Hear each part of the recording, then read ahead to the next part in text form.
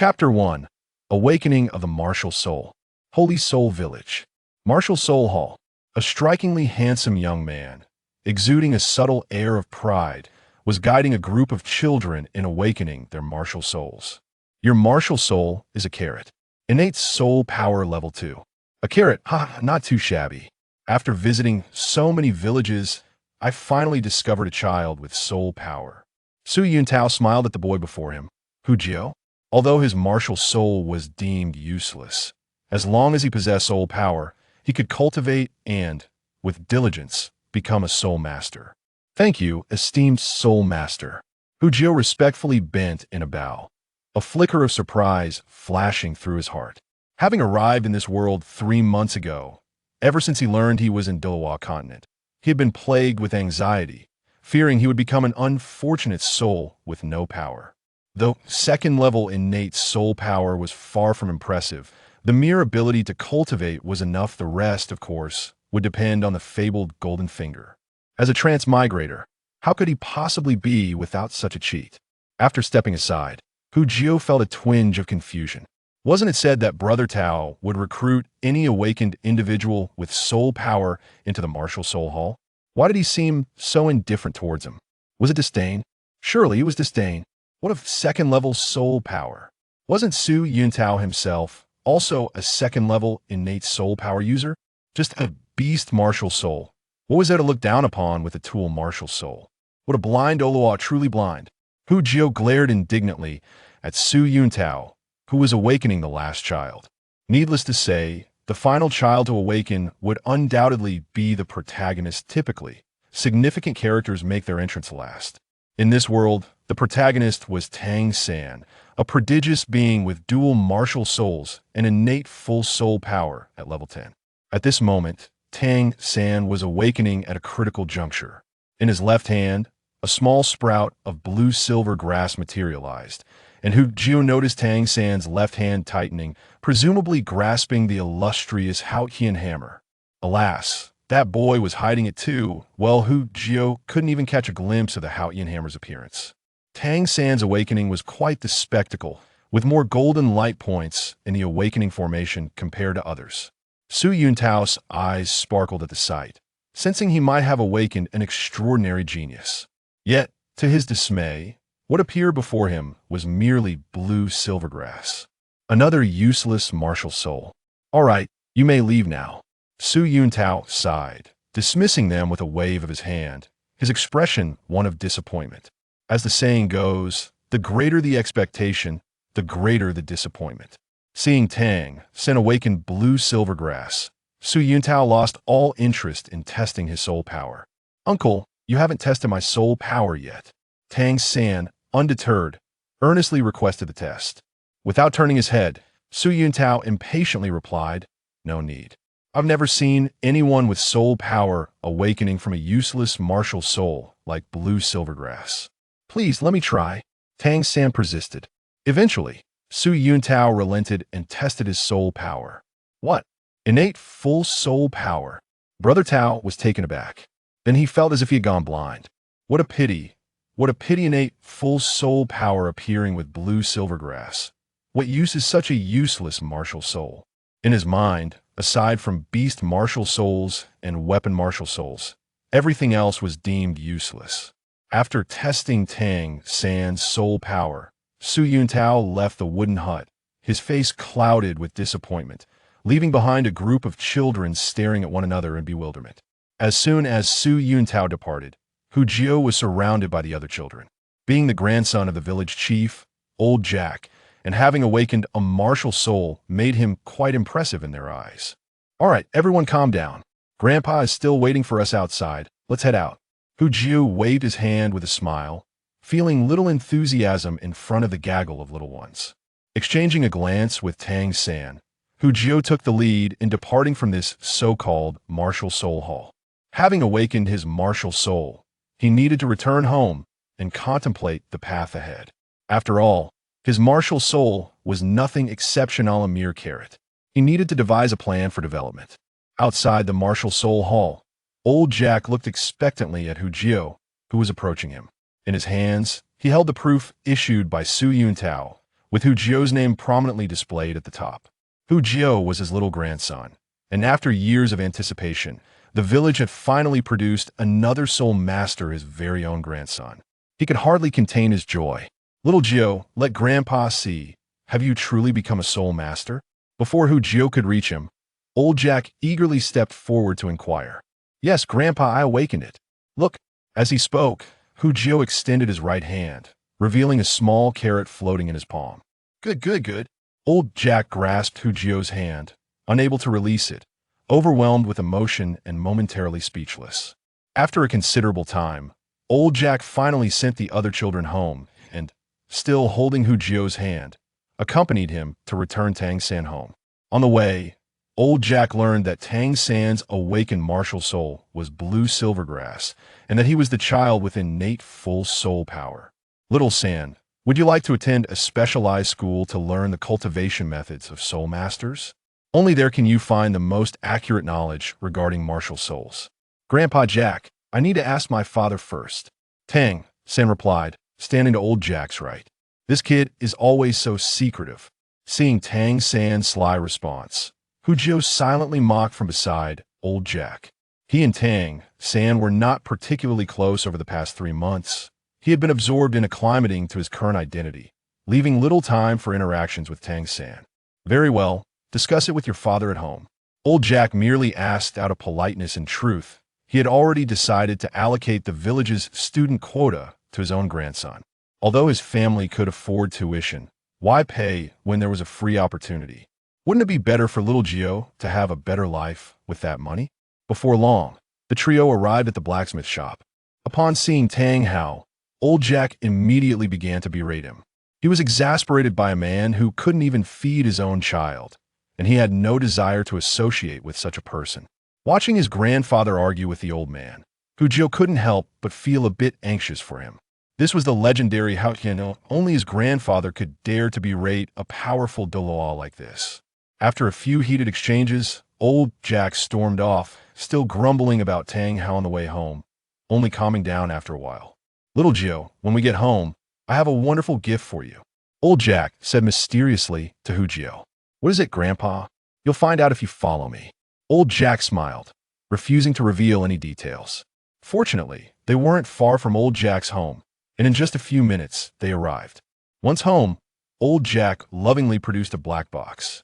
"Little Jio, do you know why our village is called Holy Soul Village?" Old Jack asked, his face radiating a sacred aura, his eyes filled with deep admiration. Hu Jio was slightly puzzled by old Jack's question, but responded, "Grandpa, I know. It's because a soul sage master once appeared in our village, hence the name Holy Soul Village." "Haha, today Grandpa will tell you that the soul sage master we had in the past is actually my ancestor." Old Jack proudly pointed to the black box on the table. "And this is a precious artifact left behind by your great-great-grandfather." "How impressive!" Hu Jio exclaimed in awe, which only served to enhance old Jack's pride. Old Jack solemnly opened the black box and carefully took out 2 worn books. "Little Jio, look, these are the cultivation manuals passed down by our soul sage ancestor. You will study these with me for a while, and once you have learned, Grandpa will take you to the Junior Martial Soul Academy in Notting City." Upon hearing that there were cultivation manuals left by a soul sage, Hu Jio let out a silent sigh of relief, thinking that his golden finger would finally have its place. However, he was soon drawn to another piece of information. "Martial Soul Academy?" "Yes, our village has a student quota this year, and I will give that quota to you so you can study at the academy." "Good, good. I want to go to school." Upon hearing this, Hu Jio's eyes nearly sparkled with excitement. This quota was not merely for attending classes, was it? No, it also represented Xiao Wu. This quota was akin to a betrothal. Chapter 2, Idle Panel. It's a pity for little Sam looking at his drunken father's demeanor. He will undoubtedly prevent him from attending school. Old Jack sighed, simultaneously feeling a sense of relief. There is only one student quota in the village. If Tang San also wished to study, it would indeed put him in a predicament. After all, he quite liked the obedient little boy. Meanwhile, Hu Jio was delightfully plotting how to win over Xiao Wu. From what he gathered, it seemed Tang San had secured her affection merely with a new blanket. Perhaps I should try that approach as well. He secretly noted this plan, deciding to have his mother prepare a new blanket later. Little Xiao, let me introduce you to our family's treasures. The two books were regarded as true treasures in old Jack's eyes since taking them out. He hadn't even allowed Hu Jio to touch them, merely letting him come close to observe, forbidding any physical contact. The names inscribed on the tome were familiar to Hu Jio. One volume was titled Soul Power Meditation Method, while the other was named Five Senses Enhancement Technique. The Soul Power Meditation Method was self-explanatory, a technique devised for the cultivation of soul power. However, this method was a legacy left behind by a soul saint, undoubtedly superior to ordinary cultivation methods. As for the other volume, the Five Senses Enhancement Technique, it was only through old Jack's introduction that Hu Jio grasped its significance. This technique was the self-created soul skill that had once brought old Jack's ancestor fame. Its purpose was to enhance the five human senses: taste, hearing, sight, smell, and touch holistically. Once successfully cultivated, this soul skill could prove immensely beneficial. Even the renowned soul saint, in his lifetime, had only managed to reach the second level of this technique. Yet, even at that second level, it provided substantial aid, allowing him to preemptively evade numerous dangers, whether in daily life or combat. Hu Jio felt a surge of anticipation upon hearing the introduction, eager to master it immediately and leverage his golden finger for enhancement. Reflecting on his golden finger, Hu Jio focused his thoughts, and a translucent azure panel materialized before his eyes. This panel was remarkably simple and square, resembling an inventory bag from a video game, divided into small compartments. 3 slots at the forefront were already available for use, with the 4th slot likely to be unlocked in a few days. He quickly understood the function of this panel. It was designed for passive skill enhancement, posing no harm whatsoever. By placing the skills or techniques he wished to cultivate into the small compartments, he could experience 24 hours of uninterrupted improvement. The insights gained during this passive cultivation would be bestowed upon him without any side effects. This was an indispensable golden finger for the lazy, a boon for traversers. Up until now, he had no skills to cultivate passively, which is why he had gazed longingly at the panel for 3 months without ever making practical use of it. Now, an opportunity had presented itself. The Soul Power Meditation Method and the Five Senses Enhancement Technique were skills that could be applied to his golden finger. Old Jack seemed to regard these 2 skills with utmost importance, having no intention of teaching him today. The reason he revealed them now was merely to give Hu Jio a glimpse. All right, Xiao Jio, if you wish to learn the skills within, come to me early tomorrow. It is getting late, you should return home now. Your parents must be anxiously waiting for you. Old Jack carefully placed the tome back into the black box, locking it tightly and cradling it in his arms, as if fearing Hu Jio might snatch it away. Hu Jio, disheartened, withdrew his gaze from the black box. Old man, you really know how to keep people in suspense. After a brief moment of complaint, Hu Jio obediently replied to Old Jack, All right, Grandpa, we'll head back now. He'll come to find you tomorrow morning. After leaving Old Jack's home, Hu Jio made his way back to his own residence. His home was not far from Old Jack's, visible at a glance. Upon his return, his father, Hu Rui, and mother, Emma, had already returned from the fields. Xiao Jio, how did it go? What soul spirit did you awaken? Hu Rui, chopping firewood in the yard, looked up and inquired. In truth, he had merely asked out of casual interest. He had never truly considered that Hu Jio would possess the talent of a soul master. After all, the odds were akin to winning the lottery. Being able to casually inquire about what soul spirit he had was already quite fortunate. Just like you, it's a carrot. Hu Jio replied with a grin. But I have soul power, Dad. I'm going to make it big. What did you say?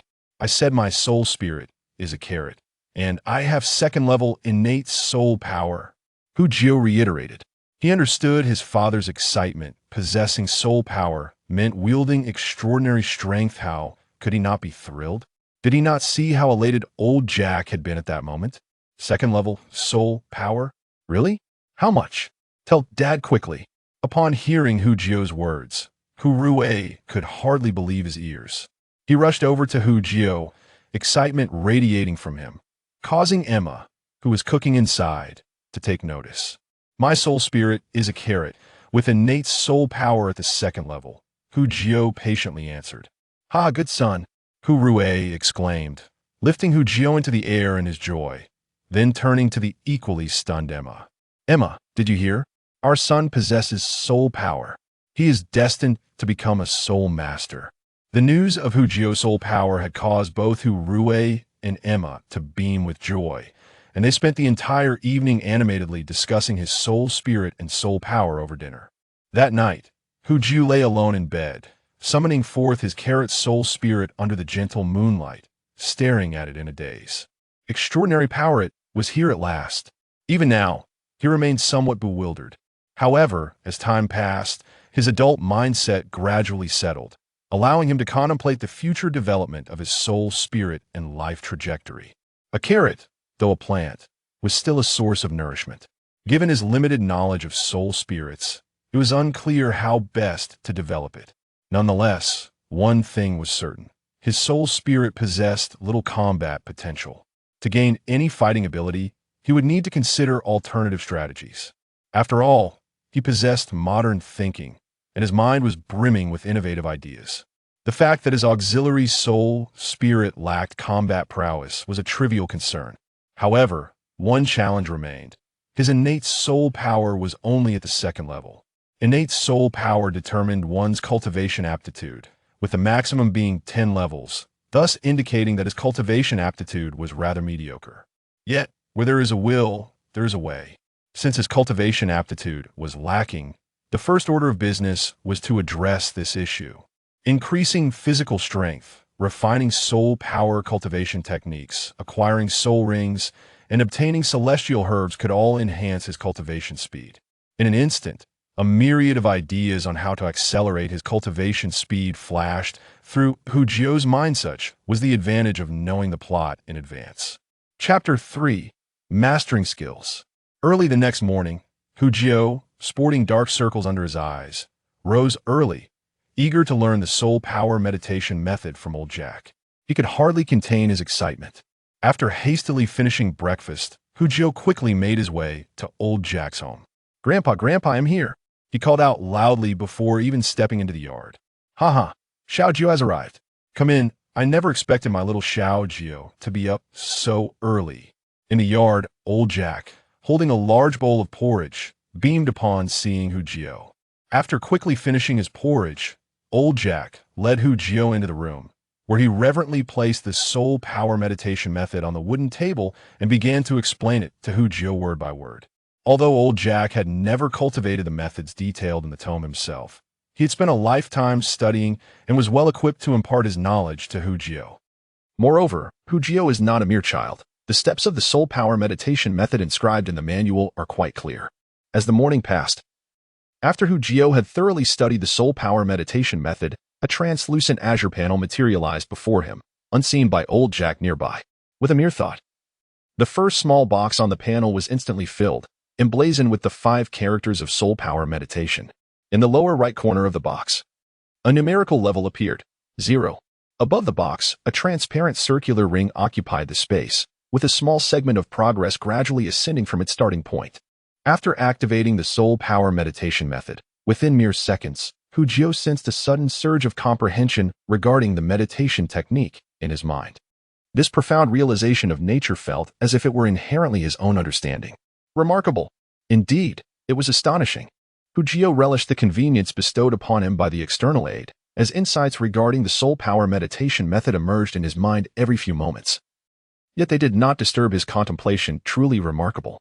Although he had already acquired the soul power meditation method and had been passively cultivating it, Hu Jio exhibited remarkable patience, diligently learning from old Jack for an entire day to avoid appearing too extraordinary.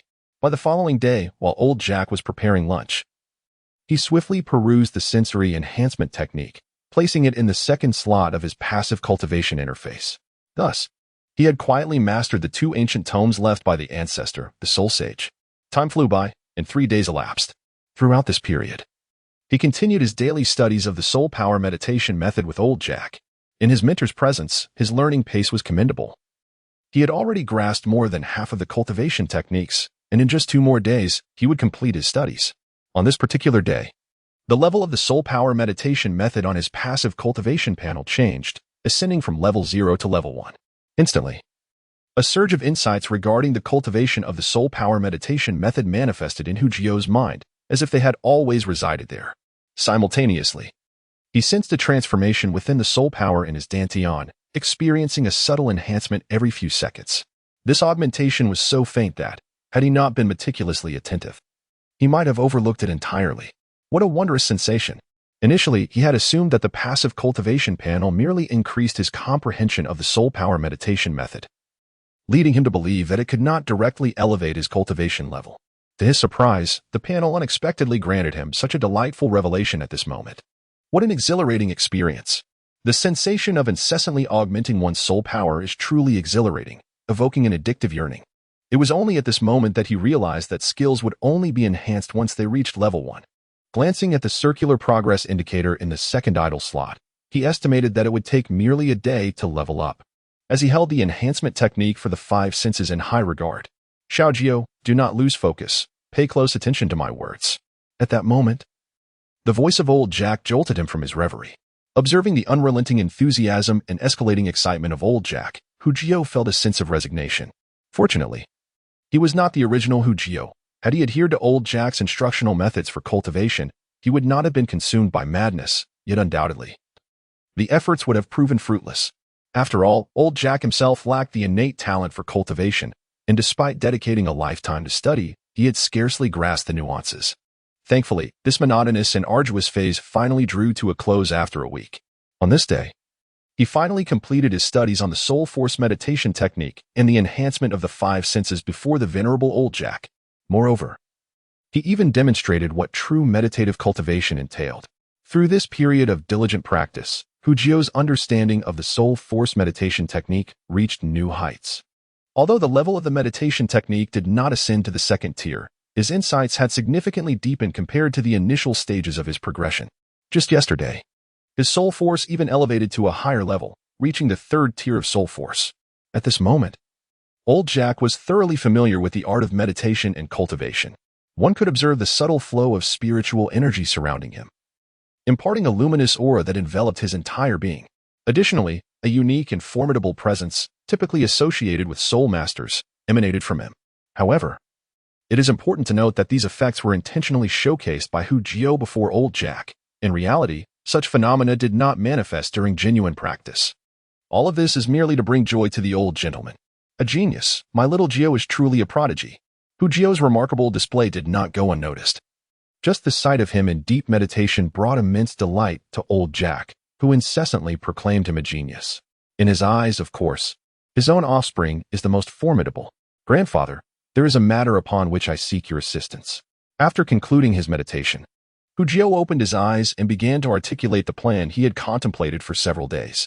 What is it that you require my help with, little Jiao? Speak, and I shall surely make it happen, old Jack replied, sitting up straight, his posture reflecting his eagerness.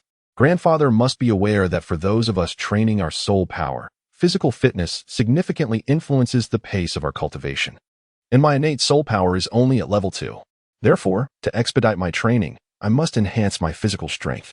I wish to request your help in speaking with Uncle Tang Hao to allow me to train at his home. Do you think this can be arranged? Hu Jiao inquired, gazing at old Jack with hopeful anticipation. He had been contemplating this matter for several days, not for any other reason, but to ensure a smoother endeavor in winning over Xiao Wu in the future. After all, Xiao Wu was not as easily captivated as one might imagine. Without a modicum of skill, she would hardly spare him a glance, let alone consider him worthy of her affection. In his quest to acquire some fighting prowess before the school term commenced, he set his sights on the formidable figure of Tang Hao from the Holy Soul Village. As for Tang San, that was out of the question. The boy was notoriously stingy and had no intention of sharing the secrets of the Tang sect's unparalleled techniques. Thus he was immediately dismissed from consideration. Hence, the only viable option remained the chaotic wind hammer technique possessed by Tang Hao. He vaguely recalled that the original narrative suggested this technique was merely a legendary skill of blacksmithing, indicating that it was not entirely impossible to disseminate. At least, in the presence of the disheartened Tang Hao, there remained a possibility of learning it. Moreover, even if he failed to grasp it, attempting would incur no loss. Opportunities are invariably bestowed upon those who are prepared. Chapter 4. Strategizing the chaotic wind hammer technique. Xiao Wu. Blacksmithing is arduous work if you wish to strengthen your physique. You need not seek out the inebriated Tang Hao. Old Jack frowned at the notion of Xiao Wu training under Tang Hao, as he regarded Tang Hao as the epitome of unreliability. Furthermore, to train in a blacksmith's forge was simply too exhausting, and he could not bear the thought of it. Training at home is insufficient. I desire to challenge myself in a more arduous environment. Grandfather, please consent to my wish. I know you possess the means. Xiao Wu, casting aside his pride, resorted even to charming tactics to persuade old Jack into allowing him to gain free access to the chaotic wind hammer technique from Tang Hao. He recalled that this was the precise moment when Tang Hao was instructing Tang San in the chaotic wind technique. Should he miss this opportunity, it would be lost forever.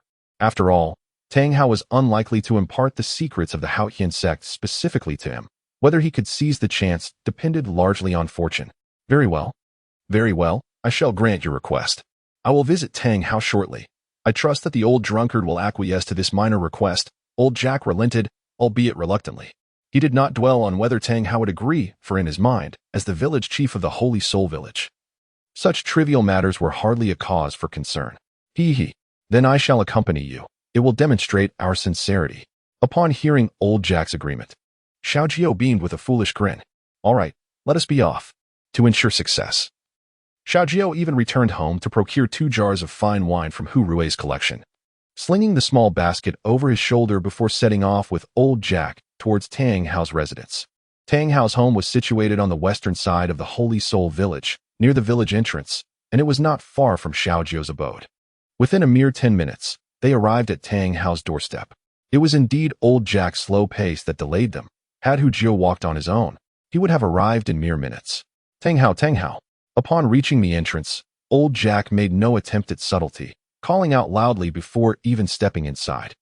Who was making such a racket? Came Tang Hao's impatient voice from within. The curtain lifted, revealing Tang Hao's figure. Old Jack, what brings you here? Of course. I have something to discuss with you. Old Jack observed Tang Hao's disheveled appearance, his brow furrowing slightly. Yet, as he needed a favor today, he refrained from speaking harshly. Had this been any other time, a quarrel would likely have ensued. Speak. Tang Hao replied coolly. This is my grandson, Hu Jio. He recently awakened his martial soul, and I would like him to train here with you and lend a helping hand. You should be pleased.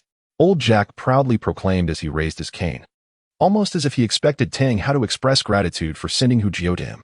Absolutely not, Tang Hao replied, not even glancing at Hu Jio as he refused outright. Uncle Tang Hao, please help me out. I know how much you enjoy a good drink, so I brought you 2 jars of fine wine. Sensing the situation turning sour, old Jack was about to become irate, but Hu Jio hastily restrained his grandfather, stepping forward to set down the basket on his back. With quick hands, he opened the wine, and a fragrant aroma of rice wine wafted through the air. As a connoisseur of alcohol, Tang Hao could hardly resist, especially since he had abstained for several days to ensure Tang San was well fed. The cravings surged within him, and without hesitation, he approached Hu Jio and eagerly drank from the jar. Glug, glug, glug. Ah, this wine is quite good, given its quality. I suppose you may come here to train, but I shall not be teaching you anything. The choice is yours, Tang Hao remarked, casting a casual glance at Hu Jio. How dare you, Tang Hao? Old Jack could hardly contain his outrage. This was his cherished grandson, and the audacity of Tang Hao to refuse to teach him was simply intolerable. Grandpa, Hu Jio quickly intervened, feeling a twinge of regret for involving old Jack. Had he known that 2 jars would suffice to resolve matters, he would have avoided this messy situation altogether. Thank you, Uncle Tang Hao. I'll be there on time tomorrow morning, Hu Jio said obediently. With the first phase of his plan successfully executed, he felt a wave of relief wash over him. However, a lingering concern troubled him. Although old Jack had promised to secure a position for him as a work-study student, he remembered that Tang Hao had ultimately agreed to let Tang San attend the Soul Master Academy. He wondered how his presence might alter the course of events. Winning over Xiao Wu would be a formidable challenge. Competing for her affection against Tang San, the destined child, seemed audacious indeed. Yet, who could blame him for his infatuation? Despite never having met her, having read the original story and watched the anime, he was already captivated. The next morning, Hu Jio set off towards Tang Hao's home, clutching 2 meat pies in his hands. The pies were intended to foster goodwill with Tang San, who at this point was likely still subsisting on porridge. Caught in a phase of hunger, Upon arriving at Tang Hao's residence, he found the courtyard gate still closed, so he patiently waited outside, determined to maintain a respectful demeanor as he was there to train and learn. After a short while, he noticed Tang San striding towards him, returning from his morning practice. "Little San," Hu Jiao called out. "Little Jiao," Tang San replied, equally unyielding. "Aha, I'm here to learn. Have you eaten yet?" Hu Jiao asked with a cheerful smile, no longer engaging in their playful rivalry. "Not yet. Come with me." Tang San shook his head, opened the courtyard gate, and led Hu Jiao inside. "Little San." Tang San turned to Hu Jiao with a puzzled expression. Hu Jiao retrieved the 2 meat pies from his pocket and offered them to Tang San. "These are from my mother. I brought them for you to try." Tang San stared at the meat pies, momentarily taken aback. Receiving food from a friend was a novel experience for him, leaving him with mixed emotions. "What are you standing there for? Take them." Hu Jiao feigned impatience, shoving the pies into Tang San's arms before heading towards the courtyard. Though Tang San had lived 2 lives, he had spent his previous one within the Tang sect and was rather naive in social matters, making him no match for Hu Jiao, a seasoned veteran in such interactions. Just like that, with 2 simple meat pies, Hu Jiao had forged a connection with Tang San. Inside, he politely declined Tang San's invitation to join him for breakfast, and, after the 3 of them finished their meal, they all headed to the blacksmith's workshop together. "Little San, later you will teach him how to work," Tang Hao said, already indulging in the wine Hu Jiao had brought the previous day. "Of course, Dad." Tang San replied obediently, then turned to Hu Jiao, gesturing for him to come closer. Once Hu Jiao approached, Tang San began to operate the bellows, explaining the process to him. Both boys possessed mature minds, making their exchange effortless. One eager to teach and the other eager to learn, their rapport developed pleasantly. Chapter 5. Learning to hammer. Before long, the morning had slipped away, and Hu Jiao had settled into his routine. He focused solely on operating the bellows while observing Tang San at the anvil. Throughout the morning, Tang Hao lounged in a chair behind them, sipping his drink and paying no heed to their activities. Thanks to the enhancement of his 5 senses through training, Hu Jiao experienced a significant increase in his auditory, visual, tactile, and olfactory perceptions. As he practiced with the bellows alongside Tang San, the heightened senses allowed him to grasp the technique quickly. After just a brief demonstration, he had learned the basics. Meanwhile, he keenly observed Tang San's hammering technique, watching as the hammer fell with increasing force, the strikes growing ever more potent. This is the very purpose of his visit to Tang Hao, the chaotic wind hammer technique.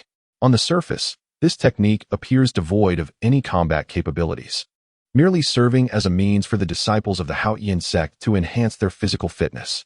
However, based on the original narrative, Tang San's repeated utilization of this technique demonstrates that once it is cultivated to a certain level, it becomes quite practical in battle. This aspect is particularly significant to Hu Jiao, for due to his martial soul being a carrot, he is largely destined to pursue a supportive role.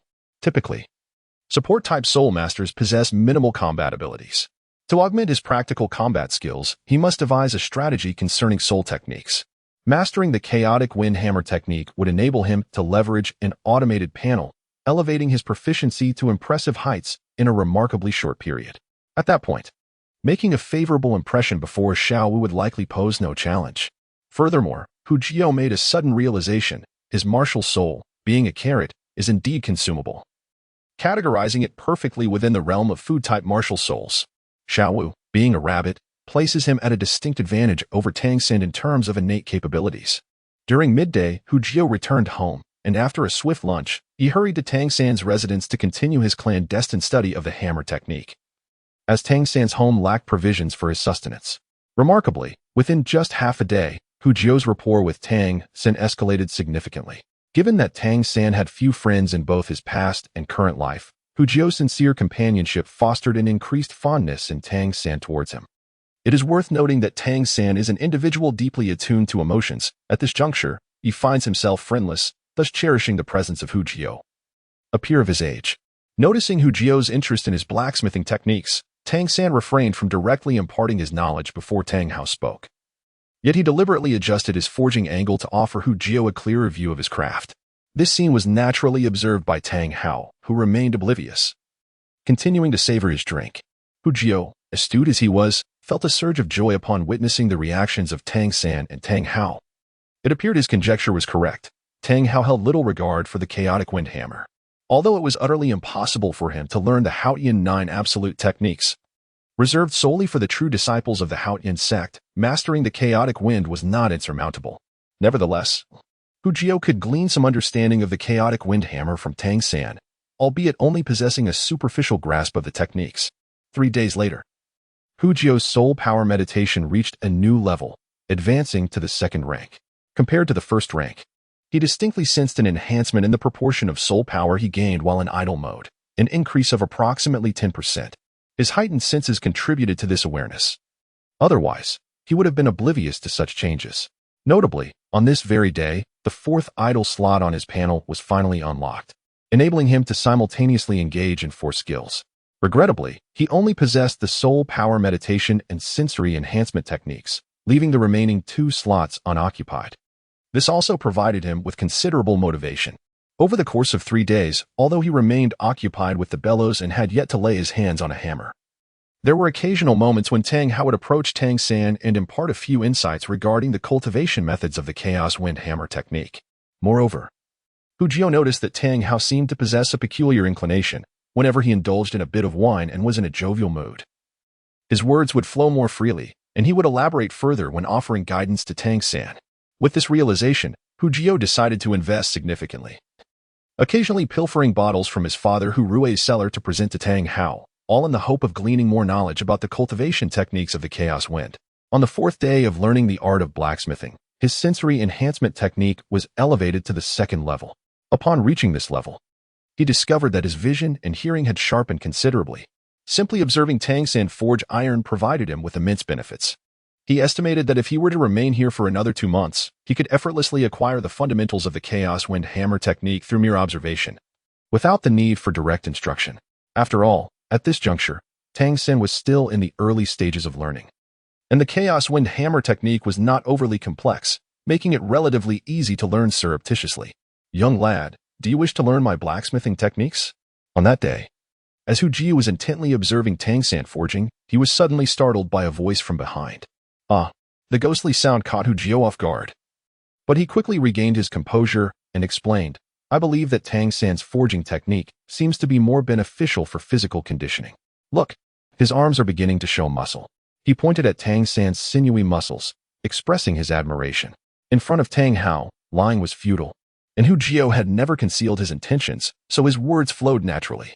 "Well, you have a discerning eye," Tang Hao remarked nonchalantly, casting a glance at Hu Jio before continuing.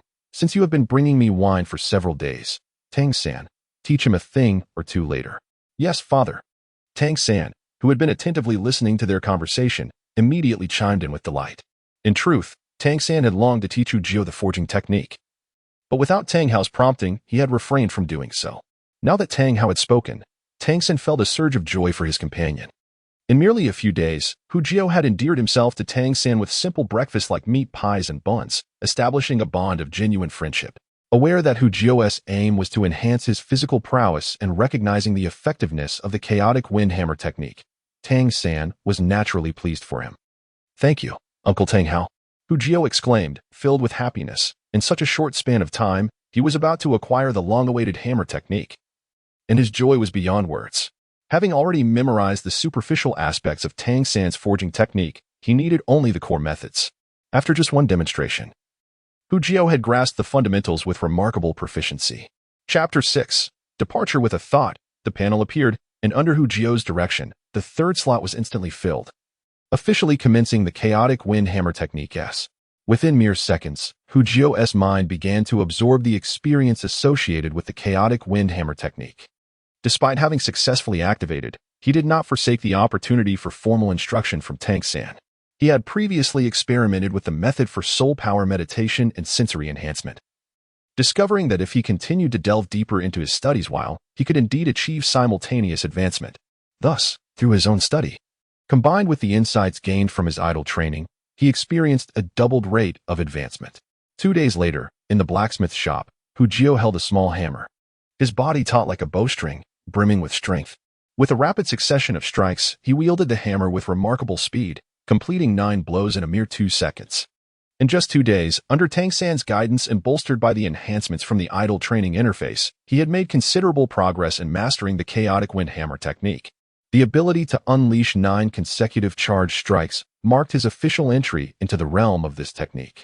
At this moment, Tang San had merely surpassed him by a single step, reaching the remarkable state of consecutively channeling energy into 18 strikes. Xiao, it appears you have mastered the art of leveraging force and hammering. You are truly a prodigy. I recall my own initiation took far longer than yours. Tang San remarked with a smile. He was acutely aware of his own innate talent. Had it not been for his training in the techniques of the Xiantian treasure record, he would not have progressed so swiftly. In his heart, he regarded Hu Jio as the true genius, for the latter had learned at an astonishing pace without any prior knowledge. Unfortunately, Hu Jio was oblivious to Tang San's thoughts. Had he known, he would assuredly have retorted, "You wouldn't understand the life of one who is blessed. Haha, it's not that I'm exceptionally quick. After all, I've been observing your hammering techniques for quite some time. Naturally, I would learn more rapidly now." Hu Jio, although brimming with pride internally, feigned humility on his face, as though he considered the 2 days it took him to grasp the basics rather slow. His remarks elicited a raised eyebrow from Tang Hao, who, with a silent sip of his drink, seemed to regard Hu Jio's audacity with newfound respect. In the ensuing hours, Hu Jio did not depart, fully committing to the charade. Although he had already acquired the method of the chaotic wind hammer technique, having achieved his purpose for coming to Tang Hao, he continued to assist Tang San as if he were but a humble apprentice, occasionally tending to the bellows. Tang San, in turn, treated him well, frequently inviting him to exchange roles and engage in the forging process. To facilitate this, Tang San even procured a piece of ordinary iron for Hu Jio, allowing him to train alongside himself. Thus, due to his consistent practice, his chaotic wind hammer technique surprisingly surpassed the initial soul power meditation technique and the 5 senses enhancement technique in terms of proficiency. In the blink of an eye, half a month had passed. Hu Jio's soul power meditation technique had advanced to level 3, achieving an improvement of at least 20% compared to conventional training effects. The 5 senses enhancement technique also reached level 3, greatly augmenting his vision, hearing, smell, touch, and taste. Objects dozens of meters away appeared as if they were right before his eyes. His hearing extended further, allowing him to accurately determine the positions of animals and insects merely by their sounds, especially at night. His sense of touch had become remarkably acute, enabling him to discern changes in the air and even accurately gauge the passage of time. His taste and smell had also undergone noticeable changes, indicating an evolution of his senses beyond the human realm. Moreover, his soul power level had significantly transformed. He estimated that he was now at level 5, nearing level 6. With 2 months remaining before attending school in Dingnua City, his ideal target was to reach between level 8 and level 9 before the semester commenced. This implied that shortly after the school year began, he could start preparing for his first soul ring. However, the precise arrangements for his initial soul ring required careful contemplation. As for the frequently practiced chaotic wind hammer technique, he had elevated it to level 4, now capable of delivering 64 consecutive strikes, resulting in increasingly powerful physical training effects. Each day, he felt his strength intensifying, and in terms of mastery over the chaotic wind hammer technique, even Tang San could not rival him, as Tang San could only manage to strike 36 times in succession at that moment. Nevertheless, Tang San was indeed a formidable opponent, possessing the Xiantian skill and Xinyu hand, making his strength incomparable to Hu Jio's. While forging, Tang San wielded a massive hammer from Tang Hao, whereas Hu Jio merely used a smaller auxiliary hammer that had been long abandoned by Tang Hao, slightly larger than a standard nail hammer. During their conversations, Hu Jio learned that Tang San truly wished to attend the Notting Junior Soul Master Academy, indicating that Tang San's enrollment had become a certainty. Hu Jio felt a twinge of concern, wondering if old Jack would succumb to pressure and relinquish the village's soul work-study student spot to Tang San. It wasn't that he was unwilling to give up his chance to study. Rather, he couldn't bear to part with Xiao Wu. However, time had yet to reveal its course, and he was uncertain how events would unfold. As time flowed like water, 2 months swiftly elapsed. Early one day, old Jack arrived at Hu Jio's home to escort him to the Notting City Junior Soul Master Academy. Ultimately, as the beloved grandson, the work-study position remained intact, securing Hu Jio's future. Although he felt a hint of guilt towards Tang San, Hu Jio was compelled to accept this turn of events for the sake of Xiao Wu. At home, Hu Jio had already risen, packing a large bundle of bedding and clothes, and in his hand, he clutched a small iron hammer taken from Tang Hao's household, humorously referred to as a self-defense weapon. Thus, with a pack larger than his own body and a small hammer in hand, he possessed all his worldly belongings. After a bittersweet farewell to his parents, Hu Jio set off towards Nodding City under old Jack's guidance. Hey, Grandpa, isn't this the road to Xiao San's house? How curious. Initially, he had been joyfully envisioning the moment he would see Xiao Wu, but suddenly, Hu Jio sensed something amiss. Haha, I forgot to mention. Xiao San will also be attending the Junior Soul Master Academy with you. You'll have each other for companionship, so support one another. Old Jack said kindly. Ah, Xiao San is going to school too? I thought there was only one work-study position. Hu Jio's heart raced. He feared losing Xiao Wu. To be honest, I was surprised too. That drunkard Tang Hao finally did something commendable, and it turns out he had saved enough for tuition. Old Jack explained with a smile. Self-funded is excellent. That way, he won't have to stay in the work-study dormitory. As long as he doesn't compete for Xiao Wu, they can remain friends. Chapter 7. Enrollment Xiao San. Xiao Jio. Grandpa Jack. Upon arriving at the blacksmith shop, Hu Jio spotted Tang San waiting for them. As old Jack prepared to leave with Tang San, the latter displayed reluctance.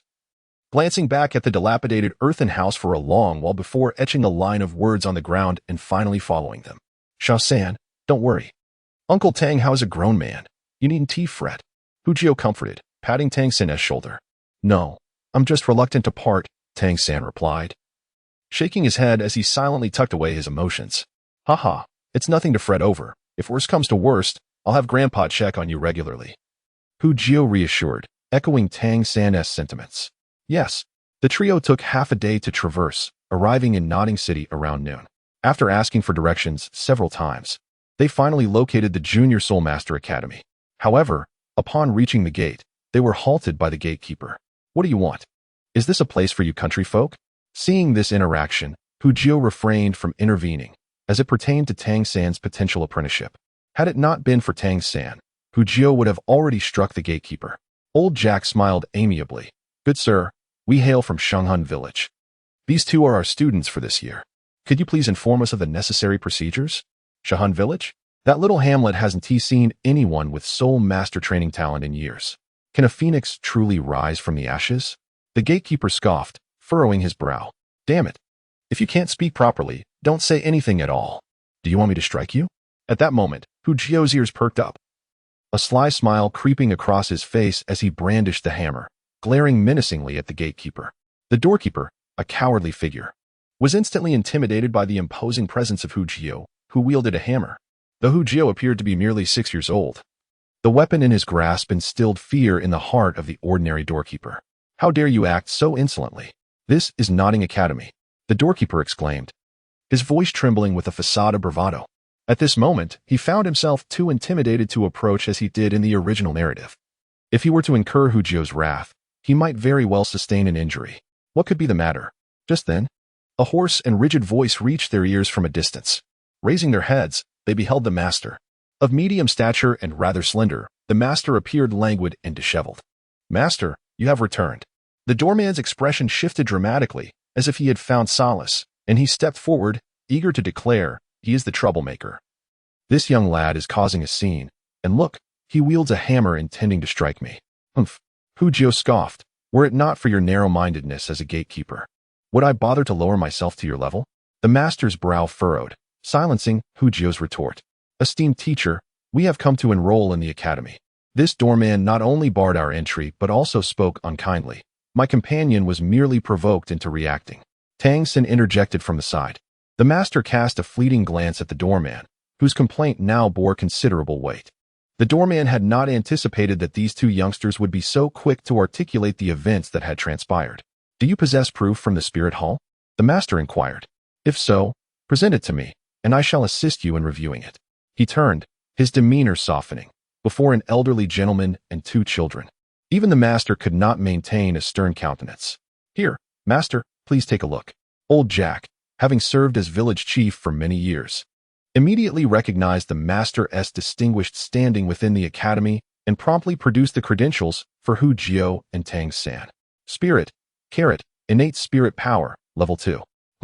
This indeed appears to be a valid document from the Spirit Hall. The master examined Hu Jio's credentials first, but upon viewing Tang San's certificate, his expression transformed dramatically. Remarkably, an innate full spirit power and with a spirit of blue silver grass. The master lifted his gaze, studying Hu Jio and Tang San intently. Which of you is Tang San? Teacher, I am Tang San, he replied, somewhat perplexed, wondering if there was something amiss with his spirit. Very well, the master nodded. Then turned to old Jack. My apologies for the earlier incident. On behalf of the academy, I express my regret. I shall take these two children under my wing and escort them for enrollment. Clearly, the master had discerned something extraordinary about Tang San's spirit, and his demeanor was markedly warmer towards them. No need, no need. We mean no trouble. My child simply has a rather impulsive temperament. Please, take care of these two children, old Jack urged. Hu Jio, Tang San, do follow this master inside, and be sure to behave. After offering a few words of admonition, old Jack gradually departed. Once old Jack had left, the master cast a composed glance at the doorman. This is your final warning, should you err again. You need not return. This warning nearly caused the doorman to lose his composure. It is important to note that although the master held no significant position within the academy, being a friend of the principal made it exceedingly easy for him to deal with the doorman. I dare not. I shall never dare again, the doorman stammered. After addressing the doorman, the master forced a stiff smile and said to Hu Jio and Tang San, Children, shall we proceed inside? Teacher, thank you. Tang San responded as he followed the master. I am not a teacher of the academy, the master replied, casting a glance at Tang San. Not a teacher? Did you not just say you represent the academy? Tang San queried, perplexed. Beside Tang San, Hu Jio observed the exchange with interest, aware that the master had taken a liking to Tang San. Although he himself had no intention of becoming the master's disciple, he was pleased for Tang San's sake. After all, he had only unleashed his potential upon the master's arrival. Subsequently, the master demonstrated his prowess, successfully guiding Tang San to become his disciple. Hu Jio gazed skyward in exasperation, feeling overlooked once more. The master had hardly exchanged a word with him throughout their journey, due to his remarkable talent. Humph.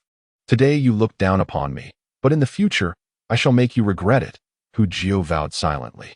While he had no desire to become the master's disciple, the master ought not to dismiss him so easily. After all, he was a time traveler of considerable stature, and being ignored was quite humiliating. Following this, the master led Hu Jio and Tang San to the academic affairs office. There, both students smoothly enrolled in the prestigious Nodding Academy. Though Hu Jio was classified as a working student while Tang San was designated as a self-study student. Filled with excitement at the successful enrollment, Hu Jio eagerly anticipated his first meeting with Xiao Wu. Tang San, it seems our accommodations are not in the same location. Once we are settled, I shall meet you again. He thought it prudent that Tang San not be present for his initial encounter with Xiao Wu. For Tang San was the destined child of this world, a formidable presence that Hu Jio found quite daunting. Chapter 8. Xiao Wu, the 7th Dormitory. A unique establishment within Nodding Academy, housed only working students. Hu Jio now stood before this legendary dormitory, where both male and female students resided together. Tightening his grip on the hammer he held, Hu Jio prepared to create a memorable first meeting with Xiao Wu. After knocking on the ajar door, he captured the attention of everyone inside. With a smile, he said, Greetings. I am the new working student, and I look forward to your guidance. Are you this year's working student? A tall and robust young man approached Hu Jio, looking down at him with an imposing gaze that fixated on the hammer in his hand. I am Wang Sheng. My martial spirit is the battle tiger, and I am the leader here. What is your name, and what is your martial spirit? Hu Jio, my martial spirit is the carrot. Little Jio, I am the boss here. You must heed my commands, understood? Wang Sheng remarked, his pride evident as he glanced at Hu Jio's hammer and perceived it as a minor threat. If I am to heed you, that is acceptable. But you ought to first inquire whether my hammer consents, Hu Jio replied with a smile, raising the hammer above his head. This is quite satisfactory. Before meeting Xiao Wu, a warm-up match is indeed a fine idea. You scoundrel, it seems that a lesson must be imparted. Wang Sheng's smile vanished in an instant as he rubbed his wrist, clearly preparing to strike. Hold on, Hu Jio shouted, startling Wang Sheng, who was poised to attack. What, are you backing down? Wang Sheng sneered disdainfully. Ignoring him, Hu Jio approached the nearest bed, gingerly placing his precious bundle down. Within it lay the tools that would secure Xiao Wu's capture. Determining whether he could share a bed with her. Raising his hammer once more, Hu Jio stood before Wang Sheng, taunting, Now it is time. Come at me. Seeking a fight. With a swift motion, Wang Sheng lunged forward, delivering a punch aimed at Hu Jio's face. You ought to unleash your martial soul. Do not forget. I wield a weapon. With a flick of his right hand, Hu Jio deftly evaded Wang Sheng's assault with his hammer. Oomph, you are compelling me. Casting a wary glance at Hu Jio's hammer, Wang Sheng roared, and a halo of white light enveloped him. His form began to transform, his hands morphing into fierce tiger claws, fangs protruding from his mouth, and the character for king subtly manifesting upon his forehead. Hu Jio was no fool. While Wang Sheng underwent his metamorphosis, he busily swung his hammer, steadily accumulating power. Over the past 2 months, he had diligently honed the chaotic wind hammer technique to level 5, enabling him to unleash a relentless barrage of 81 strikes, each more powerful than the last. Should he reach the full 81 strikes, even a level 20 soul master would find themselves injured by the force of a single blow. With a resounding crash, the tiger claws met the hammer, sending Wang Sheng flying. Aware of Wang Sheng's lack of strength, Hu Jio had only accumulated 10 strikes. Had he done more, it was likely that Wang Sheng would be unable to rise again. In that moment, Wang Sheng was struck quite severely, struggling for several moments on the ground before he could rise. Oh no, Hu Jio, did you just use a soul skill?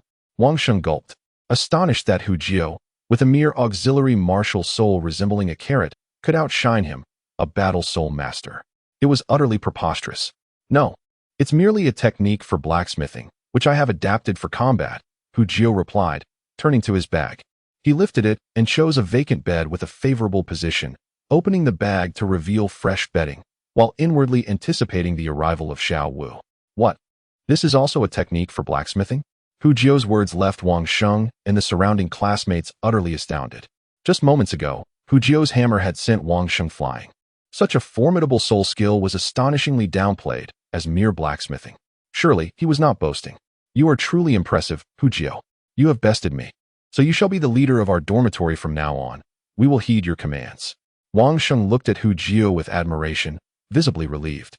For it seemed that at last, someone would stand up against the bullying from other dormitories. With a deep glance at the robustly featured Wang Sheng, Hu Jio nodded noncommittally, tacitly accepting the role of leader. However, he considered this position to be temporary. He had no intention of taking on such trivial childlike disputes, preferring to leave such matters to the little rabbit. Excuse me, is this dormitory 7? A melodious voice sent a thrill through Hu Jio. He looked up to behold a graceful girl, her face a rosy hue, reminiscent of a ripe red apple, inciting an irresistible urge to take a bite. Her dark, braided hair cascaded past her waist, and her large, sparkling eyes seemed to radiate electricity, holding a brand new school uniform in her hands. Xiao Wu, the dancing maiden, has arrived. Ah, indeed this is dormitory 7. Are you a new student as well? Hu Jio inquired. I am too. It appears we shall be classmates henceforth. Hu Jio realized Xiao Wu was even more enchanting than he had imagined. Classmates, huh? Hee greetings. I am Xiao Wu, with dance as my name. Seeing Hu Jio's infatuated gaze, Xiao Wu chuckled, her face illuminating with a radiant smile. Ah, it is a pleasure to meet you. I am Hu Jio. Just as Hu Jio was about to foster a connection with Xiao Wu, Wang Sheng suddenly nudged him and whispered, Boss, according to our dormitory's tradition, you ought to challenge her to see who is stronger. Oh, I nearly forgot. Hu Jio cleared his throat. Little Wu, our dormitory has a tradition. The one with the strongest fist becomes the leader. I have just defeated the strongest among them, so now I am the leader. Would you care to spar with me? Hu Jio asked with a smile. Fight. I love it. Come, let us begin. Upon hearing about a fight, Xiao Wu's eyes sparkled, and her entire demeanor became animated with excitement. This is a battle enthusiast. Are you ready? Here I come. Xiao Wu stood on her tiptoes, as if she were about to charge at Hu Jio in the very next moment. Come on, bring it on. Hu Jio raised the hammer in his hand. Unyielding in his grip, regardless of whether they were man or woman, it was impossible to persuade him to relinquish his weapon. As a support-type soul master devoid of offensive capabilities, wielding a weapon and engaging in combat was his last bastion of defiance. Haha, take this. As Hu Jio prepared to strike, Xiao Wu leapt into the air, executing a graceful flip, her long legs poised to deliver a swift kick aimed directly at him. Yet, Hu Jio remained unfazed, sweeping his hammer horizontally with nonchalance, perfectly exemplifying the principle of effortless mastery. The 2 months of relentless training had not been in vain. He had acquired strength comparable to that of an adult. Chapter 9. A bride earned through a shared quilt. The contrast of Xiao Wu's agile movements and Hu Jio's broad strokes rendered their duel a visual delight, truly riveting. Especially Xiao Wu, who danced on the edge of danger, each step teetering between thrill and peril. Fortunately, Hu Jio was no novice. His enhanced senses afforded him remarkable acuity. When applied to combat, it granted him an almost divine perception, allowing him to detect the subtle details, air currents, scents, and sounds that eluded ordinary individuals. It could be said that, should he choose to, Xiao Wu stood no chance against him. Hee, you're impressive. Be careful, I'm going to get serious. Faced with the futility of her ordinary attacks, Xiao Wu's fighting spirit intensified. With a swift step, she distanced herself from Hu Jio, her aura surging. A pair of adorable rabbit ears sprouted from her head, and from beneath her pink skirt, a fluffy tail emerged. Unfortunately, at that moment, Xiao Wu had her back turned to the onlookers. Had it not been for Hu Jio's extraordinary senses, he might never have noticed that her martial spirit manifestation included a tail. Is a live-action roleplay more captivating than a real transformation? Certainly not. This world is truly a blessing for men. At that moment, he nearly forgot he was in a battle. By the time Xiao Wu completed her transformation, it was too late for him to employ his chaotic hammer technique. Wait. As he watched Xiao Wu charge towards him with astonishing speed, Hu Jio urgently called for a halt. He had no desire to be unceremoniously struck. What's the matter? You don't intend to concede, do you? Xiao Wu ceased her assault, her eyes widening in disbelief. She was just getting into the spirit of the fight. Haha, come now, don't be angry, have a carrot. Hu Jio chuckled, summoning the power of his martial spirit, and a carrot materialized in his hand. With the growth of his soul power, Hu Jio's carrot underwent a remarkable transformation. It not only enlarged but also appeared translucent, akin to a work of art. After presenting the carrot to Xiao Wu, he raised his hands in resignation. As you can see, my martial spirit is a carrot, and yours is a rabbit. Do you truly believe I possess the capability to defeat you? Hee.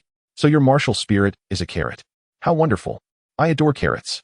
Upon seeing the carrot, Xiao Wu momentarily forgot about the fight, joyfully accepting the carrot from Hu Jio and taking a bite.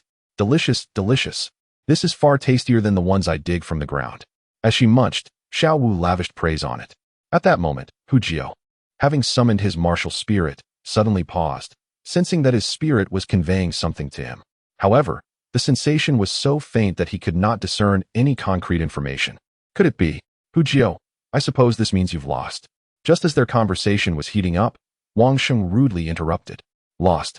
It's hardly surprising for a support-type martial spirit to lose. It would be astonishing if I won. Hu Jio retorted, exasperated. If it weren't for wanting to impress Xiao Wu, I'd have no interest in fighting at all. There's no reward for it. We already have idle panels. So why strive so hard? Are we to leave no room for others? Hee, it seems I shall be the leader of the dormitory from now on. You all shall call me Sister Xiao Wu. Xiao Wu gleefully munched on the carrot, her head bobbing with pride, her scorpion braid dancing about, utterly adorable. Yes, Sister Xiao Wu. The boys in the dorm, thrilled to have such a charming leader, shouted even louder than they had when calling Hu Jio. Delicious, I want more. After finishing the carrot in a few bites, Xiao Wu playfully extended her hand toward Hu Jio, requesting another carrot. Here you go. Seeing Xiao Wu's delight in his carrot, Hu Jio felt a surge of joy. Winning her over brought him one step closer to success. Here. Hu Jio turned around and began to feign the act of making the bed, all the while discreetly observing Xiao Wu's reactions. His efforts were not in vain. Eventually, Xiao Wu noticed the brand new bedding in his hands. Hu Jio, where did you get this bedding? Upon seeing the style of his bedding, a sense of foreboding washed over her. This. I brought it from home. I thought, as a work-study student, my living conditions might not be very good. So I decided to bring a quilt along, Hu Jio explained nonchalantly. At such a critical moment, he must not falter. You brought it yourself? Doesn't the academy provide bedding? Xiao Wu stared blankly, chewing on a carrot mechanically, feeling that the carrot had lost its taste. We are work-study students. It is already quite generous of the academy to provide us with accommodation. As for bedding, it is all brought from home. Wang Sheng interjected nearby. Sister Xiao Wu, why not use mine? I can squeeze in with my classmates. Sister Xiao Wu, use mine, my quilt is larger. In an instant, the entire dormitory sprang into action, each student rushing forward with their own quilts to offer their assistance. Unfortunately, Xiao Wu turned a blind eye to the dark, shabby quilts. As a beautiful fairy, how could she possibly use such dirty bedding? Eventually, Her gaze fell upon Hu Jio's pristine quilt. She stared intently, her eyes fixated. Oh dear. Xiao Wu. Please don't look at me like that. I need to sleep too. Hu Jio felt a bit uncomfortable. Despite having rehearsed this scene in his mind for a long time, the reality of it was making him feel lightheaded. Hu Jio, shall we discuss something? Xiao Wu blinked her large eyes adorably. What? Your quilt is so large. Surely one person cannot cover it all. Why don't we push the two beds together and share it? Xiao Wu suggested, casting another clandestine glance at Hu Jio, who, although dressed simply, was impeccably clean. That might not be appropriate. Although he longed to agree instantly, he forced himself to appear conflicted. Ding. The title pretentious male level increased by 1. What is inappropriate? I'm not afraid. You shouldn't be either. I want tea bite, Xiao Wu said, her cheeks flushed, evidently feeling shy herself at that moment. But you just consumed my martial spirit. Hu Jio regarded her with skepticism. Continue the act. One must craft a blissful future for oneself. Xiao Wu, silently observing the carrot in her hand, which was now mostly nibbled away, waved her hand dismissively, exclaiming, It's settled then. You all, come help me push this bed over. In a matter of moments, the two beds were pushed together. Hu Jio, place your belongings in the middle as a boundary. If you dare cross it, just wait and see how I handle you, Xiao Wu threatened with mock ferocity. All right, Hu Jio thought to himself, feeling quite satisfied as Xiao Wu's strategy progressed. There is ample time ahead. Xiao Wu is only 6 years old now. He would nurture her from childhood, shaping her into the ideal partner he envisions. Perfect. Xiao Jio. While Hu Jio and Xiao Wu were preparing the bed, Tang San's voice echoed from outside the door. Oh, Xiao San, you're here. Apologies for your late arrival. Chapter 10. The disappointment of Tang San. Why does it feel a bit painful? Am I unwell? Outside the door of the 7th dormitory, Tang San stood frozen. Watching the harmonious scene of Hu Jio and Xiao Wu tidying up the bedding together, an inexplicable sense of loss tugging at his heart, as if something profoundly important was slipping away from him. Xiao San, weren't we supposed to meet? Why did you come on your own? Hu Jio's words interrupted the complex emotions swirling within Tang San.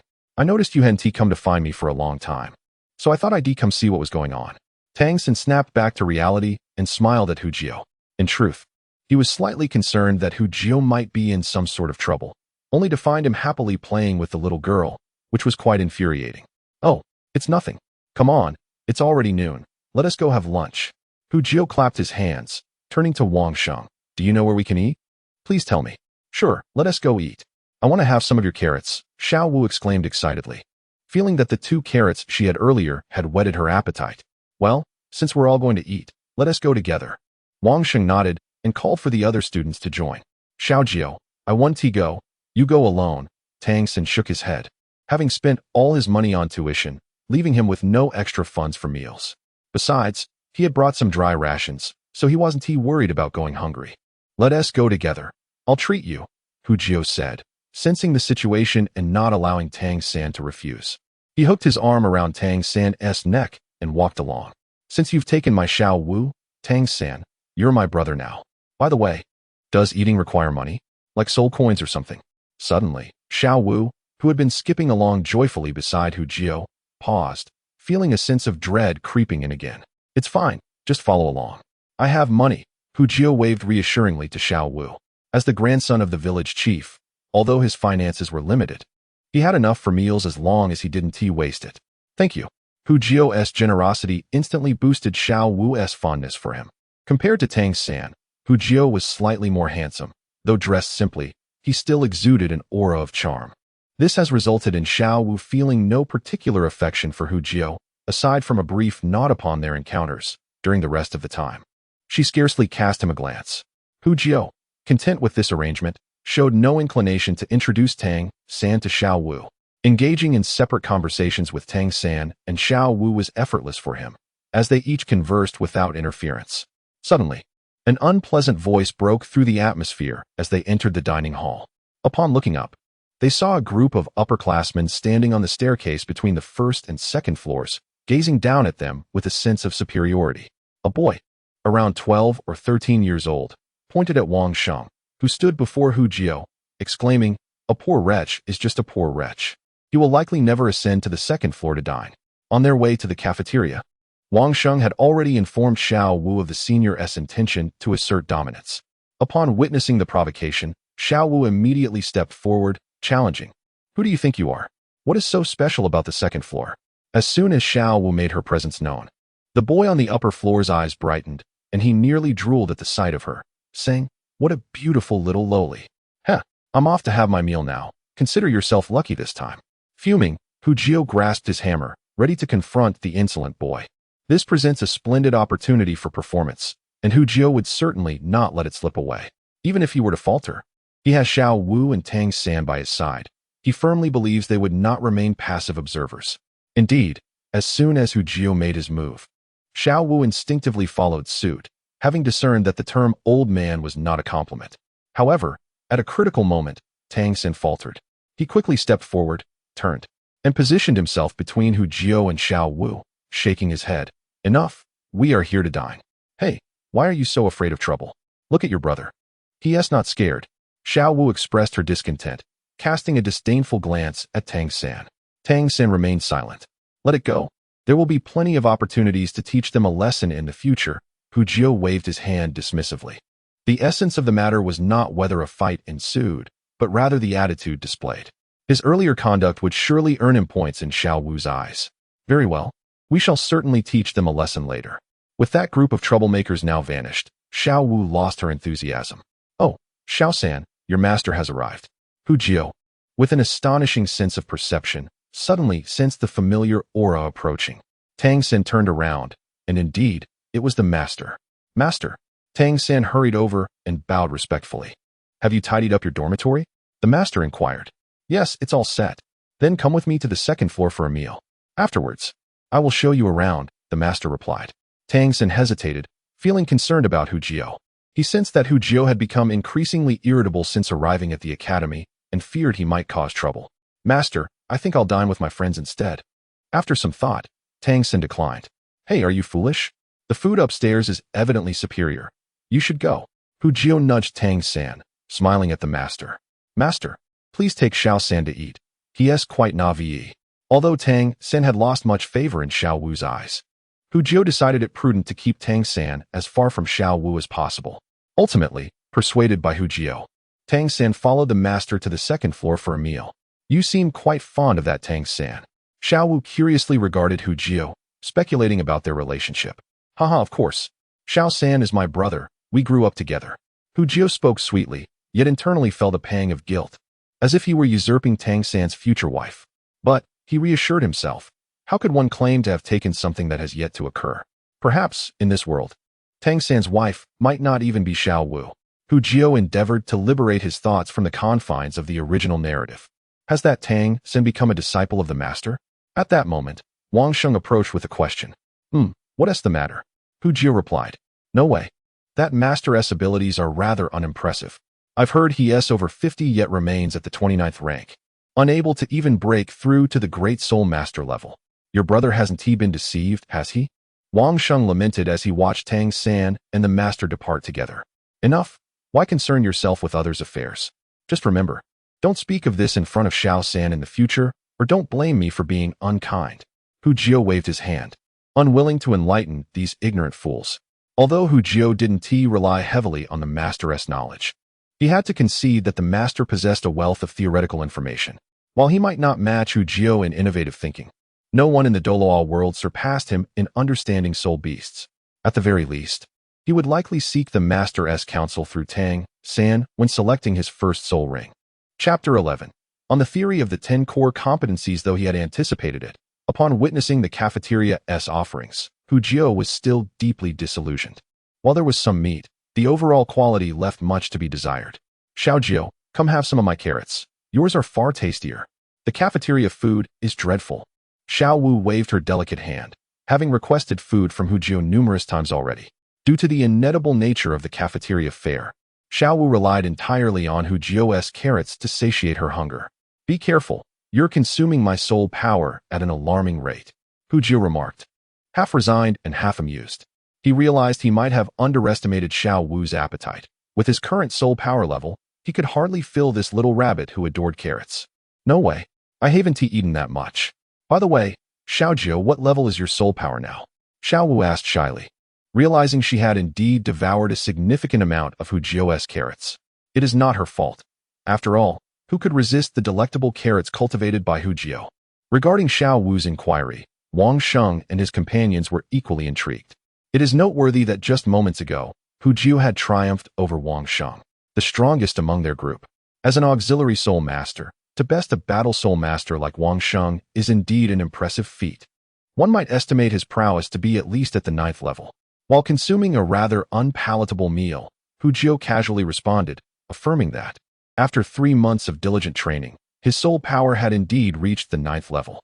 Furthermore, his soul power meditation technique and sensory enhancement technique had both ascended to the 4th level, while his chaotic wind hammer technique had impressively reached the 5th level, yielding remarkable gains. The 4th level soul power meditation technique significantly enhanced his cultivation efficacy by 30%. This 30% should not be underestimated. Practicing at this level, his talent for cultivation rivals that of soul masters possessing innate soul power at levels 5 or 6. Moreover, one must not forget that his training panel allows for 24-hour cultivation. How many can sustain such rigorous training throughout the day? With this pace of advancement, even soul masters endowed with innate full soul power would likely find it challenging to keep up with him. Impressive. Upon hearing that Hu Jio possessed only 9th level soul power, Wang Sheng gazed at him with admiration. This was no mere flattery. Wang Sheng genuinely recognized Hu Jio's remarkable abilities. After all, Hu Jio had managed to defeat him, an 11th level battle soul master, at just the 9th level. Just imagine how formidable he would become once he acquired a soul ring and officially became a soul master. Oh, what a distance remains. By the way, may I ask how you obtained your soul ring at the 10th level? Hu Jio inquired of Wang Sheng, as he was the only one among the work-study students who had achieved the highest level of 11, while the others remained below the 10th level. Speaking of which, what level is Xiao Wu at now? I must ask her later. Our soul rings were all procured with the assistance of the Academy's instructors in the soul hunting forest. However, the Academy's soul hunting activities occur only once a year, and the most recent event had just concluded. Given your rapid progress, I estimate it 1 TB long before you reach the 10th level. At that point, you may have to wait several months before becoming a soul master. Wang Xing explained. In his view, Hu Jio's soul power levels were likely innate awakenings, and possessing innate 9th level soul power is truly a sign of genius. After all, they were all children from ordinary families. How could they have encountered the soul power meditation technique at an earlier stage? I see, that indeed poses a challenge. Hu Jio mused, furrowing his brow. He had not anticipated such a predicament awaiting him so soon after entering the academy. Although in the original narrative, the master proposed a theory regarding the 10 core competencies, suggesting that upon reaching the pinnacle of a significant realm, one might continue to cultivate without necessarily acquiring a soul ring until the time came to manifest their true potential. This is utterly absurd. While this theory may hold some merit at times, one must not forget that with the elevation of rank, particularly upon acquiring soul rings, both soul power and physical attributes receive an enhancement by dozens or even hundreds of times. How can the cultivation speed of a soul master compare to that of a soul sage? Under similar circumstances of talent, does a low-ranked soul master truly cultivate more soul power in a day than a higher-ranked counterpart? Is this not absurd? In Hu Jio's perspective, the earlier one acquires a soul ring, the better. It is ideal to obtain it immediately after a breakthrough, once one's realm has stabilized. Time waits for no one. Tang San achieved godhood at the tender age of 25. According to Hu Jio's own estimation, he is certain he can reach level 10 within a month. However, if he is unable to acquire a soul ring by then, it would set back his cultivation by an entire year. What should he do? Until Hu Jio returned to the dormitory, he had not devised a suitable solution to the problem at hand. He thought to himself that, at worst, he could ask Xiao San for assistance. Unable to think of a good plan, Hu Jio decided to set the matter aside. The primary distraction was the sight of Xiao Wu, who sat on the edge of the bed, swinging her little legs. How could he focus on anything else? Surely it was more delightful to admire our adorable little bunny. Not long after their return to the dormitory, a male teacher in his 30s entered. Who is the new work-study student? Step forward. At this, both Hu Jio and Xiao Wu stood up simultaneously. My name is Mo Hen, but you may call me Teacher Mo Hu Jio. Xiao Wu, you are first-year work-study students responsible for cleaning the garden on the southern side of the playground. You will earn 10 copper soul coins daily. Remember, you must clean every day, especially the clutter. It must be thoroughly cleared, or your wages will be deducted. Should there be any negligence, The academy reserves the right to expel you. Do you understand? Both Hu Jio and Xiao Wu nodded in acknowledgement. Mo Hen continued. Tomorrow is the opening ceremony. Classes will officially commence the day after tomorrow, with first-year students attending class in room 1 on the first floor of the teaching building. You are to attend punctually. Starting the day after tomorrow, you will continue your work as usual. I will conduct random inspections. Now, you may rest. Wang Sheng, you are the eldest here. Please explain the rules to them. Yes, Wang Sheng replied. Once the teacher departed, Wang Sheng turned to them and said, in truth, the work at school is not too burdensome. As long as you clean on time, everything will be fine. Let me tell you about the classes. Generally, the academy holds 2 lessons in the morning, one for cultural knowledge and another for martial soul knowledge. In the afternoon, you may train independently. Most work-study students arrange their work hours in the afternoon, so it does not interfere with their studies. These work-study students were all from impoverished families, cherishing the opportunity to learn far more than the wealthy offspring. Thank you for the reminder, Hu Jio said with a smile, realizing this was the essence of their future life at the academy. You're welcome, Wang Sheng waved off, turning back to his studies, leaving Hu Jio and Xiao Wu to gaze at each other in silence. By the way, Xiao Wu, what level is your soul power? I feel like you are exceptionally quick. In search of a topic, Hu Jio casually initiated a conversation. Hee, let me introduce myself again. My martial soul is the soft-bone rabbit, and I am a level 11 agile attack type soul master. Impressive, Hu Jio exclaimed, giving a thumbs up in admiration. Indeed, this little rabbit had already reached level 11, surpassing Tang San's level. Chapter 12. A brother's wife cannot be taken. Just as teacher Mo had left, Tang San arrived shortly after. Xiao Jio, tomorrow my master promised to take me to obtain a soul ring. I'm not sure how many days I will be gone, so I wanted to let you know. In this unfamiliar environment, Tang San instinctively grew closer to Hu Jio. Their already amicable relationship deepened further. A soul ring? I envy you. Go quickly and obtain a powerful one. It would be great to help me get a soul ring too. At this moment, Hu Jio regretted not dedicating more time to cultivation earlier. With the enhancements from his own training and the idle gains, he would likely have reached level 10 by now. If he could join Tang San in learning from the master, it would surely not be an insurmountable task. Alas. All right, I'll help you then. Tang San nodded earnestly. Knowing Hu Jio's martial soul was supportive, and he would undoubtedly require assistance when obtaining his soul ring. As brothers, he was naturally willing to help. Moreover, with the Xintian treasure record in his possession, preparing a few concealed weapons to hunt soul beasts would not pose a challenge for him. By the way, there is something I wish to discuss with you. Glancing at Xiao Wu beside them, Hu Jio discreetly pulled Tang San outside. What is it? Why so mysterious? Tang San looked at Hu Jio in confusion, unsure of his secretive demeanor. Brother, do you think we are brothers? Hu Jio asked solemnly. Of course, we have been brothers for a long time. Tang San replied without hesitation. Given how Hu Jio had always brought him food, he had already accepted Hu Jio as his brother. Then, is it not true that you cannot covet a brother's beloved? Hu Jio continued. You mean? Tang San looked at Hu Jio in shock, unable to comprehend. You little rascal, you're only 6 years old, and you're already thinking about women? Have you no shame? What are you talking about? This is a reservation, do you understand? Once Xiao Wu grows up, I can claim her. Hu Jio asserted confidently. What is wrong with nurturing affection? One must be candid about their feelings. Liking someone is just that. Age is irrelevant. Tang San shook his head in disbelief, unsure how to respond. Rest assured, I prefer gentle girls, and that girl named Xiao Wu is not suitable for me. Brother, do you not know how gentle Xiao Wu will be when she grows up? As he spoke, Tang San felt an inexplicable emptiness within, leaving him puzzled. Haha, brother, you are truly wonderful. With Tang San's assurance, Hu Jio excitedly patted his shoulder and laughed heartily. In matters of commitment, Tang San was reliable. Hu Jio trusted him even more than Tang San trusted himself. Enough nonsense, it's getting dark. I should head back.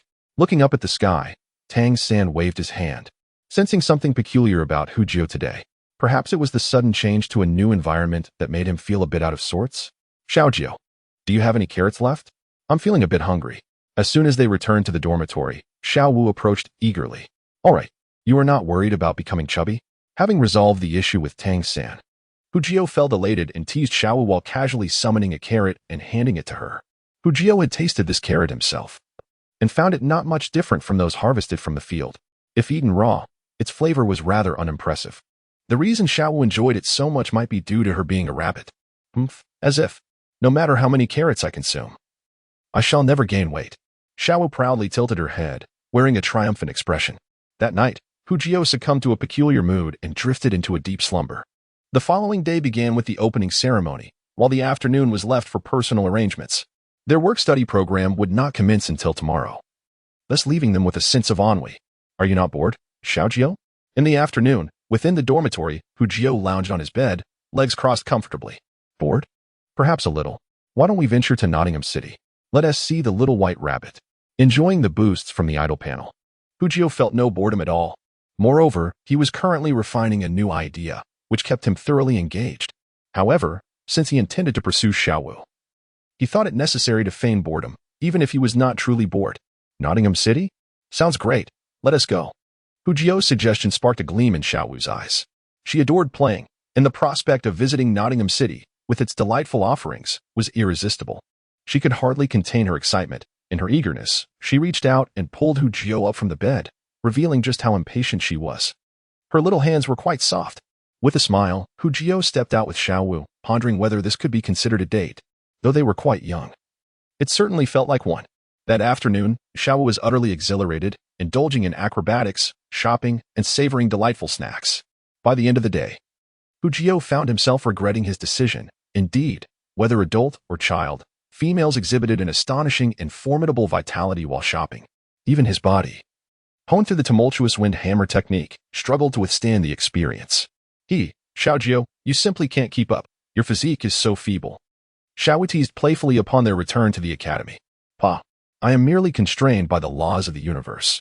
When women are bustling with energy, men are left weakened. This is a universal truth, akin to a curse that even the mightiest cannot unravel. Who would believe you? In just a few days, the bond between Xiao Wu and Hu Jio soared to new heights, and under Hu Jio's protective gaze, the two became inseparable. At this stage, it seemed unlikely that even Tang San could pry them apart. Hu Jio mused triumphantly.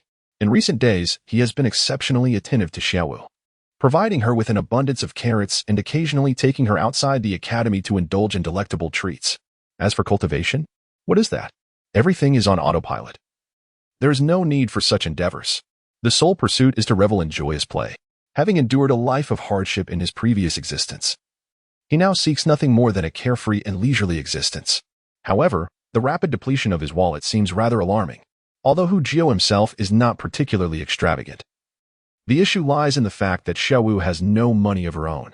Whether for food or entertainment, it is all funded by Hu Jio, who, in his generosity, shows no restraint for her sake. This has resulted in the monthly allowance provided by his family dwindling to nearly nothing within just 3 days.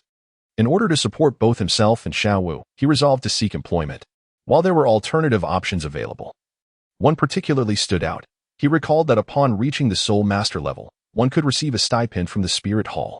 If Xiao Wu were to register, they could continue their carefree lifestyle.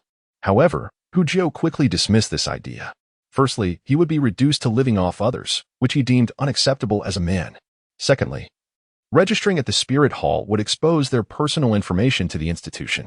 Having experienced the information age, he was exceedingly cautious in this regard. Chapter 13. Tang San's return. What? You intend to sell carrots? Absolutely not. If you sell the carrots, what shall I eat? To his astonishment, Hu Jio's plan to earn money met with fervent opposition from Xiao Wu. As a rabbit, she took the defense of her food very seriously. But we are out of money, Hu Jio exclaimed, raising his hands in exasperation.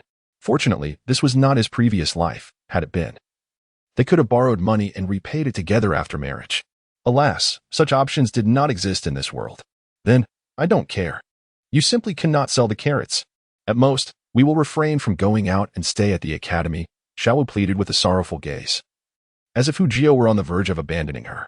Fine, I shall think of another solution. He lamented his lack of strength. If he could manage to nourish Xiao Wu while also accumulating sufficient soul power, he could sell carrots for profit. Regrettably, his soul power level remained at 9, and he still had a way to go before leveling up. He believed that upon breaking through to the Soul Master level, he would possess an abundance of carrots to sell. Sister Xiao Wu, it's bad. Wang Xing has been intercepted by Xiao Laoda and his gang. You must go save him. At that moment, a younger student rushed into the dormitory, anxiously informing Xiao Wu and Hu Jio. Xiao Laoda? Xiao Qinyu? Hu Jio inquired. Yes. That's them. They often bully us, and this time, Wang Xing was caught directly by them. You must hurry and help him. How dare they bully my people? This is intolerable. Lead the way, and let me show them what I can do. Xiao Wu's anger flared, her small face flushed with indignation. In recent days, Wang Xing and her followers have shown her considerable respect as their leader. However, when one of her subordinates is bullied, she naturally feels displeased. Follow me, she commanded. The young subordinate promptly complied, leading Hu Jiao and Xiao Wu to the scene. Beside Xiao Wu, Hu Jiao tightened his grip on the hammer, which had remained unused for several days. Today, he was prepared for an exhilarating showdown. A few minutes later, they arrived at the location. At this moment, Wang Xing stood in confrontation with a group of individuals, facing none other than the faction led by the esteemed Xiao. These individuals are all upperclassmen, numbering over 20, which is significantly more imposing than the nearly 10 on Wang Xing's side. Leading the group is a tall figure, youthful yet possessing a semblance of maturity. This is Xiao Qinyu. Ah, reinforcements have arrived. Wang Xing, have you truly regressed with age? Bringing along 2 children to assist you. How amusing. Xiao Qinyu cast a disdainful glance at the newly arrived Hu Jiao and Xiao Wu, speaking mockingly to Wang Xing. Humph, what makes you so formidable? Be careful lest I leave you searching for your teeth after our encounter. Xiao Wu threatened, brandishing her fist at Xiao Qinyu. Ha, you. Xiao Qinyu laughed loudly, prompting his followers to join in the laughter. Enough of the banter. Let's get down to business. Hu Jiao interjected, pulling the nearly enraged Xiao Wu back as he looked up at Xiao Qinyu. Simple enough. I want to take advantage of you. You have 12 participants. So let us make it fair. We'll each send out 10, taking turns. The victor continues to face the next opponent until one side has been completely defeated. Despite the apparent disadvantage, Xiao Wu readily agreed. All right, it's settled then. Who will be your first challenger? Wang Xing wished to intervene, but Xiao Wu had consented too quickly, and it was too late to stop her. Xiao Qinyu gestured to his subordinates, and one tall upperclassman stepped forward, gritting his teeth. He addressed Xiao Wu, Sister Xiao Wu, let me take this round. He recognized the opponent from previous encounters, often losing more than winning. However, besides Xiao Wu and Hu Jiao, he was the only capable fighter left, as the others were merely there to fill numbers. Wang Xing, you cannot match him. Allow me to take the fight, Hu Jiao urged, restraining Wang Xing, recognizing the opponent's superior soul power and the aura of defeat that already surrounded Wang Xing. Nodding at Xiao Wu, Hu Jiao approached the upperclassman with a hammer in hand. I am Hu Jiao, wielder of the Carrot Spirit, a 9th-level support soul master. Is it unreasonable for me to fight you with my weapon? Ah ha ha, a 9th-level support soul master? Wang Xing, is this the best you can do? Sending out a support soul master to battle, how laughable. Xiao Qinyu roared with laughter, his entourage echoing the mockery. To them, Hu Jiao's entry into the fray was nothing short of a jest. Humph. Hu Jiao scoffed, dismissing their ridicule as he raised his hammer, beginning to accumulate strength through his chaotic hammer technique. With each swing, the intensity of his aura grew, soon surpassing that of a typical soul master. Realizing the shift in momentum, his opponent, Lu Long, sensed impending danger. Hu Jiao's presence was now overwhelmingly powerful. Without hesitation, Lu Long summoned his spirit staff and lunged towards Hu Jiao. Too late. By this time, Hu Jiao had amassed the strength of 15 strikes. The 5th-level chaotic hammer technique radiating an impressive aura, with a hint of red light flickering on the hammer, indicating a surge of soul power. With a resounding crash, Hu Jiao's strike sent Lu Long, along with his staff, flying, rendering him incapacitated on the ground. Well, Hu Jiao turned, a triumphant smirk on his face as he raised an eyebrow at Xiao Wu. Impressive. Your hammer technique has improved, Xiao Wu exclaimed, her eyes wide with surprise. While she had expected Hu Jiao to hold his own against an ordinary support soul master, she had not anticipated the significant leap in his power. Had he been holding back during their previous spar? Aha, that was pitiful. What do you have to say now, Xiao Qinyu? Hu Jiao reveled in his victory, teasingly glancing at Xiao Qinyu. This round belongs to us. Ling Feng, you're up next. With a firm wave, Xiao Qinyu called forth another challenger. You think you can fool me? In this duel, I want to give you the chance to accumulate strength, Ling Feng declared, launching himself towards Hu Jiao with a powerful leap. Well, if you think you've seen through me, then that's your choice. I want to fight you if I can help it. Xiao San, come on out. Your brother is about to be defeated. Hu Jiao shrugged, suddenly calling out toward the trees behind the group. Xiao Jiao, your nose remains as keen as ever, despite my precautions. Came the voice of Tang San from behind the tree. Another one? You don't seem to be a work-study student. This is a matter between us and the students. I advise you to mind your own business, Xiao Qinyu said, his expression serious. Not out of fear for Tang San's strength, but rather due to the impressive belt he wore, which hinted at his noble lineage. What does it matter if I'm not a work-study student? Xiao Jiao is my brother. If you wish to fight him, you must first defeat me. Tang San responded confidently, emboldened after acquiring his first soul ring. His aura stood firm against Xiao Chunyu's upperclassmen. You're quite audacious. Ling Feng, take him down. Xiao Chunyu barked, clenching his teeth, unwilling to show weakness before the onlookers. Let us begin. Tang San stepped forward, facing Hu Jiao, who smiled and retreated to stand beside Xiao Wu, eager to witness the unfolding drama. Ling Feng, arms outstretched, darted toward Tang San with lightning speed, his slender frame a blur. Yet, Tang San stood still, seemingly unfazed. Xiao Jiao, do you think Tang San can handle this? I hope he doesn't embarrass us. Xiao Wu fretted, concerned for her reputation as the leader. Have no worries. I could never best Xiao San, now that he has acquired a soul ring. He is beyond my reach, Hu Jiao reassured her, confident in Tang San's abilities. As anticipated, Tang San effortlessly countered Ling Feng's fierce attacks with graceful maneuvers, executing a perfect flip and a sweeping kick that sent Ling Feng crashing to the ground, unable to rise. In this scene, not only were the work-study students on Hu Jiao's side taken aback, but even the individuals on Xiao Chunyu's side were equally astonished. Next, Tang San said, gazing calmly at Xiao Chunyu. With a grim expression, Xiao Chunyu stepped forward. Among their group, he was one of the strongest fighters, second only to Lu Long and Ling Feng, who had already been defeated. Reluctantly, he took it upon himself to face Tang San. Xiao San stepped back. Let Xiao Wu handle the final match. Hu Jiao glanced at the pouting Xiao Wu.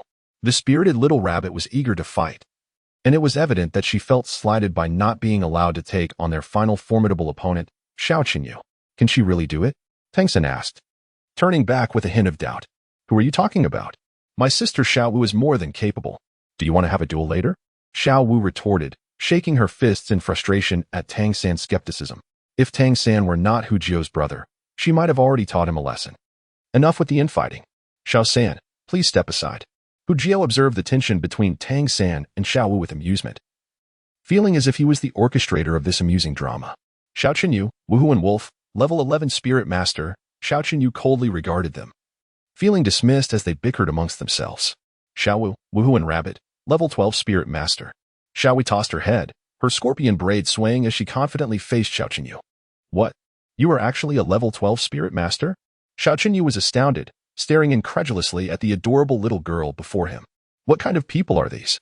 She is merely 6 years old and has already reached the Spirit Master realm. Is there no end to this? Are you scared?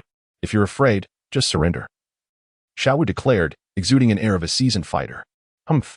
You must be deceiving me. I can see through your little tricks, Xiao Chunyu said, uncertainly eyeing Xiao Wu as if to ascertain the truth of her words. Hee, if you don't believe me, then let me show you. Xiao Wu teased. And with a shout, a yellow circle of light appeared beneath her feet. Simultaneously, 2 adorable rabbit ears sprouted from her head, and her eyes turned red, enhancing her cuteness. Moreover, Hu Jiao noticed a fluffy white pom-pom tail peeking from behind her short skirt. 100-year soul ring. Xiao Chunyu staggered back in shock. He only had a 10-year soul ring. How could he possibly compete? The power bestowed by soul rings significantly impacted his spirit master's abilities. Even a few years' difference could create a vast chasm in strength. Realizing he was outmatched, Xiao Chunyu conceded defeat. Sister Xiao Wu, I yield. From now on, you shall be the leader of all students at the Notting Junior Spirit Master Academy. Great. I accept you all as my little brothers, Xiao Wu replied triumphantly. Delighting in the deference shown to her by the older students, she mischievously winked at Hu Jiao, leaving him momentarily dazed. At the same time, Tang San stood in disbelief, astonished that this seemingly unassuming little girl possessed greater spirit power than he did. What remarkable potential, with Xiao Chunyu and his entourage now under their influence. Hu Jiao and Xiao Wu found themselves with ample leisure, as their duties at the academy were efficiently managed by their new subordinates. In this newfound free time, Hu Jiao began to contemplate another idea, one concerning the creation of his own skills. Currently, 5 slots for passive skills had been unlocked on his panel. Yet only 3 were filled, leaving 2 vacant, a considerable waste. Having inquired at the academy, he discovered that there were no skills available for him to learn. Thus, to avoid squandering these slots, he resolved to devise his own soul skills. The first idea that came to him involved training methods like tree climbing and water walking, hoping to develop a skill for manipulating spirit power. If successful, it would enable him to realize his dream of creating the dumpling skill. Possessing such a skill would grant him formidable offensive capabilities, even as an auxiliary spirit master, unlike now. When he hesitated to engage in combat after others had discerned the flaws in his chaotic hammer technique, winning was secondary. He yearned for a graceful victory, one that would allow him to maintain an air of elegance. After all, who truly relished fighting? Unlike Xiao Wu, who thrived in the spotlight, he preferred the charming role of a little rabbit caretaker. Chapter 15. Manipulating spirit power. Tree climbing and water walking are training methods used in Naruto to enhance chakra control. Hujio mused that whether it be chakra or spirit power, both were forms of extraordinary energy. Employing these training techniques might not guarantee the creation of a skill, but it would undoubtedly benefit him. With this determination, Hujio began to experiment, focusing on controlling his own spirit power. He recalled that in Naruto, tree climbing involved channeling chakra to the feet, generating an adhesive force that allowed one to walk upright on tree trunks. In essence, it was about mastering one's internal power to create a binding force. However, Hujio found this method too rudimentary. Controlling his feet was far more challenging than manipulating his hands. Thus began Hujio's series of trials. He started with the simplest task. He took a piece of paper, concentrated his spirit power in his palm, and pressed it against the paper, attempting to lift it using his spirit energy. Naturally, his first attempt ended in failure. He continued with a second and third attempt, seemingly obsessed, engaging in a relentless struggle with the piece of paper. Whether during meals, classes, or even at night while attempting to sleep, he was fixated on this challenge. Xiao Wu, intrigued by his behavior, asked, "Xiaojio, what are you doing? What is so entertaining about a piece of paper?" Tang San, standing nearby, also watched curiously, not understanding what was so captivating about the paper, though he sensed Hujio was purposefully manipulating it. "Oh, I have a new idea, but I always feel like I'm missing a crucial piece of the puzzle." Hujio lamented, frustrated after several days of experimentation without any results. It seemed he was not the genius he had hoped to be. "What idea? Share it with me," Tang San urged, intrigued. To him, Hujio was exceptionally intelligent.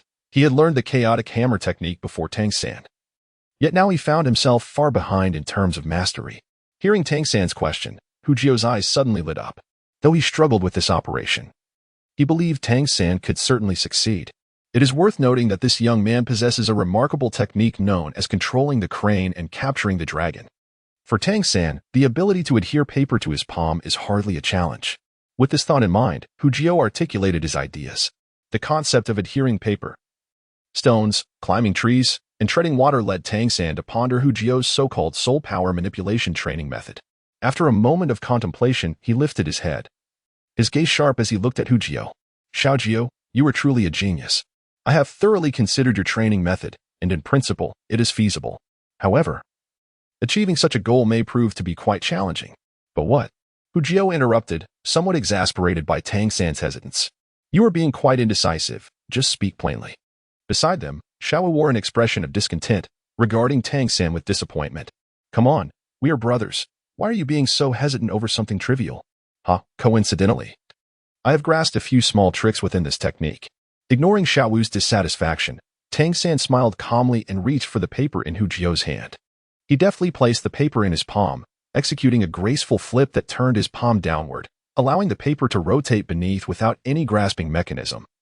Yet it remained firmly adhered, not falling. "Impressive. Could you elucidate how this works?" Hujio's eyes sparkled with excitement, realizing that Tang San indeed understood the technique. "Haha. There is nothing secretive about it. The essence lies in allowing the soul power to flow and rotate upon the palm, thereby generating an adhesive force. Of course, this rotation is not arbitrary. It follows a specific pattern." "Ah, how marvelous. Xiaojio, you are truly remarkable. You conceive such an intriguing ability." Witnessing the paper adhere to Tang San's palm, Xiao Wu gazed at Hujio with admiration, momentarily disregarding Tang San, for it was Hujio's idea, after all. "So, such techniques are necessary. Xiao San, your intellect is truly brilliant. How did I not think of this approach?" After some time, Hujio successfully learned Tang San's method, adeptly using soul power to adhere the paper to his palm. Simultaneously, the interface acknowledged this skill, with the word soul power manipulation shining brightly in the fourth slot. However, this skill was currently only at a novice level. "Not at all. It is you, Xiaojio, who is impressive, for you devised this method to train soul power. By all accounts, this qualifies as a self-created auxiliary soul skill. I am in awe." In response to Hujio's flattery, Tang San humbly waved his hand, aware of his own capabilities. His success stemmed primarily from having practiced the technique of controlling the crane and capturing the dragon. Thus, mastering Hu Jio's gradual training method was a matter of course. All right, you both may consider yourselves impressive, but really, two grown men exchanging compliments is rather embarrassing. Xiao Wu pouted, clearly dissatisfied with the scene before her. Why was I unable to assist Xiao Jio? That Tang San is infuriating. Seeing Xiao Wu harboring jealousy towards Tang San, Hu Jio felt a surge of joy within. Haha, Xiao Wu, it seems your fate is about to change. It would be better for Xiao Wu not to become a pair with Tang San. After all, in the original story, she had once sacrificed herself for him. Now that Hu Ji was present, he would ensure that Xiao Wu would not have to make such a sacrifice again.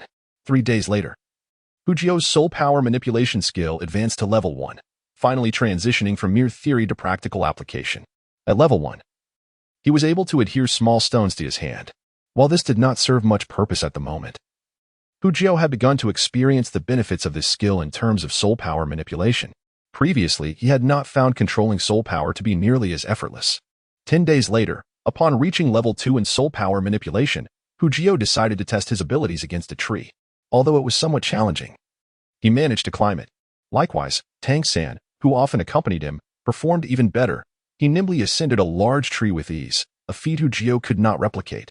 As for Xiao Wu, she found herself overshadowed by the two skilled individuals, still struggling with merely adhering small stones. This left Xiao Wu feeling quite dissatisfied.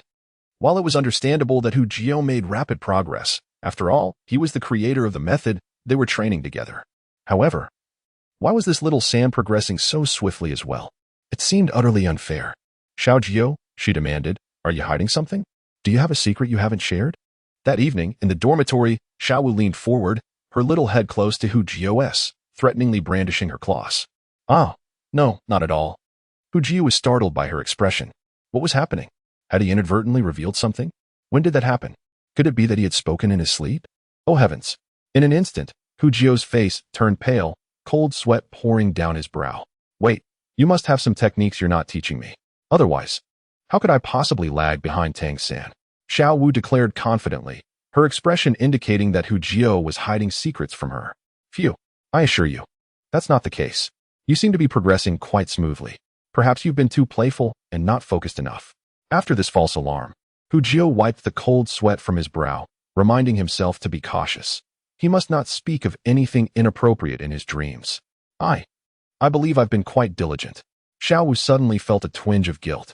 To be honest, ever since she became the leader, she hadn't focused much on her training. Moreover, Xiao Wu had exceptional talent. Even with minimal training, her soul power was increasing steadily and had already reached the 13th level. With the successful creation of a soul power manipulation skill, Hu Jio's confidence soared, and he immediately embarked on his self-created spiral technique plan. However, after tinkering with it for a few days, he discovered that the spiral technique demanded an exceptionally high level of control over one's soul power. Given his current level, it was simply unattainable. Furthermore, the most crucial point was that the spiral technique required the soul power to leave the body, a feat achievable only by soul masters. With his status as a soul scholar, it was nothing short of a fantasy. Thus, he reluctantly shelved this plan for the time being. Time passed as he and Xiao Wu engaged in playful banter. Before long, half a month had flown by. Burp. A long belch left Hu Jio momentarily speechless. It seemed his soul power had actually surpassed the 10th level. Upon careful confirmation, he realized he had indeed broken through to the soul master stage. Xiao Jio, what's wrong? Did you swallow your soup wrong?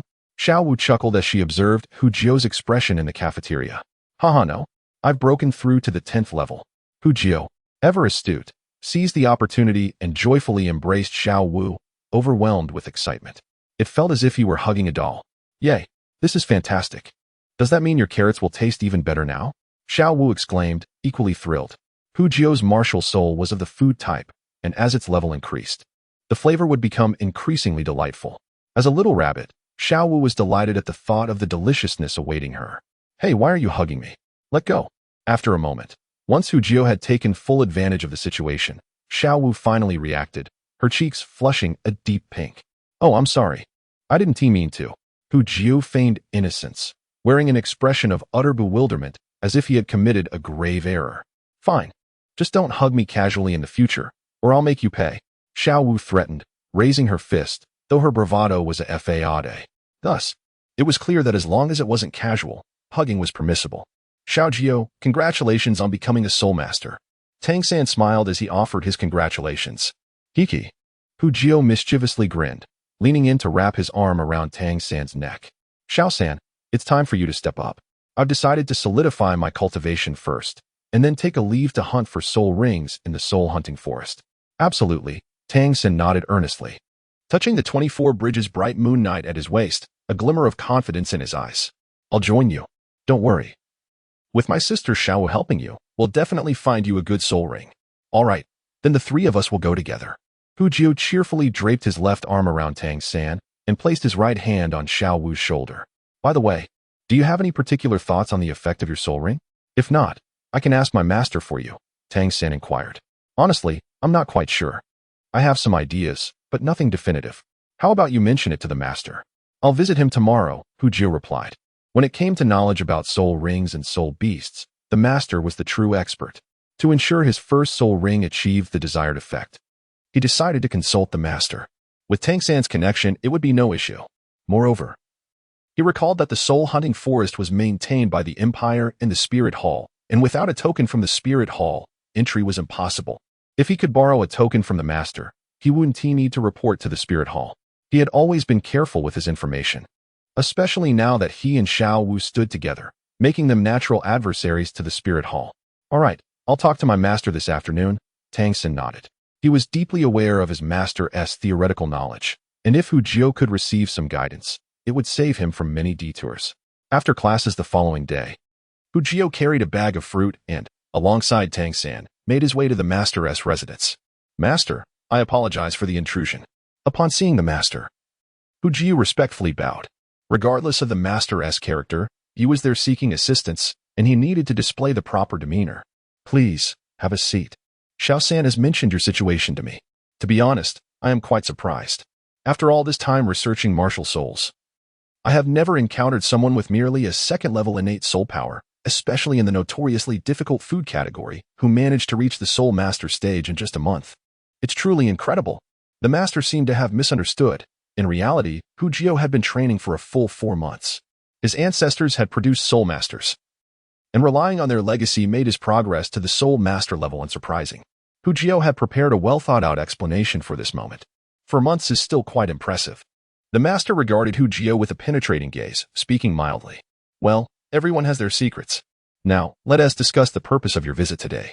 Once the formalities were set aside, Hu Jio grew serious and addressed the master earnestly. Master, here is my thought. As you know, my martial soul is a carrot, which lacks offensive capabilities. I can only serve as an auxiliary and food-type soul master, since a carrot, while a plant, is still food. I plan to cultivate both auxiliary and food-type skills. What do you think? This issue has long troubled Hu Jio, who has diligently sought information, yet found scant knowledge on this matter at Notting Academy, leaving him without the answers he sought. It appears you possess great intelligence. Indeed, your intuition is correct. According to my theory of the 10 core competencies, the strength of one's martial soul is directly proportional to the innate soul power. The master tapped the table and continued. From your innate soul power, it is evident that your martial soul is not particularly strong. Although the master's words were rather blunt, Hu Jio nodded in agreement. This was the truth, and there was no point in disputing it. As a low-level martial soul, there is considerable advantage in acquiring soul rings. Much like Xiao San's blue-silver grass martial soul, which is commonplace and thus highly adaptable. This implies that your martial soul can absorb nearly any type of soul ring, which is of utmost benefit to you. The master, indeed a master, elucidated this point, illuminating Hu Jio's eyes and clarifying certain thoughts in his mind. Chapter 17. Choice. As a low-level martial soul, there is considerable advantage in acquiring soul rings, akin to Xiao San's blue-silver grass martial soul. This commonality signifies remarkable adaptability, meaning your martial soul can nearly absorb any kind of soul ring, which is immensely beneficial. The master's explanation sparked a realization in Hu Jio. If this is the case, my first soul ring should enhance my cultivation speed. In the Douluo Continent, every soul master is bound to cultivation, a lifelong endeavor. And given Hu Jio's modest talent for cultivation, he must strategize regarding soul rings. This, however, necessitates the master's assistance. With countless soul beasts in the world, the effects of a soul ring from the same beast can vary significantly among different soul masters. Therefore, consulting the master for the desired soul ring effect is entirely reasonable. Enhancing cultivation effects is a goal for all soul masters. However, based on my research of thousands of auxiliary soul rings, only 3 can provide such an enhancement. The master remarked, casting a sidelong glance at Hu Jio, akin to observing a fool.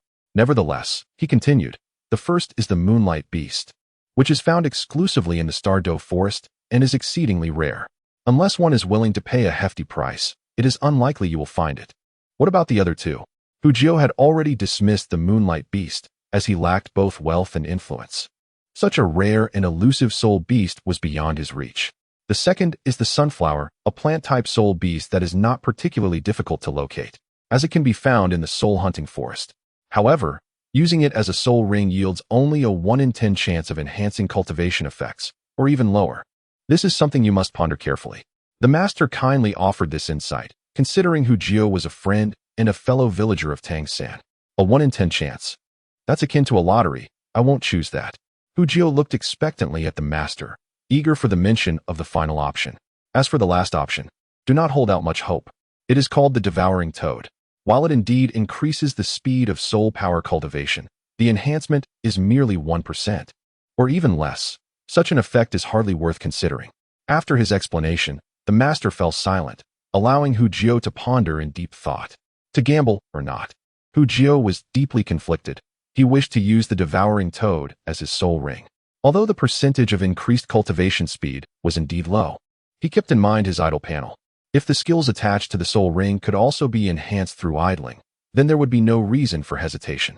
The crux of the matter was that he was uncertain if the skills linked to the soul ring could indeed be idled. This is indeed the most perplexing point.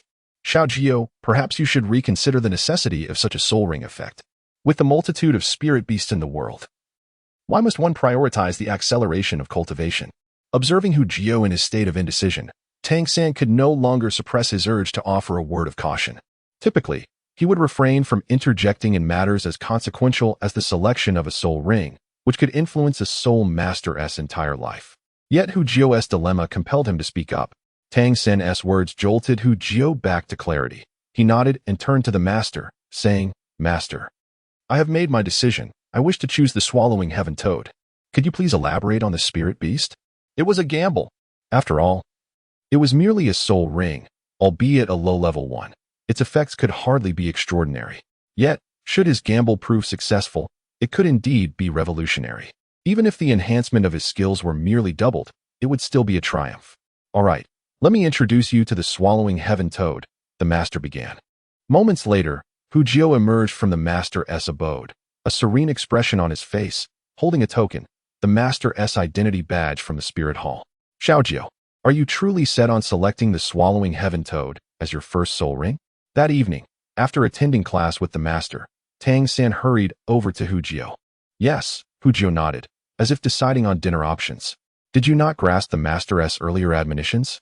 The swallowing heaven toad has a maximum lifespan of merely a few decades. There is no such thing as a 100-year-old swallowing heaven toad. Furthermore, the skills derived from it are subpar. Xiao Jio, please reconsider. Let us seek a 100-year spirit beast instead.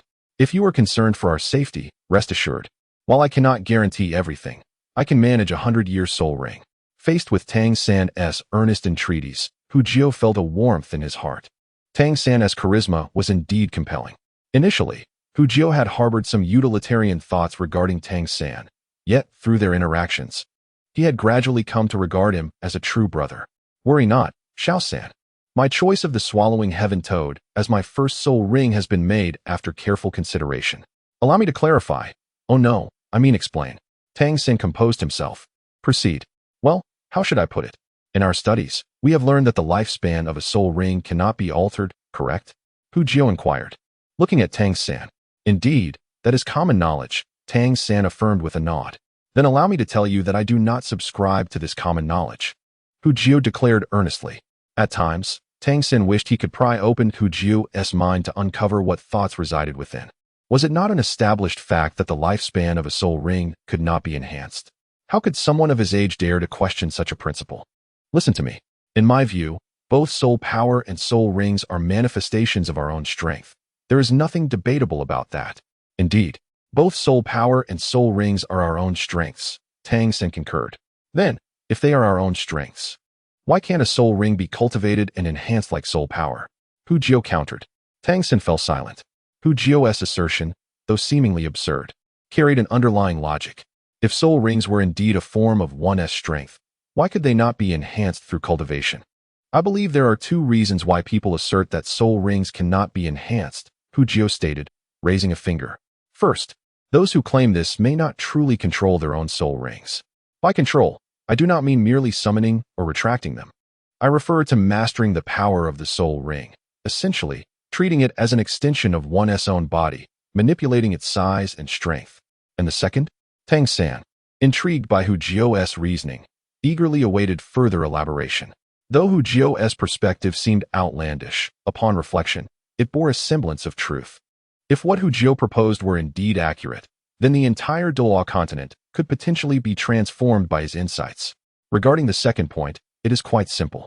Even if soul rings could be enhanced through cultivation, what difference would it make? Why squander time on that when one could devote their energy to increasing soul power and elevating their own rank? If given the choice, would you rather spend your time enhancing your rank or augmenting the power of your soul ring? Ah, Tang San exclaimed. So, you've spent all this time merely to jest with me? Tang San clenched his fists, glaring at Hu Jio, nearly overwhelmed with frustration. Come now, don't be upset. It's not entirely without merit. For instance, what? For instance, one could multitask. Even if not in the truest sense, one could train their body instinctively, thereby achieving a semblance of multitasking, Hu Jio said with a triumphant grin. Are you suggesting? Tang San's eyes brightened. This notion was more aligned with his thinking. Yes, with sufficient effort, one could even defy the heavens. Young man, strive onward. Hu Jio patted Tang San's shoulder with satisfaction, a look of encouragement on his face. Enough. Your reasoning fails to persuade me. I still cannot allow you to choose the swallowing heaven toad as your soul ring. Tang San brushed off Hu Jio's hand, resolutely opposing the idea of Hu Jio jeopardizing his future. All right, then I shall continue my narrative. I'll keep talking. Hu Jio almost slipped. Go on. I'm listening. Ah, how dare you both conspire behind my back? Hu Jio, what are you two up to? Just as Hu Jio was gathering his thoughts, Xiao Wu suddenly appeared. Unbeknownst to her, Hu Jio and Tang San had been outside for quite some time, prompting her suspicion as to their unusual absence. Xiao Wu, your arrival is fortuitous. Please help me persuade Xiao Jio. Upon seeing Xiao Wu, Tang San's face lit up as he quickly recounted Hu Jio's desire to select the swallowing heaven toad as his soul ring. Simultaneously, he also relayed Hu Jio's assertion that soul rings could be enhanced through cultivation. Are you out of your mind? Since Xiao Jio has already articulated a method, why not simply try it and see? You've grown a big head for nothing. Xiao Wu shot a disapproving glance at Tang San, incredulous at his ignorance. Ah, yes. I should try it first to see if it works, Tang San realized suddenly. If soul rings could indeed be enhanced through cultivation, perhaps allowing Hu Jio to choose the swallowing heaven toad would not be such a poor decision after all. By the way, Xiao Jio, didn't you mention you had further reasons? Care to share? Tang San recalled Hu Jio's earlier mention of additional justifications. Oh, that? It's nothing much, really. I merely wish to acquire a soul skill and then use it as a template to create a new soul skill, Hu Jio replied. As members of a resourceful tribe, it is in our nature to borrow and adapt. In this manner, the soul skill can be upgraded automatically. Of course, such words must not be uttered in the presence of Tang San. Why do I feel as though your words today are nothing but deception? Tang San gazed at Hu Jio with a look of skepticism. That cannot possibly be true. Hu Jio vehemently denied it, and fortunately, his talent for fabricating tales with his eyes wide open had not waned. Otherwise, he would have been exposed today. Yet, it cannot entirely be deemed a falsehood. If the soul ring skills could not be upgraded automatically, he would indeed need to delve into research on that matter. After that day, Tang San entered a frenzied state of research. Aside from mealtimes when he would converse with Hu Jio, he was scarcely seen. Meanwhile, Hu Jio was also making the final preparations for hunting soul rings. His strategy involved idly waiting. As he observed that the soul power meditation technique and the 5 senses enhancement skill were on the verge of reaching level 5, while his soul power control skill was about to elevate to level 3. He resolved to set off only after these upgrades were achieved. The meditation technique was of little concern. The critical aspect was the enhancement of the 5 senses skill, which would significantly aid him in the soul hunting forest. Through improved vision, smell, and hearing, you would be able to locate or evade soul beasts with great efficacy, especially given the dangers posed by venomous insects and other threats lurking in the forest. Hu Jio was quite conscious of his own safety. In such a perilous place as the soul-hunting forest, one must be adequately prepared. 5 days later, the soul power meditation technique reached level 5, enhancing its effects by 40%. The 5 senses enhancement skill also ascended to level 5, enabling him to detect various scents within a 200-meter radius. While his ears could pick up sounds from 500 meters away, his vision became remarkably clearer, allowing him to discern the appearances of individuals both near and far from an elevated position. Additionally, his soul power control skill was upgraded to level 3, granting him the ability to sprint swiftly atop tree trunks. Furthermore, his mastery over soul power was greatly strengthened, allowing him to concentrate it in his legs for increased running speed and in his hands for enhanced strength and speed. In summary, the elevation of his soul power control alone elevated Hu Jio's overall capabilities to a new tier. Xiao Jio, I have confirmed the method you mentioned. It is indeed feasible. On the 6th day, Tang San hurriedly approached Hu Jio, his face alight with joy. Has it truly succeeded? Hu Jio exclaimed in disbelief. However, Tang San trailed off, leaving Hu Jio enveloped in the astonishment that Tang San had brought. However, this requires a robust soul power control ability and compared to soul power cultivation, the progression of soul rings is exceedingly slow. At my current cultivation rate, it may indeed take an entire year to extend the duration of a soul ring. Tang San lamented, raising his hands in resignation, feeling a sense of regret over this revelation. What he had hoped would be a world-altering discovery turned out to be a rather lackluster ability. Had it not been for his resilient mindset, Tang San might have found himself disheartened. Wasn't he this outcome anticipated? Hu Jio had indeed foreseen this result. Advancing soul ring levels was no simple task. All right. I've decided to venture into the soul hunting forest tomorrow to acquire a soul ring. Xiao San, do you have any issues? No issues. I'll inform my master shortly. We can depart at any time. Tang San nodded, affirming that there were no problems. Then it's settled for tomorrow. Let us go find Xiao Wu and request leave together. The management at the Nodding Junior Soul Master Academy was quite stringent, and it would take them at least 2 or 3 days to return, making it necessary to request leave in advance. Of course, requesting leave for a legitimate reason posed no problem, as acquiring a soul ring was a significant life event that the Academy would understand. The leave request was granted smoothly, with the Academy leaders approving it readily, though they advised them to be mindful of their safety and made it clear that the Academy would not be responsible for any unforeseen incidents, requiring them to sign a disclaimer in this regard.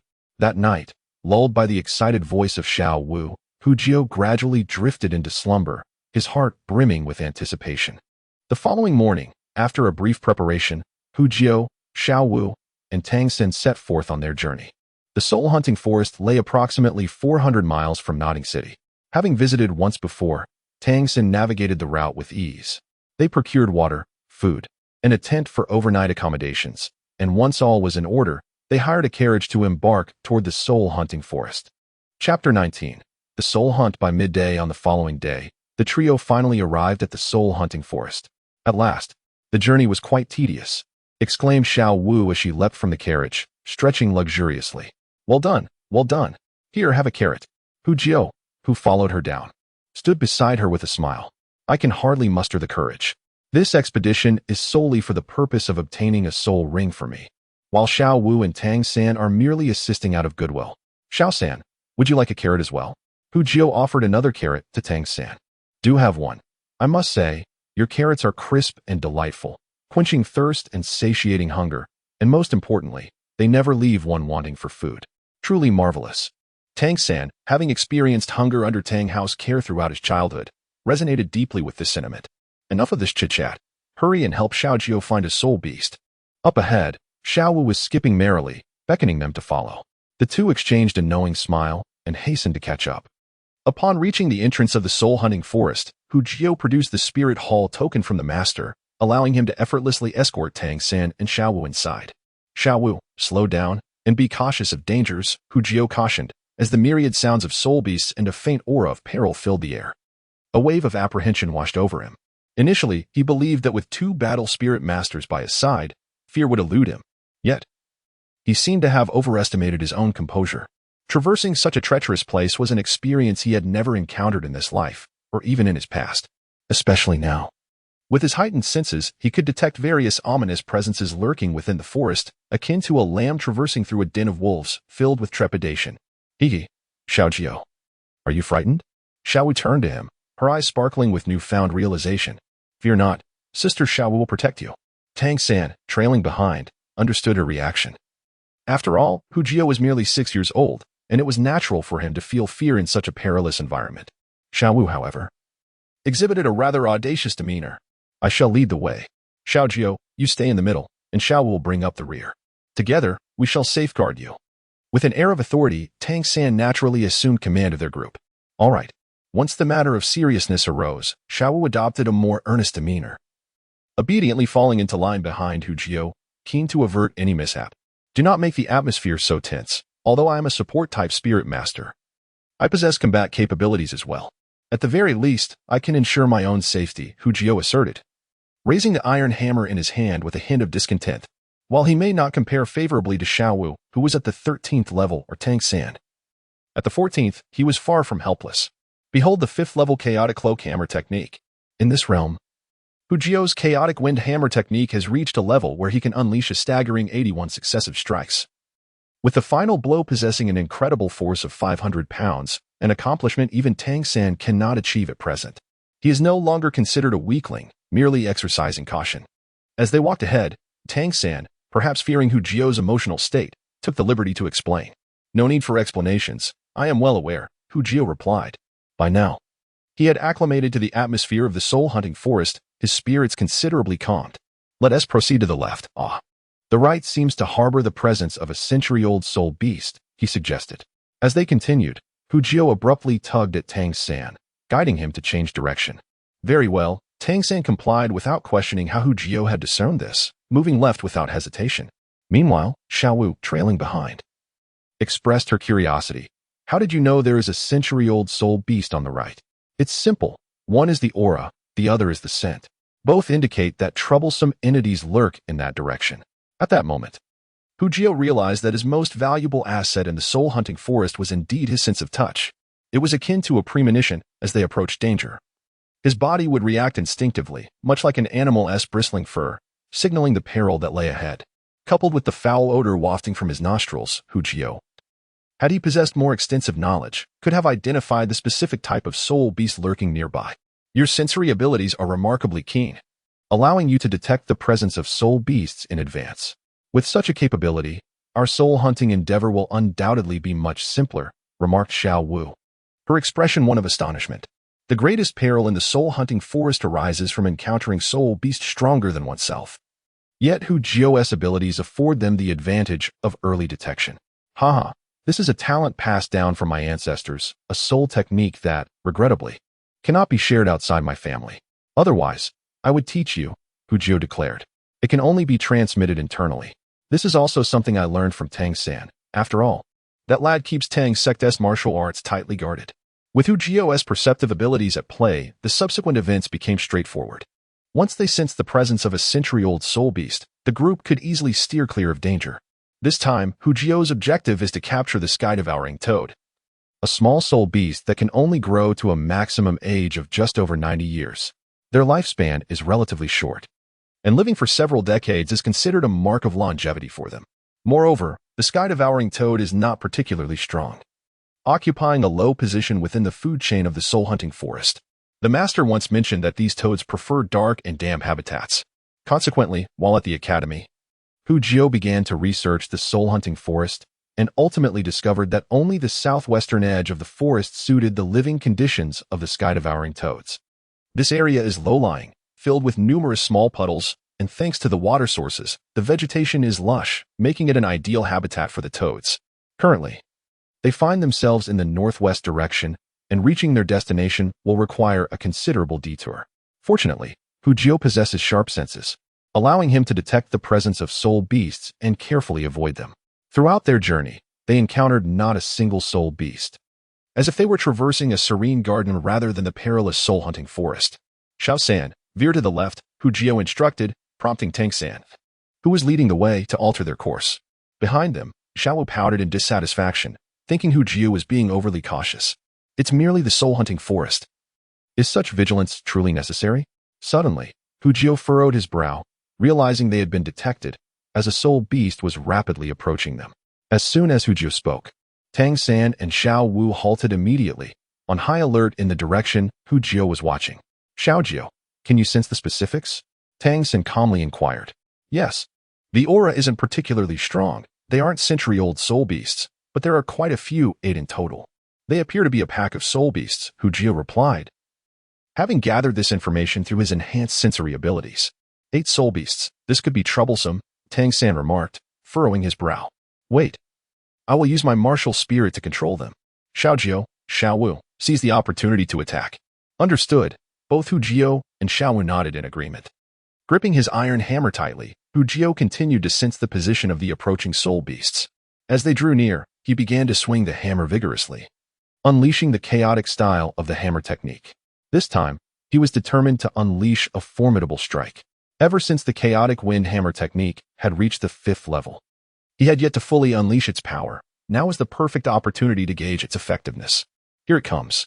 As Hu Jio's chaotic wind hammer technique accumulated to over 70 strikes, a glimmer of purple flashed in Tang San's eyes, and simultaneously, the blue-silver grass within him unfurled. The blue-silver grass entwined. Chapter 20. Devouring Sky Toad. As a pack of gray-black wolves emerged, thick blue vines resembling tree trunks erupted from the ground, ensnaring them in place. Ha! Behold my prowess. At that moment, Xiao Wu launched her assault, gracefully leaping into the air, executing several exquisite flips. And in the blink of an eye, she found herself amidst the wolves. With a powerful kick, one of the wolves was sent crashing away, unable to rise for quite some time. Everyone, stand back. Witness my might. At this moment, Hu Jio had finally amassed his hammer strikes to the 81st. With a thunderous shout, he melded with his hammer and struck towards the wolf pack with lightning speed. Boom. The ground trembled as Hu Jio's iron hammer smashed into the wolves like a cannonball. In an instant, blood and flesh flew amidst a cloud of dust.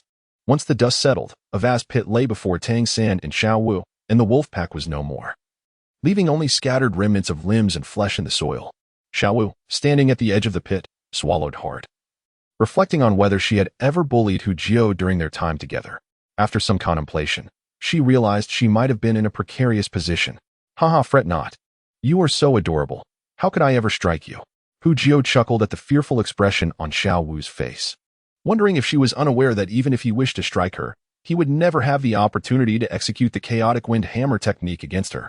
To think that the chaotic wind hammer technique could unleash such tremendous power, perhaps even my father would not possess such prowess as Hu Jio. Tang San, from a distance, was struck with astonishment. The hammer technique he had taught Hu Jio had surpassed his expectations, revealing a potency he had never anticipated. Xiao Jio, your chaotic wind hammer technique has reached an extraordinary realm, exuding the demeanor of a master. I dare say even our father, who taught us, could never have foreseen this hammer technique's might. At this moment, Tang San realized that he should not solely focus on the Tang Sect's techniques. He must also diligently practice the chaotic wind hammer technique. After all, his second martial soul is a hammer. If he could cultivate the chaotic wind hammer technique to the level of Xiao Jio, and then unleash it using his martial soul, the power would be tremendous. What is this chaotic wind hammer technique? Isn't it merely a blacksmithing skill? The talent for performance is deeply ingrained, unchangeable. Yes, this is indeed the chaotic wind hammer technique. Though I have only heard the name from others, I shall inquire with my father when I return home. Tang San nodded and remarked, Ah, it matters not whether it is or not. Let us simply call it that. I never anticipated it would possess such formidable power. Once we are on break, I will certainly purchase 2 jars of fine wine to express my gratitude to Uncle Tang Hao. Hu Jio's face radiated joy, as if he were truly performing. So, Xiao San also practices this hammer technique? Why have I never seen you use it? Xiao Wu asked curiously from the side. Tang San, could he confess that his chaotic wind hammer technique could only execute 64 consecutive strikes? Xiao San, come and see what this spirit beast is. Why can't we evade them? Ultimately, it was Hu Jio who came to Tang San's rescue. This is a shadow wolf. There is no mistake about it. These spirit beasts possess an acute sense of smell, capable of identifying prey from a mile away. It seems we have been targeted as their quarry. Approaching the shadow wolf that Xiao Wu had initially kicked away, Tang San observed carefully and spoke. It appears we must be more cautious in our subsequent actions. If there are other spirit beasts with similar abilities, we would undoubtedly be unable to escape. A flicker of wariness crossed Hu Jio's eyes. Fortunately, only 10-year spirit beasts approached this time. Had they been 100 years old, they might have been in danger. Yes, it is prudent to exercise caution, Tang San nodded. Nevertheless, he felt no concern. In the soul-hunting forest, 100-year spirit beast is already the most formidable. Such spirit beasts cannot possibly dwell in packs, especially since this is an imperial breeding ground. Naturally, he would not disclose this to Hu Jio, lest it lead to complacency. During the remainder of their journey, they encountered no spirit beasts capable of discovering them. After 2 hours of travel, the trio finally arrived at their destination. I hear the croaking of frogs over there. Let us investigate. It could be the sky-devouring toad, Hu Jio said, his ears perked up as he listened intently. The three exchanged glances, excitement flickering in their eyes. Let us go take a look. Stealthily, they made their way towards the direction indicated by Hu Jio, parting a clump of wild grass. They finally caught sight of their target. Indeed, this is the sky-devouring toad, though its age remains uncertain. Without needing Tang San's confirmation, Hu Jio had already recognized the spirit beast before them. Yes, it is indeed the sky-devouring toad. Judging by the patterns on its back, it should be around 30 years old, far too weak for Xiao Jio to absorb. Tang San also took a glance but quickly shook his head. Xiao Jio's first spirit ring should be at least 90 years old. This represents the minimum threshold he can accept. As a brother, he cannot idly watch Hu Jio relinquish his future. We have now entered the domain of the devouring toad, a soul beast whose essence I have memorized. Follow me. There are still a few ahead. Hu Jio nodded, unwilling to settle for such a feeble soul beast as his soul ring. They discreetly located several more devouring toads. Yet none met their desired standards, the strongest among them barely reaching 80 years of cultivation, far too low. Be cautious. As we advance, we approach the heart of the forest, where formidable soul beasts may lurk. Hu Jio felt a faint sensation, though it was too distant to discern clearly. Tang San and Xiao Wu exchanged a knowing glance. They had already validated Hu Jio's perceptive abilities throughout their journey and harbored no doubts regarding his judgments. As they proceeded, Hu Jio's countenance suddenly brightened. I found it. The devouring toad ahead undoubtedly possesses over 90 years of cultivation. I can sense it. Wonderful, let us hasten, Xiao Wu whispered in excitement. Thrilled to finally have a target after so long. The devouring toad lay just ahead. Xiao San, you will use your blue-silver grass to launch a surprise attack and ensnare it. Xiao Wu, the next move relies on you. Once Xiao San has it trapped, use your waist bow to draw it towards me. I shall prepare my ultimate technique. With a graceful smile, Hu Jio swiftly devised their strategy. All right. Tang San and Xiao Wu concurred, confident that following Hu Jio's plan would lead to a flawless ambush on the devouring toad. Action. Hu Jio's command had barely left his lips when Tang San sprang forward like a wisp of smoke. Simultaneously, Xiao Wu, displaying her agility, leaped to the treetops and swiftly vanished from sight. Meanwhile, Hu Jio gripped his hammer, beginning to swing it in wide arcs, producing a chorus of howls around him. As if possessed by a frenzy. Chapter 21. The birth of the tongue monster in the soul-hunting forest. Tang San's eyes transformed entirely to a deep purple, a manifestation of the full activation of the purple extreme demon eye. Determined to secure a soul ring for his brother, he was resolute in his efforts. Nodding at Xiao Wu perched atop a tree, he channeled his soul power, summoning a strand of blue-silver grass. Simultaneously, tendrils of vibrant blue-silver grass shot forth from 20 meters away, rapidly coiling in circles around the devouring toad, particularly focusing on its mouth. As Tang San initiated his assault, Xiao Wu soared through the air. First soul skill, waist bow. Her clear voice resonated as the silhouette of the devouring toad soared through the air. Boom. The devouring toad crashed heavily to the ground, barely registering the impact before its vision was filled with a phantom of a hammer radiating a soft crimson glow. Rumble. The earth trembled, the forest lamented, and the devouring toad vanished without a trace, leaving behind only a haze of blood and flesh. A pearlescent halo gradually materialized in its place. A flawless collaboration. Hu Jio, filled with satisfaction, stowed away his hammer, awaiting the return of Tang San and Xiao Wu. Moments later, they rejoined him. Xiao Jio quickly absorbed the soul ring. We shall guard you. Aware of Hu Jio's firm resolve to absorb the soul ring of the devouring toad, Tang San ceased his persuasion. Although a soul ring of over 90 years was slightly lacking, he trusted Hu Jio's choice. All right. Hu Jio nodded, not hesitating, suppressing his excitement as he extended his right hand, summoning his carrot martial soul. With a thought, the soul ring drew near, encircling his martial soul. In that instant, Hu Jio felt a surge of ferocious soul power filling him, as though he had expanded in size.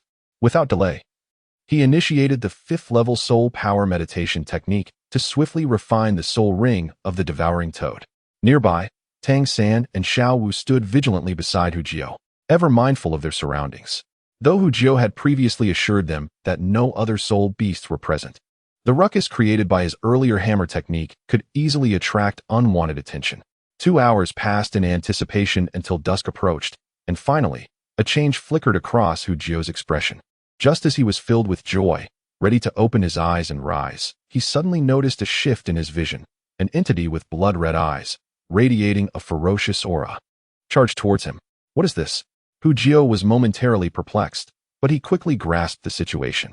There was only one reason for such an occurrence: the appearance of a soul bone. At this moment, Hu Jio felt an unexpected joy rather than surprise. It was merely a manifestation of resentment. As long as his will remained resolute, he would surely reap immense benefits after enduring this trial. Of course, Hu Jio would not foolishly wait to be struck without resistance. In an instant, his mental fortitude transformed into a bolt of lightning, charging forth to confront the vengeful spirit of the devouring toad. Boom, boom, boom. This is a clash of will and resentment, a primal collision, a struggle for survival. The abyssal toad bears deep grievances. It was minding its own business in the soul-hunting forest when it was inexplicably ambushed. Even until its last breath, it remained oblivious to the manner of its demise. How infuriating! The resentment is palpable.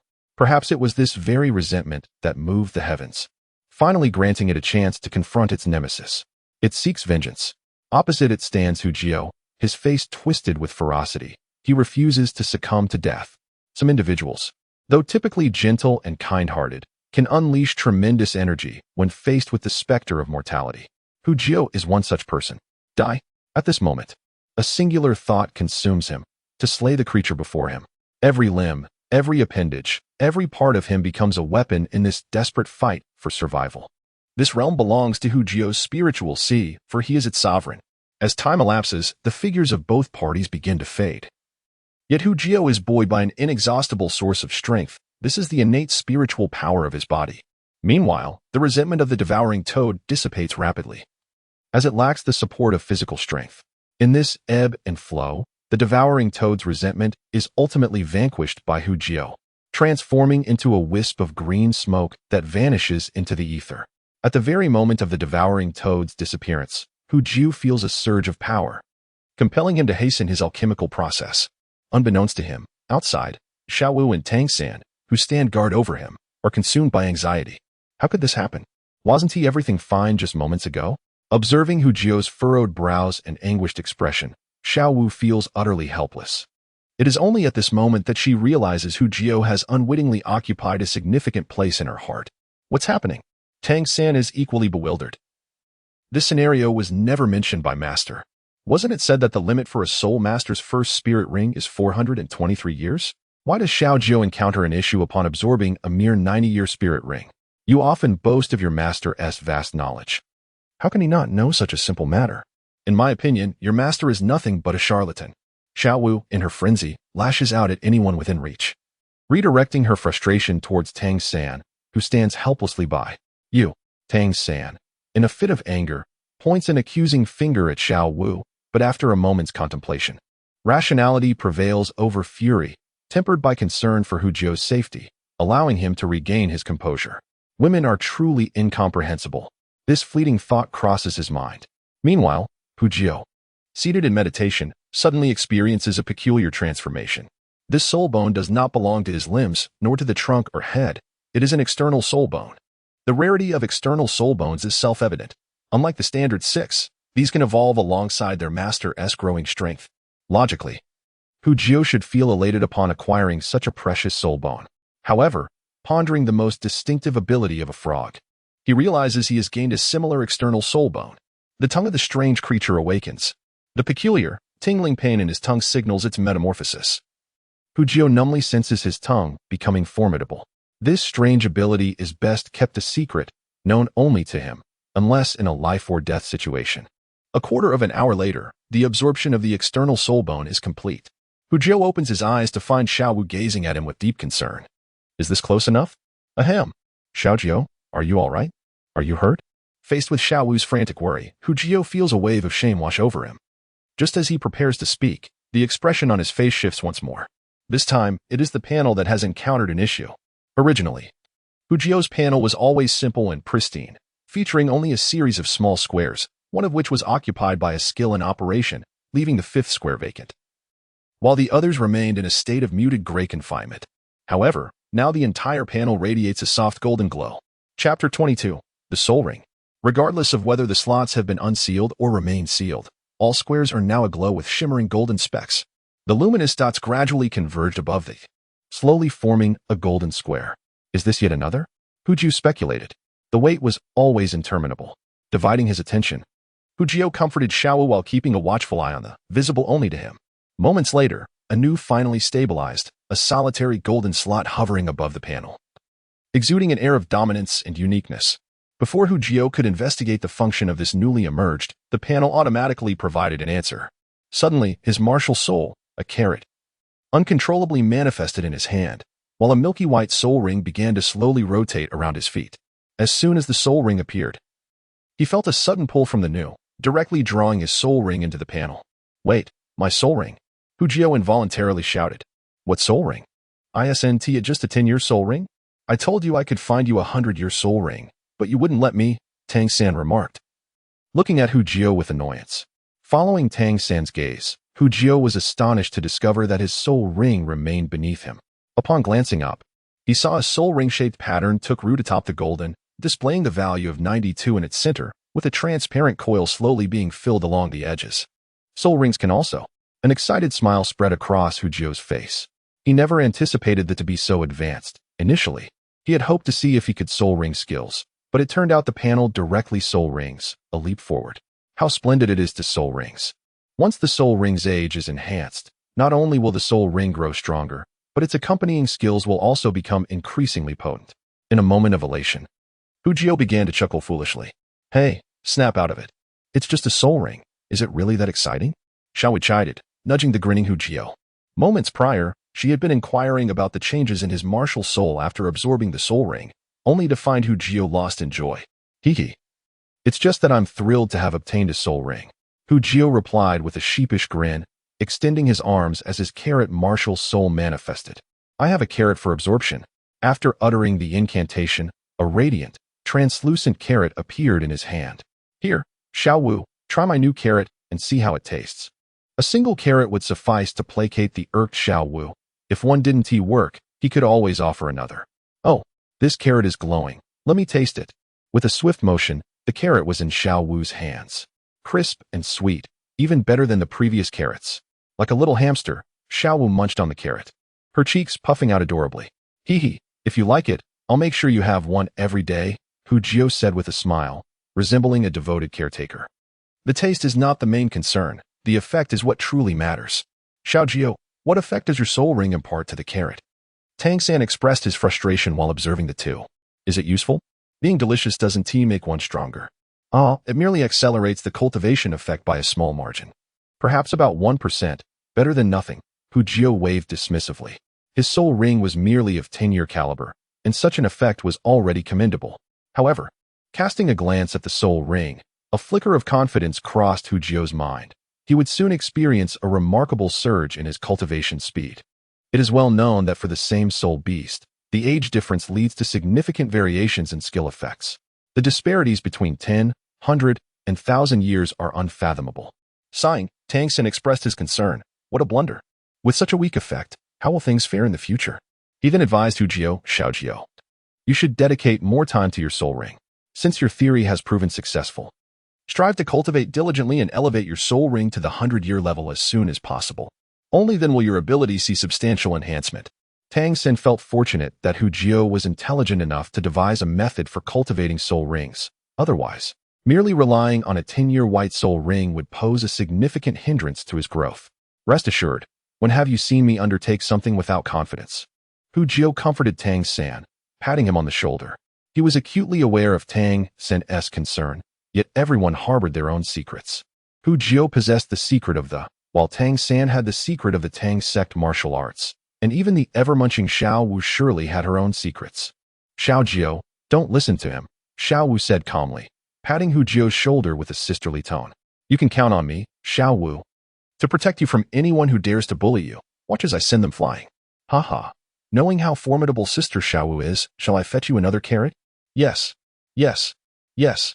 Give me one more. No, two. I'm not done yet. Laughter echoed through the forest as Xiao Wu's cheerful voice rang out. Their mission was to procure a soul ring for Hu Jio, and now that it had been accomplished, it was time to return. However, before departing, they needed to spend a night in the forest. Hu Jio's absorption of the soul ring had taken considerable time, and given that dusk had already fallen, the nighttime forest was fraught with danger, making travel unwise. During their rest, Hu Jio instructed Tang San and Xiao Wu to keep the details of his soul ring's age a secret, preferably not revealing it to anyone.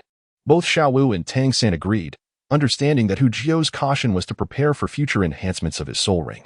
After all, the ability to enhance one's soul ring was best kept under wraps to avoid unnecessary complications. The following morning, the trio set off towards Nodding City. By the next afternoon, a flicker of astonishment crossed Hu Jio's face. He discovered that the age of his soul ring had already reached 93 years. Although he anticipated an increase in the soul ring's age following he never expected such rapid growth. It had only been a day. What extraordinary speed. This meant that in 7 more days, his white soul ring would be upgraded to a yellow one, enhancing the skills it provided. The soul ring obtained from the devouring toad was named Absorption, a genuine food-type soul ring skill, with a singular effect, to accelerate soul power cultivation for 1 hour. With his current soul power, he could produce over 10 carrots in one go. Chapter 23, The 100-Year Soul Ring. It was time to devise a strategy to control the soul ring. Enhancing his soul power manipulation skills was imperative. Following the elation of the rapid increase in his soul ring's age came the necessity for calmness, as the soul ring was still freshly acquired. He lacked effective control over its color and intensity.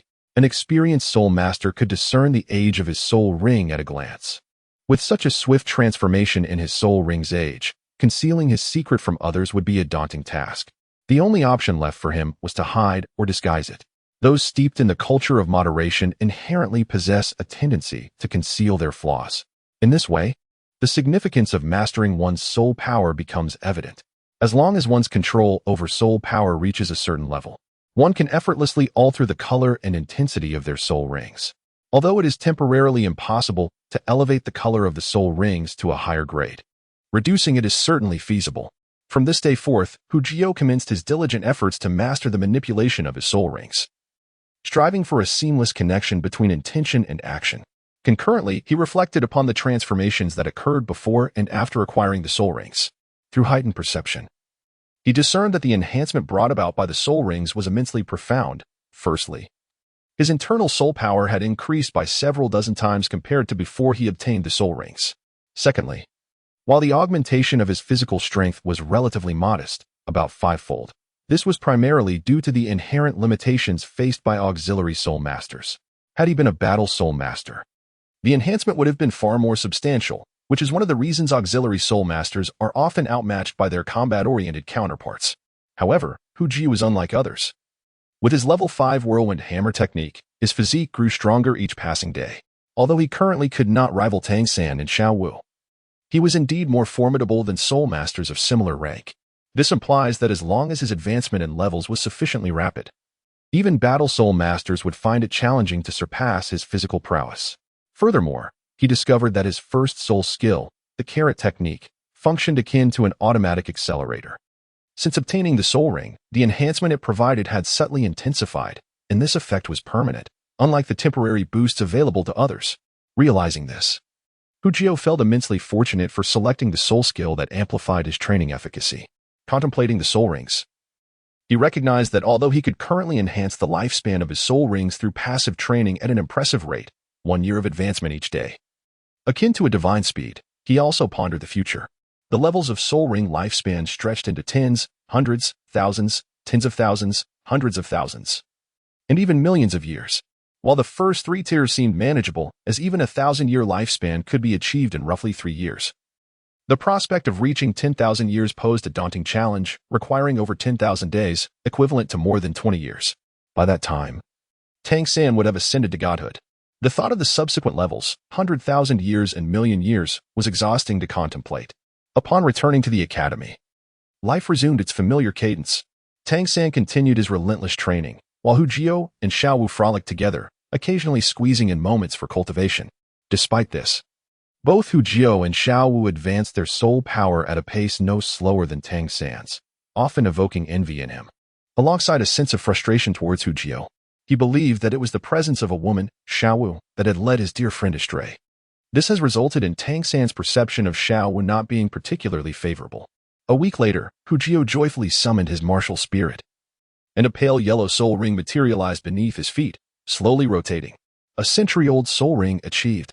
Upon careful sensing, he discovered that the effect of his soul ring skill had transformed. It previously enhanced his cultivation efficiency by 1%, but now it had escalated to 10%.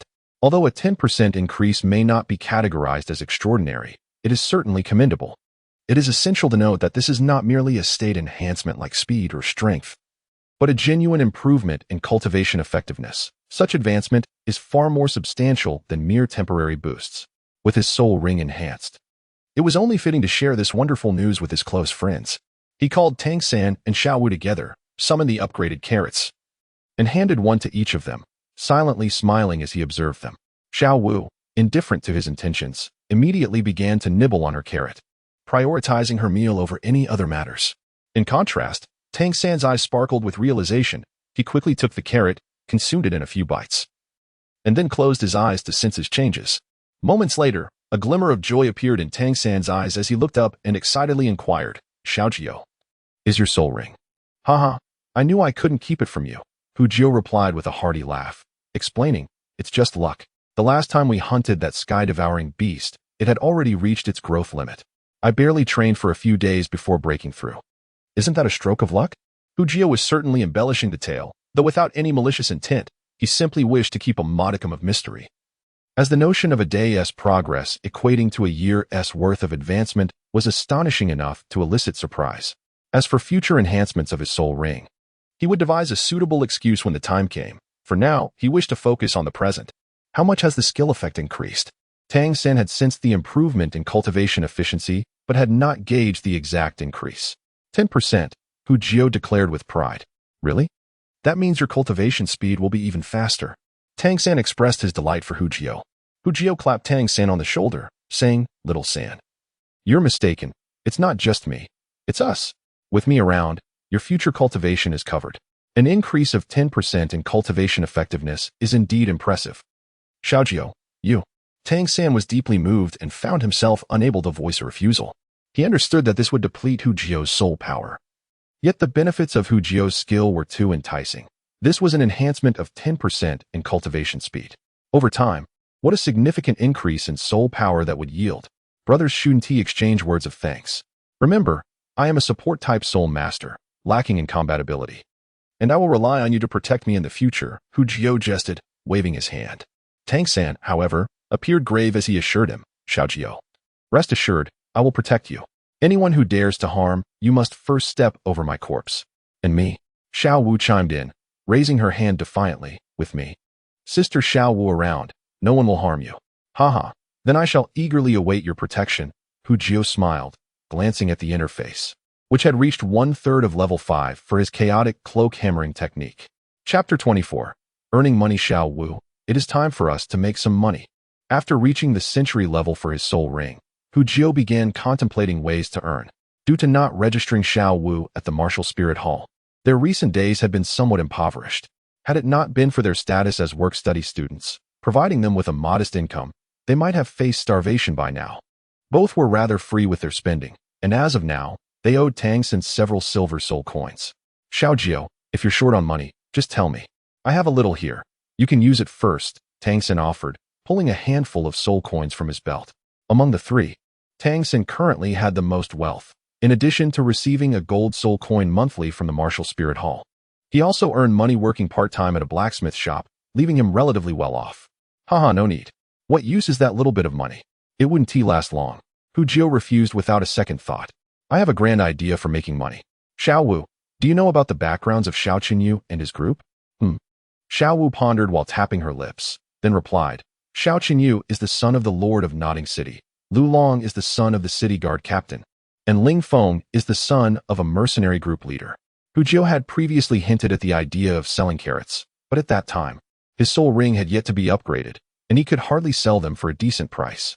Now, however, with a 10% boost in cultivation speed, as long as the price remained reasonable, he was confident that many would be interested in purchasing. After all, who wouldn't want to enhance their soul power swiftly in hopes of entering a prestigious academy in the future? Let us find a time for you to invite them over. I'd like to discuss something with them. After some thought, Hu Jiao nodded. Xiao Jiao, are they reliable? Be cautious. Your soul ring effect is quite impressive. Only engage with them if you are certain they are trustworthy.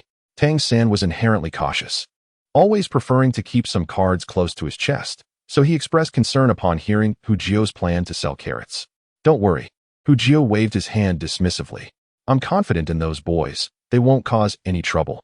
Besides, even if they were to leak information about my soul ring effect, it wouldn't be a significant issue. A 10% enhancement isn't enough to incite envy.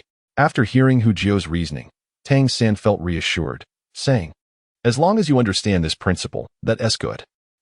I'll go find them tomorrow, Xiao Wu said with a peculiar smile. Hu Jiao, knowing her well, realized she was preparing to take advantage of the situation. For a moment, he silently mourned for Xiao Qinyu and his companions. The next day, Xiao Wu indeed brought them along, Xiao Qinyu, Lu Long, and Ling Feng. Brother Jiao, did you call for us? Upon seeing Hu Jiao, Xiao Qinyu inquired. Since recognizing Xiao Wu as their leader, they held a certain respect for Hu Jiao, recalling how he had effortlessly defeated Lu Long with a single strike during their last encounter, and being a support-type soul master only added to their admiration. Yes, Hu Jiao nodded, addressing Xiao Qinyu and the others. I have a fortuitous opportunity that could assist you in your cultivation. It's up to you to decide if you have the courage to accept it. Haha, Brother Jiao, there's no need for suspense. I, Xiao Qinyu, am not one to shy away from challenges. Just tell us what the opportunity is. Xiao Qinyu proclaimed boldly. Very well, but this matter pertains to a secret of mine. You will need to swear that what you see and hear today will remain confidential, even from your parents. Hu Jiao tapped the table, fixing his gaze intently on the three. Yes, think carefully before deciding if you wish to know. If my sister Xiao Wu discovers anyone is loose-lipped, don't blame me for being unkind. Xiao Wu interjected, adopting a serious demeanor to emphasize the gravity of the situation. Her warning was not in vain, as the expressions of Xiao Qinyu and his companions grew solemn. After exchanging glances, Xiao Qinyu nodded first, followed by Lu Long and Ling Feng. Swear it, Hu Jiao commanded, watching them intently. All right, I, Xiao Qinyu. I, Lu Long. Ling Feng solemnly vowed that he would not divulge a single detail of what he had witnessed today, otherwise, he would face divine retribution. Upon hearing this, Hu Jiao smiled at the trio, saying, indeed, keeping this a secret will serve you well, a truth you shall soon comprehend. With that, he summoned his carrot martial soul and crafted several accelerated cultivation carrots on the spot. Here, give it a try. Hu Jiao confidently presented the carrots to the three, also offering one to the eager Xiao Wu. Hu Jiao had carefully chosen Xiao Qinyu and his companions after considerable contemplation. Firstly, their character had been verified through both personal investigation and the original narrative, revealing them to be trustworthy individuals who would honor their commitments. Hu Jiao placed his faith in their integrity. Additionally, their affluent backgrounds assured him that they would be willing to invest in enhancing their cultivation speed once they confirmed the effectiveness of his carrots. Indeed, after they consumed Hu Jiao's carrots with skepticism and practiced briefly, their eyes sparkled with enthusiasm, as if they were ready to pounce on him. Stop! Hu Jiao raised his hand in defense. Just to clarify, I have no interest in men. Ha, we are all aware of that. Xiao Qinyu replied with a grin, casting a sly glance at Xiao Wu beside Hu Jiao. What are you looking at? Xiao Jiao is negotiating with you. Xiao Wu retorted in mock anger, her cheeks slightly flushed. Yes, negotiating. Brother Jiao, name your price, whatever you say goes. The son of the city lord declared with a grand gesture, exuding an air of confidence. Nearby, Lu Long and Ling Feng nodded in agreement. They had already experienced the benefits of Hu Jiao's martial soul. Although a 10% increase seemed modest, the actual assistance was substantial. Upon hearing this, Hu Jiao exchanged a knowing smile with Xiao Wu, who then addressed the trio. You should be aware that Xiao Jiao's carrots consume soul power, which will slow down his cultivation speed. Hence, I have decided to sell each carrot for 1 gold soul coin. 1 gold soul coin is a fair price. Xiao Qinyu readily accepted without hesitation. In an instant, Xiao Wu realized she had undervalued her asking price. Cursed wealthy individuals. Brother Xiao, I would like another. She handed over 2 gold soul coins, even paying for the one she had just consumed. I want one too. In no time, Hu Jiao had amassed 6 gold soul coins, far surpassing the earnings from Tang San's labor. Chapter 25. A long half-year ha-ha. I finally have money. Xiao Wu. Tomorrow I shall take you out to indulge in delicious treats. After the transaction, Hu Jiao gleefully toyed with his gold soul coins, generously addressing Xiao Wu. Yes, yes. I want to buy candied hawthorn, sugar figurines, and more. In an instant, Xiao Wu meticulously planned out how to spend Hu Jiao's earnings. Not a problem. Hu Jiao had always been generous towards Xiao Wu, showing no concern for money. That evening, as was his custom before retiring, Hu Jiao glanced at the hanging panel. However, this time, he was astonished and nearly jumped in surprise. 102 years. Indeed, it was 102 years. Gazing at the elevated soul ring hanging position, Hu Jiao felt a surge of excitement. Initially, he had anticipated that his absorption of soul skills would enhance the hanging speed by merely 10%. To his astonishment, it had doubled. This was truly fantastic. Considering this, doesn't it imply that in just over a year, one could elevate their soul ring to a 1,000-year level? How significantly would that enhance the cultivation speed? I await with anticipation. Several months later, in a secluded location, a figure stands with closed eyes, exhibiting a serene expression. Suddenly, this figure opens his mouth, and a phantom faster than lightning flashes by, causing a fruit before his gaze to vanish in an instant. Ugh! It was incredibly sour. The individual in question is Hu Jiao. Over the span of 6 months, Hu Jiao's height has surged significantly, rendering him akin to a burgeoning adolescent. Today, he has ventured here alone, driven by the desire to test the upgraded external soul bone. His external soul bone manifests as a tongue, which prior to the enhancement was of little utility, capable of extending merely half a meter and lacking in both hardness and offensive power. However, post-upgrade, his tongue can now project an impressive 5 meters, exhibiting a resilience akin to that of cowhide, impervious even to ordinary blades. Though its offensive capabilities remain somewhat lacking, it would undoubtedly prove effective for binding an opponent if the need arose. Hu Jiao assessed its utility with a faint air of dissatisfaction, his tone still rife with disdain. The external spirit bone had always been a source of shame for him, not due to its rarity or the fear of theft, but rather because he felt embarrassed to wield it against an opponent. If faced with a beautiful woman, he might consider using his tongue to ensnare her. But what if the adversary were a man? Ugh, enough of that. Having spent over half a year at Notting Academy, his spirit power had ascended to the 20th level. Aside from lacking a second spirit ring, he had officially become a distinguished spirit master. This significant advancement in his abilities had coincided with the enhancement of his external spirit bone. Beyond his personal spirit power, the augmentation of his spirit rings and skills was most remarkable. Firstly, regarding his spirit rings, after months of diligent practice, he had extended the age of his spirit ring to 596 years, surpassing Tang San's first spirit ring in potency. At present, he had outstripped Tang San in terms of spirit power. Next, the spirit power meditation method, which he had recently elevated to level 7, had accelerated his cultivation speed by 60%. His rapid enhancement of spirit power could also be attributed to the augmentation offered by this meditation technique. His sensory enhancement technique had also reached level 7. Within a radius of 500 meters, he could discern even the most intricate scents, while his hearing allowed him to perceive sounds from up to a kilometer away. As for his vision, he had transformed into something akin to a telescope, capable of detecting large objects, such as trees, from 5 kilometers away. Of course, under ordinary circumstances, unless he stood at a higher vantage point, his view would be obstructed by various barriers. Moreover, since reaching level 7, his sense of touch had evolved into a remarkable form of perception. During his time at the academy, he frequently sensed an intensely concealed, domineering aura, akin to a compressed barrel of gunpowder, poised to explode with the slightest provocation. This aura, unmistakably belonging to Tang Hao, exudes a dominance that is unparalleled by anyone else, save for this concealed protector of Tang San. As for the realm of taste, it is better left unmentioned. Were it not for Hu Jiao's sealing of this ability, he might very well have perished from hunger by now. Furthermore, his mastery over soul power has surpassed the halfway mark of level 6, allowing him to navigate through any environment with remarkable ease. Aside from the treacherous terrain of volcanic lava, there exists no challenge he cannot overcome. The soul power within him has also enabled him to conjure new techniques. With the transformation of soul power into threads, He moves with the agility of Spider-Man, effortlessly ascending and descending. Since mastering this technique of soul power threads, his dexterous movements have rendered him elusive even to Tang San, who would struggle to capture him in a short span of time. Lastly, the pinnacle of his abilities is the chaotic cloak hammer technique, now at level 8.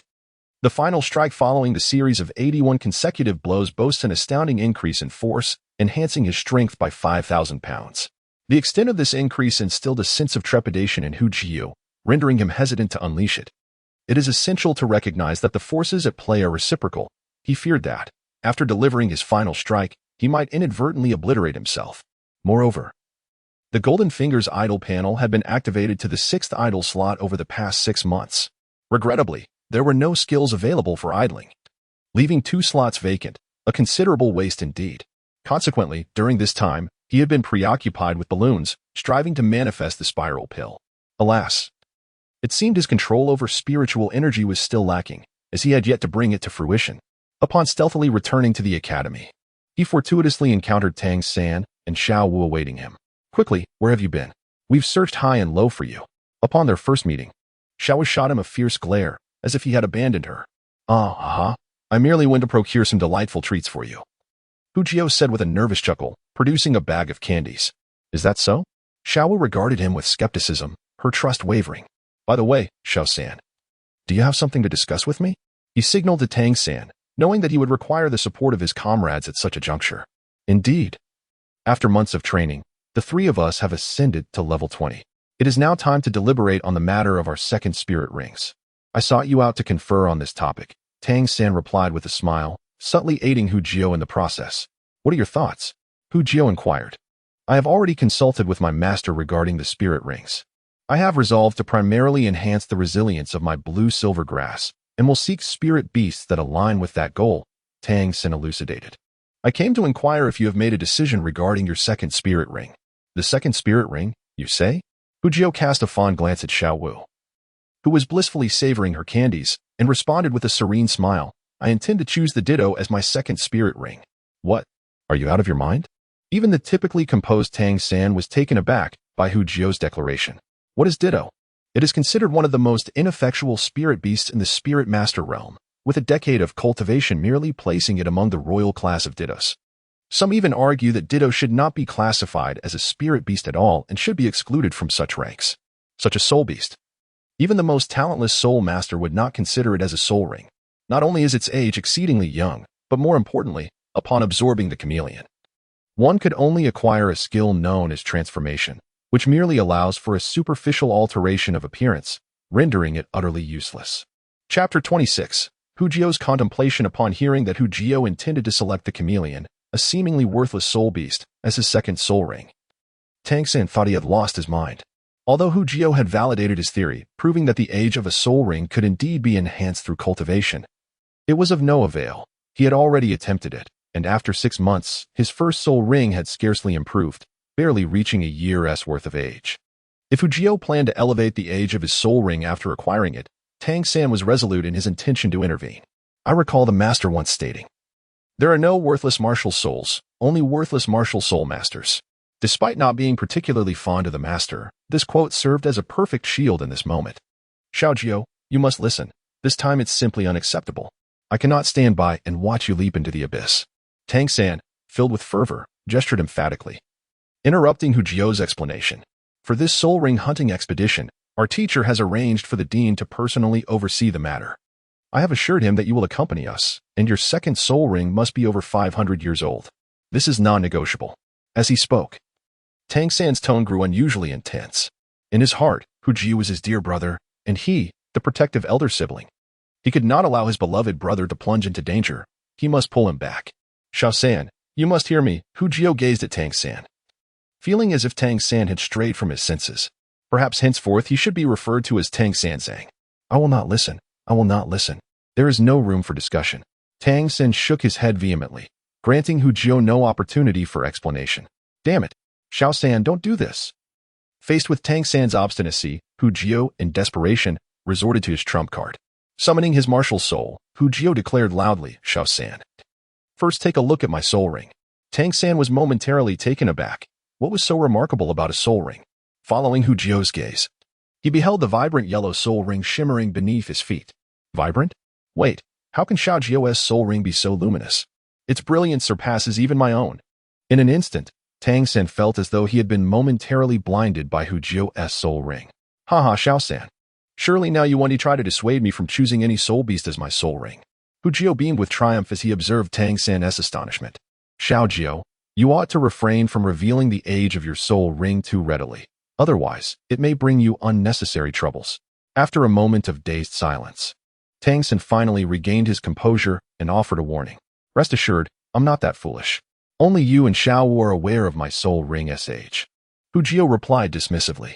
He was no fool, while the ability to enhance a martial soul through cultivation was noteworthy. He believed it far more prudent to focus on augmenting his own soul power. However, Hu Jiu's rapid advancement in the age of his soul ring was alarming. Within just half a year, it had increased by 400 or 500 years. If this were to be discovered by ill-intentioned individuals, he could very well find himself subjected to research and dissection. Xiao Jiu, while I am unaware of how you have managed to accelerate the age of your soul ring so swiftly, and I do not wish to pry, I must insist. Tang San gazed deeply at Hu Jiu. Everyone harbors their own secrets, and as a person with secrets himself, he understood this well. Yet even if you can effortlessly enhance your soul ring's age, I cannot permit you to select the chameleon as your second soul ring. What do you intend to achieve with the transformation skill? Xiao Jiu, I warn you, I promised old Jack I would look after you. And should I discover any wrongdoing on your part, I will not spare you. As he concluded, Tang San's tone turned stern. What can the transformation skill truly achieve? Without a second thought, Tang San could enumerate a multitude of dubious uses. As the elder brother, he felt a sense of responsibility. If Hu Jiu were to go astray, it would be on him for failing to safeguard old Jack's beloved grandson. Hu Jiu looked disheartened at Tang San. Elder brother, have you conjured some sinister thoughts? Why do you seem to ponder more than I? Yet, he found it difficult to clarify to Tang San. Should he confess that his choice of the chameleon's transformation skill was inspired by the presence of Xiao Wu? Even if he were to unveil this truth, Tang San would likely not acquiesce. Thus, this matter would remain locked within his heart, a secret he could not share with Xiao Wu, certainly. He could not approach her with, Hi, I already know you're a little rabbit. Fear not, I would never disdain you. To say such a thing may invite trouble. The reason Hu Jiu chose transformation skills as his second soul technique lies in his own considerations, primarily for the sake of Xiao Wu. In his heart, she has already become his own, and in due time, he hopes to naturally pluck this adorable little rabbit. However, before that, he must ensure her safety, not for any other reason, but to conceal her essence, preventing others from discovering that she is a transformed soul beast. This is especially critical regarding the spirit hall. Should they uncover her secret, the consequences would be dire. If the original storyline were to unfold, perhaps Xiao Wu would successfully acquire the heartbroken red, a celestial herb symbolizing pure love, through Tang San's connections, enabling her to mask her soul beast aura. Yet, that remains only in the original narrative. With his involvement now, he is uncertain how the subsequent plot will evolve. After all, even the protagonist Tang San's soul power has developed at a notably accelerated pace compared to the original tale. What if Tang San, displaying too much brilliance, were to meet an untimely end? In his quest to find a method to obscure Xiao Wu's identity as a soul beast, Hu Jiu sifted through a plethora of materials, ultimately discovering a viable solution. He learned that while the transformation skill acquired from the Ditto may seem trivial, it possesses an inconspicuous hidden effect, the ability to alter one's aura. This particular insight was easily overlooked, but Hu Jiu's meticulous observation ensured he did not miss it. Although this alteration may not escape the notice of powerful beings with profound cultivation, it is important to remember that Hu Jiu has the capability to extend the lifespan of his soul rings. If 10 years is insufficient, then perhaps 100. If that too fails, he could attempt 1,000 years. While he remains uncertain whether Xiao Wu can conceal herself before a titled Douluo, it is certainly a better plan than doing nothing at all. Moreover, he has another strategy in mind, to adhere to the original growth path, hoping to obtain the celestial herb smoothly. That herb would yield significant benefits for both Xiao Wu and himself. Once he secures these advantages, he would no longer harbor any reservations about future endeavors. Regrettably, these thoughts must remain unspoken, buried deeply within his heart. In that moment, he felt an overwhelming sense of greatness, as if he were a grand hero or a valiant champion. He resolved that once he married Xiao Wu, he would certainly encourage her to bear several little rabbits as a means of gratitude. For a fleeting instant, Hu Jio gazed at Xiao Wu, who was joyfully munching on a carrot, and his thoughts wandered far into the distance. Chapter 27. Elopement? The following day, Hu Jio and Xiao Wu set out from the Nodding Academy at dawn, journeying westward towards the nearby city of Mado. Xiao Wu, are you truly determined to accompany me to Mado? It's quite a distance, and the journey will consume a significant amount of time. Hu Jio, sporting a hammer at his waist, observed Xiao Wu, who was bouncing ahead with enthusiasm. Of course, as a support-type soul master, I may possess some combat abilities, but I still need a bit of assistance. Hence, Sister Xiao Wu has graciously decided to lend you a hand, though I shall not do so for free. Xiao Wu turned back, her face alight with a smile as she gestured with her fingers. I demand 500 carats. After a brief moment of contemplation, she winked and added, No, I want 1,000, every single one of them. Haha, very well. I shall ensure you have a lifetime supply of carats. Hu Jio chuckled at her adorable antics. However, given that we are running off like this, do you think your good friend Tang San will hold it against you? Xiao Wu inquired with concern. Regarding Hu Jio's choice for his second soul ring, Xiao Wu was indifferent. In her eyes, no matter what soul ring he selected, she would respect his decision. Of course, this was contingent upon the carrots being exceptionally delicious. Don't fret. Xiao San won't have much to say once I acquire the soul ring. At worst, he'll scold me when I return. Hu Jio had already considered this matter thoroughly. Moreover, he held great optimism regarding the transformation skill. Indeed, a 10-year-old Ditto would not grant him particularly potent skills. However, what if he were to elevate the soul ring to a much higher level in the future? Would he not then possess the ability to transform into anything indistinguishable from reality? For a moment, Hu Jio's heart brimmed with anticipation. Before their departure, he had researched that Ditto was a specialty of the monster forest west of Mado City, where the most powerful soul beasts were merely around 100 years old. With both his and Xiao Wu's cultivation levels, they would handle it with ease. On this occasion, due to the company of Xiao Wu, Hu Jio decided to traverse on foot. What could have been a mere 2-day journey by carriage extended to 5 days of leisurely walking. Throughout their journey, the duo reveled in the beauty of the mountains and waters, as if their expedition was not for the purpose of obtaining soul rings, but rather a delightful excursion. A particular matter filled Hu Jio with immense joy. Their time spent together had led to a significant breakthrough in their relationship. As they strolled side by side, hands nearly touching, the only thing missing was the act of holding hands. It was not that Hu Jio lacked the courage, rather, Xiao Wu seemed to be perceptive. As every time he made a move, she would respond with an exasperated roll of her eyes, leaving him in a state of helplessness. Nonetheless, Hu Jio remained patient, aware that future opportunities would abound and that this moment was not to be rushed. Initially, Hu Jio believed their journey would proceed smoothly, for as the old adage suggests, in the world of wandering, the elderly, children, and women are not to be trifled with. He and Xiao Wu embodied 2 of these categories. Unfortunately, on the Douluo Continent, this adage seemed to lack recognition, as they soon found themselves in a predicament. As they neared Mado City, the thoroughfare became increasingly crowded with travelers, ranging from farmers carrying local specialties to merchant caravans, and occasionally, adventurers donned in the attire of soul masters. It was then that they encountered a group of affluent young brats. Hey there, young lady, where are you headed?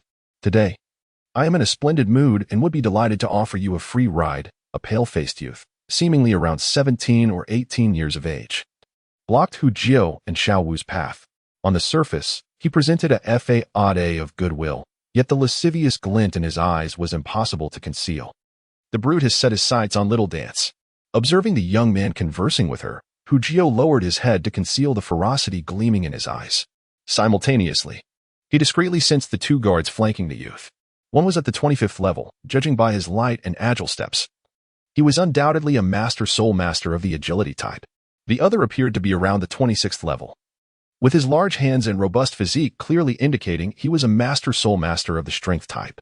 As for the young man himself, at merely the 18th level, he was a source of embarrassment. In an instant, Hu Jio had gleaned all this information through his enhanced perception, a skill honed to the 7th level. At that moment, the young man across was incessantly inviting Xiao Wu to join him in his carriage. Leave. Xiao Wu rarely displayed such a frigid demeanor, her tone icy. What did you say, you ungrateful little girl? I am the son of the Lord of Mado City, and you dare insult me. The young man's expression darkened significantly. In all his years, he had never been addressed in such a manner. Ma Wen, Ma Wu, he called out. Yes, Master Ma Feng. 2 attendants behind him responded respectfully. Seize this insufferable girl. I shall show her how to be taught a lesson. Humph, it's evident you are no good. Seeking a fight, are you?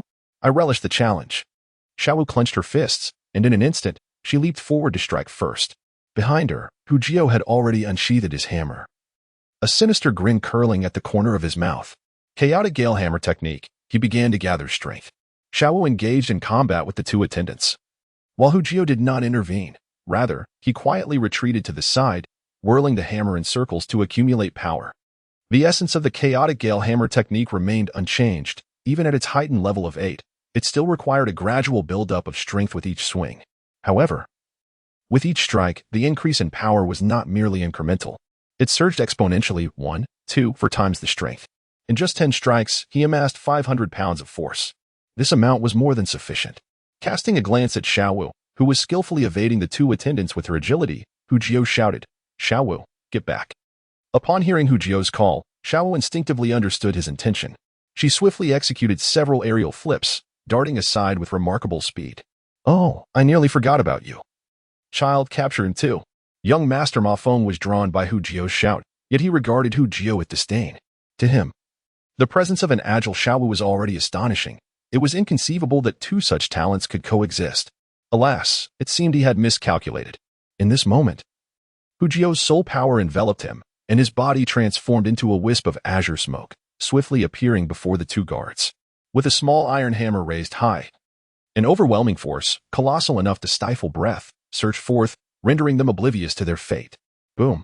The sheer weight of over 500 pounds was far beyond the capacity of mere level 20 soul masters to withstand.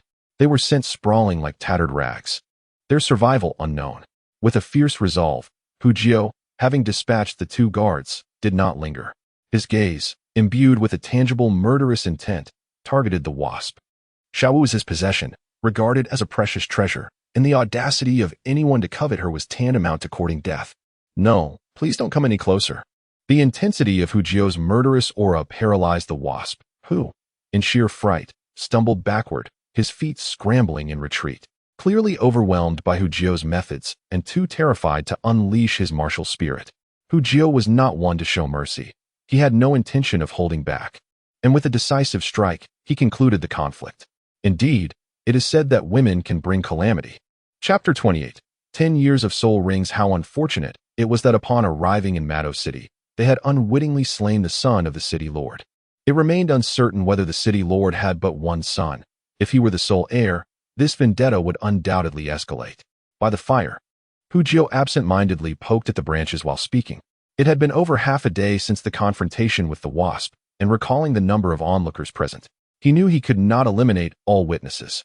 To avoid unnecessary trouble, he had hurriedly taken Xiao Wu and they had ultimately reached the fringes of the monster forest.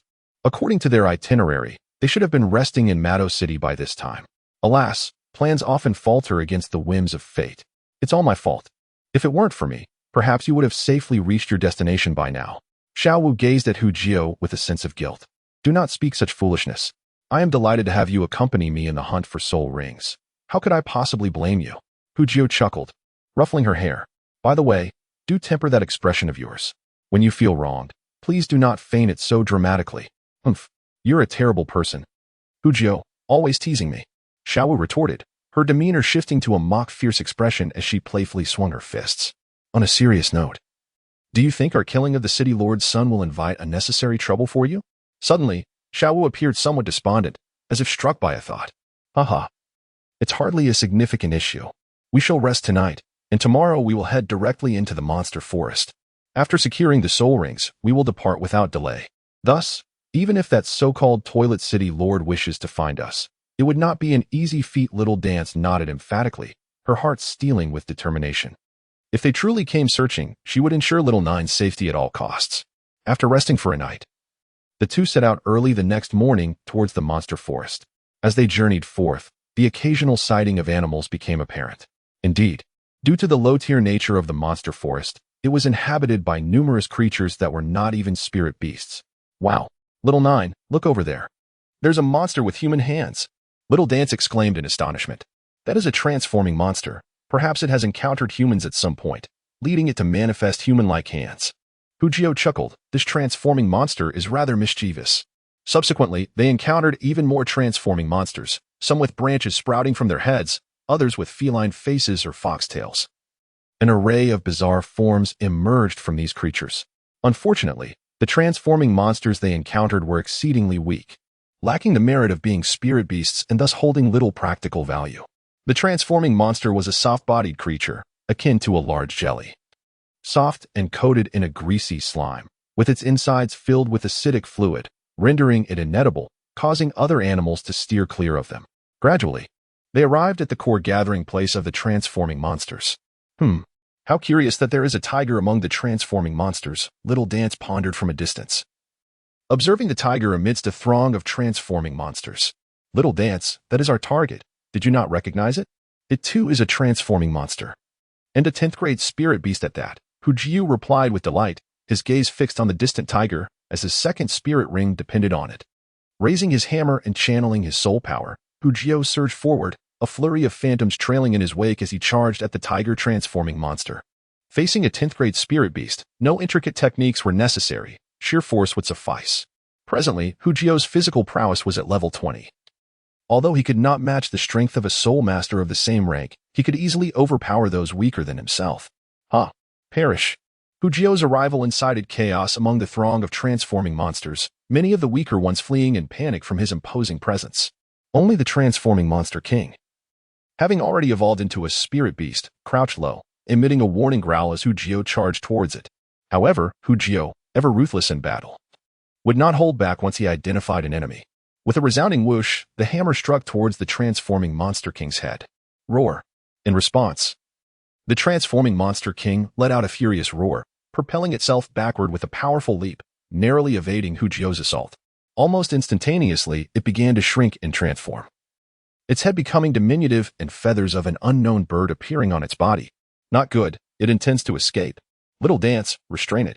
The speed of the transforming monster king's movements was astonishing, so swift that even Xiao Wu struggled to keep pace. In a single leap, it transformed into a large bird. Its speed remarkable. Observe my prowess, bow and arrow. Without requiring Xiao Wu's command, Little Dance, who had always been by his side for contingencies, sprang into action. Just as Xiao Wu retrieved his hammer, preparing for another strike, Little Dance darted forward, confronting the now avian transforming monster.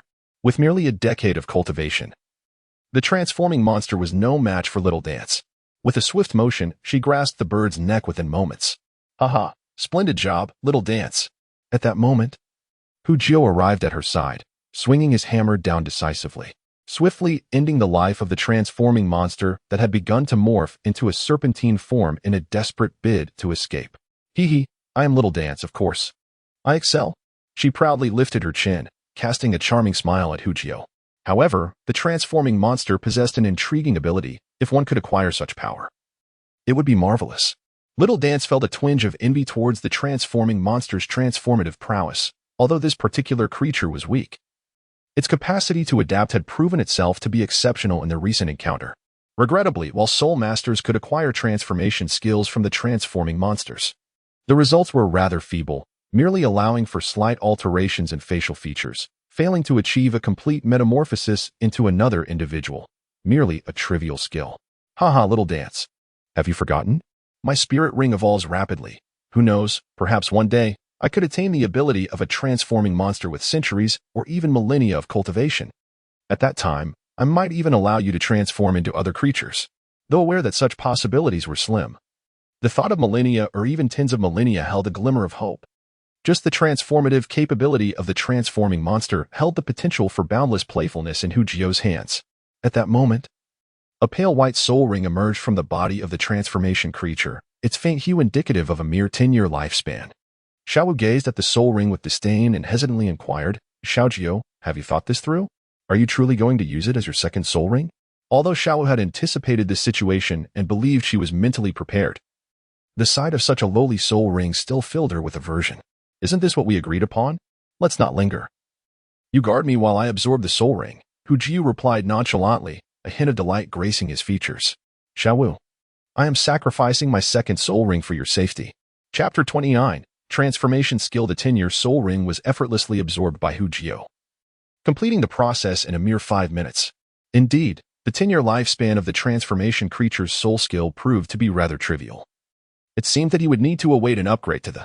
Feeling the slight increase in soul power within him, Hu Jio mused silently. Upon mentioning this, a vivid blue interface materialized before Hu Jio, shimmering with golden specks of light. Adjacent to the first soul rings, a second for the soul ring appeared. Seizing the opportunity presented by the activation of he examined the skill associated with his newly acquired second soul ring. This skill, aptly named Transformation, was already known to him. Its effect allowed for localized adjustments to his muscles, thereby altering his appearance. The effect was rather feeble, suitable for underhanded deeds. However, within the recesses of his mind, Hu Jio contemplated an alternative application of this skill. Adjusting his muscles, not only facially but elsewhere on the body, could this not, in essence, enhance his physical attributes? Furthermore, if the nervous system were to be augmented, would that not expedite his reflexes? As these thoughts swirled in Hu Jio's mind, the second soul ring successfully activated. In an instant, the image of the second soul ring appeared on the. With a lifespan of 10 years, neither a day more nor less, Hu Jio found himself somewhat amused as he glanced at the durations of his two soul rings. The first soul ring now stood at 606 years, while the second languished at a mere 10 years. Was this not a reversal of fortune? Xiao Jio, how is the new skill? Is it effective? Xiao Wu, who stood by as his guardian, eagerly inquired upon seeing Hu Jio open his eyes. Shaking his head, Hu Jio maintained a composed demeanor as he replied, "The effects are not particularly impressive, though it was anticipated." As he spoke, a soft crimson glow enveloped his visage, and under its illumination, his features subtly transformed. His nose elongated, his eyes widened, and his chin rounded ever so slightly. Such a minuscule alteration, at a glance. One might mistake it for Tang San. Xiao Jio, this is quite amusing. If one is not particularly familiar with Tang San, they might truly believe you are him. Xiao Wu clapped her hands in delight, exclaiming, "Let me have a carrot to taste, and I shall assist you in assessing its effects." In response to Xiao Wu's eager gaze, Hu Jio extended his right hand, activating the transformation of his second soul skill. As a delicate reddish carrot gradually materialized within his grasp, his carrot martial spirit possesses significant advantages, functioning both as a plant-type soul master and a food-type soul master. When he operates as a plant type, the effects of his soul skill apply directly to himself, eliminating the necessity of consuming the carrot, with but a thought. He can employ his abilities, and their duration is quite prolonged. Conversely, as a food-type soul master, he can bestow his skills upon the carrot for others to consume, allowing them to harness his abilities, albeit with a comparatively shorter duration. Presently, the transformation of his second soul skill permits one to alter their appearance for half a day. And during the skill's effective period, multiple modifications can be made until the duration concludes. Xiao Jio, your carrot is even more delectable. Unable to contain her excitement, Xiao Wu devoured Hu Jio's carrot, her eyes narrowing in bliss, transforming into charming crescent shapes. After consuming the carrot, subtle changes began to manifest in Xiao Wu's appearance. Her eyes elongated and narrowed, her nose thickened, her lips swelled, and her face elongated, rendering her an unmistakable reflection of Hu Jio. How do I look? Am I like your sister? No, perhaps I resemble your elder sister? After the transformation, Xiao Wu mischievously inquired. You resemble a younger sister indeed, Xiao Wu. You are far too youthful, Hu Jio chuckled lightly. I am indeed an elder sister, Xiao Wu retorted defiantly. Well, you can be whatever you wish. There will be ample opportunities to play later. For now, we must take our leave. Perhaps the city lord of Mado is already dispatching someone to seek us. Hu Jio gently tapped Xiao Wu on the head as a reminder. What are we waiting for? Let us hasten our departure. Otherwise, we shall find ourselves in trouble when they locate us. Upon hearing Hu Jio's prompt, Xiao Wu suddenly realized their predicament, given the trouble they had stirred up yesterday. They ought to vacate Mado City's vicinity without delay. Both were at the rank of 20-level Great Soul Masters, although Hu Jio was an auxiliary soul master. His physical prowess was not to be underestimated due to his training in the chaotic wind hammer technique. As they sprinted with all their might, the sound of the wind rushed past their ears as they sped towards Nodding City. Along the way, Hu Jio gazed at Xiao Wu with playful mockery. Xiao Wu, I have already acquired my soul ring. You are also at the 20 level. Having assisted me in obtaining my soul ring, it is now my turn to assist you. No. Xiao Wu immediately rejected without a second thought, only to realize her abruptness. She quickly offered an apologetic look to Hu Jio, stammering an explanation. I have already made arrangements for my second soul ring. In a few days, I shall receive it, so I want to trouble you. Oh. It is no trouble at all. You have assisted me countless times. Should you ever require assistance, do not hesitate to inform me. I will certainly help you. Hu Jio feigned nonchalance, yet inwardly he reveled in amusement, fully aware that Xiao Wu need not hunt for a soul ring. She was, after all, 100,000-year soul beast. Once she reached the requisite level, the soul ring would naturally be bestowed upon her, rendering the process quite effortless. Judging by the aura of soul power emanating from Xiao Wu, she likely already possessed her second soul ring. She merely chose not to disclose it to him. It seems this little rabbit is not so straightforward after all. Haha, truly, there is no need, Xiao Wu chuckled awkwardly. Very well. Just as Hu Jio was about to speak further, his ears twitched, and a frown creased his brow. Xiao Wu, we must head this way. There appears to be a situation ahead. Through sound and sensation, he had already discerned impending danger lurking ahead. The danger was aimed directly at them. Fortunately, Hu Jio possessed keen instincts. Otherwise, he would have collided head-on with them. Grasping Xiao Wu's hand, they veered off the main road, plunging into the underbrush, disappearing from sight. A mile away, two middle-aged men dressed as soul masters were hastening toward Hu Jio's original direction. One of them, adorned with a wild dog-like beard, intermittently flared his nostrils, as if scenting something. Xiao Wu, hurry, a little faster, they're closing in, Hu Jio urged anxiously. The two pursuers emanated a profound aura of soul power, indicative of their rank. Only soul masters above the 30th level possessed such a potent presence. Both he and Xiao Wu were merely at the 20th level. In a direct confrontation, they might not stand a chance. After all, while battling above one's rank could be exhilarating, it was fraught with peril. Cautious and composed, Hu Jio preferred to overpower the weak rather than engage in reckless confrontations. Can't shake them off? Xiao Jio, why not fight them? Xiao Wu exclaimed, her spirit ignited. She feared no battle and believed they could assess their odds once engaged. Fight. Even if we can't escape, wouldn't it be more rewarding to set an ambush? Chapter 30. The Return. Xiao Wu, we're not running anymore. Let us confront them. After a quarter hour of pursuit, Hu Jio resignedly realized that despite his ability to detect the enemy early, he could not elude them. He had employed numerous evasion tactics, yet none bore fruit. In desperation, Hu Jio steeled himself, deciding to confront the two foes head-on. Arriving at a modest earth mound, Hu Jio and Xiao Wu concealed themselves, preparing for a surprise attack.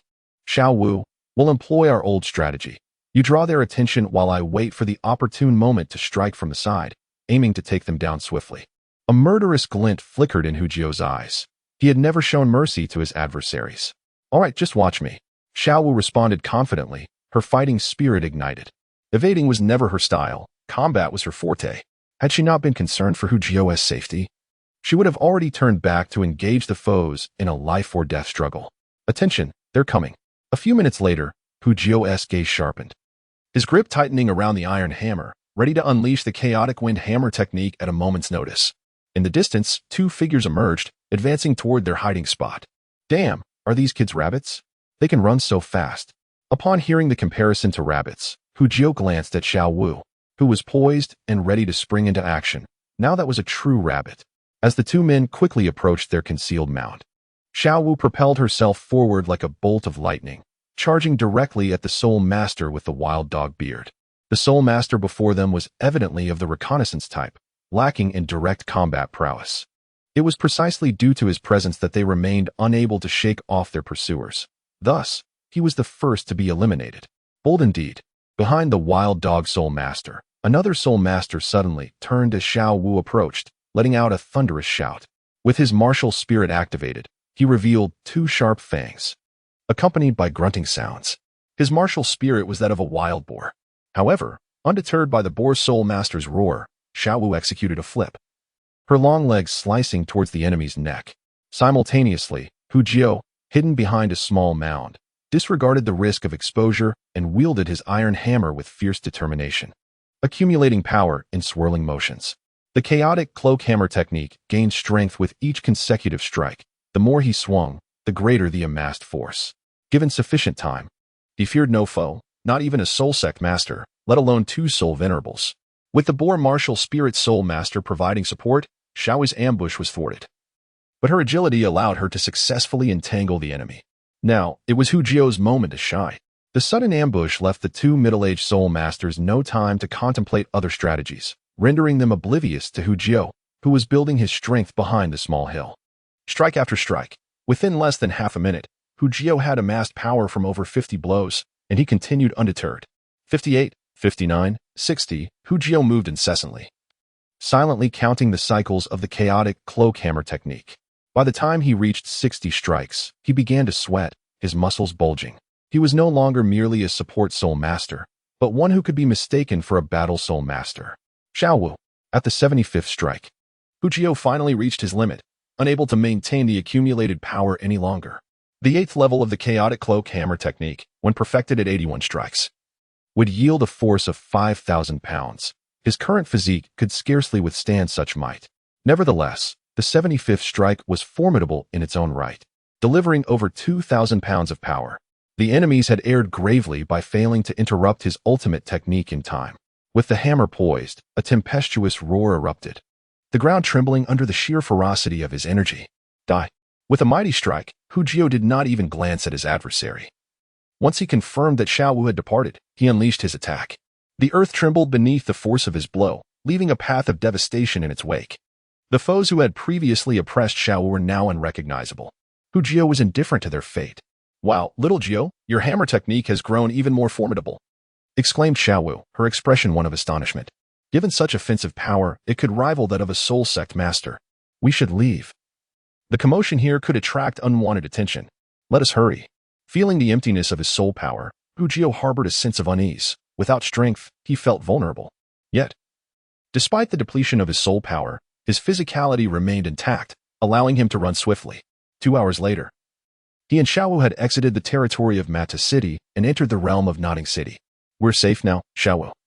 The people of Mata City cannot catch us." Hu Jio slowed his pace to a leisurely walk. It was a mere city lord they had encountered. Securing a reconnaissance soul master of soul sovereign rank was already quite impressive, considering the weakness of most reconnaissance-type soul masters, who rarely reached greater heights. "Little Jio, I wish to learn your hammer technique," Xiao Wu said. Hu Jio hesitated, recalling the image of her wielding a hammer. "This technique was passed down to me by Tang San's father. If you wish to learn, you might inquire with Uncle Tang how when we next meet." Xiao Wu was merely awed by the overwhelming power of the chaotic wind hammer technique. In reality, she would likely dismiss it later. Besides, mastering such a technique was no simple feat. Tang San, despite having witnessed the technique's higher manifestations and diligently practicing, had only reached the 64 hammer stage. At this juncture, aside from the last strike, the rest were virtually ineffective. "Oh, then forget it. I wouldn't bother asking Tang San's father." Xiao Wu huffed, her pride evident. Their relationship was not particularly amicable at present. Were it not for Hu Jio, they might have clashed already. "Ha ha, it's merely a hammer technique. Once your cultivation rises, such complexities will become unnecessary." Indeed, the chaotic wind was cumbersome. Until fully charged, its offensive capability was minimal, especially in urgent battles. Had Hu Jio not been prudent in allowing Xiao Wu to distract the enemies, he would have had no time to charge to 75 strikes. Indeed, this hammer technique is subpar. If the enemy is aware of its characteristics in advance, there is no chance to deploy it effectively. Xiao Wu raised her chin, displaying her disdain. You make a valid point." As Hu Jio nodded in agreement, he contemplated the effect of his next soul ring, just as Xiao Wu had articulated. While the chaotic wind hammer technique was powerful, it required time to execute and could not be interrupted. Thus, a skill that allowed for evasion of enemy attacks would be essential. In an instant, Xiao Wu's future teleportation skill flashed into his mind. It seemed to be possessed by the lightning rabbit. However, you wondered if Xiao Wu would permit him to hunt it, given that it was still a rabbit, after all. Aside from teleportation, he also considered flight. This ability would prove invaluable prior to achieving the status of title Douluo, as many soul masters lacked flight skills, providing a significant advantage in combat. Even among title Douluo, the disparity in speed between those with and without flight capabilities was considerable. However, such thoughts were premature, as he was merely at the 20th level. In the following days, Hu Jio and Xiao Wu encountered no significant troubles, taking 4 days to return to the academy. Before Hu Jio could rest, Tang San arrived in a flurry, his face etched with anger. "Haha, little San. It's been a while." Hu Jio greeted awkwardly. "Humph. You truly are something. Leaving without a word. Do you know how worried I was?" Tang San glared at Hu Jio, clearly displeased. He had not anticipated Hu Jio's audacity to venture alone for a soul ring hunt. Oh, but he was not alone. Xiao Wu was with him. However, could she truly match his strength? To Tang San, without his protection, Hu Jio should not have set foot outside. "Ha ha, it was just a hasty departure." Next time, I will be sure to inform you in advance. Hu Jio chuckled nervously. Did you obtain a soul ring? Tang San inquired, his tone tinged with melancholy. Given Hu Jio's nature, it was evident he would not return empty-handed. Indeed, the skill, shape-shifting, has reached its utmost limit, granting me unparalleled capabilities, a divine skill. Hu Jio's expression was one of exhilaration, as though he had stumbled upon a great fortune. Let us not even discuss whether it's a 10-year soul ring. What is the current effect of the skill? Tang San gazed at him intently, awaiting his response. Well, little San. Isn't it more pertinent to focus on the future rather than dwell on the present? Hu Jio's smile faltered slightly as he awkwardly redirected the conversation. Little San. I have a new idea. Would you lend me your insight? Though aware that Hu Jio was sidestepping the topic, Tang San recognized the importance of discretion and calmed his tone. What is your idea? You know the transformation ability of the shape-shifting skill is relatively weak in the early stages, but it is not without merit. I propose we enhance its application on muscle strength, thereby amplifying our power. Hu Jio looked at Tang San, hoping for validation of his sudden inspiration. Had Tang San not arrived, he might have begun experimenting already. That is worth exploring. I believe your idea is feasible. Although aware that Hu Jio often had peculiar ideas, each time he heard them, it still left Tang San astonished. Frequently, he found himself astounded by Hu Jio's imaginative concepts. All right, then I shall conduct some research. Hu Jio beamed, feeling a sense of relief wash over him. It seemed he had successfully navigated this hurdle. It was not that he feared Tang San, rather. He understood that Tang San harbored no ill intentions towards him. His anger stemmed from concern, fearing that Hu Jio's choice of soul ring might adversely affect his future development. These matters are well understood by Hu Jio. However, there are certain considerations he cannot disclose to Tang San, which has contributed to the current predicament. After Tang San departs, Hu Jio reclines upon his bed and commences experimenting with his transformation abilities. Beginning with his skin, under the keen observation of his extraordinary senses. Enhancing the density of his skin proves to be a simple task. A faint red glow dances across his skin, and he perceives a subtle tautness. Raising his arm to gaze upon the now firm skin, Hu Jio is instantly infused with confidence. What of the inferior spirit rings? There are only mediocre spirit masters, not inferior spirit rings. Moreover, he can also modify his neural pathways. As they grow larger and stronger, his body's reaction time will undoubtedly improve. However, he recognizes the necessity for caution in manipulating the nervous system, opting for a gradual approach. Subsequently, Hu Jio embarks on further experimentation, attempting to enhance every aspect of his physique through transformation. Fortunately, his transformation skill remains relatively weak. Otherwise, he could have encountered dire consequences. Through his trials, he discovers various applications of his transformation abilities. For instance, initially fortifying his skin increases its density, thereby augmenting his resilience against impacts. Additionally, by altering the muscles in his calves, he can attain greater speed in his running. Modifying the neural system in his hands allows for swifter movements. In just one night of experimentation, he uncovers numerous applications for his transformation abilities. The following day, upon learning of Hu Jio's return, the eagerly awaiting Xiao Wu and others rush to his door, brandishing golden soul coins and beseeching the purchase of his accelerated training carrots. Only those who have experienced the effects of Hu Jio's martial spirit can truly comprehend the remarkable nature of his abilities. It is akin to activating a booster. During training, one can feel the exhilarating surge of soul power increasing at an astonishing rate, transforming the arduous process of cultivation into an enjoyable pursuit. Over the past 6 months, due to their continuous consumption of Hu Jio's carrots, their cultivation levels have significantly advanced. Among them, Lu Long and Ling Feng each ascended 4 levels, attaining the status of 15th level soul masters, while Xiao Wu exhibited even greater prowess, elevating 5 levels to become a 16th level soul master. Such an acceleration in their progress was something they had never envisioned. In a few months, their graduation day will arrive, and it is rumored that several intermediate soul master academies have already reached out to them, promising to grant them free admission. Such treatment is something they have never experienced before. Thus, their enthusiasm for the instigator of it all is palpable. Brother Jio, you're back. Was your journey safe? Had we known you would be away for so long, we would have accompanied you. We have missed you dearly during this time. Xiao Wu, with a shameless grin, displayed no airs of being the son of the city lord before Hu Jio. Ah, I see you must be craving my carrots. Remember, before I left, I prepared an ample supply for you. How could you have consumed them all so swiftly? Hu Jio greeted them with a smile, for these individuals were his golden geese. having brought him several hundred to 1,000 gold soul coins thus far. Even with his generous spending, he still retained over 500 gold soul coins. He contemplated that once he amassed more wealth, he would purchase a storage soul guide. He had long coveted Tang San's 24 Bridges Moonlit Night. However, storage soul guides were rather pricey. He had inquired and discovered that even the smallest ones cost over 10,000 gold soul coins, a sum he had yet to achieve. Brother Xiao, as you know, we are nearing graduation. To secure admission to a prestigious academy, we have extended our training time. Previously, 1 hour of practice sufficed. But now we require at least 5 or 6 hours a day. Your carrots simply aren't enough. Lu Long's tone held a hint of melancholy, not out of sheer ambition, but rather due to the rapid advancement in their soul power recently, which had instilled hope in their families, compelling them to increase their daily training duration. Haha. That's the spirit. Look at me, your brother Xiao. My days are consumed with studying and training. In less than a year, I have already broken through to become a great soul master. I suggest you all put in more effort once your levels rise. You could at least become a noble lord without issue, Hu Jiao encouraged. Working hard is commendable. The more effort you exert, the more gold soul coins I can earn. Has Hu Jiao really been working hard? Xiao Chenyu and the others exchanged glances, seemingly only aware of his daily escapades with Sister Xiao Wu. Having thoroughly explored all of Nodding City. Chapter 32. The days without Xiao Wu. All right, consider yourselves fortunate. With my current soul power, I can satisfy your training needs all day long, provided you can afford it. Hu Jiao nodded. It would be foolish to pass up easy money.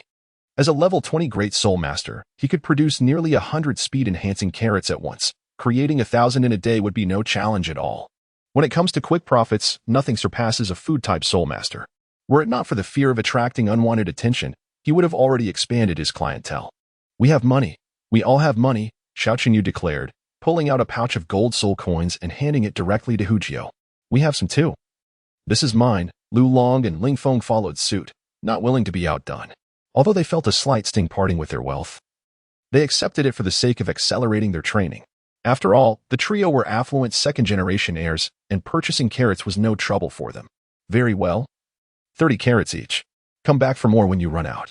I'll prepare 100 carrots at once, and the surplus shall be your discount, Hu Jiao stated. His carrots required no cost to produce, merely consuming some soul power, which would naturally replenish over time. By the time Xiao Chenyu and the others expressed their heartfelt gratitude and departed, night had fallen.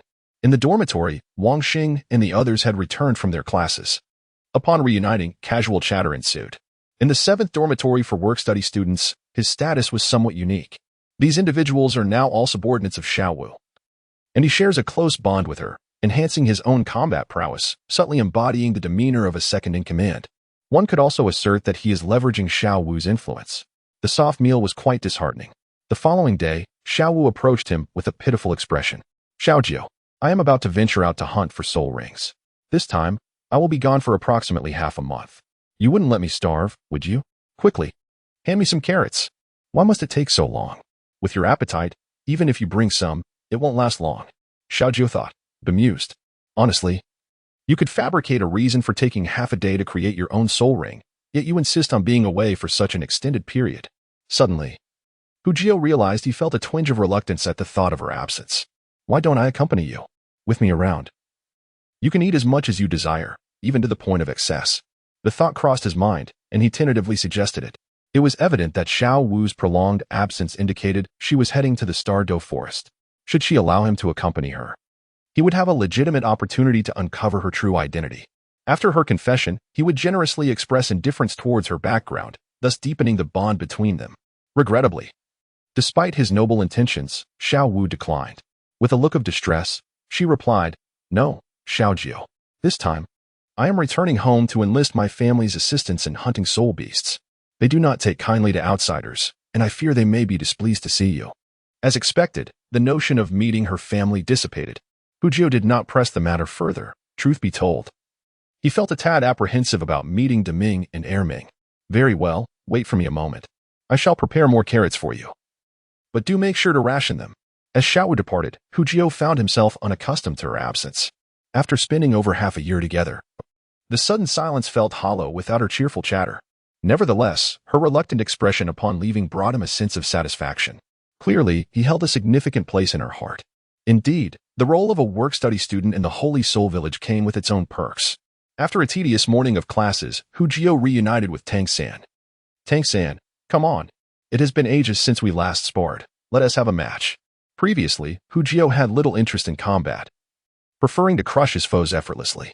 Countless invitations from Tang San had gone unanswered, for he would rather enjoy playful moments with Xiao Wu. However, with her absence, he sought to stave off boredom and improve his combat skills by extending the invitation. You wish to battle me? Tang San looked at him in surprise, his expression suggesting doubt about Hu Jio's mental state. Tang San, I caution you not to regard me with such skepticism. Otherwise, you shall witness my wrath. Hu Jio retorted angrily, having resolved to deliver a crushing blow to Tang San, one that would leave him incapacitated for quite some time. Fine, I stand corrected. Tang San conceded, noticing Hu Jio's irritation. But do you know what level I have reached? Hu Jio hesitated momentarily, recalling that Tang San had mentioned embarking on a soul ring hunt with the master and the dean.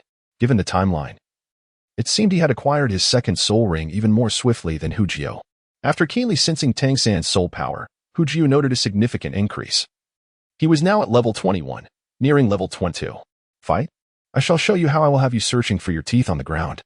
Hu Jio gritted his teeth, knowing the outcome could only be determined through combat. He remembered that Tang San's second soul ring skill was parasitism. With his 6th level soul power control, it would be a simple task to envelop himself in a layer of soul power. Thus, under prepared circumstances, Tang San's second soul skill would be rendered ineffective. Aha, let us do this.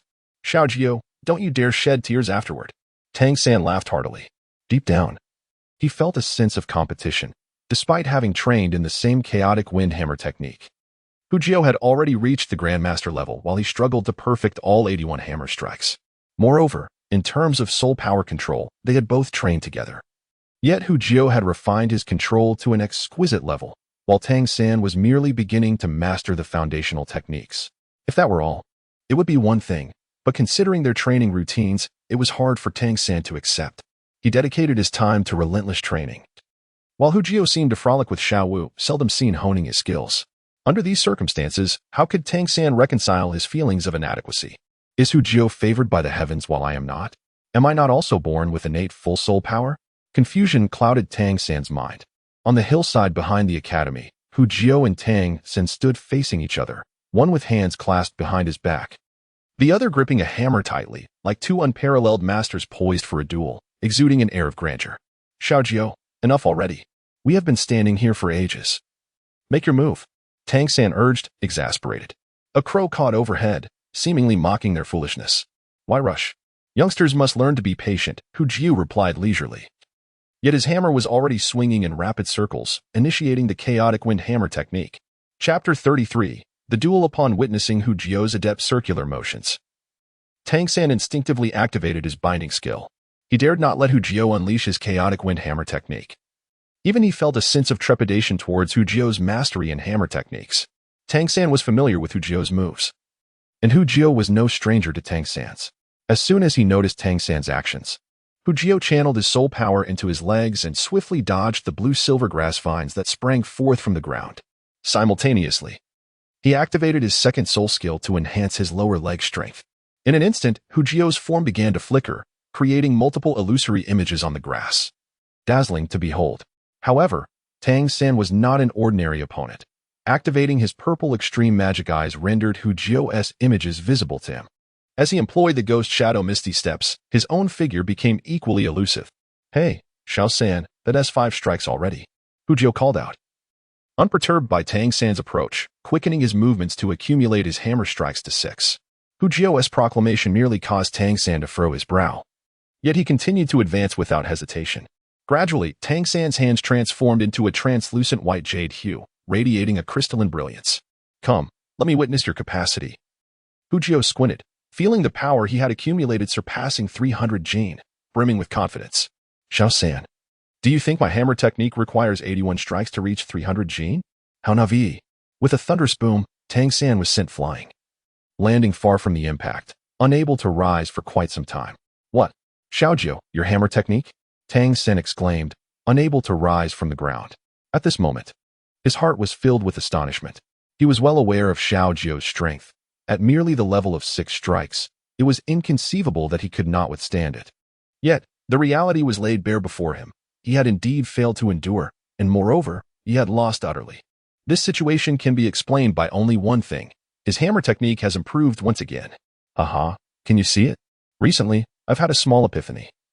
My chaotic cloak hammer technique seems to have leveled up, Hu Jio grinned. Observing the boastful Hu Jio, Tang San fell silent. His own hammer technique had been elevated by another. Inferior in skill, what could he do?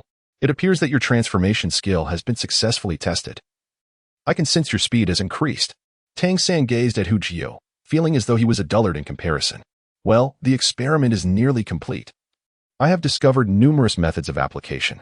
However, to enhance the skill's power, one must elevate the soul ring level. Casting a glance at the second soul ring, now upgraded to level 20, Hu Jio's face brightened with anticipation. If a mere 10-year limit yields such practicality, how much enhancement might a century's duration provide? Calculating the time, he realized that in just over a month, he could achieve an upgrade, and with the school holiday extending over 2 months, he had ample time. In the following days, Hu Jio entered a serious training mode, diligently manipulating water balloons to refine his soul power control for the skill. Currently, his offensive capabilities were limited to the chaotic cloak hammer technique, which left him quite dissatisfied. The technique's obvious shortcomings persisted. And despite his efforts to enhance his speed to offset this, results were still lacking. Thus, it was time for his self-created skill, the spiral sphere, to emerge. Mastery of soul power control was indispensable for its creation, as only with excellent control could the soul power be formed into a rapidly spinning sphere, generating devastating force.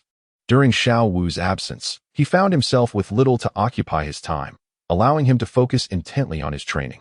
In just a few days, his soul power control had significantly improved. According to the monitoring panel, he was only a small fraction away from the next upgrade, perhaps before Xiao Wu's return. He would have already developed his spiral sphere skill. His manipulation of the water balloon soon piqued Tang San's curiosity. Xiao, what are you up to now? Tang San knew that whenever Hu Jio engaged in actions he could not comprehend, it signified the emergence of a novel idea, potentially a highly practical skill. On this matter, he seemed even more convinced than Hu Jio himself. Haha, it's nothing much. I merely think our control over soul power is still inadequate. I envision condensing the soul power to create rapid rotation, much like this water balloon, employing precise control to generate explosive force. Hu Jio smiled lightly, openly explaining to Tang San. Currently, he was vexed about how to make the water balloon explode. Having someone like Tang San, who possessed the Tang Sect's profound techniques, a system might yield unique insights. After all, his advantage lay in his passive training, even if Tang San were to master it. His progress would never match Hu Jio's speed. In his eyes, Tang San would forever remain the junior. That's quite an impressive notion. How did you come up with it? Tang San, astonished by the explanation, felt an urge to delve into Hu Jio's mind to uncover the source of his brilliance. Haha, the idea is certainly commendable, however. It appears somewhat challenging to execute. Aside from the minor weakness in soul power control, I have yet to experiment thoroughly with the specifics of this rotating explosion. In the world of ninjas, even a simple-minded character like Naruto could master the spiral sphere. There is no reason I cannot. Although he did have some external assistance, the theoretical foundation remains similar. If a concrete method of operation were available, given his current level of soul power control, he would have already met the requirements. Upon hearing Hu Jio's dilemma, Tang San furrowed his brow, mentally sifting through the techniques from his past in the Tang sect for anything that might aid Hu Jio. Bound by sect rules, he could not divulge the Tang sect's profound techniques, yet sharing a few minor tips was permissible, akin to exchanging martial arts experiences with a fellow practitioner. After a moment's contemplation, Tang San's eyes brightened. He recalled that some techniques within his crane control and dragon seizing skill aligned with Hu Jio's needs. Though not a perfect fit, the similarities were close enough that, with Hu Jio's intellect, he could undoubtedly develop his new skill. If Hu Jio succeeded in creating this skill, perhaps Tang San could benefit from it as well. It is worth noting that without the use of the Haotian hammer, his blue-silver grass had limited offensive power. Acquiring an additional attack skill would be advantageous for him too. Subsequently, Tang San casually found an excuse to share several key techniques from the crane control and dragon seizing skill with Hu Jio. In Hu Jio's eyes, the subtle techniques imparted by Tang San illuminated his vision with brilliance and wonder. Good brother, Hu Jio exclaimed, patting Tang San on the shoulder, his face reflecting heartfelt gratitude. While Tang San may have perceived these as mere trivial skills, to Hu Jio, they were treasures of immense value. Different perspectives naturally yield divergent values. Chapter 34. Soul Power Spiral Sphere. With Tang San's assistance, Hu Jiu diligently progressed through the training of bursting water balloons and inflatable balls over the next few days. He had now mastered the ability to condense a rapidly spinning sphere in his hand. However, the duration of this manifestation was rather fleeting, dissipating within mere seconds. Lacking the ability to sustain it for an extended period meant that he had yet to succeed in creating the skill. Nonetheless, he had accomplished the most challenging step. With continued practice, the explosive spiral sphere skill would inevitably emerge. The days spent in earnest study flew by, and before he realized it, 20 days had passed since Xiao Wu's departure. According to her, she would soon return. Haha, Soul Power Spiral Sphere launch. On the hillside behind the academy, Hu Jiu excitedly hurled the sphere, which appeared blurred due to its rapid rotation. With a soft thud, the spiral sphere struck the tree trunk a meter away, causing a small patch of bark to flutter to the ground. The power of the attack is vividly apparent. Haha, it has finally come to fruition. Hu Jiucai is indifferent to the strength of the attack. He only notices that the name of the Soul Force Spiral Sphere has appeared in the 5th idle slot on his interface. As for the rather unimpressive attack power, it can naturally be augmented by the idle interface. As long as the skill level is sufficiently high, even the heavens could be pierced.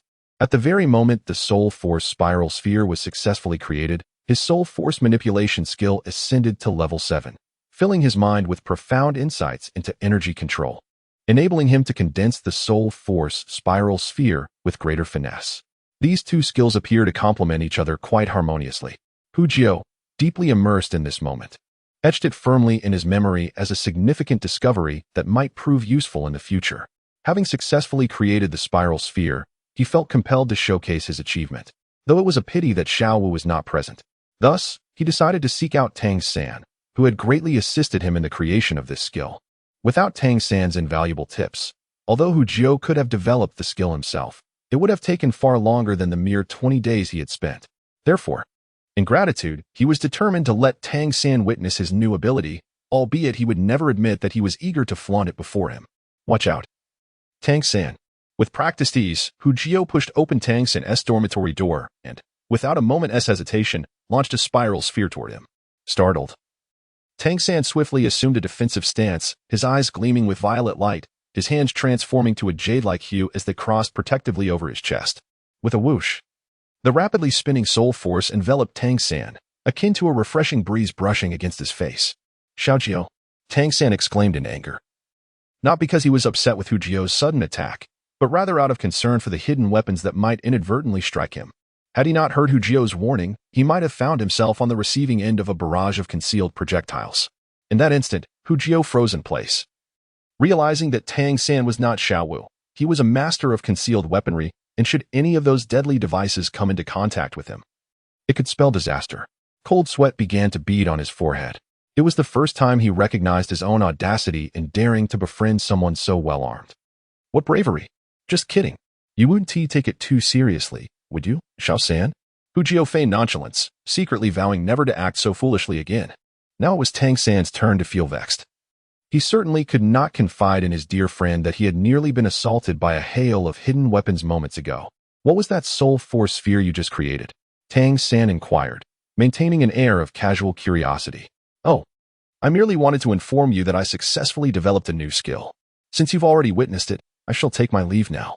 With a casual wave, Hu Jiu turned to exit, sensing that the atmosphere was not conducive to boasting. Such matters could be saved for another day. After all, with Tang San's current mastery of Soul Force, he would hardly be able to replicate this skill, so let him harbor his envy in silence.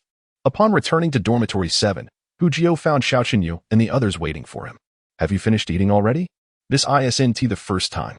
It seems you've all been quite diligent lately. Brother Jiu, I need to trouble you once more. I feel that my soul power is about to upgrade again. Xiao Qinyu said, excitement evident on his face. He was nearing level 17, and with a bit more effort, he might even reach level 18 before graduation. At that point, he could potentially attend the Martial Soul Academy. Of course. With someone managing the business, Hu Jiu was more than willing to oblige. Taking advantage of the fact that there were no other occupants in the dormitory, he immediately began to prepare the accelerated training carrots. Hey, what are you all doing? As Hu Jiu was engrossed in his work, the door to Dormitory 7 swung open, revealing a familiar, melodious voice. Xiao Wu, Hu Jiu exclaimed, looking up with delight as the figure he had longed for stood at the entrance. Giggle. Xiao, I'm back. Xiao Wu approached with a playful smile, her charming visage coming into sharper focus. Why have you been gone so long? I missed you, Hu said, reaching out to gently ruffle her hair. His tone natural and warm. I have something to attend to. You all continue with your tasks, Xiao Wu replied, her cheeks flushed, shyly retreating outside. Xiao, really? There are others present. How can you say such embarrassing things? Meanwhile, Xiao Chenyu and the others exchanged teasing glances, admiring her from the sidelines. What a wonderful girl she was, they thought, lamenting that she had fallen into the hands of Hu. Xiao Wu's return invigorated Hu, who quickly prepared enough carrots and shooed Xiao Chenyu and the others away. Eagerly, he set out to find Xiao Wu. The hillside behind the academy was their usual meeting spot, and Hu instinctively knew she would be there. Sure enough, when he arrived, he found Xiao Wu sitting on a rock, lost in thought. What's on your mind, so deep in contemplation? Hu inquired as he joined her on the stone. In the brief span of less than a month, he noticed that Xiao Wu seemed to have grown taller, now standing slightly above him. Oh, nothing much, she replied, her eyes flickering before breaking into a smile. Ah, could it be that during her absence, Deming and Erming had uttered something they shouldn't have? Knowing Xiao Wu well, he quickly deduced the cause. Perhaps her visit to the Star Doe forest had rekindled memories of her identity as a soul beast. Thus, there was but one remedy. Here, have a carrot. If one isn't enough, then two. Let us help you forget your worries. Chapter 35. Upgrade of the second soul ring. Xiao Wu, let me show you something. Once Xiao Wu had regained her spirits, Hu proudly extended his hands.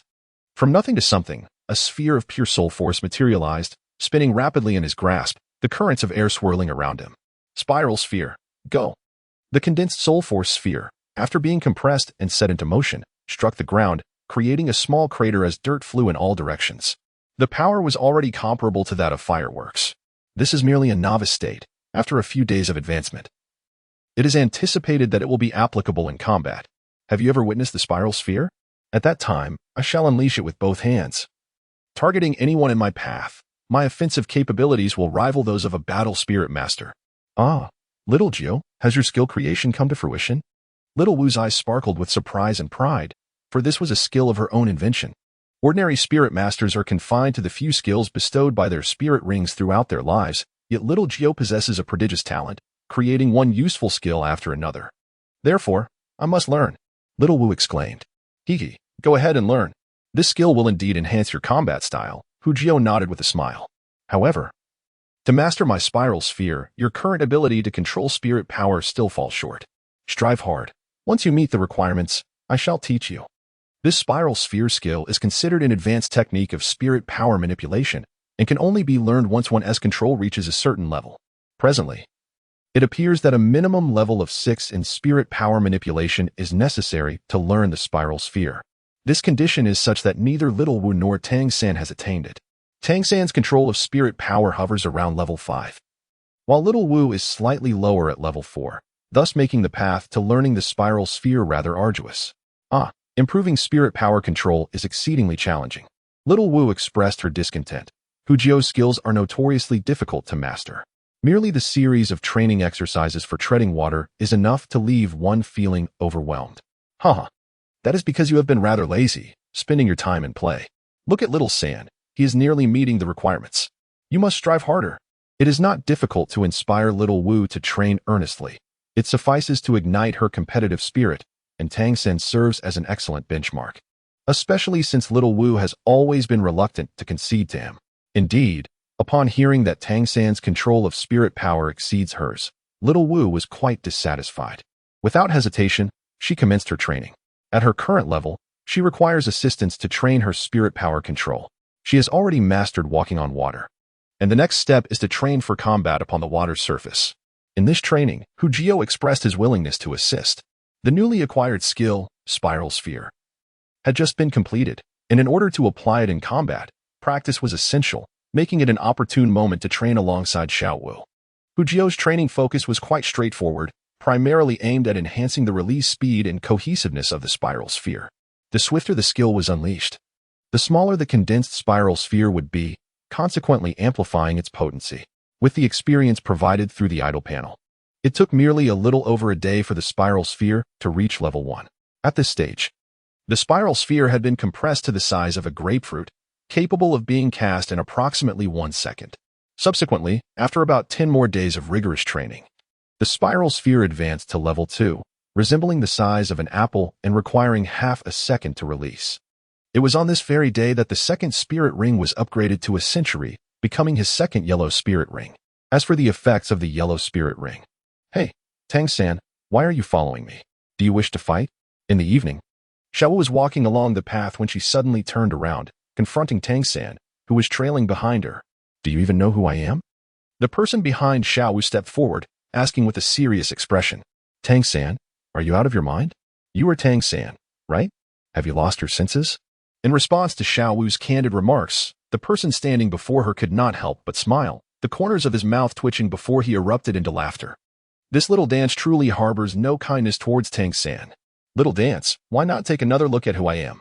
Following this, the figure's facial features and physique began to transform, and in no time, it had morphed into Hu Jio. Little Jio?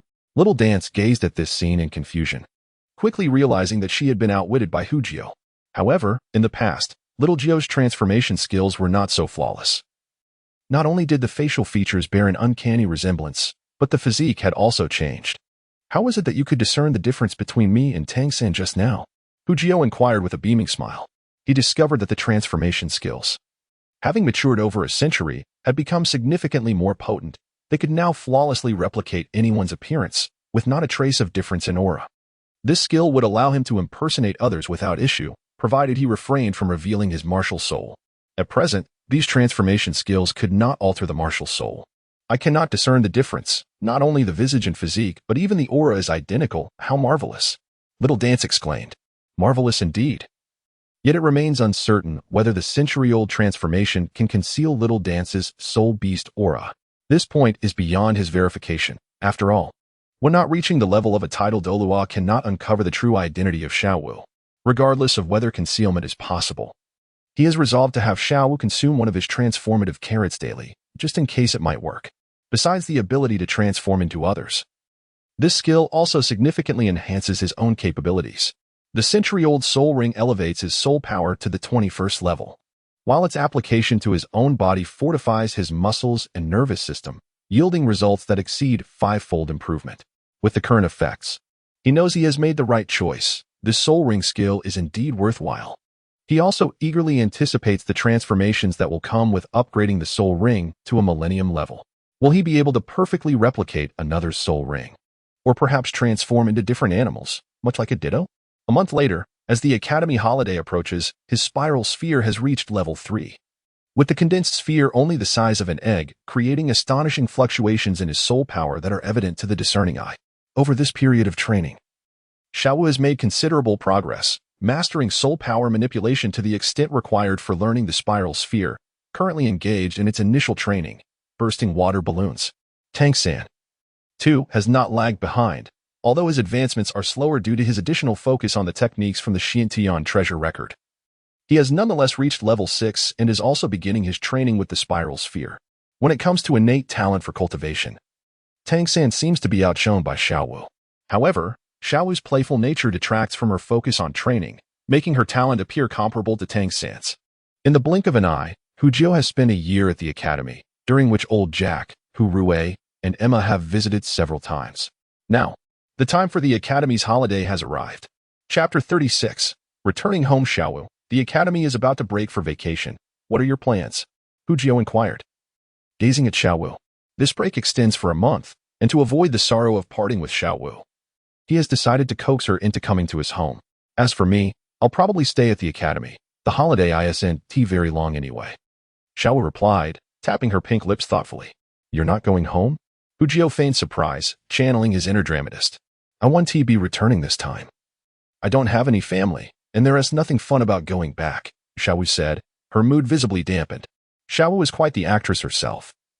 She previously claimed her family assisted in hunting soul rings, yet now she states she has no family. How casually she shifts her narrative. Ah, what a pity. After the holiday, I'll be heading home. I'll prepare some extra carrots for you in the meantime, so you won't run short, Hu Jio lamented. The two dramatists were diligently showcasing their acting skills. Initially disheartened by the thought of lacking carrots, Xiao Wu's eyes suddenly brightened as an excellent idea struck her. Hey, Xiao Jio, How about I return home with you after the holiday? Would you let me visit your house? She suggested. Knowing that the freshly prepared carrots could never compare to the pre-prepared ones. She, the little rabbit, only relishes fresh produce. To my home? Absolutely, you are welcome anytime. Although he was already quite confident, the success of his plan still surprised Hu Jio, for being with Xiao Wu is far more enjoyable than being with that man. Tang San. Well then, it's settled. We'll go to your home, Xiao Wu affirmed with a nod. As a rabbit, she does not concern herself with societal conventions. Many things she does are simply based on her preferences. Her fondness for carrots naturally draws her closer to Hu Jio. Perhaps, this is the advantage of being a caretaker? 3 days later, Xiao Wu, Tang San, and Hu Jio set off together on their journey home. As 3 level 21 Great Soul Masters, their travel speed is naturally swift. And within just 2 hours, they come upon the outskirts of Holy Soul Village. Upon seeing the entrance to Holy Soul Village, Tang San's eyes sparkled with anticipation. In this life, he yearned for familial affection. Throughout the past year of his studies, each time Hu Jio's family visited, he felt a profound sense of loss. For his father, Tang Hao was absent. After a year apart, he could hardly contain his eagerness to see his father again. Beside him, Hu Jio observed Tang San's demeanor and silently shook his head, thinking, "Oh, Tang San, prepare for disappointment. Your father is a notorious abuser, who would rather shield you from afar than meet you face to face."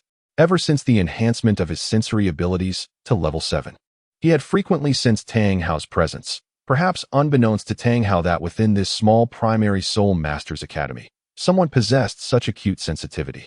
Of course, this was partly due to Tang Hao not meticulously concealing his aura. Otherwise, given Hu Jio's current cultivation, he would not have been able to detect it. Wow, Xiao Jio. Is this your hometown? It's so beautiful, exclaimed Xiao Wu, nibbling on a carrot, as she skipped ahead. Come on, we're almost home, Hu Jio replied with a smile, quickening his pace. Upon reaching a fork in the path, Hu Jio glanced at the visibly excited Tang San, feeling a pang of sympathy for the impending disappointment he was about to face. After some contemplation, he resolved to accompany Tang San. Xiao San, let us go see Uncle Tang Hao together. I brought back some fine wine from Nanning City, having earned some money from selling carrots to Xiao Yu and others. He had indulged in a shopping spree before returning home, purchasing gifts for his family, particularly for his father, Hu Rue, who had nearly emptied the cellar in pursuit of mastering Tang Hao's erratic hammering technique. All right, let us go together, Tang San nodded. Aware that there were still numerous items belonging to Hu Jio in his 24 bridges under the moonlight, they would first visit his father and then head to Hu Jio's residence. Arriving at the western side of the village, the trio reached Tang San's home. Dad, I'm back. Tang San rarely exhibited such a childlike demeanor, which was quite uncommon. He typically presented himself as an old soul, remarkably composed. Eagerly, he pushed the door open, only to be met with silence inside. Suddenly, the door curtain to the inner room was drawn aside, revealing old Jack's face. Grandpa Jack, exclaimed both Tang San and Hu Jio in astonishment, one genuine and the other feigned. Grandpa Jack, where's my father? Upon seeing old Jack, Tang San was gripped by an uneasy premonition, prompting him to inquire anxiously. Old Jack held a letter in his hand, and, upon hearing Tang San's question, offered a wry smile, saying, You see, this is from Tang Hao. It seems he has already departed. Tang San hurriedly took the letter, his eyes glued to its contents. A mere few lines left him in a daze for half a minute, his expression gradually shifting to one of despondence. Don't worry, Tang San. Uncle Tang Hao will be fine. Just think of his hammering technique. He is no ordinary blacksmith. His departure surely pertains to some important matter. And you will meet again in due time, Hu Jio reassured him, patting Tang San's shoulder. Indeed, my father is likely not an ordinary person. His sudden departure must be for a reason. I should remain composed and wait for him to return at the academy. Tang San rallied himself, though the sorrow on his face remained unmistakable. Grandpa Jack, Xiao Jio, you both should head back. I'll bring the things to your house later. It's a bit messy here, so I'll tidy up first, Tang San said, folding the note in his hand. All right, I'll wait for you at home. Come over for dinner tonight. Hu Jio tugged at old Jack, who was about to speak, shaking his head to signal him to refrain from offering counsel. At this moment, Tang San needed solitude. They should not intrude. After leaving Tang San's residence, Hu Jio introduced Xiao Wu. Xiao Wu, this is my grandfather. You may call him Grandpa. Grandpa. This is Xiao Wu, my dear friend, visiting for a few days during the holiday. Xiao Wu shot Hu Jio a glance before sweetly addressing Grandpa Jack. She had heard Tang San refer to him in such a manner. Calling him Grandpa outright would be rather foolish. You mischievous little Geo, always picking on others. Ah, so your name is Xiao Wu? What a lovely girl. Make yourself at home here. If Geo gives you any trouble, just tell Grandpa, and I shall discipline him. Old Jack's expression was warm and benevolent. A well-behaved little girl like her would make a splendid granddaughter-in-law. Hee, thank you, Grandpa Jack. Xiao Wu playfully stuck out her tongue at Hu Jio, standing beside Old Jack, signifying her newfound support, cheerfully making their way home. Old Jack did not return to his own quarters. He was reluctant to part from his beloved grandson. At home, Hu Rue and Ima had long awaited the return of their son. Upon seeing Xiao Wu, their enthusiasm surged, momentarily disregarding Hu Jio. Chapter 37. The Meteor Hammer. That evening, Tang San arrived at Hu Jio's house. After a half-day's adjustment, the traces of disappointment had vanished from Tang San's face. Hu Jio retrieved the gifts he had purchased from Tang San's 24-moon bridge, tobacco leaves from Grandpa Jack, fine wine from his father Hu Rue, and beautiful garments from his mother Ima. Although he had been scolded for his extravagant spending, the elders received the gifts with delight. Haha, it didn't cost much. Have you forgotten? My martial soul is of the food type. Earning a bit of pocket money is quite easy, so I haven't squandered. Hu Jio explained with a smile. He briefly mentioned his ability to earn money, as he had prepared to leave a bit more behind to improve their family's living conditions. Upon returning to Holy Soul Village, after a few joyful days of wandering with Xiao Wu, Hu Jio began to attend to his own matters. Ever since the chaotic wind hammer technique had reached level 8, he had clearly felt that the spare hammer he had taken from Tang San's home was no longer suitable. It felt light in his hand and could not fully unleash his strength, significantly impacting his capabilities. Previously, he had lacked the time. Now, with the academy on break and Tang San, the blacksmith prodigy, available to assist, it was the perfect opportunity to have a new hammer crafted. Perhaps it should not even be called a hammer anymore. You want a hammer with a spherical head, complete with spikes? Upon hearing Hu Jio's description of the weapon, the look in Tang San's eyes shifted significantly. Isn't this a meteor hammer? What kind of ruthless individual could conceive of wielding such a weapon? Can it truly be crafted? Noticing Tang San's hesitant gaze, Hu Jio inquired. Indeed, it can be made, but are you certain you wish to employ this weapon? Once the meteor hammer is unleashed, it invariably results in either death or injury. Tang San hoped Hu Jio would contemplate this matter seriously. Of course, as a weapon, its purpose is to take lives. A lethal weapon should be as ruthless as possible, Hu Jio asserted with conviction. When confronting an enemy, one must be merciless, if necessary. It is best to eradicate them completely. Showing mercy to foes is tantamount to jeopardizing one's own life. Very well, however, the weapon you desire is rather heavy. Crafting a hammerhead weighing 100 pounds will take considerable time. Please assist me. Aware that Hu Jio understood the gravity of the situation, Tang San ceased his objections. My dear brother, do not underestimate the ruthlessness. Who could rival the lethal ingenuity of the Tang sect's hidden weapons? He himself is not devoid of malevolence. All right, I shall lend you my assistance. Ensure that the hammerhead is crafted to perfection. In the future, I shall seek materials that allow for a retractable handle to replace it. A meteor hammer with an iron chain is his favored weapon. Under the control of his 7th-level soul power, the chain can maintain the handle's position, and its adjustable length enables both ranged and close combat, albeit its appearance may be somewhat unappealing. When he first envisioned this weapon, an image of a colossal, bare-bodied giant wielding a meteor hammer larger than his own head sprang to mind. What a sight that would be! The raw materials for forging iron are readily available at Tang San's home. To craft the weapon for Hu Jio, Tang San generously brought forth all the pig iron available to him and began to forge with fervor. The initial step in weapon crafting involves refining the pig iron, and in this endeavor, Hu Jio could also lend his assistance. A massive pile of pig iron, the size of a barrel, was heated to a fiery glow as Hu Jio and Tang San collaboratively engaged in the forging process. In this creation, the combined strength of the two individuals is fully manifested. As Tang San strikes the iron block, it indeed shows a noticeable indentation, yet it does not appear particularly remarkable. In contrast, when Hu Jio delivers his blows, it is an entirely different spectacle. With each strike, the cast iron yields to him as if it were mere clay, each hammer leaving behind a gaping hole. With every impact, a resounding echo reverberates, accompanied by the tremors of the anvil. Each time his hammer descends, the ground beneath Tang San quakes, and dust cascades down from the ceiling in a flurry. This scene plunged Tang San into profound astonishment.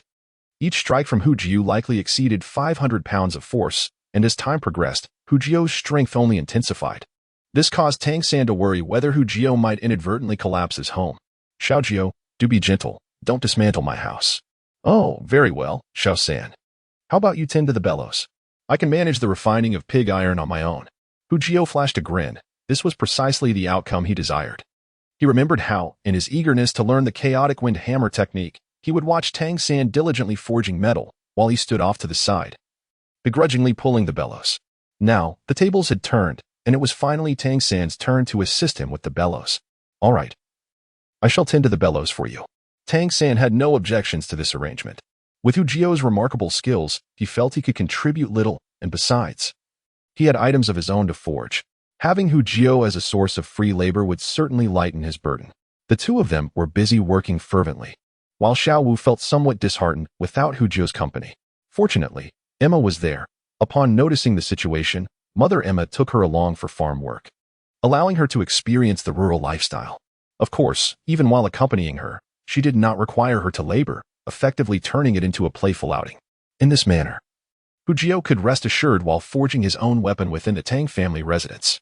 Over the course of an entire week, Hu Jio and Tang San meticulously refined the raw iron, transforming a chunk the size of a water bucket into a sphere no larger than a small ball. At this juncture, it can no longer be referred to as pig iron. It is more aptly termed refined iron. This refined iron is wrought into a lustrous, obsidian hue, unmistakably distinguishing it from ordinary iron. The subsequent craftsmanship falls into the capable hands of Tang San, who, apart from the guidance of Tang Hao, has also spent nearly a year honing his skills at a blacksmith shop in Notting City. In terms of craftsmanship, even seasoned masters cannot rival him. Otherwise, Hu Jio would not have sought Tang San's assistance in forging weapons. He is not lacking in wealth and could easily enlist any blacksmith's help without such exertion. Indeed, Tang San's skill is remarkable. In his hands, refined iron undergoes transformations with each passing day. To Hu Jio's astonishment, he watched as formidable spikes gradually emerged from the spherical form, leaving him utterly bewildered as to how these spikes materialized. After a fortnight, Hu Jio gazed at the sharp meteor hammer in his hands, his face aglow with joy. The multitude of spikes on the hammerhead filled him with immense satisfaction. This weapon, not merely intended for combat, instills a sense of dread merely by its appearance. One can scarcely imagine enduring a single strike from it. This meteor hammer, if one must call it that, weighs a formidable 132 pounds, and were it not for the unorthodox technique of the wind hammer, which has subtly enhanced his physical prowess, he might find it difficult to wield. Holding it in his grasp, Hu Jio felt a sense of fulfillment. My friend, we shall stand side by side in battle for a long time to come, he murmured as he caressed the meteor hammer. Chapter 38. The reunion with Xiao Wu. After acquiring the meteor hammer, Hu Jio was eager to test its might.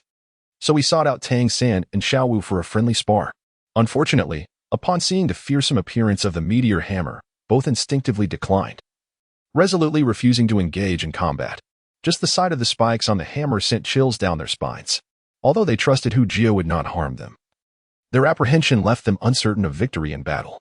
For a fight they could not win, neither Tang San nor Xiao Wu felt inclined to participate. Xiao Jio, I have completed the crafting of your weapon. Now it is your turn to assist me. I wish to forge some weapons as well, Tang San said with a warm smile.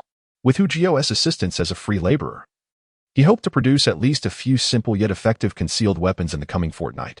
The images of various concealed weapons such as the willow leaf blade, money dart, bone-piercing spike, sand-shooting shadow, tightly strung flower crossbow, and Zhuge divine crossbow flitted through his mind. He was adept at coaxing Hu Jio into labor. Sure, no problem, Hu Jio readily agreed. Considering the meteor hammer a masterpiece of Tang San's craftsmanship, lending a hand felt trivial. Moreover, he was curious to see just how many concealed weapons Tang San could forge, regardless of their utility. He primarily wished to witness the renowned Tang sect's concealed weaponry. In the following days, Hu Jio entered a mode of relentless toil. He had not anticipated that Tang San would be such a taskmaster, demanding daily that he refine various iron ores without allowing a moment's respite. Hu Jio even began to wonder if the multitude of weapons crafted from these ores might fill Tang San's 24 moonlit bridges to capacity. Tang San is truly extraordinary. He has been laboring for so many days without a moment to spare for Xiao Wu. Speaking of Xiao Wu, Hu Jio revealed a peculiar smile. His mother, Emma, has been remarkably supportive, for reasons unknown, during the time he and Tang San were diligently toiling away in the blacksmith shop.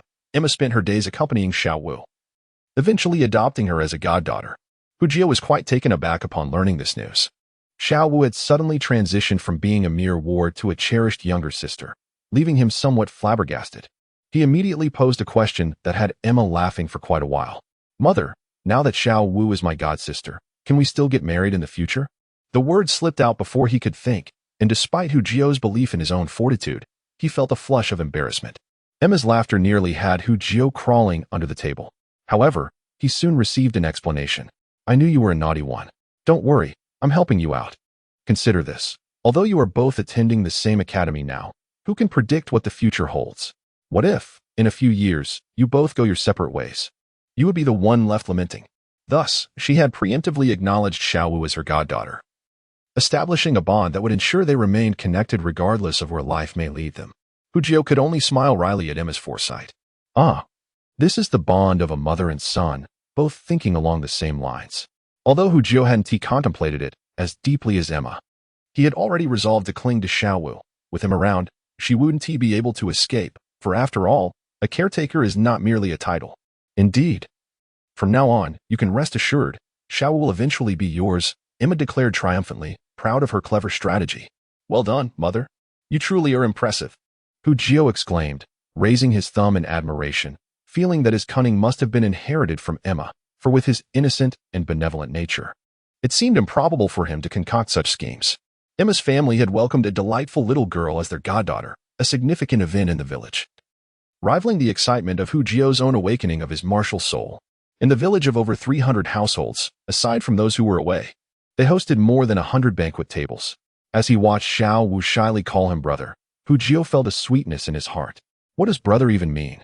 Soon, she would be calling him beloved brother. Hujio mused. "Xiao Wu," he called out. "What is it, Xiaojio?" Xiao Wu's familiar address remained unchanged. Aside from that one day she had called him brother, she had not done so again. "Let your hair down so I can see," Hujio requested, recalling how, upon growing up, Xiao Wu's hair had captivated him at that moment when it cascaded freely. Since he was now her godbrother, surely it was not too much to ask to see her with her hair down. What do you want to do?" Xiao Wu tilted her head, her face awash with curiosity. Did she think her braided hairstyle was unappealing? "Oh, I simply wish to see," Hujio thought. Unsure how to articulate his reason, should he confess that he had been enchanted by the sight of her unbound hair in a past life? Let me think about it," Xiao Wu playfully replied, tapping her lips with her finger. "Oh, you must be hungry. Here, have a carrot." Upon seeing her gesture, Hujio understood immediately. He had observed that whenever Xiao Wu desired a carrot, she would point to her lips, which he found utterly adorable. "Hiki, that's more like it. If you want to see, just do it yourself. It's always such a hassle to untie these braids." Xiao Wu munched on the carrot, tilting her head to reveal her braided hair, signaling Hujio to assist her. He did not hesitate, stepping forward to fiddle with her hair for quite some time, finally managing to leave her hair down, albeit covered in sweat. Beautiful. Gazing at the gentle and graceful aura exuding from Xiao Wu, Hujio felt that all his efforts had been worthwhile. "Is it pretty?" Xiao Wu asked softly. "Very pretty." The holiday days always passed swiftly, and before long, a month had slipped away. As they prepared to part, both Xiao Wu and Emma were reluctant to say goodbye. Emma truly regarded the adorable little girl as her own daughter. "Xiaojio, once you arrive at the academy, protect Xiao Wu. If you mistreat her, you will see how I will deal with you when I return," Emma said to Hujio with a serious tone. "Rest assured, mother, I will take good care of Xiao Wu," he thought to himself, remembering that she was a battle-type soul master, while he was merely a support type. How could he protect her? Hujio dared not voice this concern or ask. After bidding farewell to Emma, Hujio and Xiao Wu sought out Tang San, and the three of them set off together for the Nodding Junior Soul Master Academy. This year, they have progressed to the 2nd grade. Tang San possesses a spirit power of level 22, Hujio also at level 22, and Xiao Wu with a level of 21. Indeed, during this month-long holiday, both Tang San and Hujio each advanced by 1 level. Tang San, having acquired his 2nd spirit ring, was already on the verge of achieving level 22, while Hujio genuinely experienced a true elevation in his level. The automated interface allowed him to enhance his spirit power continuously for 24 hours, with the first spirit ring's absorption significantly accelerating his progress, further complemented by the high-level 7 spirit meditation technique, making any slow advancement impossible. Chapter 40. The Millennium Spirit Ring this year marks Hu Jio's second year of study at the Notting Junior Soul Master Academy, officially entering the second grade. The life of a second-year student was devoid of novelty. Owing to the automated interface, Hu Jio found himself with ample leisure time. Beyond attending his regular classes, he spent most of his time enjoying carefree adventures with Xiao Wu. In contrast, Tang San remained diligent, meticulously scheduling his training sessions and also finding time to learn theoretical knowledge from his master, keeping himself exceedingly busy. It is noteworthy that this year, both he and Xiao Wu were not admitted under the guise of work-study students. They financed their own education. Each was allocated a single dormitory room, just like Tang San. Hu Jio welcomed this arrangement, especially considering that Xiao Wu, being a girl, would not be comfortable in a mixed-gender dormitory. A year prior, his major clients, Xiao Wu, Lu Long, and Ling Feng, graduated, nearly jeopardizing his source of clientele. Fortunately, Hu Jio's quick thinking allowed him to negotiate that they would send representatives to transact with him in the future, each time securing a month's worth of supplies. After all, they had been trading for quite some time, and such high-quality clients were not ones he could afford to lose. The carrots he produced were hardly distinguishable from ordinary ones, capable of being stored for a month without issue, though prolonged storage did slightly diminish their flavor. This proposal was quickly met with agreement from Xiao Wu and the others. Before their graduation, Xiao Wu, at level 18, received a complimentary invitation to study at the Intermediate Academy of the Spirit Hall, while Lu Long and Ling Feng, both at level 17, also gained admission there. Subsequently, due to the intense training atmosphere and fierce competition at the Spirit Hall's Intermediate Academy, their demand for Hu Jio's carrots increased significantly. Each month, they brought him over 1,000 gold soul coins in revenue, transforming Hu Jio into a person of considerable means. Their affluent backgrounds and the perception of their potential value in cultivation led them to invest nearly all their wealth into their training. Otherwise, they might not have been able to afford Hu Jio's carrots. 3 months later, on a particular day, Hu Jio excitedly gazed at the purple spirit ring beneath his feet. After a year of relentless effort with his first spirit ring, it had finally evolved into a Millennium Spirit Ring, a long-awaited achievement that had tested his patience. This is indeed a Millennium Soul Ring, a rarity that even the protagonist Tang San possesses only a Century Soul Ring. Confidence swells within Hu Jio, who feels on the brink of defying the heavens. After experiencing the effects of the Millennium Soul Ring, he believes that instead of merely challenging the heavens, he might as well overturn them entirely. The extraordinary capabilities of his first Soul Ring elucidate Hu Jio's inflated sense of self. Upon transforming into a Millennium Soul Ring, the skill effect of his first Soul Ring now doubles his cultivation speed, lasting for an hour when consumed by others. For him, it becomes a passive skill with an eternal duration. The effect is astonishingly formidable, yet he must remain composed and low-key. After a moment of exhilaration, Hu Jio realizes the gravity of his Soul Ring's effects, necessitating utmost discretion. He can confide in only 2 individuals, Xiao Wu and Tang San. Furthermore, even when offering Tang San carrots in the future, he shall demand compensation, for who can tolerate his stinginess? He has not even instructed him in the Tang sex techniques. And does he not know that his idle position has remained unfilled for quite some time? As for Xiao Wu, that is a different matter. She remains financially dependent on him even now. Regarding Xiao Wu and the others, he will first ascertain whether he can diminish the cultivation effect of the carrots. If not, he may have to abandon this venture altogether. When it comes to personal safety, earning money is trivial, after all. He is no longer in want of wealth. How splendid!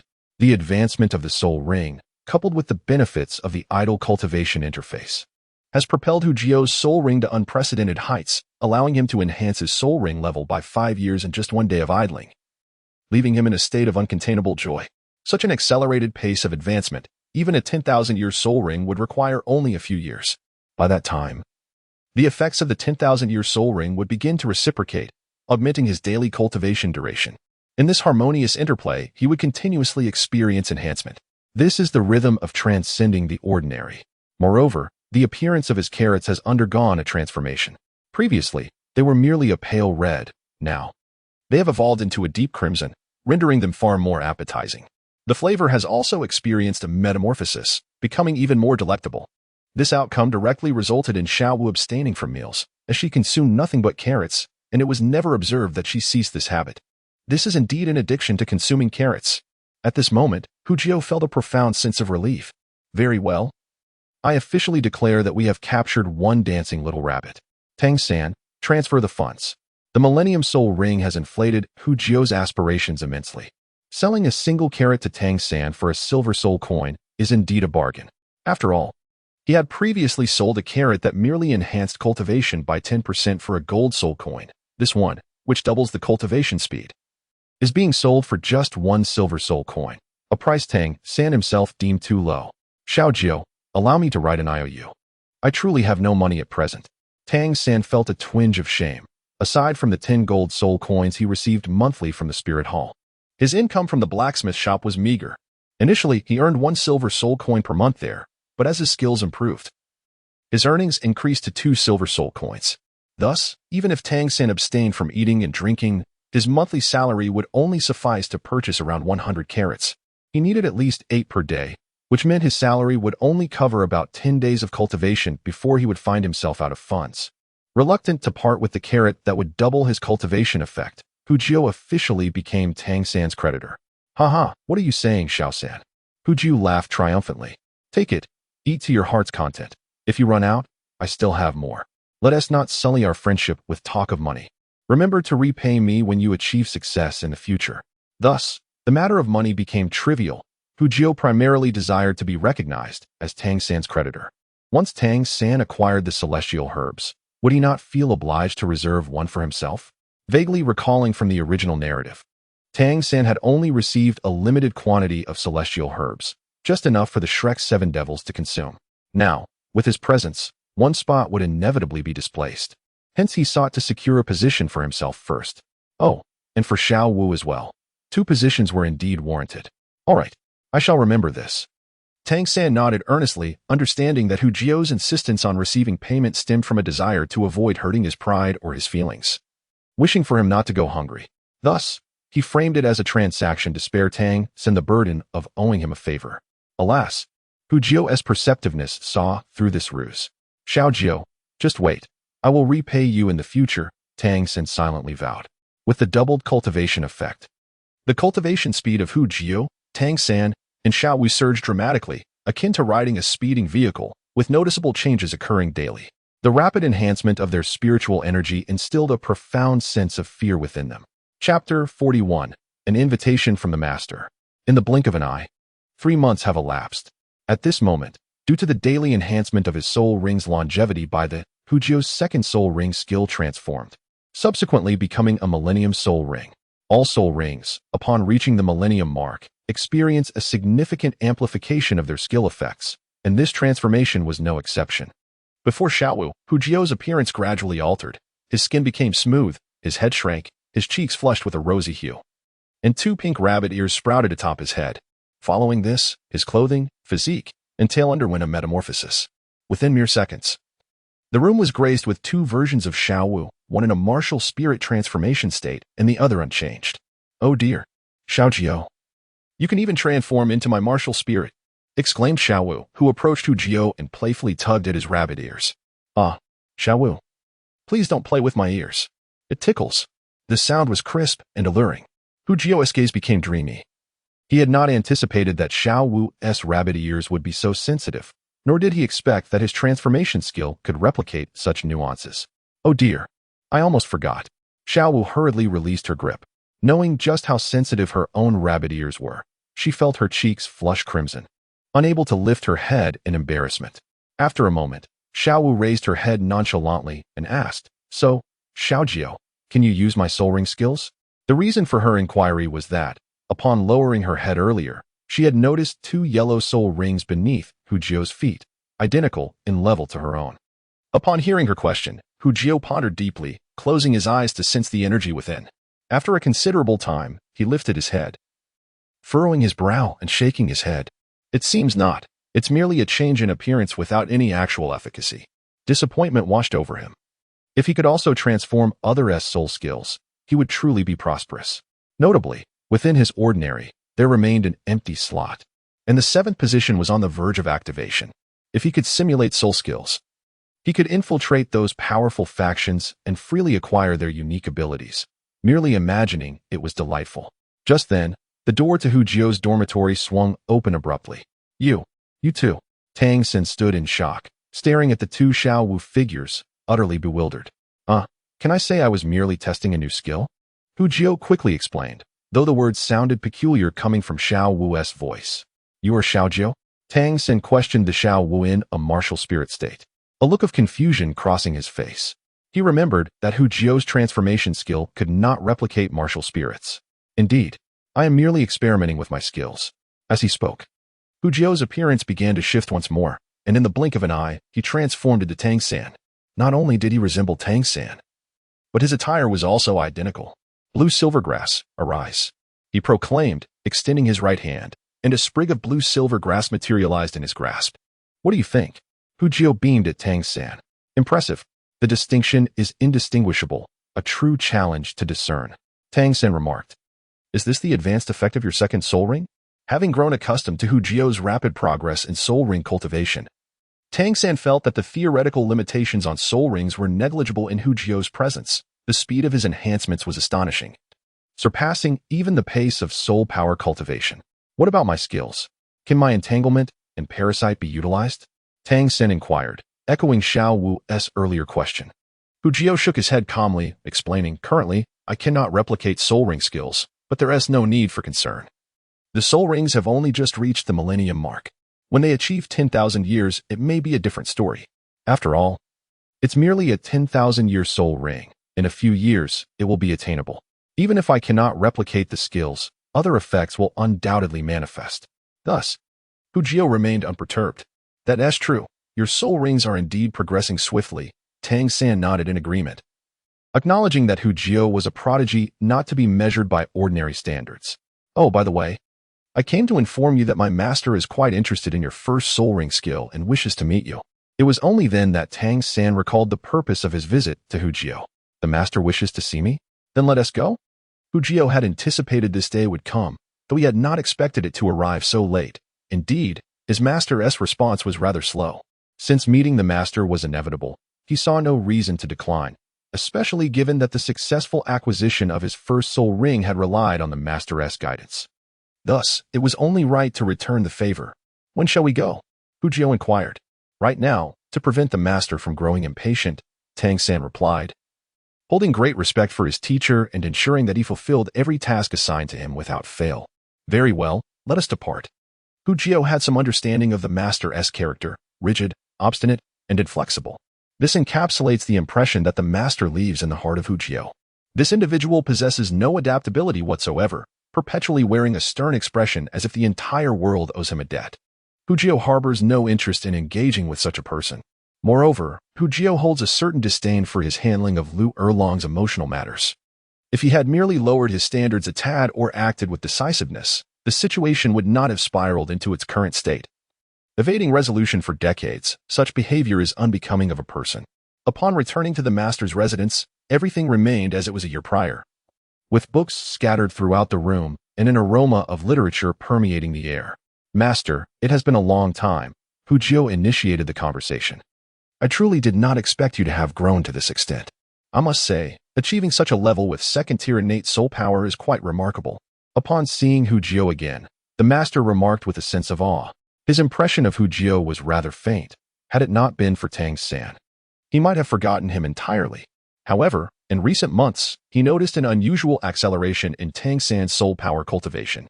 The first 3 months were relatively normal, with a rise from level 22 to 23, which he could accept, considering the innate saturation of soul power. Yet, the subsequent 3 months were anomalous, witnessing an unprecedented leap of 2 levels to become a level 25 Great Soul Master, which instilled fear in the master. He dreaded that Tang San had dabbled in forbidden texts of dubious origin. After all, no matter how talented Tang San might be, such rapid progress was implausible. The difficulty of soul power cultivation only intensifies with time. Under his stern questioning, Tang San finally revealed Hu Jio's name. He recalled how, back then, this young lad, disregarding his admonitions, insisted on selecting a subpar soul ring, leading him to conclude that Hu Jio's path was irrevocably obstructed. A single misstep leads to a cascade of errors, merely possessing second-tier innate soul power, and instead of devising a strategy to compensate for the soul ring's age, he opted for a 10-year soul ring, effectively sabotaging his future. Little did he anticipate that within just a year, this young lad would accomplish so much. According to Tang San, Hu Jio's soul power has now reached level 28, just a single level shy of matching him. This is not all. The most pivotal aspect is that he unexpectedly altered the unyielding rule that soul rings cannot be enhanced. When he received this astonishing news from Tang San, he was utterly flabbergasted. Had it not been for Tang San's assertion that he had verified it, he would never have believed it. It turns out that the lifespan of soul rings can indeed be artificially enhanced. Chapter 42. The Master's Transaction. Upon learning that the lifespan of soul rings could be artificially enhanced, the Master was filled with exuberance. However, the subsequent explanation from Tang San led to an equal measure of disappointment that matched his earlier excitement. Tang San's elucidation echoed Hu Jio's original words: human time is finite. Given the limited time available for cultivating soul rings, why not utilize it to enhance one's cultivation? With improved cultivation, wouldn't it be more advantageous to hunt for higher-level soul rings sooner? This statement brought the Master to a sudden realization. Indeed, extending the lifespan of soul rings holds no value for ordinary soul masters, who are inherently limited by their talents. Even if they comprehend the potential benefits of prolonged soul ring longevity, it remains futile, as their time is perpetually insufficient. Thus, this revelation is exclusively applicable to prodigies, such as those from the 7 Treasure Glazed Tile School, as they possess the means to manage their focus. Regrettably, the Master is a man of principles. The notion that soul rings can be enhanced was discovered by Hu Jio, and without his consent, he would never divulge this knowledge. This commitment was sworn the moment Tang San imparted this information to him. However, all of this merely reflects the Master's musings and does not constitute the primary reason for his visit to Hu Jio today. Hu Jio, I shall be direct. I did not summon you for trivial matters. I have heard from Xiao San that your carrots can double the cultivation effects, and I wish to procure some from you. This was precisely his primary objective in seeking out Hu Jio, possessing only half a level of innate soul power. He had spent most of his life striving, yet failing to surpass level 30, which had become his obsession. Consequently, he disregarded those with lower innate soul power levels, like Hu Jio. However, upon learning about the effects of Hu Jio's first soul ring from Tang San, another idea began to take shape in his mind. He could leverage Hu Jio's carrot effect to elevate his own level. Master, purchasing my carrots is certainly not an issue. You may not be aware, but I have been selling these carrots for some time. However, they only enhance training efficacy by 10%, and I sell them for 1 gold soul coin each. Initially, the Master's words astonished Hu Jio, but after a moment's contemplation, he grasped the Master's intent. A breakthrough was indeed possible. However, if he didn't seize this opportunity to extort a little, he wouldn't be Hu Jio.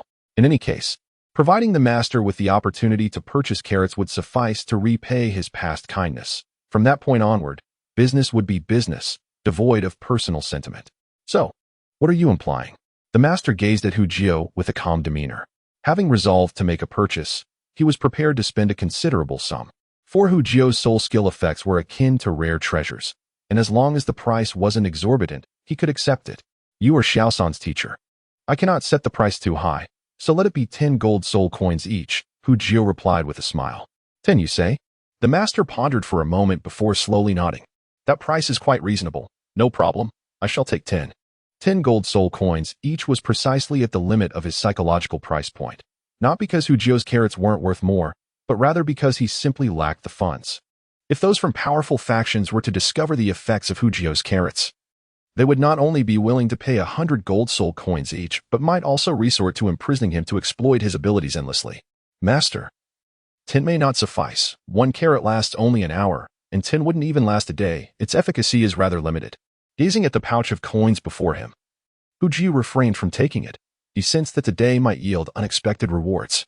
The Master looked up at the smiling youth before him and furrowed his brow. What do you desire? I can supply you with carrots for a year's worth of training. Hu Jio raised a finger. The conditions are simple.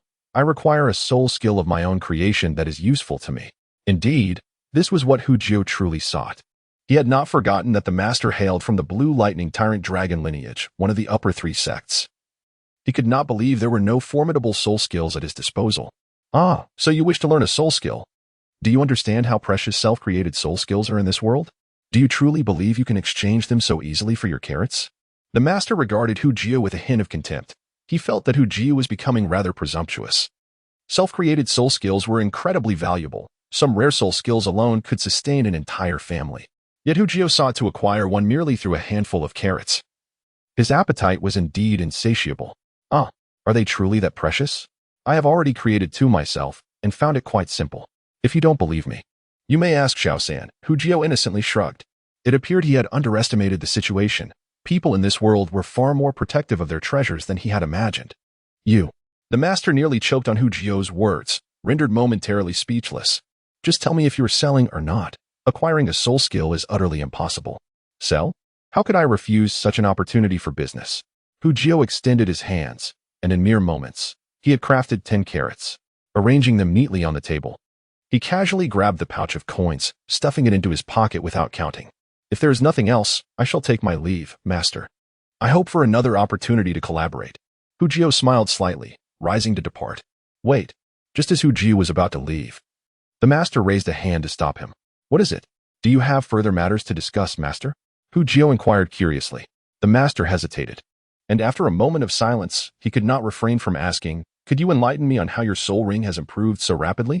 Curiosity is a fundamental trait of humanity, and the fact that Hu Jio had elevated a 10-year soul ring to a 1,000-year one within just over a year was bound to carry some secret. Few would believe otherwise.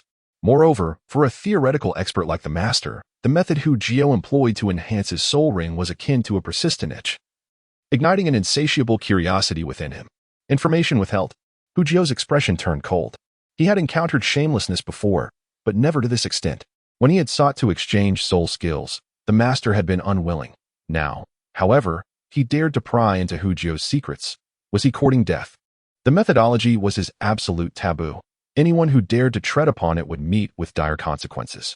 No matter who the master was, he would not be spared.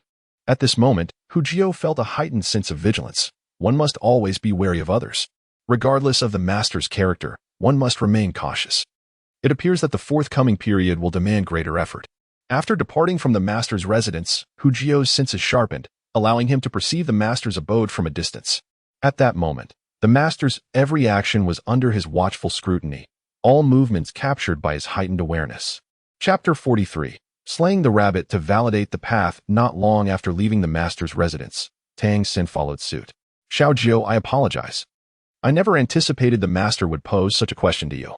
Approaching Hu Jio, Tang San expressed his sincere regret regarding the swift enhancement of Hu Jio's soul rings. Tang San had never delved deeply into the matter, attributing it merely to Hu Jio's unique constitution. It was not that Tang San lacked intelligence. Rather, his keen intellect prevented him from ever raising the inquiry. Everyone harbors their own secrets.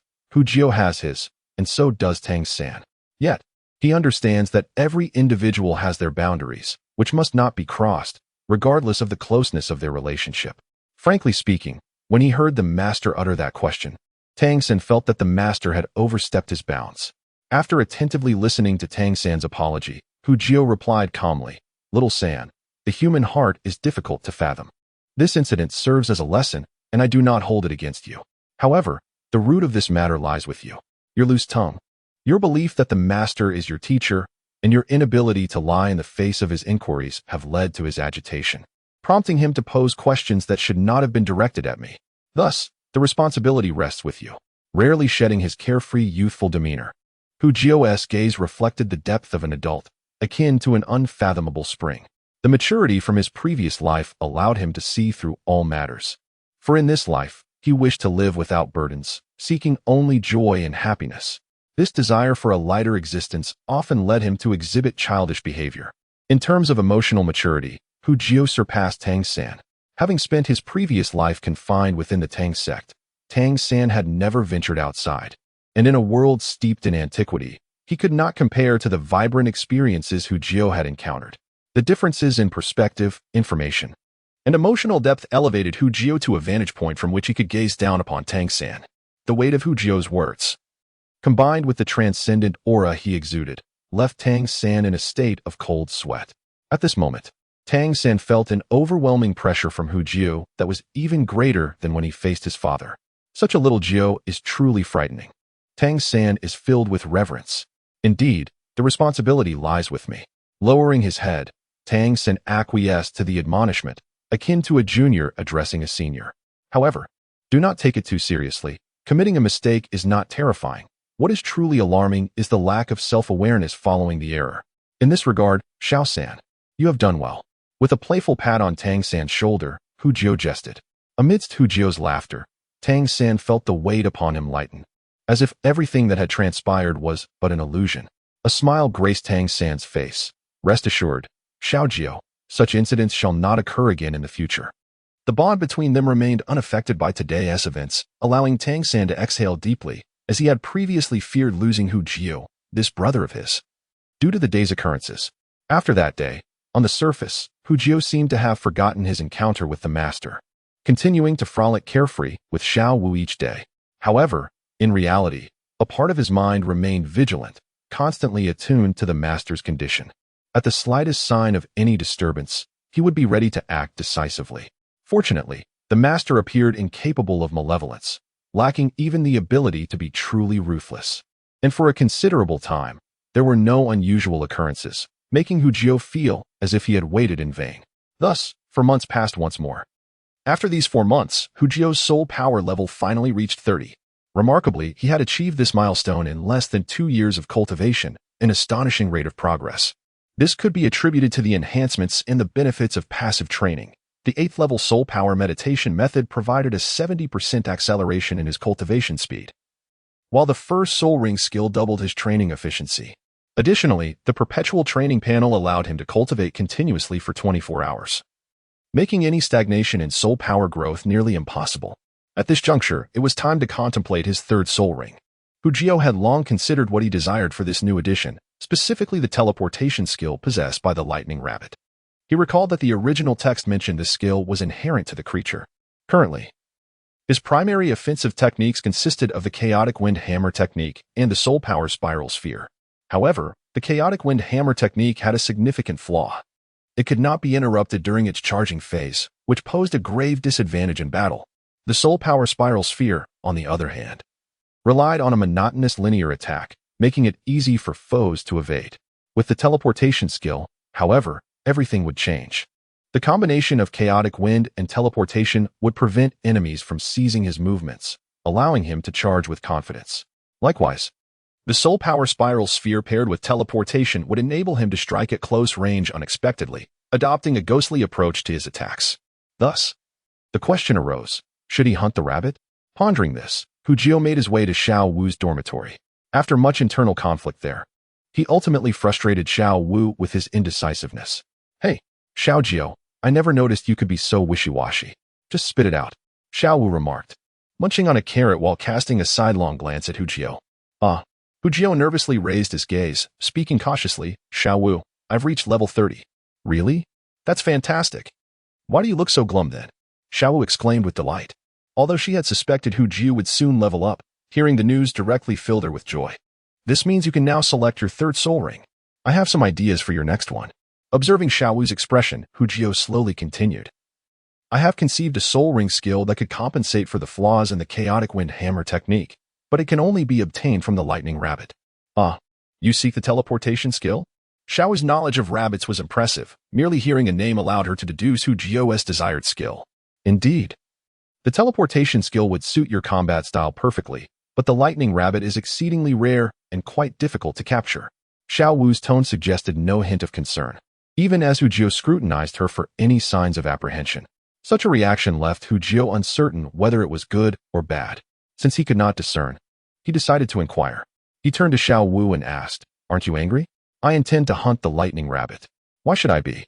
We are merely discussing this. Xiao Wu replied, gazing at him in confusion. I was informing you that the lightning rabbit is difficult to catch. Isn't your martial spirit a rabbit? Shouldn't you be upset? Hu Jio was taken aback, as in the original text, Xiao Wu was portrayed as quite kind-hearted. Furthermore, she herself was a rabbit. Why did she not oppose his intention to slay the lightning rabbit? Hu Jio was bewildered. Are you foolish? Xiao Wu looked at him with a strange expression. My martial spirit being a rabbit has nothing to do with your plan to hunt the lightning rabbit. It is not my relative. Why should I care? Hu Jio was struck by this revelation. Indeed, the original narrative was just that, a narrative. The present was different. Xiao Wu was simply Xiao Wu. One should not make hasty judgments about a person's character based on limited information. Chapter 44. The Stardew Forest Well, since you are not bothered. Let us discuss our course of action.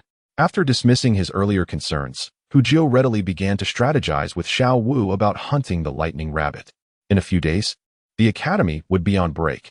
and Hu Jio resolved to seize this opportunity to acquire his third spirit ring. Following an unpleasant exchange with the master, he had consciously chosen to conceal his spirit power level.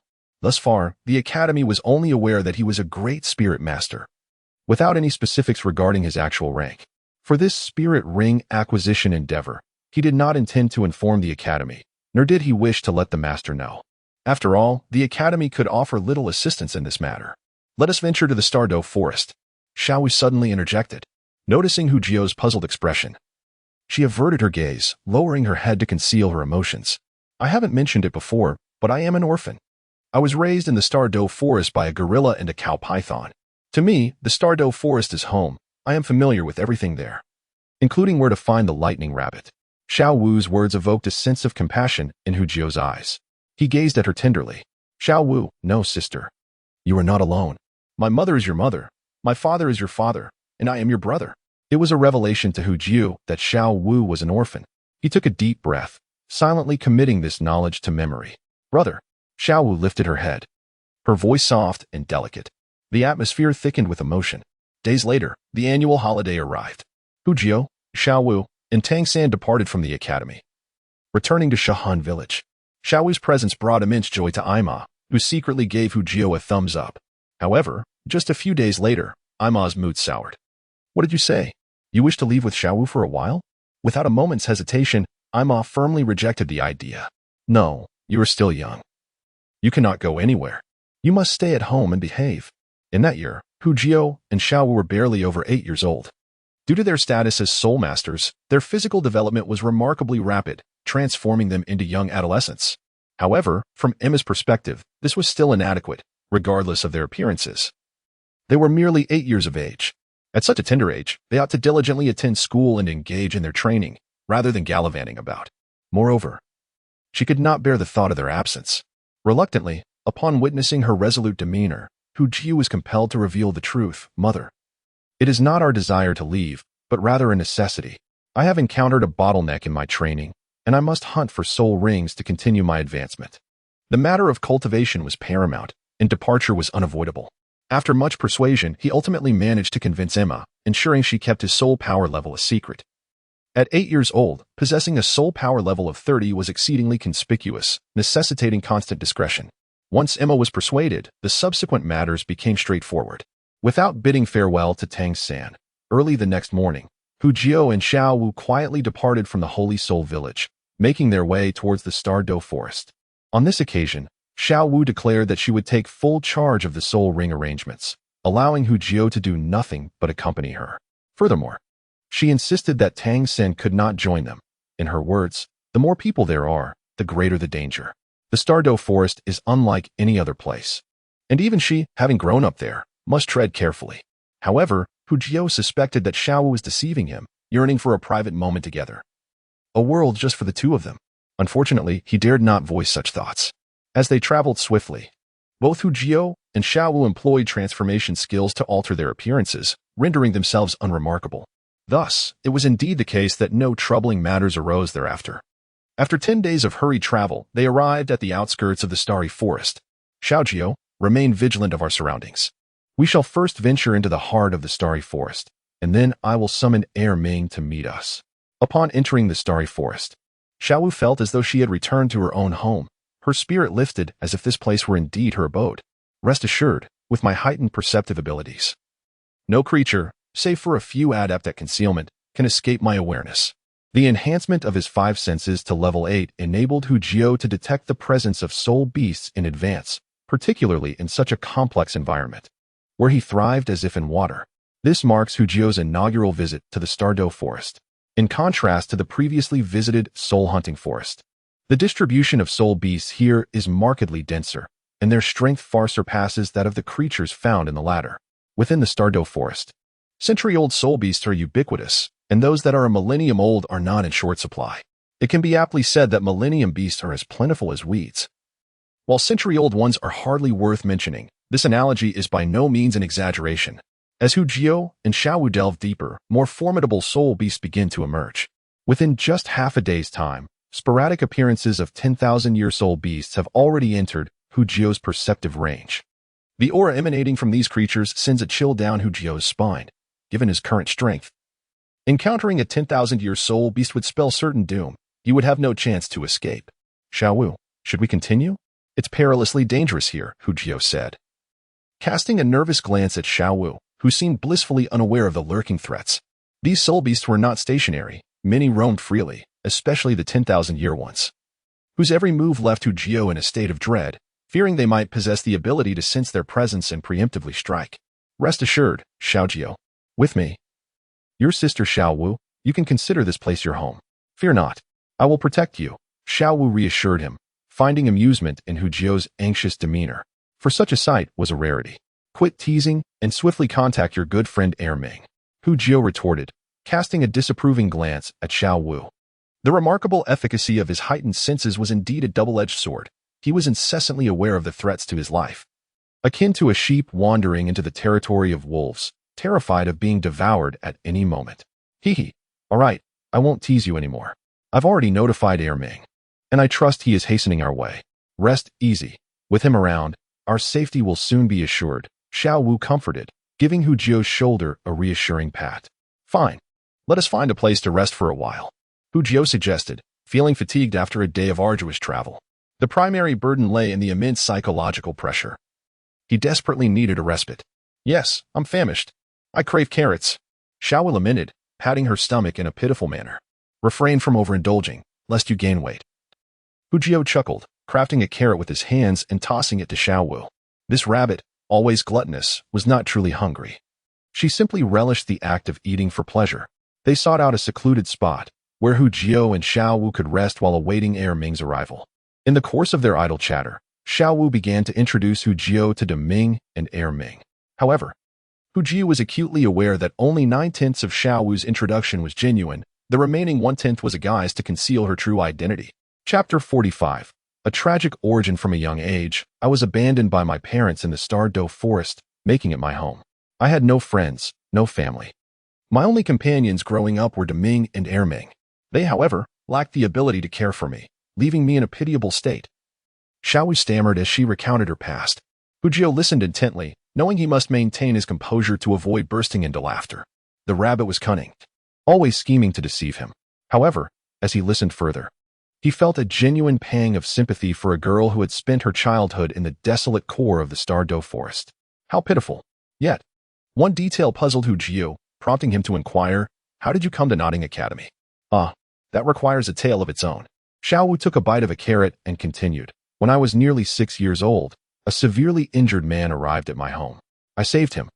And once he recovered, he asked if I wanted to accompany him to see the outside world. And you went with him, unafraid of danger? Hu Jio responded. Hee. I had no fear. Ming said that due to his injuries, the man had completely lost his powers, rendering him no stronger than an ordinary person. Later, I returned to his hometown, a small village not far from Notting City. And what has become of him now? He has not come to see you. Hu Jio believed that with Xiao Wu's charming demeanor, combined with her act of saving his life, that man must have cared for her as if she were his own daughter. Ha.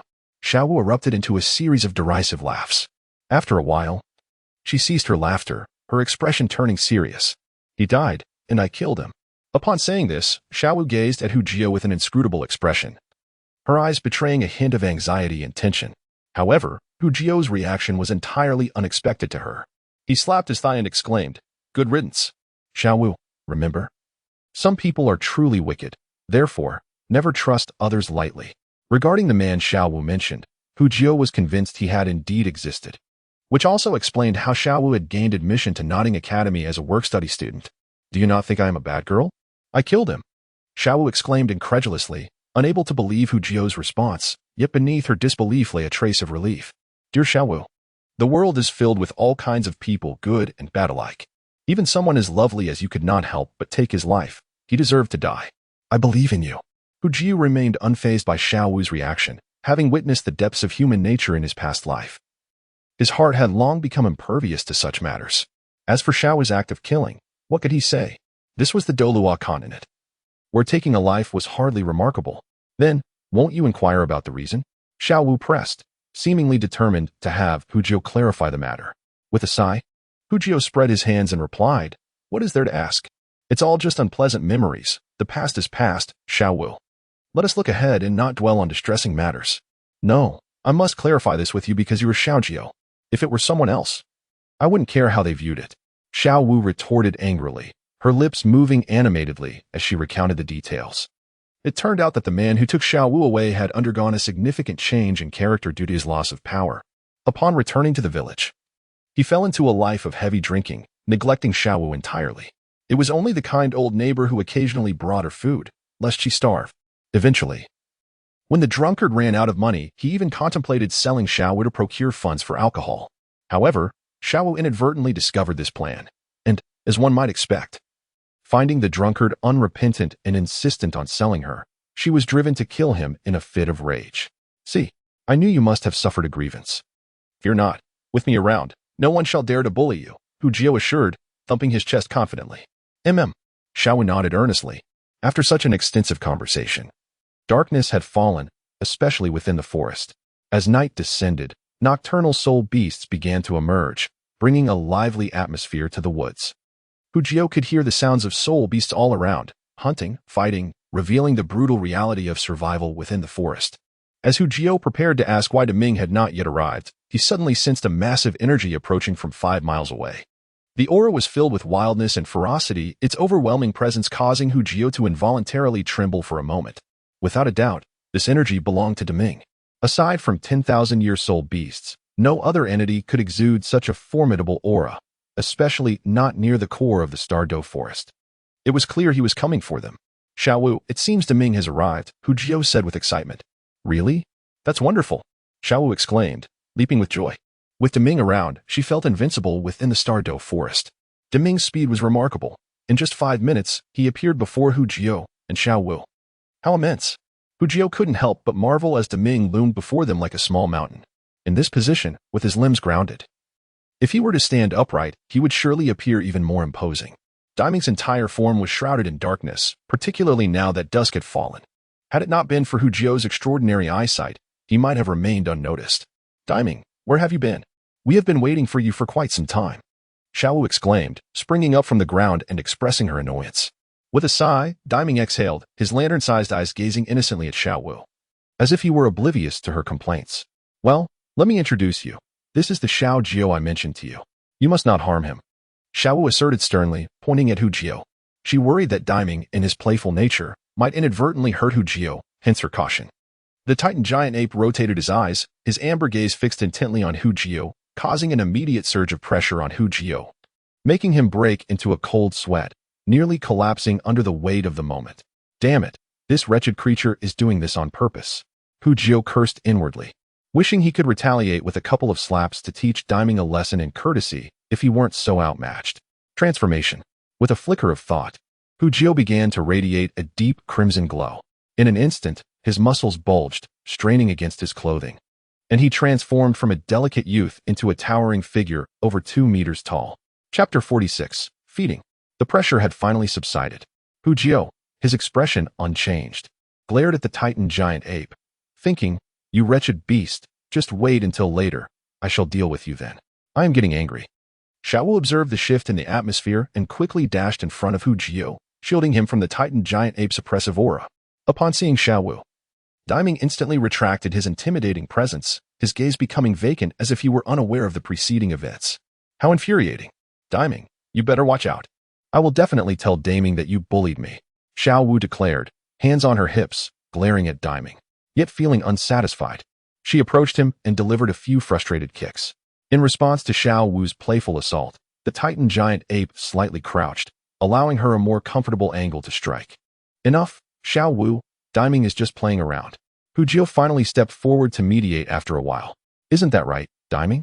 Hu Jio said, his expression oddly serene as he reached out to pat the Titan giant ape, who quickly nodded, looking pitifully at Xiao Wu, indicating that he was merely jesting with Hu Jio. What are we still doing here? Hurry and take us home. Xiao Wu kicked Deming's palm, speaking irritably. With a roar, Deming responded, rising to his full height, his arms swinging as he effortlessly lifted Xiao Wu and Hu Jio, placing them on his shoulders, one on each side. In that fleeting moment, Hu Jio gained a newfound understanding of Ming's prowess. As he witnessed Ming's large hand reaching towards him, he found himself unable to evade, engulfed by an overwhelming sense of helplessness that left him disheartened. It seemed that imparting a lesson to Ming would be a formidable task. However, this thought was swiftly cast aside as Ming commenced his actions. His immense form glided silently through the forest, and Jiao could only perceive the surroundings transforming at an astonishing pace, the only sound being the howling wind, as if traversing through realms, warping the very air around him. Time passed. An instant felt like an eternity, until Jiao sensed that Ming had finally come to a halt beneath his feet. It was only then that he realized he stood beside a tranquil lake, its waters crystal clear, with trees on either side casting sharp reflections under the moonlight. Jiao and Xiao Wu leaped down from Ming's back. "Xiao Wu, is this the place where you once lived? It's so beautiful," Jiao exclaimed. "Yes. I grew up here," Xiao Wu nodded, gazing at the lake, and called out loudly, "Deming, come out. I'm back," with a resounding boom. As soon as Xiao Wu's voice echoed, the entire lake began to churn. Moments later, a massive figure, a 4-meter-tall dark blue bull's head, emerged from the waters. The Tianqing bull python had appeared. "Sister Xiao Wu, it truly is you. I almost thought my senses had deceived me." The Tianqing bull python spoke, its voice imbued with an air of authority, as if a monarch were addressing them. "Hiki, of course it's me. This time I've brought a friend along. Let me introduce you. This is Jiao, the one I mentioned before." Xiao Wu warmly stepped closer to Jiao, presenting him to Deming. "Greetings, Deming. I have heard tales of an emperor residing in the Douluo Forest, and now I see it is indeed impressive," Jiao remarked sincerely. Within his perception, Deming's aura was profound, especially the boundless soul power that seemed to stretch infinitely. "Jiao, I know you. Xiao Wu has spoken highly of you. Welcome to the Douluo Forest." Deming nodded, his tone amicable as he acknowledged Jiao. I apologize for the haste of my visit. I have come unprepared without a gift. How about you try my carrots? Xiao Wu loves them," Jiao said, feeling somewhat awkward for arriving empty-handed. Sensing it was a breach of etiquette, reluctantly, Jiao summoned his martial spirit, the carrot, to offer to them. "Oh, I've heard your carrots are quite special. I'm eager to taste them today," Deming replied graciously, not looking down upon Jiao despite his lesser strength. From the beginning until now, he had treated Jiao with a sense of equality. This greatly enhanced Jiao's fondness for him, unlike that unfriendly gorilla. After crafting a carrot, Jiao distributed it to Deming and Ming, ensuring that Xiao Wu received her share as well. Jiao felt quite satisfied with his martial spirit. The ability to double one's cultivation speed is not merely beneficial to those of lower realms, but applies universally across all levels. The higher one's strength, the greater the benefits reaped. Just like now, Deming initially sampled it out of politeness, but the moment it touched his palate, he immediately perceived the advantages of the carrot. It is well known that at his level of cultivation, enhancing one's strength is a formidable challenge. Yet, with Jiao's gift of doubled cultivation speed, the transformation was palpable to him in an instant. "Xiao Jiao, your carrot is remarkable. I never expected it would work for me as well," Deming remarked in awe shortly thereafter. This has kept a smile perpetually gracing Jiao's face. For it is indeed the commendation of the emperor of the Douluo Forest. Should anyone witness this scene, it would be enough to instill within him a sense of pride for a considerable time. Meanwhile, the Titan giant ape, who initially bore a look of disdain, was not like Xiao Wu and thus had little interest in a mere carrot. However, upon hearing the praise from Deming, he reluctantly consumed the carrot with a hint of skepticism. Suddenly, Jiao found a massive head looming before him, its gaze betraying a palpable desire. "Haha, Deming, look at you today. No matter how formidable you are, you have still succumbed to my influence." A sly smile crept across Jiao's lips as he prepared to produce more carrots. "Deming, do pace yourself. The effects of this carrot last for an hour. Consuming too much will yield no additional benefit. You must wait until the effects have worn off before indulging again," he advised as he observed Deming eagerly reaching for a handful of carrots. "Roar, what is he saying?" Jiao inquired of Xiao Wu, awaiting her translation. "He says your carrots are too small. He couldn't even taste them," Xiao Wu giggled as she explained. "Well, there's not much I can do about that. After all, he's quite large." Jiao scratched his head in exasperation. "By the way, Xiao Wu, didn't you mention you would help me find a soul ring? When shall we embark on that quest?" Having met Deming and Deming, it was now time to address the matter at hand. The incident with Deming had left him feeling somewhat disheartened, although Deming meant no harm and was merely jesting. The truth remained that Jiao's own strength was lacking. He yearned to acquire a soul ring swiftly to enhance his prowess. Chapter 47. The lightning rabbit, actually. I have a reason for bringing you back to the Stardew Forest. Xiao Wu began to elucidate in response to Hu Jiu's query. As I mentioned before, the lightning rabbit soul beasts you seek are not only exceedingly rare, but they also possess the ability to teleport, making them elusive to the outside world, let alone to hunt. Yes, I am aware of that. I had mentally prepared myself for a protracted battle. Hu Jiu nodded in acknowledgement. However, I, your dear Xiao Wu, am no ordinary person. Here, I happen to know a group of lightning rabbits, and I am quite good friends with them. Among them, one particular lightning rabbit has reached a cultivation age of 2,000 years and is nearing the end of its life. This is your opportunity. A lightning rabbit on the brink of death? Hu Jiu felt a surge of excitement. Fortune was indeed favoring him. Initially, he had prepared a second plan for acquiring a soul ring, knowing the challenges of hunting the lightning rabbit. Xiao Jiu, I must insist. I will not permit you to hunt the lightning rabbits. They are my friends, and I won't allow you to resort to violence. Xiao Wu glared at Hu Jiu with indignation, exasperated by his lack of compassion, especially after she had clearly stated they were her friends. So you expect me to wait until it's on the verge of death to deliver the final blow? How long might that take? Hu Jiu protested, perplexed at the uncertainty of when that might occur. What if it clung to life indefinitely? Fool, I never said you should wait for it to die. I meant for you to find a way to have it offer a sacrifice, Xiao Wu retorted, her foot tapping in irritation as she gazed at him. Do you understand? A sacrifice allows for the perfect absorption of the soul ring, without any side effects, and guarantees the acquisition of a soul bone. That is quite an intriguing idea. Hu Jiu's eyes lit up, yet he soon furrowed his brow in concern. But I have no prior relationship with the lightning rabbit. Why would it sacrifice itself for me? That depends on your abilities. I can assist you only to this extent, Xiao Wu replied, implying that the opportunity was now in his hands. And how he would convince the lightning rabbit to sacrifice itself was his concern alone. However, from the gleam in Xiao Wu's eyes, it was clear that this task was not insurmountable. Could it be? Xiao Wu, do you mean for me to feed them? Hu Jiu's eyes sparkled with realization as he connected the dots. Exactly. Rabbits have an innate affinity for carrots. First, you simply need to foster a good relationship with them. And who knows, it might actually work. Furthermore, he was aware that a sacrifice was not without its benefits for the soul beasts. At the very least, due to the voluntary fusion with the host, the soul beast's essence would not be met with hostility, allowing its spirit to remain intact, potentially even providing a chance for resurrection in the future. Of course, the prerequisite for resurrection would be that he must ascend to godhood first. These are merely afterthoughts. For the time being, he simply needs to pacify that group of lightning rabbits. What a harsh term to use, pacify. Xiao Wu was unwilling to accept it. She couldn't shake the feeling that Hu Jiu was speaking about her. Well, that is roughly the sentiment he conveyed. Perhaps you are unaware, but spirit beasts also engage in cultivation, albeit through instinctual and rather rudimentary means. Your carrots are quite beneficial to them, and coupled with their delightful flavor, there is no reason for them not to take a liking to you. However, it will require a bit of time for them to regard you with the affection of a family member. With her finger in her mouth, Xiao Wu explained to Hu Jiu, her demeanor reminiscent of a devoted wife considering his well-being. Indeed, investing some time to obtain the desired soul ring is a worthy endeavor. And Hu Jiu understood this, remaining unfazed. That night, Hu Jiu fell into a slumber filled with joy. The following morning, after feeding Ming, he cheerfully addressed him. Ming, I possess an exceptionally powerful hammer technique, and until now, I have yet to encounter anyone capable of withstanding even a single strike. Would you care to test it? Ming, unable to endure such provocation, immediately rose to his feet, pounding his chest with resounding thuds. Without the need for Xiao Wu's translation, Hu Jiu understood his meaning perfectly. What a display of disdain! In this world, there exists no attack that Ming cannot counter. Very well. Prepare to witness.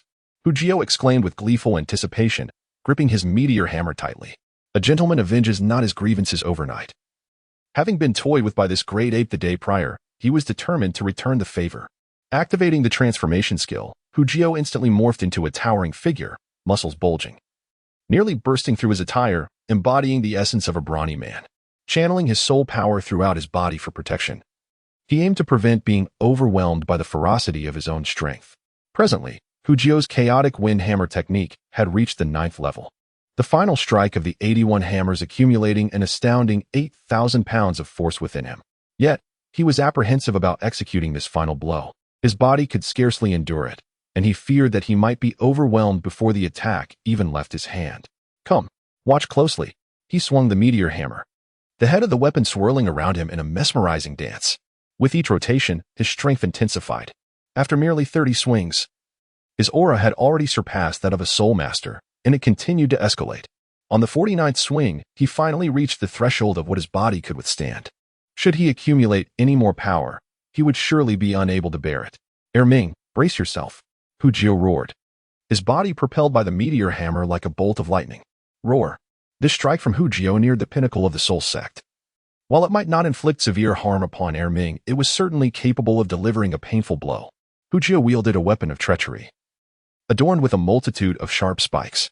As those spikes pierced Ming's skin, he experienced a sensation akin to being pricked by needles, causing his cries to transform. Roar.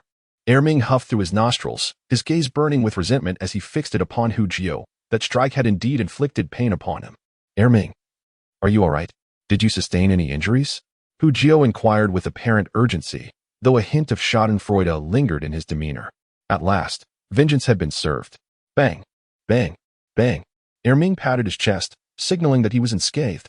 How could he be in pain? It was merely a slight discomfort. As a male, he would never exhibit weakness in front of his friends. Xiao, do not bully Ming. Be careful, or he might retaliate. At that moment, Xiao Wu, having just awakened, warned with a playful smile. Oh, it's nothing. I'm merely teasing Ming. Hu Jio responded with a light chuckle. He had finally struck Ming, and although such an attack was trivial in comparison to Ming's strength, inflicting even a modicum of pain sufficed to satiate his desire for retribution. Meanwhile, the innocent Ming remained oblivious to Hu Jio's intentions, engaged in playful gestures with Xiao Wu, as if to assert that they were merely frolicking. Chapter 48. Pink after a simple breakfast. Xiao Wu led Hu Jio to meet the lightning rabbits. In a moment, you will encounter 3 lightning rabbits. They form a family. The mother is named Pink, along with her 2 offspring, Little Gray and Little White. Alas, Xiao Wu, could you not bestow upon them more melodious names? Hu Jio chuckled at Xiao Wu's choice of names, finding them rather amusing. Ming, Pink, Little Gray, and Little White. What on earth are these names? Humph. I think they sound delightful. Is there a problem? Xiao Wu glared at Hu Jio, her frustration mounting as she wished to give him a light smack on the head. These names had taken her considerable thought to devise, and to her dismay, Hu Jio laughed at her creativity. How dreadful. All right, as long as you name them. They are all lovely names, Hu Jio reassured her with a smile, aiming to placate her before she exploded in indignation. Humph, that is more like it. In light of the carrots you offered, I shall reluctantly forgive your rudeness. The family of lightning rabbits was not far away. Although this was the heart of the Douluo Forest, a realm where only the mightiest soul beasts could thrive, the lightning rabbits were different. They had the ability to teleport. Despite their lowly power within the core circle, they had established their home here. It is worth noting that the closer one is to the center of the Douluo Forest, the greater the advantages for soul beasts, allowing for remarkably efficient training. From Xiao Wu's explanations, Hu Jio learned that soul beasts too possess innate talent. Those with superior training aptitude experience swifter breakthroughs in cultivations, and their strength can transcend the limits of lifespan, allowing them to live longer. The family of lightning rabbits they were about to meet did not possess remarkable training talents, which explained the aging condition of their mother, Pink. After approximately half an hour of walking, Xiao Wu guided Hu Jio to a secluded valley. The location of this valley is rather peculiar. It takes on a gourd-like shape, with a narrow opening just high enough for a person to pass through. Upon entering, one's vision expands into a broad expanse. Within the valley, there are no trees, only a verdant meadow. In this meadow, a gray rabbit and a white rabbit are frolicking, occasionally pausing to nibble on fresh, tender grass. As Hu Jio and Xiao Wu arrive, the 2 rabbits become instantly alert, with the gray rabbit exhibiting a fierce glint in its eyes, as if it were ready to pounce at any moment. Little Gray, I've come to see you, Xiao Wu exclaimed playfully, standing her ground and calling out to the gray rabbit. Squeak.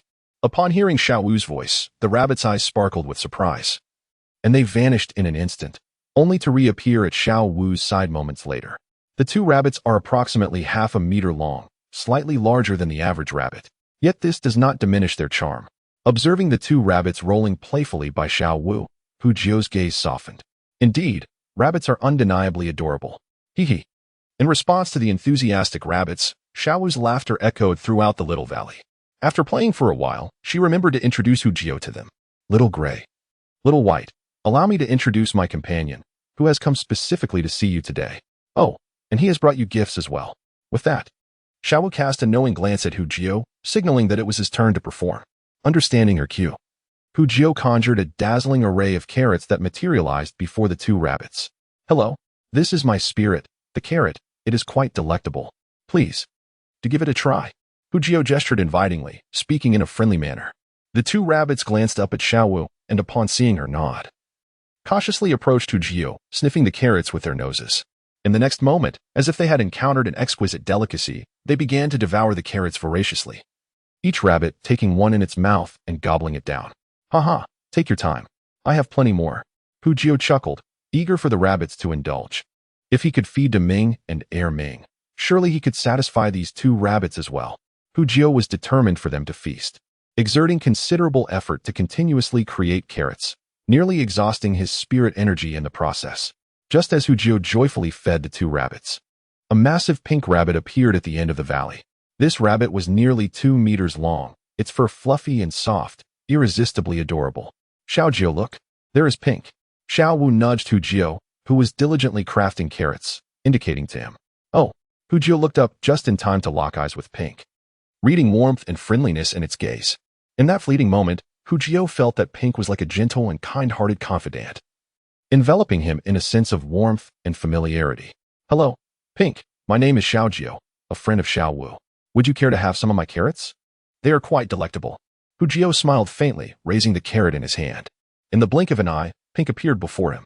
With graceful poise, she delicately picked up Hu Jio's carrot and began to nibble on it daintily. After savoring a couple of bites, her eyes sparkled with delight as she lifted her head, nodding at Hu Jio as if to commend him on his offering.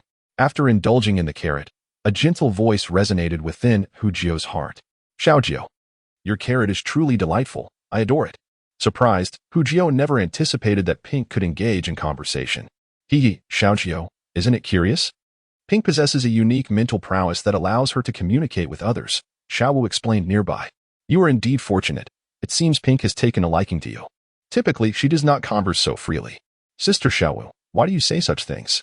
I feel quite embarrassed, came Pink's bashful response. By the way, Sister Xiao Wu, I presume you brought Xiao Jio here for a reason. Would you care to share it with me? After her moment of shyness, Pink gazed curiously at Xiao Wu and Hu Jio, as if pondering their relationship. I didn't expect Pink to be so astute, Xiao Wu thought, feeling momentarily caught off guard. Well, it's just that you wish for Xiao Jio to acquire my spirit ring, don't you? Pink's voice remained gentle, as though she would never harbor anger, yet her words revealed an extraordinary wisdom.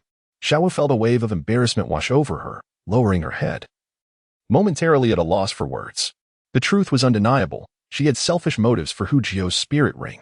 She sought to find him a spirit ring with the ability to teleport, going above and beyond to locate the best one. Sister Xiao Wu, there's no need for such measures. You know my situation well. Even if you hadn't come today, my time is limited. I am genuinely pleased to be of assistance to you, Pink reassured him gently. Chapter 49, The Sacrifice Faced with Pink's Tender Demeanor. Xiao Wu was overcome with emotion and began to weep. She felt a deep sense of guilt, knowing that Pink's time was drawing near. Yet she still harbored intentions regarding her spirit ring, causing her heart to ache profoundly. It's all right. It's all right. Pink approached Xiao Wu, her ears extending as she cradled Xiao Wu's face, soothing her softly. Moreover, obtaining my spirit ring is not as simple as it seems. If your companion cannot earn my approval, I shall not bestow the spirit ring upon him. Dear Pink, please do not hold Xiao Wu accountable. It is my fault. Were it not for my desire for the teleportation skill, she would not have considered you. Hu Jio interjected, unable to bear seeing Xiao Wu so distressed. And dear Pink, please tell me how I might earn your approval. I shall do everything in my power to meet your expectations. In this world, nothing is obtained without effort. Hu Jio understood that in order to receive a sacrifice, one must be prepared to give something in return. He had anticipated this aspect, but he had not considered that Pink could engage in dialogue. Nonetheless, this was fortuitous, as it allowed him to comprehend her requirements with precision. Indeed, Xiao Wu has chosen a commendable friend, one who is responsible. Pink regarded Hu Jio with admiration before slowly articulating her request. My request is quite simple. It's for Xiao Hui and Xiao Bai. They are still young, and I fear that once I am gone, there will be no one to care for them. This poses no issue. I will ensure that De Ming and Air Ming look after them. Xiao Wu replied eagerly before Hu Jio could respond. Thank you, Sister Xiao Wu. With those two watching over my children, I can rest easy, Pink's voice brimmed with gratitude. Initially, she had hoped for Hu Jio to assist in caring for them, but Xiao Wu had offered an even more reassuring guarantee. After all, they were the great emperors and kings of the Douluo Forest. With their protection, what could she possibly worry about? Dear Pink, do you have any further requests? Please do share, Xiao Wu eagerly inquired, having fulfilled Pink's initial condition. This caused Hu Jio, who stood behind, to close his mouth helplessly as he opened it. The second condition pertains to the effect of Xiao Jio's martial soul. I have tasted his carrots, which greatly aid in cultivation. If my offspring can consume them regularly, I believe they will not end up like me, with their lifespan exhausted. Upon finishing, Fan Hong gazed at Hu Jio with anticipation, her request being a spontaneous thought, as she felt that Hu Jio's martial soul would significantly benefit their spirit beasts.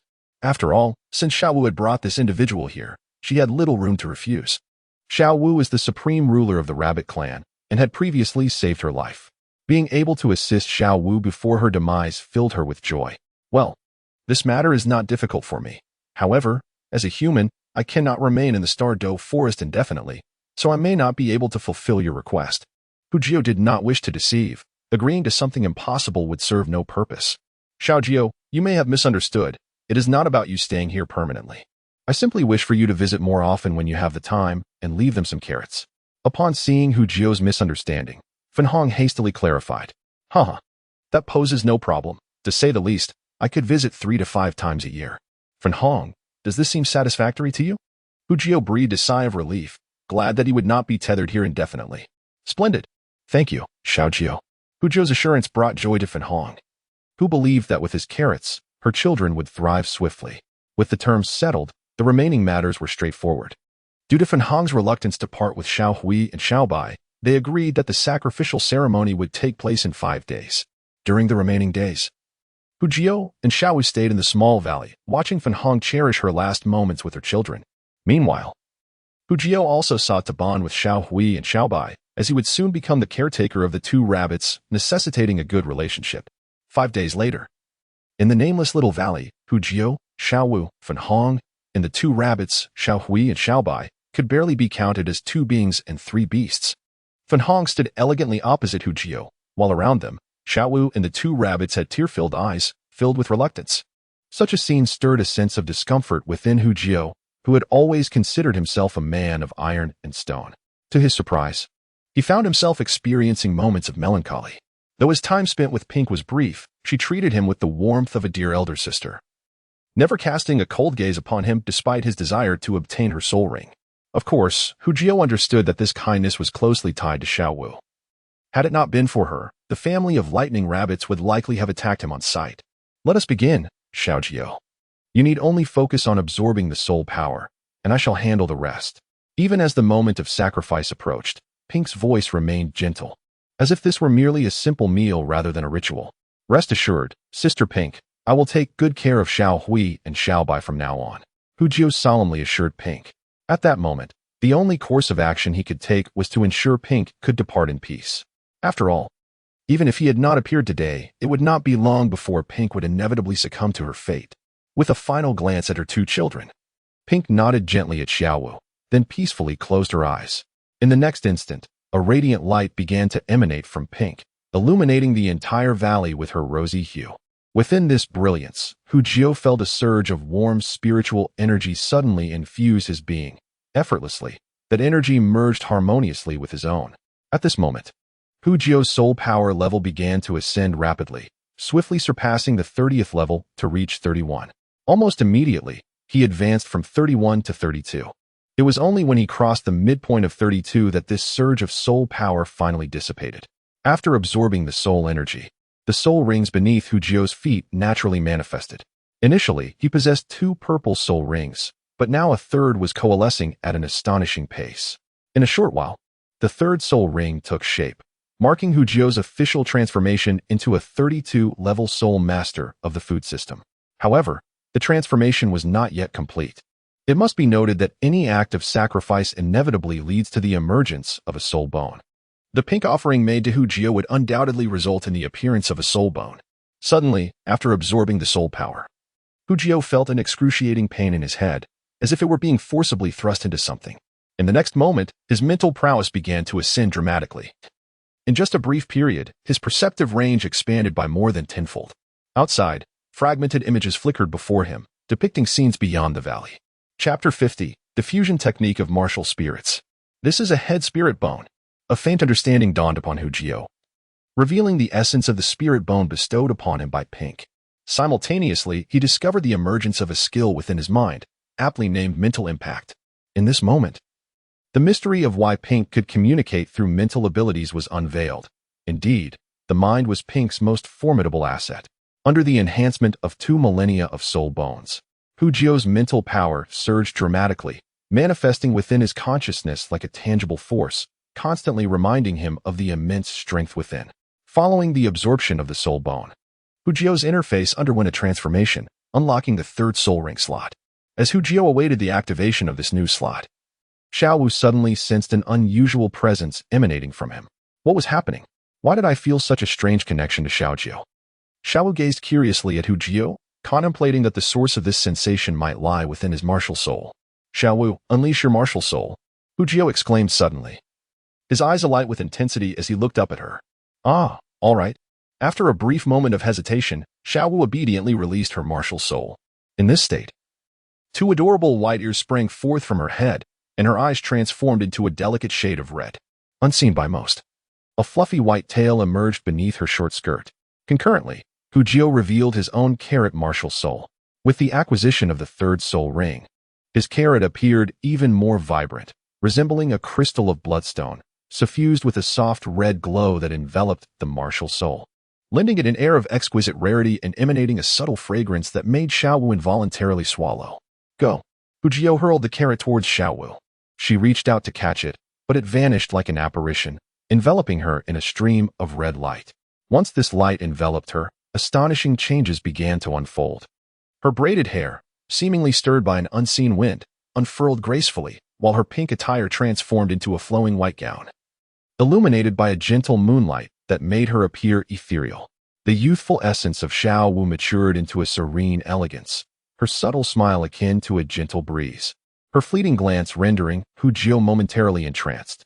My Xiao Wu has transformed into a fairy, Hu Jio murmured, unable to suppress his awe, causing Xiao Wu's cheeks to flush red. Who belongs to you? Not at all, she retorted, before clearing her throat. Ahem, Xiao Wu. Is this our martial soul fusion technique? What is your current state? The mature demeanor of Xiao Wu made it challenging for Hu Jio to maintain his composure, prompting him to shift the topic to distract himself. Hee, so this is the martial soul fusion technique. How delightful. I know its name. It's called the Cold Moon Fairy. Xiao Jio, have I truly become a fairy? As she spoke, her true nature emerged, reminiscent of a celestial being descended to the mortal realm. Her cool demeanor dissipated, leaving only playfulness and charm. However, this contrast rendered the transformed Xiao Wu even more enchanting. Cold Moon Fairy. Is that not akin to Chang'e? A fleeting thought crossed Hu Jio's mind, noting the absence of any mention of Chang'e in this world. What about your abilities? Xiao Wu, do not linger in vanity. Quickly assess any changes in your power, Hu Jio urged, snapping back to focus. Hee, I am exceptionally powerful now, Xiao Wu declared, her pride apparent. She tilted her head skyward, her body began to levitate gradually, ribbons swirling around her as if she were truly ascending to the moon. Xiao Jio, look. She raised her hand, and a beam of moonlight coalesced before her. With a flick of her wrist, the light sparkled momentarily before vanishing from her grasp. Boom. In the distance, a thunderous explosion erupted from the stone walls of a nearby valley, sending debris flying and enveloping the area in a cloud of dust. Hu Jio's mouth fell agape in astonishment. This casual display of power undoubtedly rivaled that of a soul master beyond level 40. Nearly on par with a level 50 Soul King. Such formidable offensive strength, Hu Jio praised. Oh, wait. There's one final ability. As she mentioned this, a faint blush crept onto Xiao Wu's cheeks. Curiously, Hu Jio inquired, what ability? Xiao Wu stammered, hesitating before finally exclaiming. You'll just have to see for yourself. As soon as these words left his lips, Hu Jio suddenly felt as though his body were uncontrollably propelled towards Xiao Wu. Upon reaching her side, he found that his form became ethereal, merging with Xiao Wu like a fleeting specter. Could this be the true essence of martial soul fusion? This thought fluttered through Hu Jio's mind in that fleeting moment. Once the martial soul fusion was fully realized, Xiao Wu's figure began to expand dramatically, transforming in the blink of an eye into a towering 5-meter-tall goddess of the cold moon. Simultaneously, Hu Jio, now merged with Xiao Wu, discovered that his thoughts were inexplicably intertwined with hers. The fluctuations of their minds communicated instantaneously, requiring no time for understanding. So she truly harbors feelings for me. How shameless. Just as this thought crossed Hu Jio's mind, Xiao Wu instantaneously transmitted a wave of embarrassment and indignation. Xiao Wu, let us test your attack once more, Hu Jio said earnestly as the playful banter came to an end. In this state of martial soul fusion, Hu Jio realized that he was unable to control the goddess of the cold moon. It was solely in Xiao Wu's hands. This is evidently a case of disparate treatment. In matters of the heart, he is merely a tool providing strength for Xiao Wu. No, do you wish to bring ruin to this valley? Echoed Xiao Wu's voice of refusal in his mind. Hu Jio quickly grasped the situation. Xiao Wu had already displayed remarkable prowess without his involvement, and now transformed into the complete embodiment of the cold moon fairy. Her attacking power must be terrifying. Subsequently, they cautiously experimented with the strength following her transformation into the cold moon fairy. A few minutes later, the consumption of their soul power became excessive, leading to the automatic dissolution of their martial soul fusion state. Nevertheless, during those minutes, Hu Jio managed to estimate the power they wielded in their fused state.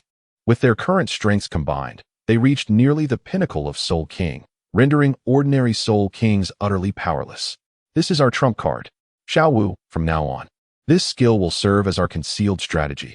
Remember not to disclose it carelessly. Hu Jio cautioned. This is not a world of peace. In this realm, no matter how many cards one prepares, it is never sufficient to live well. Chapter 51. The power of Hu Jio after the pink sacrifice left nothing behind. Hu Jio and Xiao Wu had no choice but to create a burial mound for her, placing some of her previously shed hair within.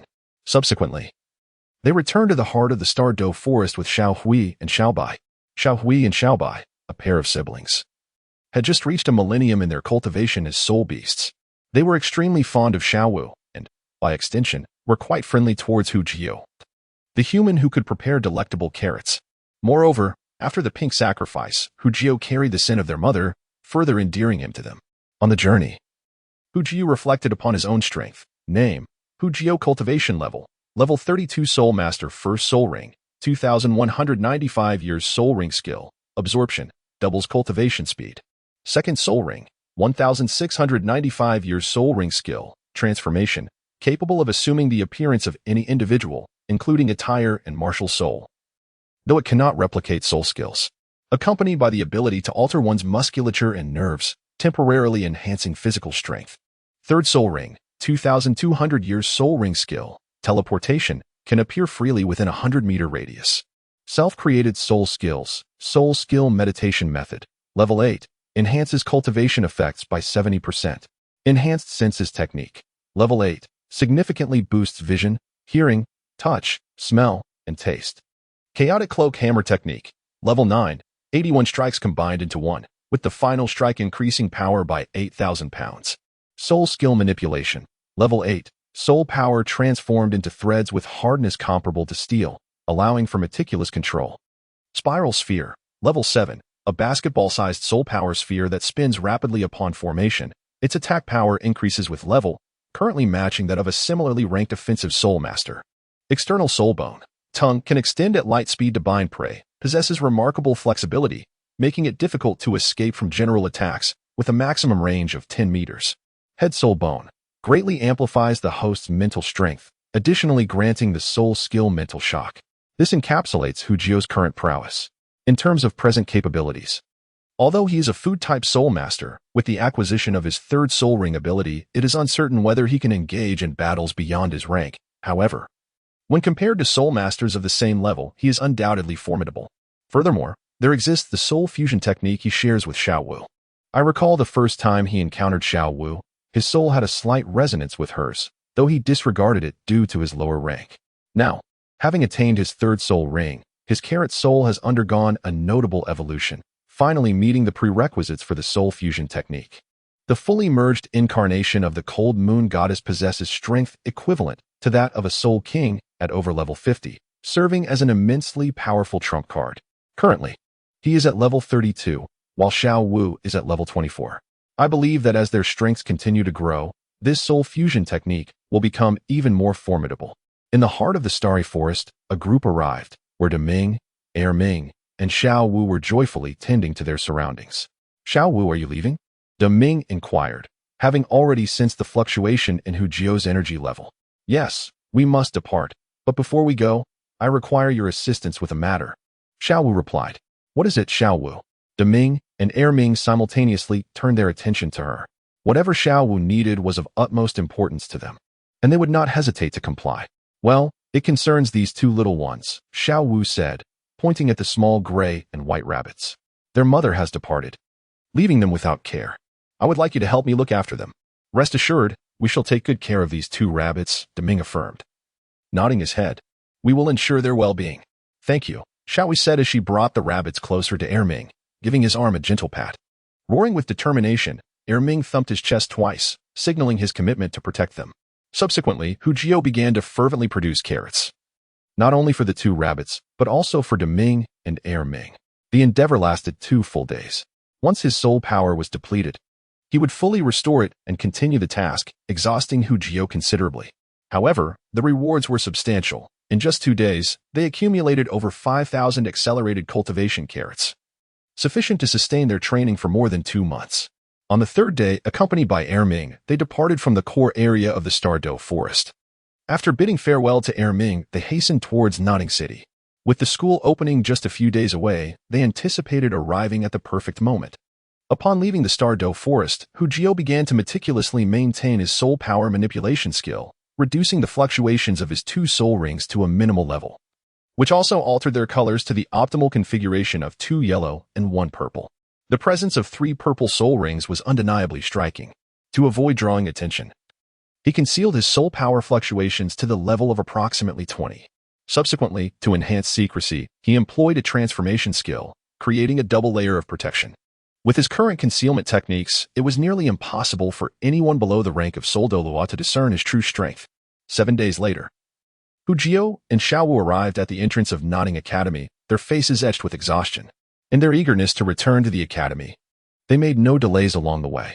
Hu Jio chuckled inwardly, anticipating that upon their return, Tang San would undoubtedly express his grievances. The thought of Tang San's disgruntled expression amused him. Humph, you know I care for you, but venturing into the perilous Douluo Forest was not a trivial matter. My intention was to protect you, Xiao Wu huffed, her nose lifted in dissatisfaction. All right. You make valid points, Hu Ji replied with a sigh, rubbing his forehead. Bemused by Xiao Wu's jealousy over Tang San.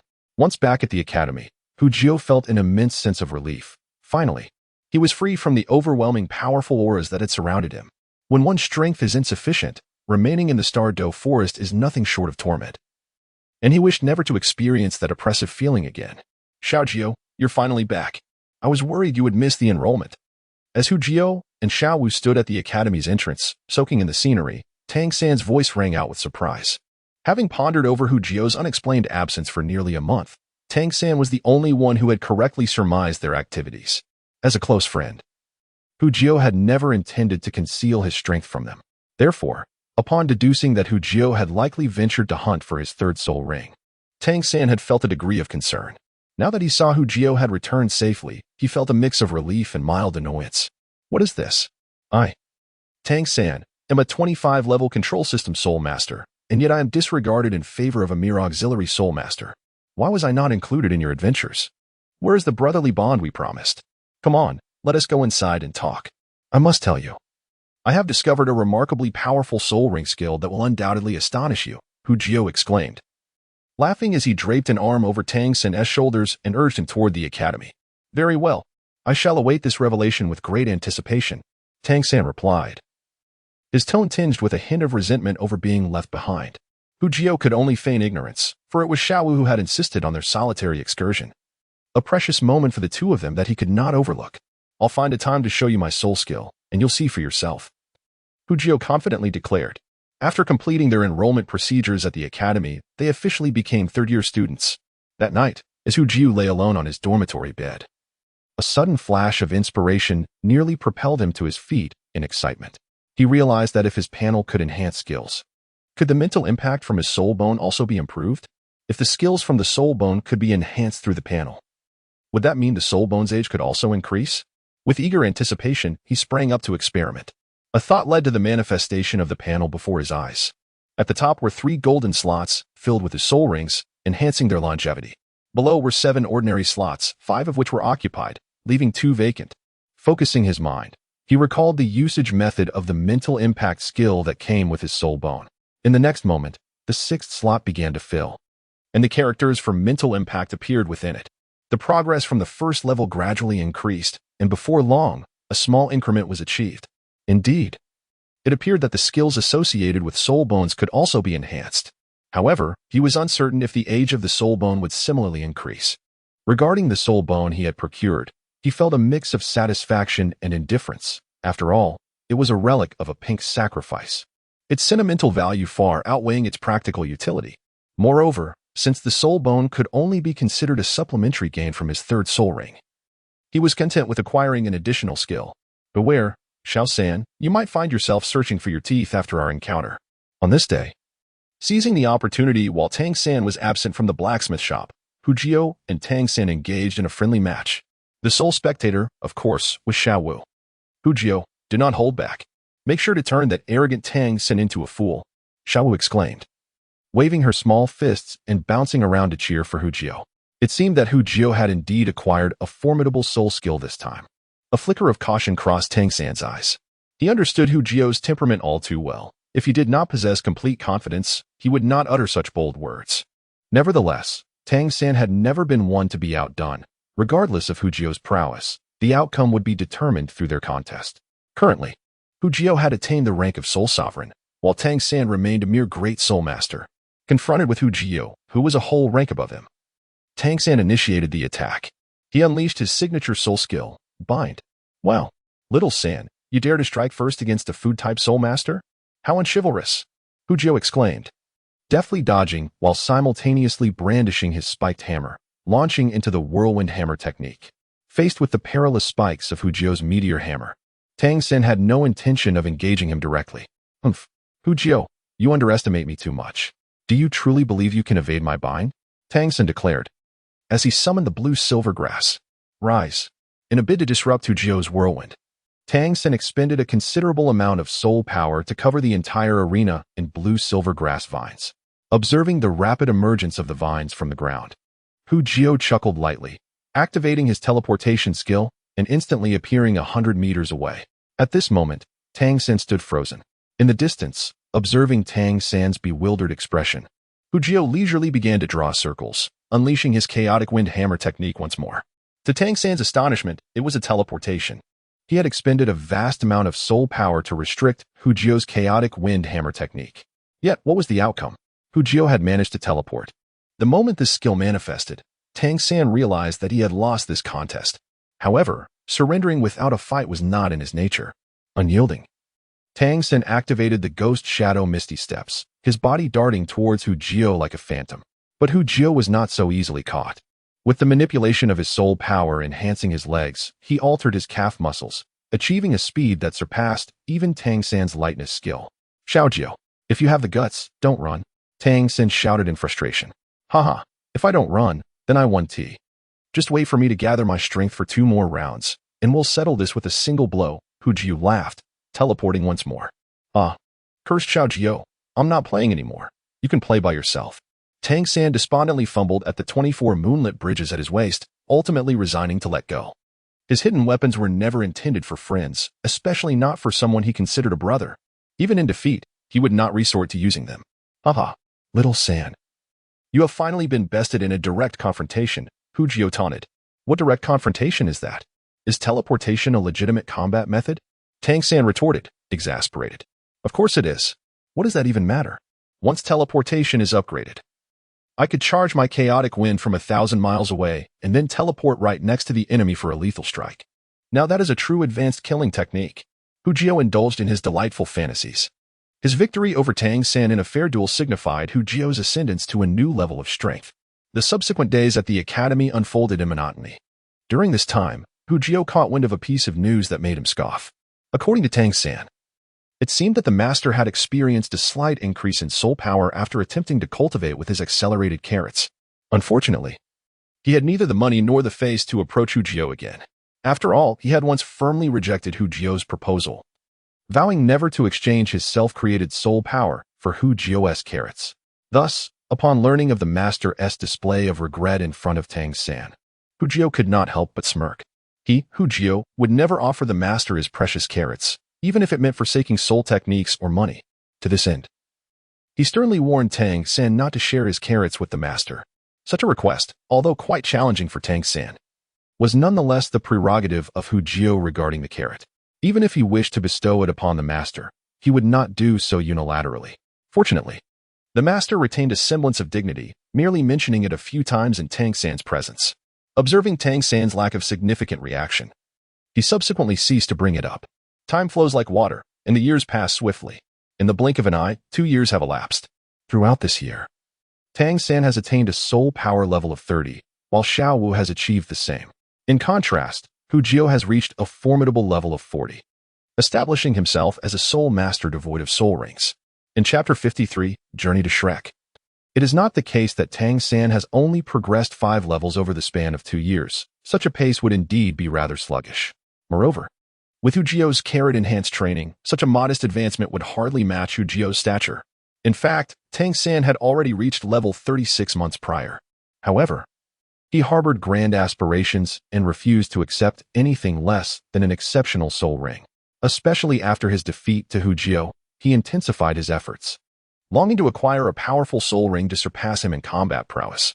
Thus, under the guidance of his master, he opted to forego a soul ring for the time being and continued his training as before. According to his master's theory, training could still proceed without a soul ring, as the fruits of his labor would manifest once he eventually obtained one. Hu Jio had advised against this course of action, reminding him that after a significant breakthrough in the acquisition of a soul ring, the rate of cultivation would far exceed that of the period prior to the breakthrough.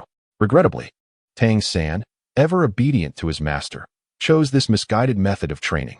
Additionally, a significant factor remained. Tang San's pride led him to select soul rings that were always near the limits of his own potential. In this manner, Tang San's aspiration to acquire the ideal soul ring becomes unattainable at the Junior Soul Master Academy. After all, Nodding Academy is merely a basic institution for soul masters, lacking the formidable faculty necessary to procure the soul rings that Tang San desires. This delay persisted until the graduation of the 4th grade. You must graduate ahead of schedule. Hu Jio inquired of Tang San, simultaneously pondering whether an early graduation would hinder Tang San's future acquisition of celestial herbs. It is worth noting that Hu Jio's continued presence at this rudimentary academy was largely motivated by his desire to remain close to Tang San, thereby ensuring his own access to the coveted herbs. Otherwise, he would have long since fled with Xiao Wu, leaving this dismal institution behind. It appeared that Tang San's initial encounter with Dugu Yin in the Grand Soul Arena had piqued Dugubo's interest upon his entrance to the Royal Academy, ultimately allowing him to witness the Ice and Fire Yin-Yang Eye and acquire the celestial herbs. In this light, it seems that whether one enters Shrek Academy early or not makes little difference. Ultimately, one must grasp the critical junctures. Moreover, Shrek is closer to the Stardow Forest, making it more convenient for him to deliver carrots to Dai Ming and Air Ming. The teacher has instructed me to attend Shrek Academy in the Ballot Kingdom. In Xiao Wu, it appears I may have to part ways with you. Tang San's face bore a look of reluctance. Unbeknownst to him, he had spent a full 4 years alongside Hu Jio and Xiao Wu, and during this time, a profound bond had formed among them. Parting? Xiao San, why would you think that? It's merely an opportunity to graduate early and attend a more prestigious academy. We can still be together. Hu Jio remarked with a cheerful smile. Yes, I've grown weary of this academy. Is Shrek Academy truly enjoyable? If it is, I'll accompany you in Xiaojio. Xiao Wu chimed in, her interest piqued. Such delightful adventures must not exclude her. While this notion was indeed appealing, the reality remained that Shrek was located in the Ballot Kingdom, quite distant from home, and it seemed that Shrek Academy lacked a clear tier system, leaving uncertainties about its capability to educate them. Hearing that both Hu Jio and Xiao Wu were willing to join him at Shrek moved Tang San deeply, yet after the initial emotion, concern crept in. After all, he could not lead his brothers into uncertainty without knowing the true circumstances of Shrek. Haha, you may not know this, but I've heard of Shrek. It is said they only accept monsters. If one is not a genius, they are simply turned away. Given our levels, it's hard to believe any academy would reject us, Hu Jio declared with a laugh. Is Shrek truly that formidable? I've never heard of it, Xiao Wu said. looking at Hu Jiu with curiosity. They spent every day together, yet she was unaware of such information. Haha, have you forgotten? I possess a secret weapon. Hu Jiu pointed to his ear and explained with a grin. In truth, if you had heard of Shrek, had it not been for the original work, such an obscure academy would barely be known in a small place like Notting City. Oh, I nearly forgot you have the enhanced senses technique. Xiao Wu gazed at Hu Jiu enviously, pondering how many secrets he must overhear with such remarkable ears. She had always been fond of others' little secrets. Is that so? Now I understand why the teacher would send me to Shrek. Tang San nodded, suddenly comprehending the master's intentions. Unlike in the original narrative, he would not unconditionally trust the master. Although he remained obedient, he also nurtured his own thoughts and doubts. These matters, of course, are not entirely unrelated to the influence of Hu Jiu. However, would your uncle and aunt truly consent to your studying so far away? Contemplating the reactions of Hu Rui and Emma, Hu Jiu felt a slight headache. Suddenly inspired, he turned his gaze towards Xiao Wu. Xiao Wu, this matter rests upon your shoulders. You know that mother is most inclined to heed your words. If you speak to her, she will surely acquiesce. I refuse. I do not wish to endure Emma's mother's incessant nagging, Xiao Wu replied, shaking her head vigorously, her braided hair swaying rhythmically behind her. Are you truly not going? Hu Jiu inquired with a smile.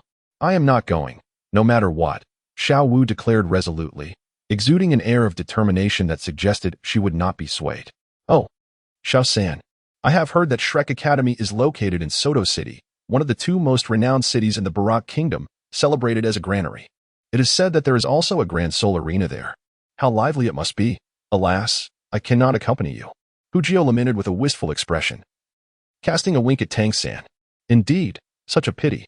It seems I shall have to wait until I have thoroughly enjoyed myself before returning to share the tales with you, Tang San replied, playing along with a look of regret. Humph, how infuriating. Fine, you have won this round. I shall go speak with Emma's mother, Xiao Wu fumed, stamping her foot in frustration at their playful antics. Yet, it must be admitted that she was indeed captivated by Hu Jiu's vivid descriptions. Such an enjoyable event could not possibly occur without the participation of Sister Xiao Wu. 3 days later, Hu Jiu, Xiao Wu, and Tang San bid a reluctant farewell to the beloved old Jack, Emma, and Hu Rui, embarking on their journey to Shrek Academy for their studies. In this year, Hu Jiu and his companions have reached the age of 11.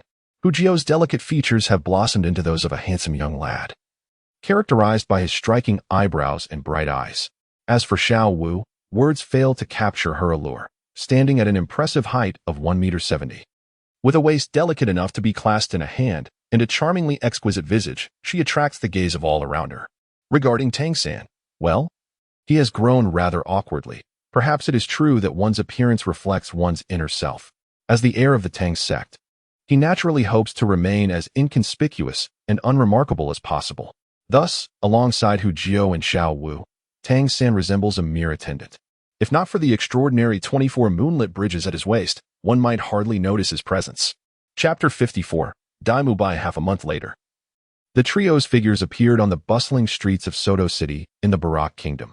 Finally, they had arrived. Hu Jiu exclaimed, I never imagined Soto City would be so far. Regardless, Xiao Jiu, Xiao San, you two must accompany me to explore the city for a couple of days. Especially that Grand Soul Arena. You must join me in witnessing its splendor. Xiao Wu stood on her tiptoes, her head swiveling in excitement. For everything in Soto City was a novelty to her. Haha, Xiao Wu, if you drag Xiao San along for shopping, you might as well be asking for his demise. When have you ever seen him indulge in such frivolities? Hu Jiu chuckled, shaking his head in amusement. Tang San was indeed a quintessential homebody, spending his days either engrossed in training or tinkering with his concealed weapons, leaving him with little time for leisurely strolls. If I do not strive diligently in my cultivation, I will soon find myself unable to keep pace with you both. Your progress is astonishingly swift. I must put in the effort. Tang San sighed, gazing at his companions with a wry smile. While Hu Jiu's rapid advancement was understandable due to the assistance of his first soul ring, he could not fathom how Xiao Wu had managed such swift growth. Given that he rarely witnessed her engaging in training, this left Tang San feeling quite unsettled. Could it truly be that the disparity in talent among individuals is so vast? Humph, if you choose not to accompany me, then so be it. I am not particularly bothered. Xiao Jiu, let us explore on our own later, without Tang San. Xiao Wu playfully made a face at Tang San while resting her arm on Hu Jiu's shoulder. All right, enough of the antics. Let us first find a hotel to settle down. We have no idea where Shrek is located and will need to inquire beforehand. Hu Jio casually handed a carrot to Xiao Wu, smiling as he offered her comfort. Indeed, it is only fitting that if one wishes to indulge in a shopping excursion, it should be undertaken solely between the two of them. A well-laid plan. By the way, I recall from the original narrative that Tang San once stumbled upon an opportunity at the esteemed Dean Flanders' establishment. What was it called? Ah, it seemed to be something golden. Perhaps they shall pay a visit to that place. Additionally, I shall procure something for Xiao San, as he is currently destitute and devoid of funds to make any purchases. Finding suitable accommodations posed no challenge, and shortly, they discovered a remarkably conspicuous hotel. Its exterior was adorned in a resplendent rose hue, resembling a grand rose from afar, making it nearly impossible to overlook. The Rose Hotel. Upon noticing the establishment's name, Hu Jio bore a smile, gleefully trailing behind Xiao Wu as she eagerly entered. As they stepped into the Rose Hotel, they were greeted by a fragrant bouquet of roses that enveloped the entire space in a romantic ambience. Tang San approached the reception desk and requested, "Please, may we have 3 rooms?" The attendant behind the counter promptly stood to attention. He first scrutinized Tang San, then glanced at the softly conversing Xiao Wu and Hu Jio, his eyes betraying a hint of intrigue. "Are you certain you require 3 rooms? Is it possible that you only have 1 or perhaps 2? Hu Jio squinted at the attendant, suspecting him of mischief. The attendant's eyes brightened, revealing a shared understanding as he coyly replied, "Indeed, there is only 1 room available, albeit a rather spacious one. Begone. I am not the sort of person you presume me to be. We require 3 rooms, Hu Jio retorted, glaring at the attendant, who seemed oblivious to the additional presence casting a shadow over their gathering. Why yes, I must have miscalculated. Just now, 2 guests checked out. So now we have 3 rooms available." The attendant, suddenly drenched in cold sweat from the aura radiating from Hu Jio, dared not toy with the situation further. "I must insist that one of those rooms is reserved for me," a haughty and icy voice interrupted from behind. Turning around, they beheld a distinguished young man with striking eyes standing behind them. Without needing to guess, Hu Jio instantly recognized the newcomer. There were few who could match the unique presence of the enigmatic Baihu, Daimubai. Earlier, he had pondered whether he might encounter Daimubai here. And to his surprise, the latter had indeed arrived. In the original tale, Daimubai's entrance was always marked by an air of grandeur. Now, he exuded an undeniable charm. Draped casually over a pair of twin sisters, embodying the persona of a roguish playboy. However, Daimubai's allure, when directed at Hu Jio, felt far less enchanting. Approaching the counter, he addressed the attendant, "Are you new here? Do you not know that a room is always reserved for me? Go, summon your manager." "Why yes, I shall fetch them at once." The attendant recognized Daimubai, and although he had anticipated the young master's absence for the next few days, he was taken aback by his unexpected presence today. This matter is no longer something that a mere waiter can resolve. It requires the manager to intervene. After all, it was his desire to earn a little more that led him to rent out the room reserved by Dai Xiao to others. This is not the first time such an incident has occurred. He has grown accustomed to it. "Excuse me, but it seems we arrived first," remarked Tang San, still trying to ascertain the situation, mistakenly believing that Daimubai was attempting to usurp their room. "And what of it?" Daimubai retorted coldly, not bothering to turn around. Who was he, after all? The esteemed 3rd prince of the Douluo Empire. When had he ever been questioned so brazenly? "Not much. Just curious to see how grand your temperament is," Hu Jio responded indifferently, casting a sidelong glance at Daimubai. "What are you so proud of? You're merely a fallen prince. Huh? Do you think you are worthy to discuss temperament with me?" Daimubai scoffed, turning back to regard Hu Jio with disdain. "You, with your grotesque appearance and narrow-mindedness, are not fit to converse with us." Xiao Wu glared at Daimubai, warning, "If you dare to insult Xiao Jio again, I shall break your legs." "Excellent. It has been quite some time since anyone has spoken to me in such a manner. It seems you are eager for a fight," Daimubai declared, his gaze shifting to Xiao Wu. Upon seeing her charming and delightful visage, a flicker of intrigue crossed his eyes. This fleeting glance, however, did not escape Hu Jio's notice. "Xiao San, it is time for your test. Teach him a lesson. His eyes are too bothersome," Hu Jio remarked coolly. Although he recognized that Daimubai was merely captivated by Xiao Wu's beauty, he believed that without a proper reprimand, Daimubai would never learn that there are some individuals who should not be gazed upon so casually. "Allow me, I have long found this fellow displeasing to the eye, and I wish to teach him a lesson," Xiao Wu interjected, rolling up her sleeves, eager to participate. "There's no need to bicker. I believe it would be best if you both joined forces. A mere handful of children like you hardly pose a challenge for me, Dai Mubai dismissed.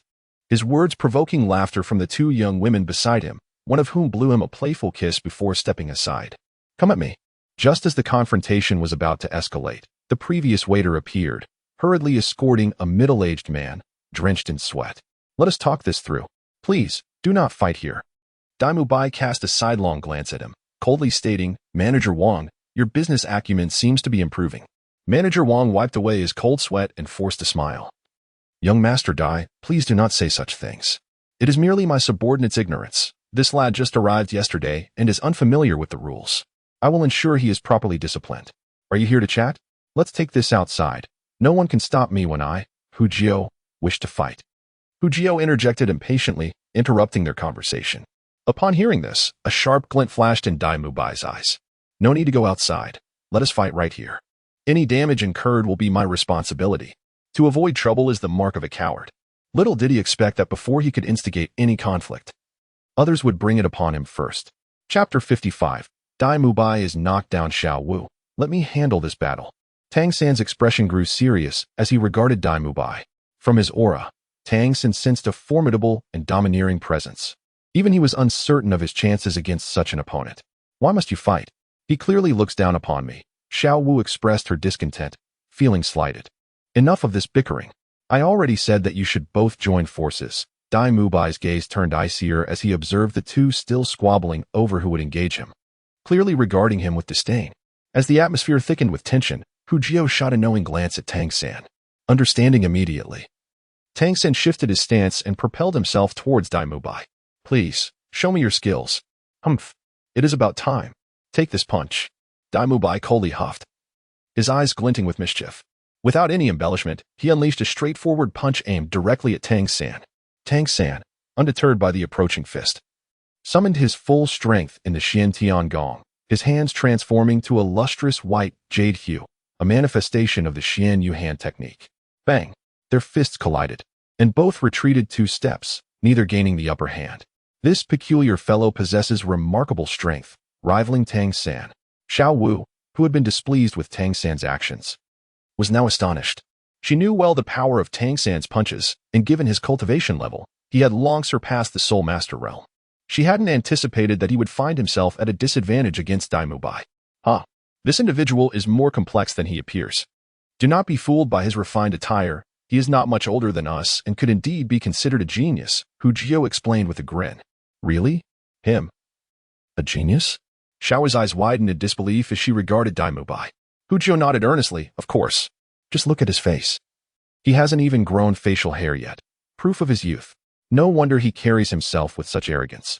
It turns out he is also a genius. Xiao nodded, her eyes brimming with determination. It seemed quite amusing to pummel a genius. As Hu Jiao and Xiao Wu chatted idly, the two combatants resumed their duel.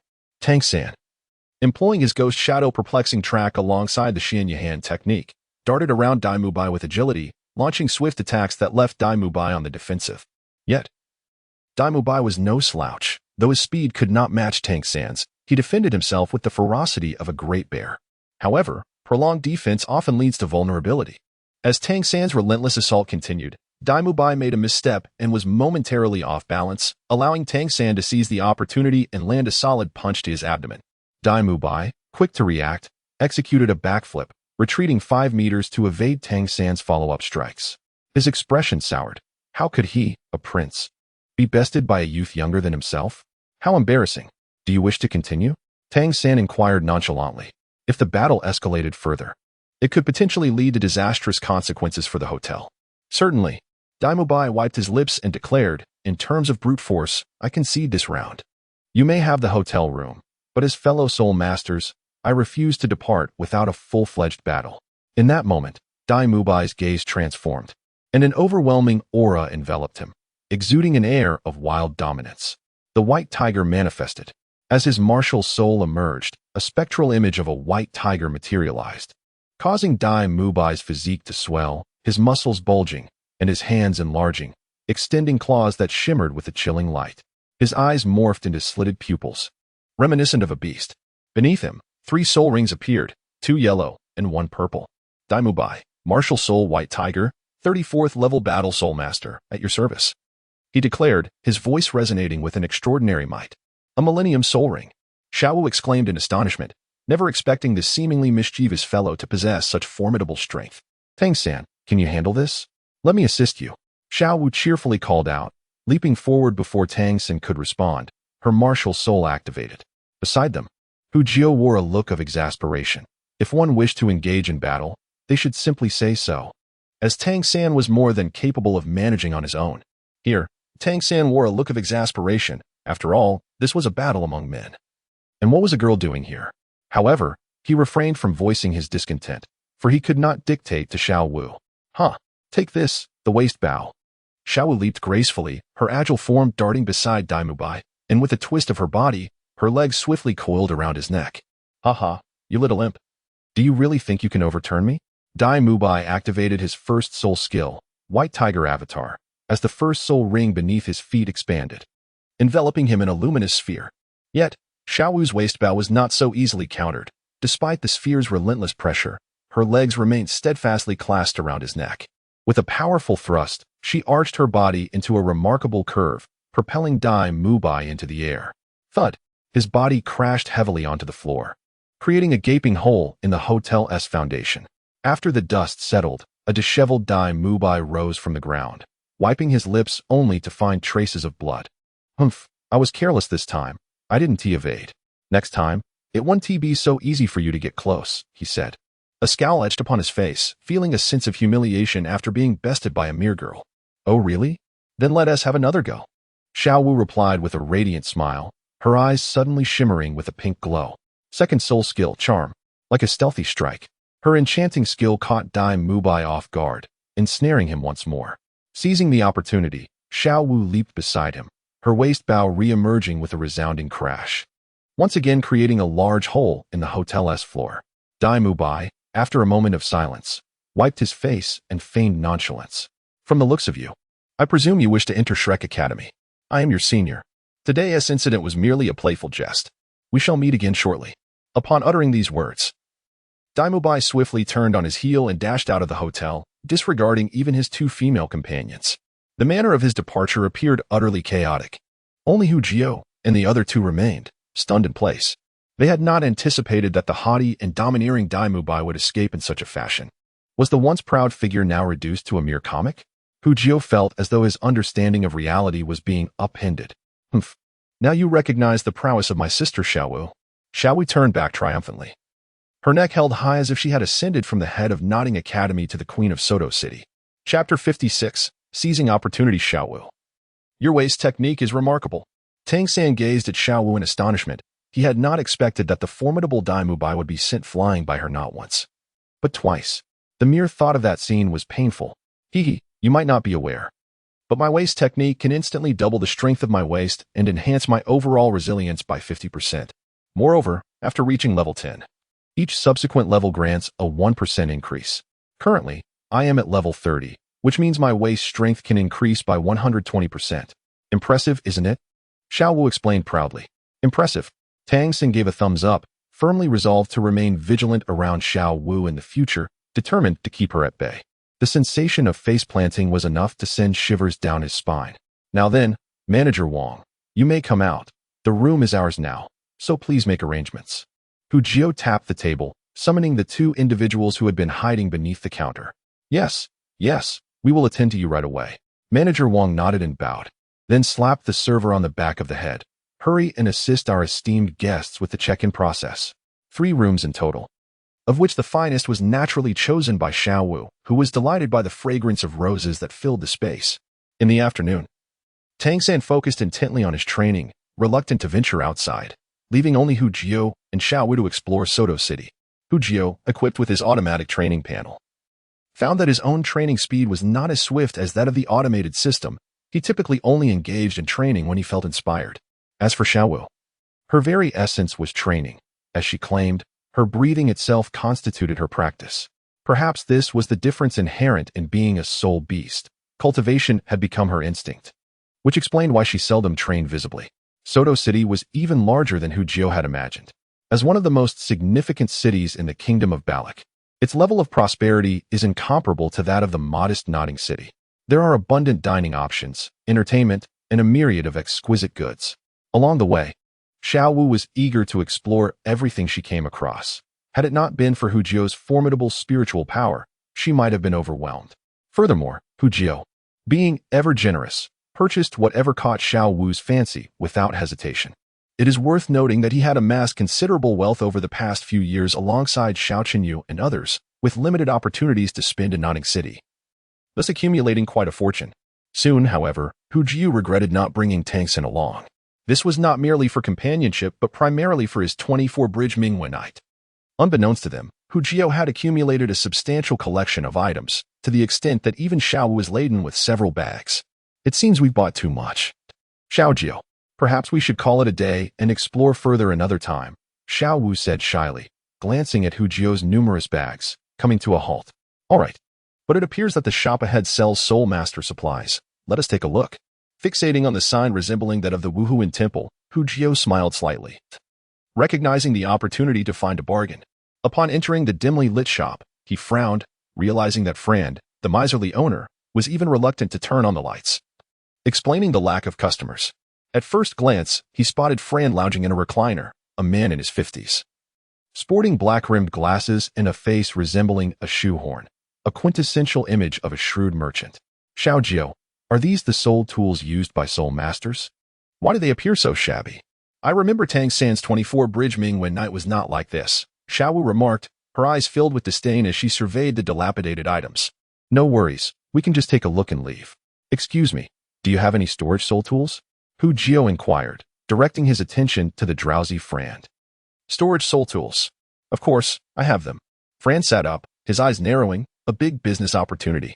I offer various types of storage soul tools. What specifications are you looking for? Perhaps one that holds 10 cubic meters? How much would that cost? Hu Jio pondered before asking. Not expensive. Since this is your first visit, I'll give you a discount. Just 100,000 gold soul coins, Frand replied with a smile, raising a finger. 100,000 gold soul coins? Are you trying to rob me? Hu Jio exclaimed, his eyes widening in disbelief, suspecting the old man was attempting to cheat him. Indeed. Storage soul tools are rare. Each one is unique. If I don't charge a bit more, how could I make a profit? Frand adjusted his glasses, observing Hu Jio with a hint of condescension, evidently realizing that Hu Jio could not afford his wares. Then do you have a smaller one, perhaps 1 cubic meter? Hu Jio felt helpless, recognizing he was not a wealthy man if he couldn't even afford a soul tool. It seemed he would need to raise the price of his carrots in the future. After all, he had encountered a wealthy fool earlier and was contemplating an opportunity to profit from him. I do have 1 cubic meter available for 20,000 gold soul coins. Firm price, Frand replied flatly. 20,000 it is. Give me one, Hu Jio said, biting the bullet and purchasing the item after rummaging through his pockets. Just wait, Frand.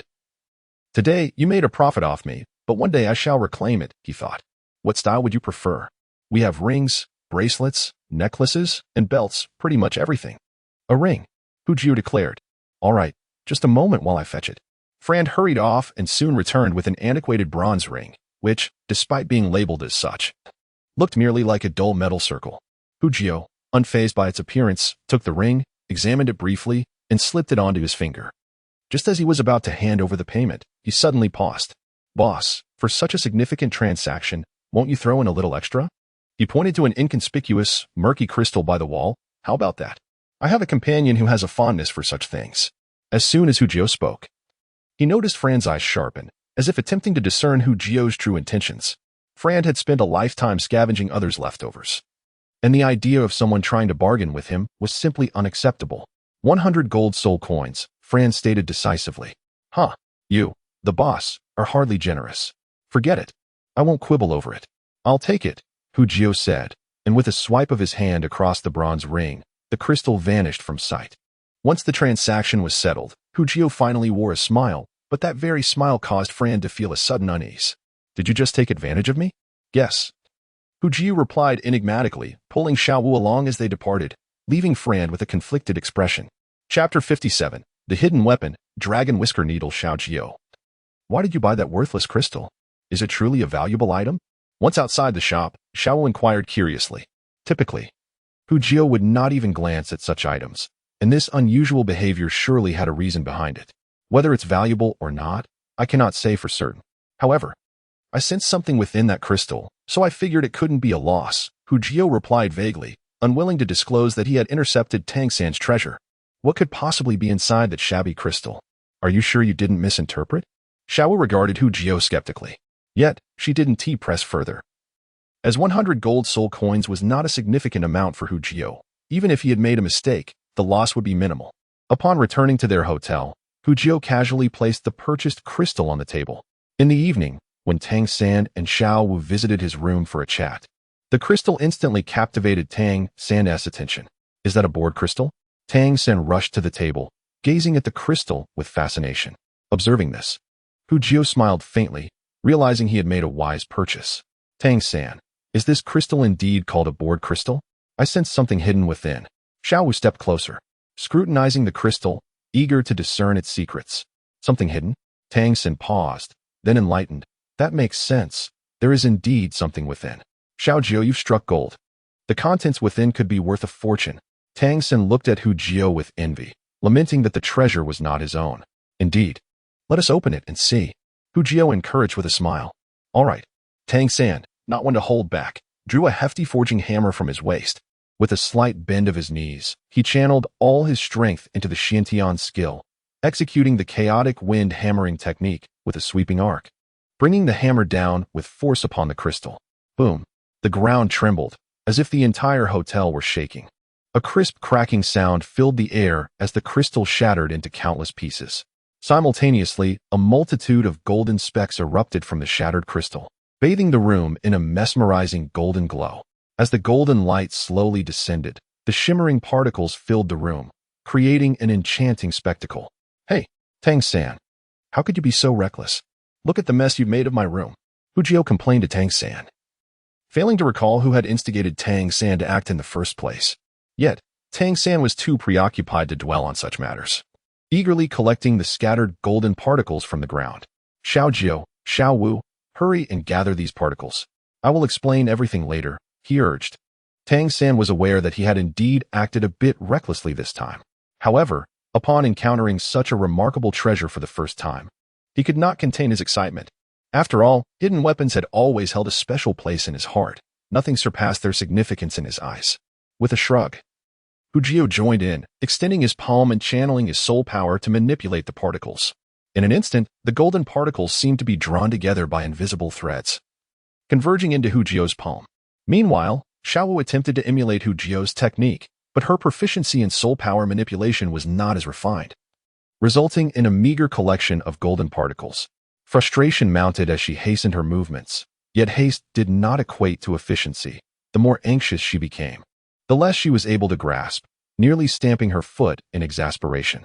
Haha, Xiao Wu, your control over soul power is lacking. Just look at Xiao San. His skill is almost on par with mine. Hu Jio teased. Humph. Comparing myself to a cultivation fanatic like Xiao San is pointless, Xiao Wu pouted, her tone playful yet defiant. Why are you two dragging me into your conversation? Tang San interjected.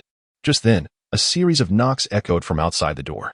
Upon opening it, they found a waiter who had come to check on the situation. We were just having some fun. Xiao Wu's remark abruptly halted the waiter in his tracks. Smack. Noticing the waiter's peculiar expression, Hu Jio unceremoniously tapped him on the forehead. Get lost. If you think too much, you might endanger your life. Yes, I'll leave right away. The waiter nodded, tears welling in his eyes, feeling rather aggrieved. You make such a fuss, yet I can't even speculate? After the waiter departed, Tang San had successfully collected all the golden particles from every corner of the room. Xiao San, don't be so tense. To enlighten us about the value of these items, Hu Jio inquired curiously, examining the particles in his hand. I've heard they're quite impressive. To put it simply, you've seen my hidden weapons before, right? What we have here is a type of natural hidden weapon, and it's exceptionally powerful. Tang San explained with visible excitement. As he spoke, he picked up one of the golden specks, channeling his soul power to transform it into a nearly invisible golden needle. With a flick of his finger, the needle vanished at a speed that was difficult for even Hu Jio to perceive. Wow, what an incredible technique! Hu Jio exclaimed, astonished that he could not even catch a glimpse of Tang San's movements. It seemed that Tang San had grown significantly during this time. Of course, this was under circumstances of unpreparedness, Had Tang San aimed his attack at Hu Jio, he would have sensed it well in advance. For his enhanced senses were no trivial matter. Where did it go? Xiao Wu searched for the needle, following Tang San's gaze, but found nothing. Hiki. Tang San approached Hu Jio's bed, tugging at the blanket to reveal the tangled golden threads. This is merely a blanket. Imagine what could happen if it were inside a person's body. Tang San beamed with pride, for this was one of the top 10 hidden weapons of the Tang sect. That is positively sinister. Xiao Wu shuddered at Tang San's description, her gaze toward him shifting in apprehension. The mistress, though possessing an unremarkable appearance, harbored a venomous heart. It seems prudent to exercise caution around her in the future. Tang San found himself at a loss for words as Xiao Wu regarded him. The weapon is the malevolent entity, not I. In my view, the nature of the weapon's malevolence depends on its wielder. As the saying goes, if employed for good, it is righteous. If for evil, it is wicked. Such is the essence of the matter. Indeed, you are correct, Tang San. I believe that, in comparison to this hidden weapon, your technique is of paramount importance. Exclaimed Xiao Wu. Such a diminutive object can be propelled with such swiftness and distance. Surely, outside of you, none could discern its proper utilization. Hu Jio gazed intently at Tang San, yearning to master such a formidable hidden weapon himself. It is merely a technique of concealed weaponry. I shall teach you shortly. I trust that with your innate talent, you will grasp it in no time. Tang San replied with a faint smile, exuding a cheerful demeanor. As long as it did not pertain to the core inheritance of the Tang sect, he was indifferent to imparting a technique. Chapter 58. The unabashed Hu Jio. When Hu Jio heard this news from Tang San, he was utterly elated. At last, he would extract a skill from the miserly Tang San. Joyful indeed. In truth, Tang San had always regarded Hu Jio as a prodigious talent, capable of comprehending any skill in an exceedingly brief period. In this regard, Tang San felt a twinge of inferiority. Had he not been aware of Hu Jio's extraordinary comprehension, he would not have shared his hidden weapon techniques. After all, such esoteric skills are of little use in everyday life. Only upon reaching a certain mastery can they be wielded effectively. For others, the time spent on these techniques could be better utilized in enhancing their own strength. Little San, I wish to learn as well. Xiao Wu interjected, rushing forward upon hearing that Tang San would teach Hu Jio the art of concealed weaponry. However, Tang San, without a moment's hesitation, shook his head in refusal. My technique requires diligent practice from a young age. The reason I am teaching Hu Jio is due to his remarkable aptitude, whereas you lack not only his talent, but also the foundational training. Attempting to learn now would only hinder your progress. You. Upon hearing this, Xiao Wu nearly trembled with indignation. She pointed an accusing finger at Tang San. Wretched Tang San. How could you be so miserly? I shall remember this. You have truly infuriated me. Not content with mere verbal reproach, she further vented her frustration by stamping on Tang San's feet before storming out of Hu Jio's room. Left behind were a bewildered Tang San and Hu Jio, who was nearly munching on seeds, thoroughly entertained by the unfolding drama. Why was Xiao Wu so irate? Were all women so incomprehensible? In that moment, Tang San found himself engulfed in profound confusion, leading him to regard women with a newfound trepidation. Truly, they were formidable beings. At last, Hu Jio successfully incorporated the art of concealed weaponry into his automated interface. In gratitude for Tang San imparting his skills, Hu Jio divided the dragon whisker needles into 2 portions, each comprising over 10,000 needles. However, upon mastering the technique, he realized that his room had been left in disarray by Tang San. The floor, including the bed, was littered with remnants of shattered crystals, rendering it uninhabitable. Tang San, scratching his head in vexation, sheepishly suggested, why not stay in my room for the night? We could squeeze in together. Who would want to share a room with a grown man like you? Fear not. Brother Jio has his own solutions, Hu Jio retorted disdainfully, casting a glance at Tang San before proudly striding towards Xiao Wu's room. Xiao Wu. Tang San has made a mess of my room. Now I have nowhere to stay. How pitiful. Hu Jio lamented, wearing a woeful expression as he entered Xiao Wu's quarters. Indeed, it's all Tang San's fault for being so hasty and careless, Xiao Wu mused, recalling the scattered shards of crystal in Hu Jio's room. No. I mean, I truly have nowhere to reside now. How unfortunate, Hu Jio emphasized, hinting desperately at Xiao Wu. Yes, quite unfortunate indeed, Xiao Wu replied, batting her innocent eyes and feigning ignorance. Yet, internally, she couldn't help but chuckle at Hu Jio's pitiful act. Sighing, Hu Jio realized Xiao Wu had not grasped his intention, prompting him to be more direct. Xiao Wu, let us negotiate a matter. What is it?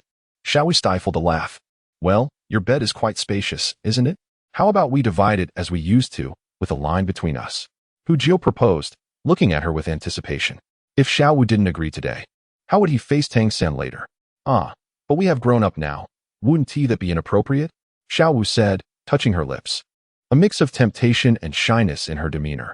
Although she was a leader at Notting Academy, she had encountered many situations, just never revealed it. What's the matter? We used to share a blanket without issue. Hu Jio waved his hand dismissively, though he felt an inexplicable sense of guilt. All right then, but you must not overstep tonight. Xiao Wu hesitated before blushingly acquiescing. I won't overstep. This is well within my expertise, Hu Jio replied, nodding with delight, nearly bursting with excitement. On this night, Xiao Wu and Hu Jio each harbored divergent thoughts, their minds teeming with a multitude of distractions. This also resulted in both individuals waking up the next day with weary expressions on their faces. It felt as though they had not slept at all the previous night, leaving them utterly listless. The following day, Tang San cast a puzzled glance at the two, wondering what was amiss. Could there be rodents in their room? After indulging in a sumptuous breakfast, the trio departed from the hotel, setting off toward Shrek Academy. Their extensive exploration the previous day had not been in vain. Hu Jio had successfully gleaned the location of the academy. Upon exiting Soto City, they journeyed southward, flanked by vast expanses of farmland, yet within their line of sight. Not a single building could be discerned, let alone Shrek Academy. Hu Jio, are you certain about your information? This place hardly resembles an academy, remarked Xiao Wu. With Tang San sharing a similarly perplexed expression. Rest assured, Shrek Academy does indeed exist. It may simply differ from your expectations, Hu Jio replied, his expression somewhat enigmatic. He was not only aware of the Academy's less-than-ideal surroundings from the original text, but he had also overheard some rather unflattering rumors about Shrek yesterday. Then let us proceed. We must register and settle in as soon as possible. For Tang San, who was fervently devoted to his cultivation, any delay was utterly disgraceful. He was eager to reach their destination, allowing him to devote himself entirely to his training in the Xiantian skill. All right, let us race to see who arrives first. Barely had Hu Jio spoken when he darted forward like the wind. Hu Jio, you cheat! Xiao Wu exclaimed, and Tang San quickly reacted, chasing after him. In that fleeting moment, it seemed as though the surrounding fields sensed their youthful exuberance, with clusters of rice swaying in cheer. Within a mere quarter of an hour, Hu Jio's eyes caught a glimpse of a small village, signaling that they had reached their destination. Hey, Hu Jio, why have you stopped? Xiao Wu, like a gust of wind, leapt past him, only to turn back and inquire from a distance. It appears we have arrived at our destination. Tang San's voice resonated beside Hu Jio, his eyes now shimmering with a faint lavender hue. Shrek Academy, we have arrived. Chapter 59. Enrollment. The village housing Shrek Academy was diminutive, smaller than St. Sol village by more than half. Hu Jio sensed that it comprised roughly 100 households. At the village entrance stood a stone platform, upon which hung a tattered sign that read Shrek Academy. At this moment, Tang San and Xiao Wu were utterly astonished. At this moment, they finally comprehended why Hu Jio had displayed such an unusual expression when mentioning Shrek Academy. Even Hu Jio himself felt somewhat speechless about it. He had originally made ample preparations, yet he never anticipated that the conditions here would be even worse than he had imagined. Perhaps it would be better to allow Tang San to enroll alone while he and Xiao Wu returned to Soto City to reside. At this moment, Hu Jio found himself contemplating a thought. Regardless of the circumstances, since this was Shrek Academy, they might as well investigate further. Tang San quickly regained his composure. Deep down, he still wished to trust Master. Since Master had brought him here, there must be a reason behind it. He believed that in this regard, Master would never lead him astray. Very well, let us see, as there was a crowd gathered nearby, curious about what they were doing. After some consideration, Hu Jio decided to enter Shrek Academy. After all, the instructors within possessed considerable strength. They might not rival the top-tier martial soul academies, but they were certainly far superior to those mid-level soul master institutions. Moreover, his fourth soul ring was still unresolved, and he needed Shrek's assistance. He felt somewhat embarrassed to ask Deming or Erming for help, as it seemed unreasonable to have wise soul beasts hunt other soul beasts. The trio arrived at the village entrance, where they observed a line of people. At the front of the queue was a makeshift table, behind which sat an elderly gentleman, seemingly in his 60s, scribbling notes as if documenting something. Registration fee, 10 gold soul coins. Not qualified. Next.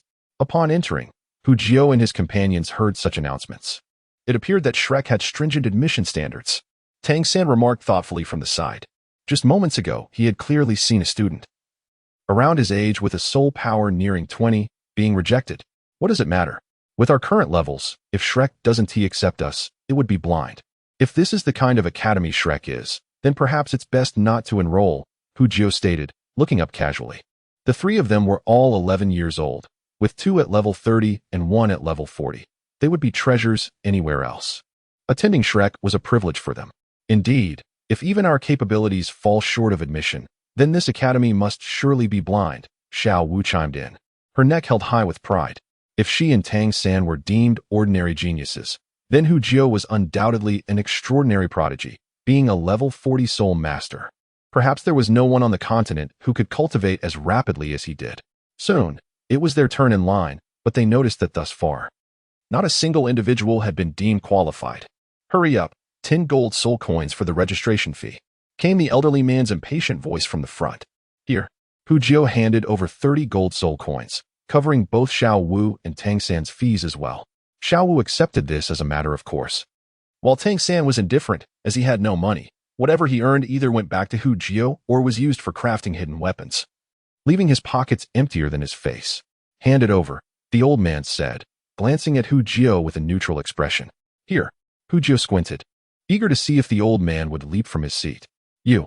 The elderly gentleman's eyes widened in astonishment. Then, as if in disbelief, he closed his eyes again, concentrating intently.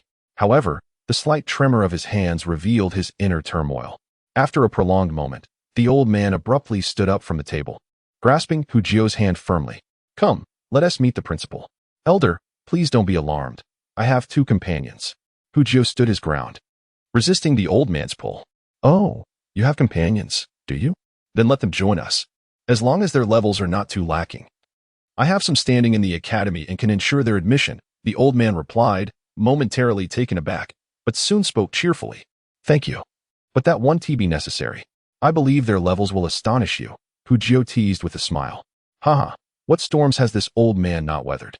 If it weren't for you being such an anomaly, I wouldn't even bat an eyelash at your genius, the old man boasted, stroking his beard with a hint of pride.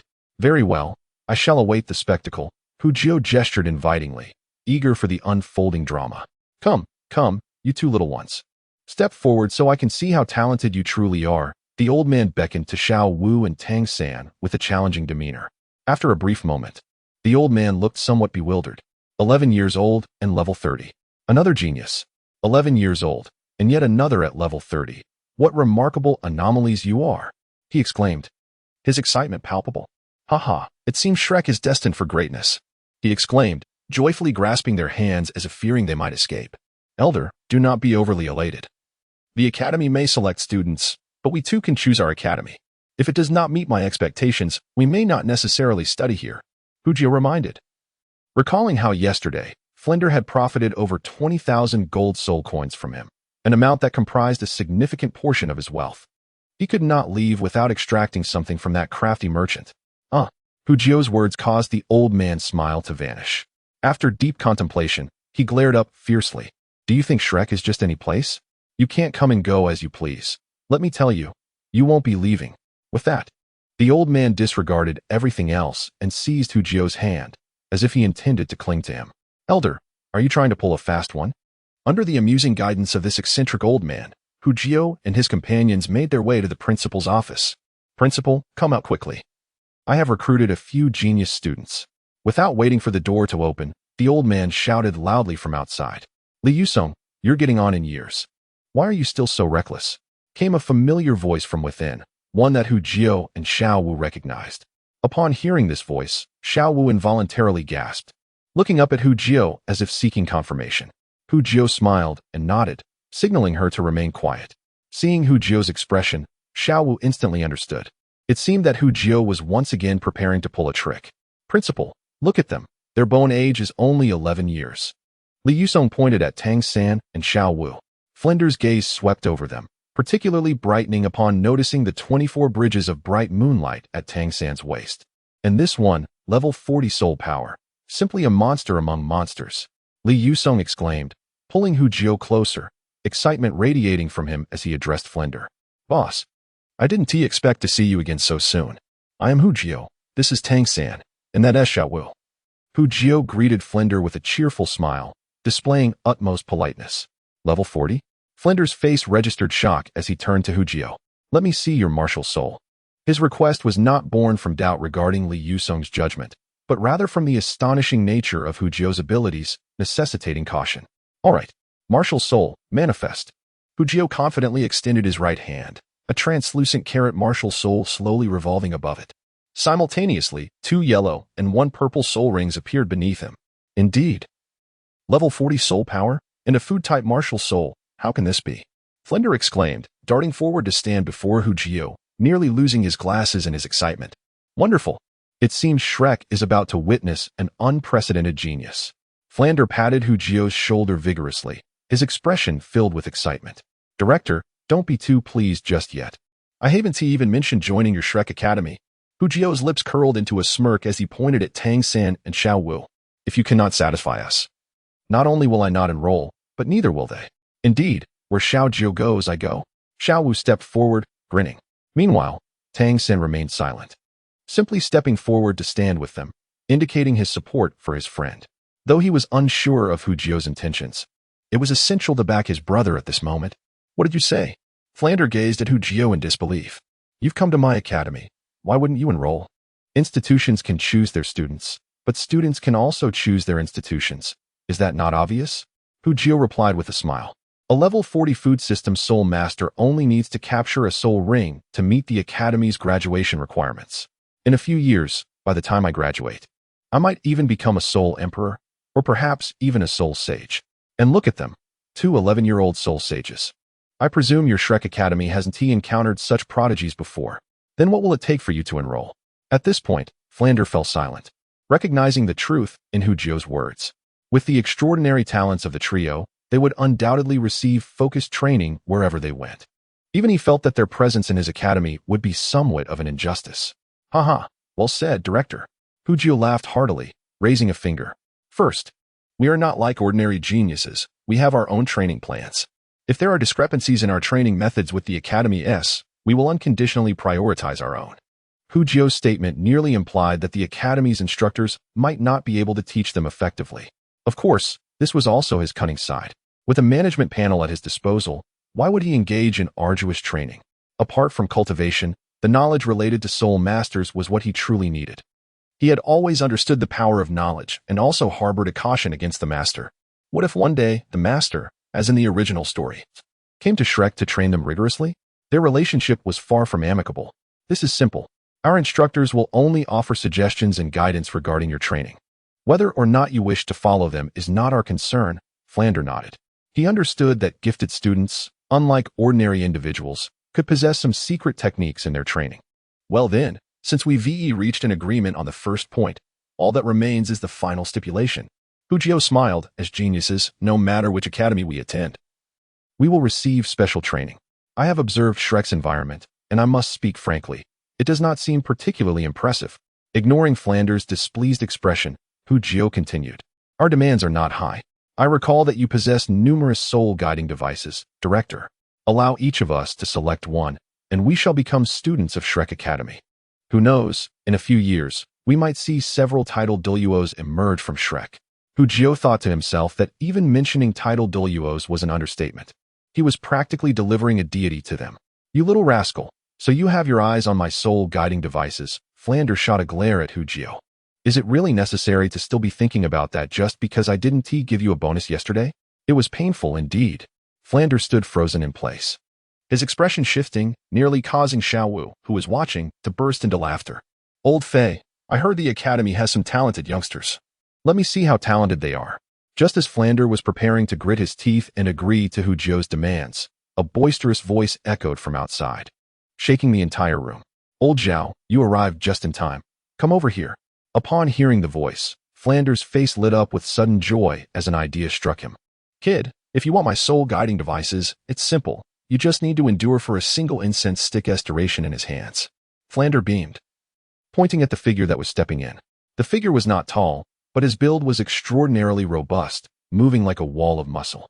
It was none other than the formidable Xiao Wu, the unmovable king. Director, if you don't wish to give us soul-guiding devices, just say so. Why resort to such excuses? If I'm not mistaken, this teacher should be a soul sage of over 70 levels, right? Hu Jio glared at Flander, displeased. The miser was truly difficult to pry something from. Ha, you have a keen eye, kid. I've hidden my powers so deeply, yet you've uncovered it. Xiao Wujin's eyes glimmered with brightness as he smiled widely. By heavens, this teacher is a soul sage. How impressive! Xiao Wu exclaimed, gazing in awe at Xiao Wujin's muscular physique. You are indeed geniuses. The assessment methods will naturally differ. But rest assured, old Xiao will not unleash his martial spirit. Do you lack the confidence to endure an incense stick in his hands? Flander raised an eyebrow, provocatively challenging them. Is this a test of my abilities? Very well. But if we succeed, I want that 10-cubic storage soul-guiding device of yours. Considering the various trump cards he held, Hu Jio nodded in acceptance. Agreed. If you accomplish the challenge, that 10-cubic soul-guiding device will be yours. Flander bit his teeth, suddenly feeling a twinge of anxiety. Looking at Hu Jio, it seemed he had some unknown cards up his sleeve. Chapter 61. Battle against Xiao Wujin. Haha. Then old Xiao will entertain you little ones. I'll give you an incense stick-s time to strategize. Xiao Wujin scratched his buzz cut, wearing a simple, honest expression, despite Xiao Wujin's seemingly simple demeanor. He was indeed a formidable character. His reputation as the unmovable king was earned through countless battles. Old Xiao, take this seriously. If you let my soul-guiding device get damaged, you'll see how I deal with you. Flander warned Xiao Wujin with a stern look. As a notoriously stingy individual, he had no desire to part with his possessions. Don't worry, boss. They're just a few kids. Do you really think I can't handle them? Xiao Wujin chuckled nonchalantly. In this moment, Hu Jio, Tang San, and Xiao Wu had gathered together, engaged in a hushed discussion about their strategy. Having grown up together, they were intimately aware of each other's abilities. Their tactical planning was brief, merely outlining the central concept before they reached a consensus. Teacher Xiao, we are ready. Let us begin, Hu Jio said, his demeanor innocuous as he looked at Xiao Wujia with a gentle smile. Facing the formidable Xiao Wujia, a level 76 opponent, it was essential to employ a touch of cunning. Very well, let us commence, Xiao Wujia replied nonchalantly, nodding as he produced an incense stick from an unknown source. Lighting it and placing it aside. At that moment, 3 figures approached from a distance.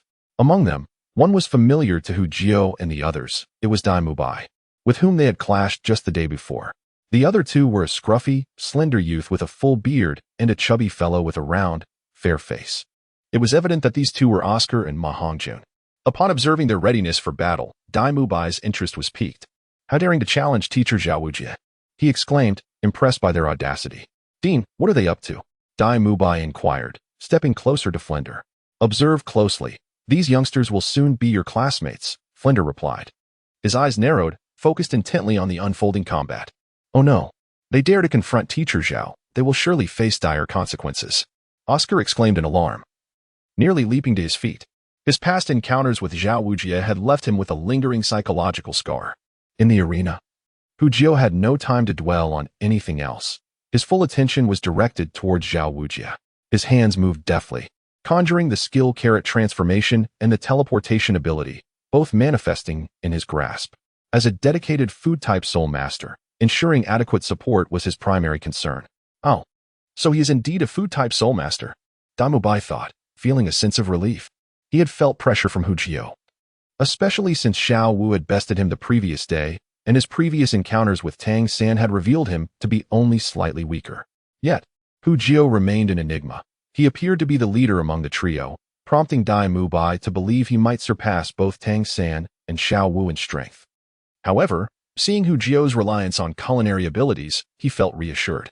After all, could any food-type soul master truly rival his own combat prowess? Xiao San, Xiao Wu. Unleash your full strength, without reservation, Hu Jio declared with a serious expression. Understood. Tang San and Xiao Wu nodded earnestly. They were about to face a formidable opponent, a soul saint of over level 70, necessitating utmost caution. Without hesitation, Tang San and Xiao Wu consumed Hu Jio's transformed carrots. As the effects took hold, their legs elongated, enhancing their speed by channeling the transformation into their calf muscles. As the trio prepared for battle, Xiao Wujia regarded them with indifference, arms crossed, clearly underestimating their capabilities. Go all out, attack. With those words, Hu Jio and Xiao Wu sprang into action, both conjuring a swirling sphere of soul power in their hands. Hu Jio's sphere was notably larger, swelling to the size of a barrel, while Xiao Wu's was slightly smaller, resembling the size of a watermelon. This is the self-created skill. Soul Power Spiral Sphere. Behind him, Tang San was not idle. His first soul skill, Binding. At the feet of Xiao Wujia, tendrils of blue-silver grass, resembling great serpents, surged forth, swiftly extending and ensnaring Xiao Wujia's feet. At that moment, Hu Jio and Xiao Wu's spiral spheres had already coalesced and were merely 3 meters away from Xiao Wujia. Release! Hu Jio shouted, simultaneously hurling the spiral sphere alongside Xiao Wu. Haha, trivial. With such meager attacks, how could you possibly harm me? Xiao Wujia boomed with laughter, his muscles taut, intending to withstand the duo's spiral sphere on sheer strength without even resorting to a soul skill. Heh. Teacher Xiao, you are being careless. With a swift motion, Hu Jio retreated. Boom, boom. 2 resounding explosions erupted, with Xiao Wujia instantly becoming the epicenter of the blasts. It is worth noting that Hu Jio's soul power spiral sphere had reached level 9, its might comparable to that of an average soul king. Xiao Wu was no slouch either. Her spiral sphere was approximately at level 6, boasting a destructive power akin to that of a strong attack-oriented soul master. Such formidable attack skills. This must be a self-created soul skill. Otherwise, their techniques wouldn't be identical, Flanders remarked, narrowing his eyes in appraisal. Self-created soul skills. The onlookers, including Dai Mubai, gasped in astonishment. They had never anticipated that a self-created soul skill would manifest in someone of their age, except perhaps for the recently arrived Ma Hongjun. Damn it. First soul skill, a movable king body. From the heart of the explosion came Xiao Wujia's furious voice. He had not expected to be humiliated in front of a few young kids, leaving him perplexed about how to instruct them in the future. As the dust settled, a towering Xiao Wujia appeared before the group, now exceeding 2.5 meters in height, his body cloaked in a layer of brown fur. With his brown eyes gleaming with rage and ferocity, 7 soul rings rotated slowly beneath him, embodying the great strength King Bear. Little ones, you better pray for yourselves. I am getting serious now. Xiao Wujia bellowed, placing his hands on the ground. Second soul skill, Great Strength King Palm. Little San, noticing Xiao Wujia's movements, Hu Jio remained undeterred. As soon as he unleashed the spiral sphere, he retrieved a spiked meteor hammer from his storage ring, the chaotic cloak hammer technique accumulating power. First soul skill, Binding. Tang San shouted, extending 2 thick blue-silver grass vines toward Hu Jio and Xiao Wu. With a swift shake of his hands, Hu Jio and Xiao Wu were propelled into the air by the vines. Following that, Tang San leapt as well, narrowly avoiding the upheaving ground beneath them. It turned out that after Xiao Wujia's Great Strength King Palm was unleashed, the entire ground trembled, causing a layer of soil to roll toward the trio. Thankfully, Tang San reacted promptly. Otherwise, they would have been buried alive. Chapter 62. The Emergence of Martial Soul Fusion Skills. Humph. Do you think you can escape? Xiao Wujia grinned maliciously, reaching toward the airborne trio of Hu Jio, gravity enhanced. This is Xiao Wuqi's third soul skill. As the gravitational enhancement took effect, the 3 individuals, who had just stabilized their positions in midair, suddenly felt a weight pressing down on them, causing their bodies to plummet uncontrollably. Teleport, Hu Jio shouted, maintaining the chaotic wind charging state. In the blink of an eye, he appeared 100 meters away. In stark contrast, Xiao Wu and Tang San, having consumed Hu Jio's teleportation carrot, flickered and found themselves flanking Xiao Wuqi on either side. "Ah, behold my waistbow," Xiao Wu exclaimed. Her hands planted on the ground as her 2 pristine legs, seemingly devoid of bones, coiled around Xiao Wuqi's neck. "Haha, little girl, you cannot move me," Xiao Wuqi replied. His energy concentrated in his dantian, firmly rooted to the ground as if he were impervious to Xiao Wu's assault. "Is that so?" came Tang San's calm voice from the side, and Xiao Wuqi felt a sudden pull from below, losing his balance and being sent flying through the air by Xiao Wu's throw. "Hey, watch me break you into 8 pieces." After landing, Xiao Wu paused momentarily before darting back to Xiao Wuqi with astonishing speed. "Ah, I throw." She exerted force with her legs, initiating a series of 8 consecutive throws. "Little girl, while your attacks are amusing, they are futile against me.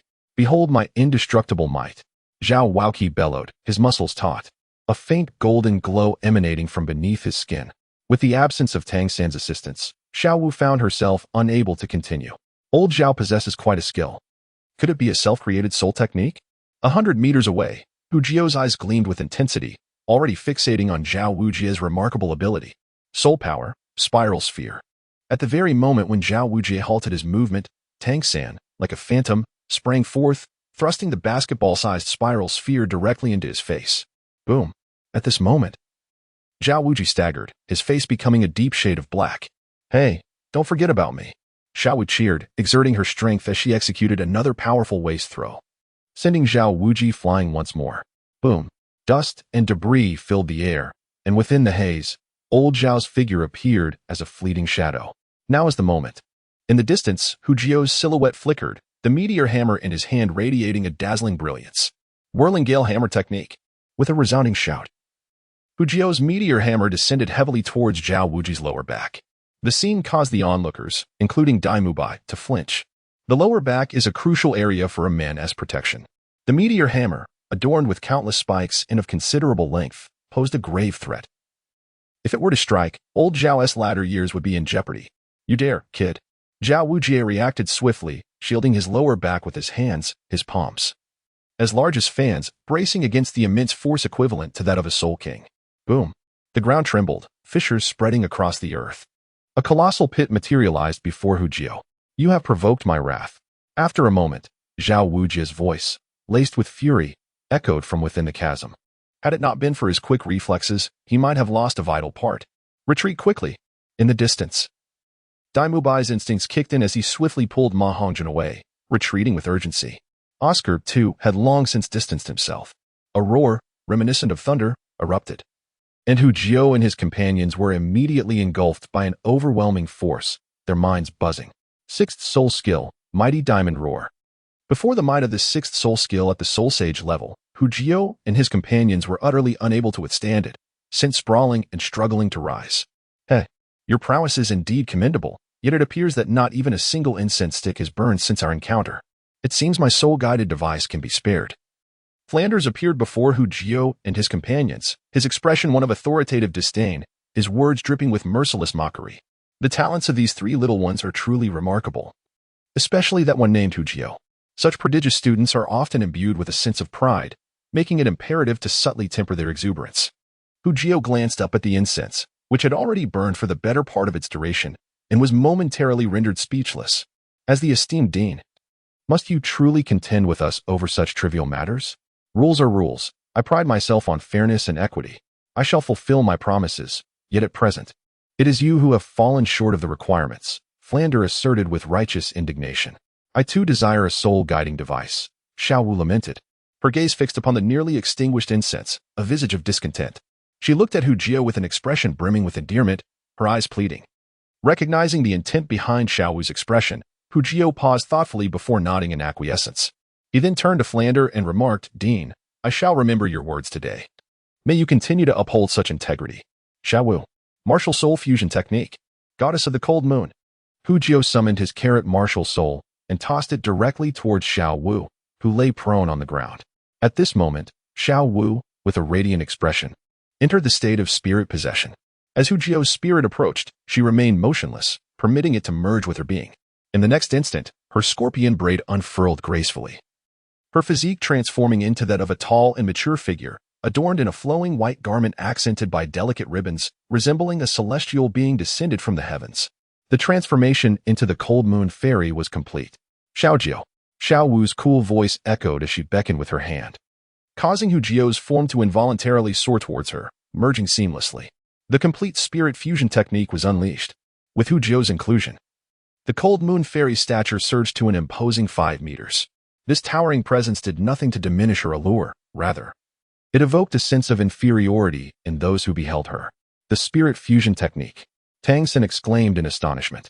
How could you, Hu Jiao, conceal such a monumental event from me?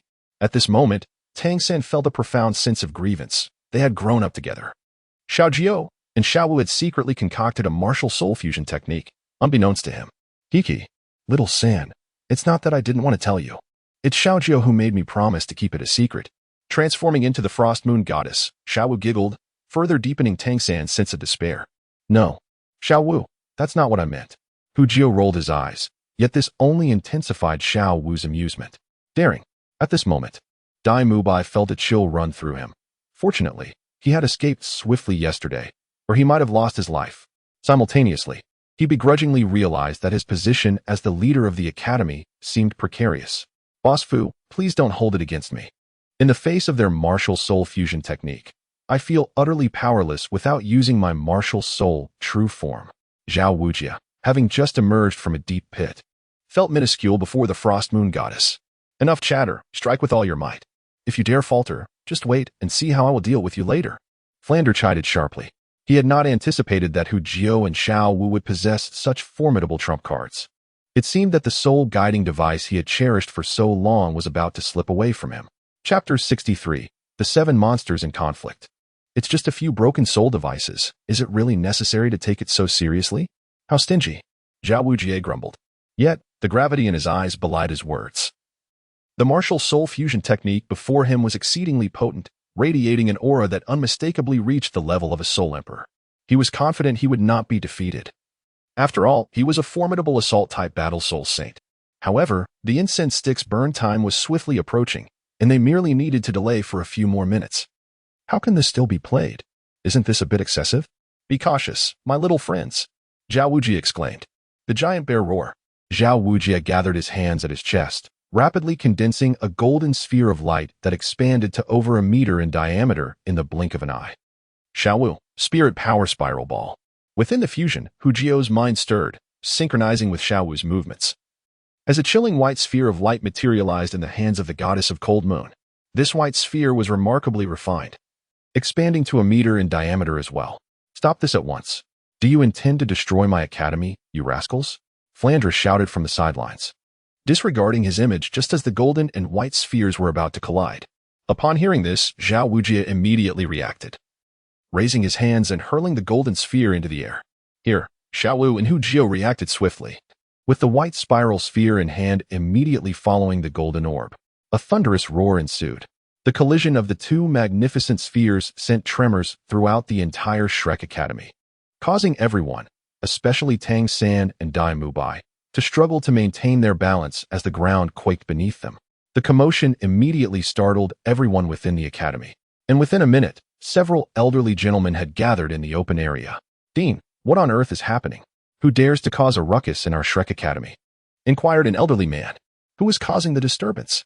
It's merely 2 young rascals and 1 old rogue, driving me to distraction, Flander retorted with irritation. What are you upset about? I can see you're merely lamenting your precious soul tools. Xiao Wujia's voice was barely above a whisper, yet his naturally loud tone ensured that several individuals overheard him. Oh, what is this? Could it be that our esteemed Flander has found himself in a predicament? A group of elderly gentlemen, intrigued, surrounded Xiao Wu, each clamoring to ascertain the reason behind the earlier commotion. As they observed the lack of imminent danger, their curiosity piqued. Upon learning that the recent explosion was the result of Hu Jio and Xiao Wu's martial spirits, their eyes gleamed with excitement. Such prodigious talent. How enviable it would be to have them as disciples. However, in their astonishment at Hu Jio and Xiao Wu's fusion technique, they inadvertently overlooked Tang San, who remained unfazed, embodying a maturity that belied his years. Yet, a twinge of melancholy stirred within him, an inexplicable ache in his heart. Dean, it has been a full incense stick's time. Surely you won't renege on our agreement. Xiao Wu taunted. Humph, I honor my word. Upon your enrollment, I shall provide you with soul-guiding devices, Flander replied, feigning nonchalance, though inwardly he lamented the cost of such a promise. Thankfully, the investment had secured exceptional talent. Deming Bai, I entrust them to you. Please assist them in finding suitable accommodations. We shall convene at dawn. Certainly, Deming Bai responded with deference. He then guided them to a row of modest dwellings, the academy's available dormitories. You may choose any room. The principal is 2 per chamber. Yet, even Deming Bai felt a twinge of embarrassment at the simplicity of the quarters. Principals aside, we shall require single rooms, Hu Jio interjected, waving his hand dismissively. Everyone harbors their own secrets. Personal space is essential. It would be one thing to share with a female, but with another man? No way. Very well, as you wish. Deming Bai shrugged, acquiescing without further argument. Allow me to introduce you. This bearded gentleman is Oscar, a senior who joined last year. Huh, senior? We are all classmates now. Just call me Xiao Ao, Oscar replied, his voice ambiguous, further accentuated by his facial hair, which elicited a shiver of recognition in Hu Jio, reminiscent of certain figures from his past life. And this chubby fellow is Ma Hongjun, who just enrolled yesterday and is the dean's disciple. He is of similar age to you all. Greetings, I am Hu Jio. My martial spirit is the carrot, and I am a level 40 food system soul master. Hu Jio introduced himself succinctly. Is that truly a food system? Oscar exclaimed, nearly jumping out of his skin. As a fellow food system soul master, how can you exhibit such prowess? No one has claimed that food systems lack combat capability, Hu Jio replied calmly. I am Xiao Wu. My martial spirit is the soft bone rabbit, and I am a level 30 assault system soul master. This is Tang San, with the blue silver grass as his martial spirit, also a level 30 control system soul master. Oscar and Ma Hongjun then took their turns to introduce themselves. Oscar, martial spirit sausage, level 25 food system great soul master. Ma Hongjun, martial spirit phoenix, level 21 assault system great soul master. Ha, chubby, is that truly a phoenix? More like a mere chick, Demingbai scoffed, mercilessly mocking Ma Hongjun. You speak nonsense. My martial spirit is indeed a phoenix, while yours resembles a common chicken. Ma Hongjun retorted, his face flushed with indignation. Humph, chubby, has it been a while since you were put in your place? How dare you refer to yourself in such a manner before me? Demingbai's eyes glinted coldly as a prince of the Douluo Empire. He had never tolerated such insolence. Go ahead and try me. I fear you not, Ma Hongjun replied defiantly, chest puffed out. Having endured enough of Demingbai's haughty demeanor. Enough. If you must fight, take it elsewhere. We have our quarters to arrange. Hu Jio observed them coolly. Noting that the dynamics among the Shrek 7 monsters were not as amicable as one might assume. As events unfolded, it appeared that Dai Mubai and Ma Hongjun were on the verge of conflict, while Oscar stood by, seemingly amused, a testament to the rather inflated perception of their camaraderie. It is perhaps attributable to their premature enrollment in Shrek Academy a year prior, which may have hindered Dai Mubai's authority from being firmly established. Ninth brother, please arbitrate this matter. You just arrived today, and this lecherous fellow shows me no respect. Is this how classmates ought to behave? Ma Hongjun lamented, eagerly seeking sympathy from Hu Jio. The formidable display of Hu Jio's power lingered in his mind, prompting him to seek favor at this opportune moment. Chapter 64. The Hunt for Soul Rings. In truth, Ma Hongjun and Dai Mubai were not strangers. Their acquaintance dated back a year. Ma Hongjun had been brought to the academy by Dean Flander, yet due to regulations, he was not permitted to enroll, instead residing in the village associated with the academy. At that time, Ma Hongjun was a newcomer, and Dai Mubai was unaware of his true nature. Only knowing that Ma Hongjun's martial soul was a phoenix, and that he was a disciple of the dean. For a considerable period, Dai Mubai treated him with great kindness. However, as their interactions deepened over time, the shortcomings of Ma Hongjun's martial soul and his true background were eventually revealed to Dai Mubai, leaving him with a sense of betrayal. What a predicament! Dai Mubai, the illustrious prince of the Douluo Empire, has been thoroughly deceived by a mere chicken. How can he maintain his dignity in such a situation? In that moment, although unspoken, Dai Mubai's demeanor towards him shifted, employing subtle mockery with effortless finesse. After all, coming from a royal lineage, one must possess a few tricks up their sleeve. Consequently, Ma Hongjun found himself evading Dai Mubai for an extended period at that time. It was manageable since he had yet to enroll, resulting in minimal interaction between them.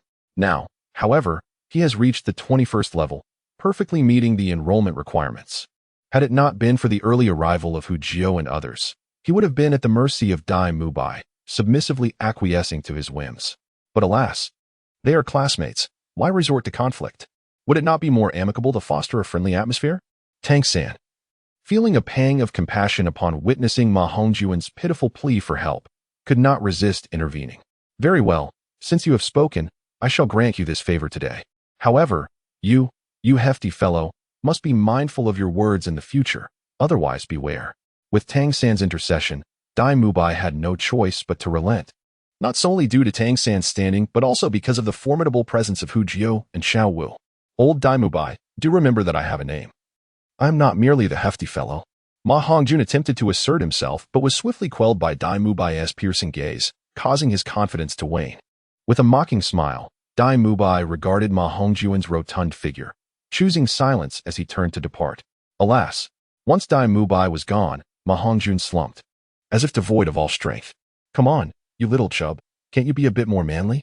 If it were me, I would have fought him to the bitter end, even if it meant getting hurt and staining him with blood. Xiao Wu looked down on Ma Hongjun. believing he was no match even for Xiao, let alone for her. What do you understand? He is older than I and possesses greater strength. What can I do when I cannot win? Ma Hongjun retorted, irritation evident in his tone. Why are you so lacking in ambition? Xiao Wu nearly stomped her foot in frustration at Ma Hongjun's defeatist attitude. Never mind. Everyone has their own way of living. Let him be, Hu Jie remarked, casting a cursory glance at Ma Hongjun. He had no interest in those who seemed beyond saving. Let us tidy up this place. It will be our home from now on, Hu Jie called to Tang San and Xiao Wu as they began to clean their dormitory. As they observed Hu Jie and the others busily engaged in their tasks, it became apparent that Oscar had slipped away unnoticed. Surprisingly, Ma Hongjun remained behind, diligently assisting them in tidying up the room. Xiao, would you like to lend him a hand? Seeing Ma Hongjun's industrious side, Xiao Wu felt a surge of leadership within her, wishing to extend a helping hand to her junior. Not yet. I'll observe a little longer. After all, this is my first encounter with Ma Hongjun. I cannot hastily judge a person based solely on impressions from the original text. Whether he is worth my assistance requires further contemplation. All right, but I must admit, I find this little chubby fellow rather honest. Far better than that lecherous old tiger with the shifty eyes and that effeminate man with the long beard. Suddenly, Hu Jie recalled how pitiable Ma Hongjun truly was. Due to the mutation of his martial soul, he had been barred from mingling with the outside world at such a young age, enduring hardships that surpassed even those faced by adults in their midlife. Poor little chubby one, to bear such burdens at an age so tender. Let us observe a moment of silence for him. In that instant, Hu Jie was filled with compassion for Ma Hongjun, who was laboring diligently. In the evening, under Ma Hongjun's guidance, they shared a simple dinner at a farmer's home. This academy is rather stingy, expecting us to fend for ourselves even at dinner. It truly deserves the title of a greedy merchant, Xiao Wu remarked, vehemently critiquing Flender. The following morning, Hu Jie was awakened by Tang San, and after breakfast, he joined Ma Hongjun to assemble at the academy's grand playground. By the time they arrived, Flender and Xiao Wujing were already waiting for them, alongside Dai Mubai and Oscar. Notably, due to entering the academy a year early, Tang Hao was absent during this period, allowing Xiao Wujing to avoid a potential beating. The reason it was deemed potential was that Tang San had merely been a bystander yesterday, not suffering any fainting blows. Thus Tang Hao had no justification to punish Xiao Wujing. If an example was to be made, it should have been Flender receiving the punishment.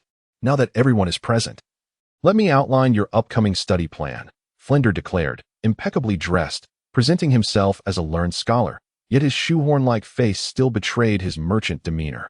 Hu Jie, Tang San, Xiao Wu, the three of you have just broken through to a significant realm, in order to not hinder your training. Vice-Dean Xiao Wujing will take you to obtain your soul ring shortly. Daimubai, Oscar, Ma Hongjun, you will follow me for specialized training. After surveying the group, Flender instructed, understood. Regardless of their willingness, the trio obediently acquiesced. The prospect of personal training from the Dean left Daimubai and the others with solemn expressions. Report, Dean. Hu Jie raised his hand. Speak. Before we head out to hunt for soul rings, could you please return our soul guides to us? Having them would certainly facilitate our travels. Hu Jie inquired eagerly about the 10 cubic storage soul guides he could hardly wait to possess. Flender's lips twitched before he responded with feigned righteousness. That is not an urgent matter.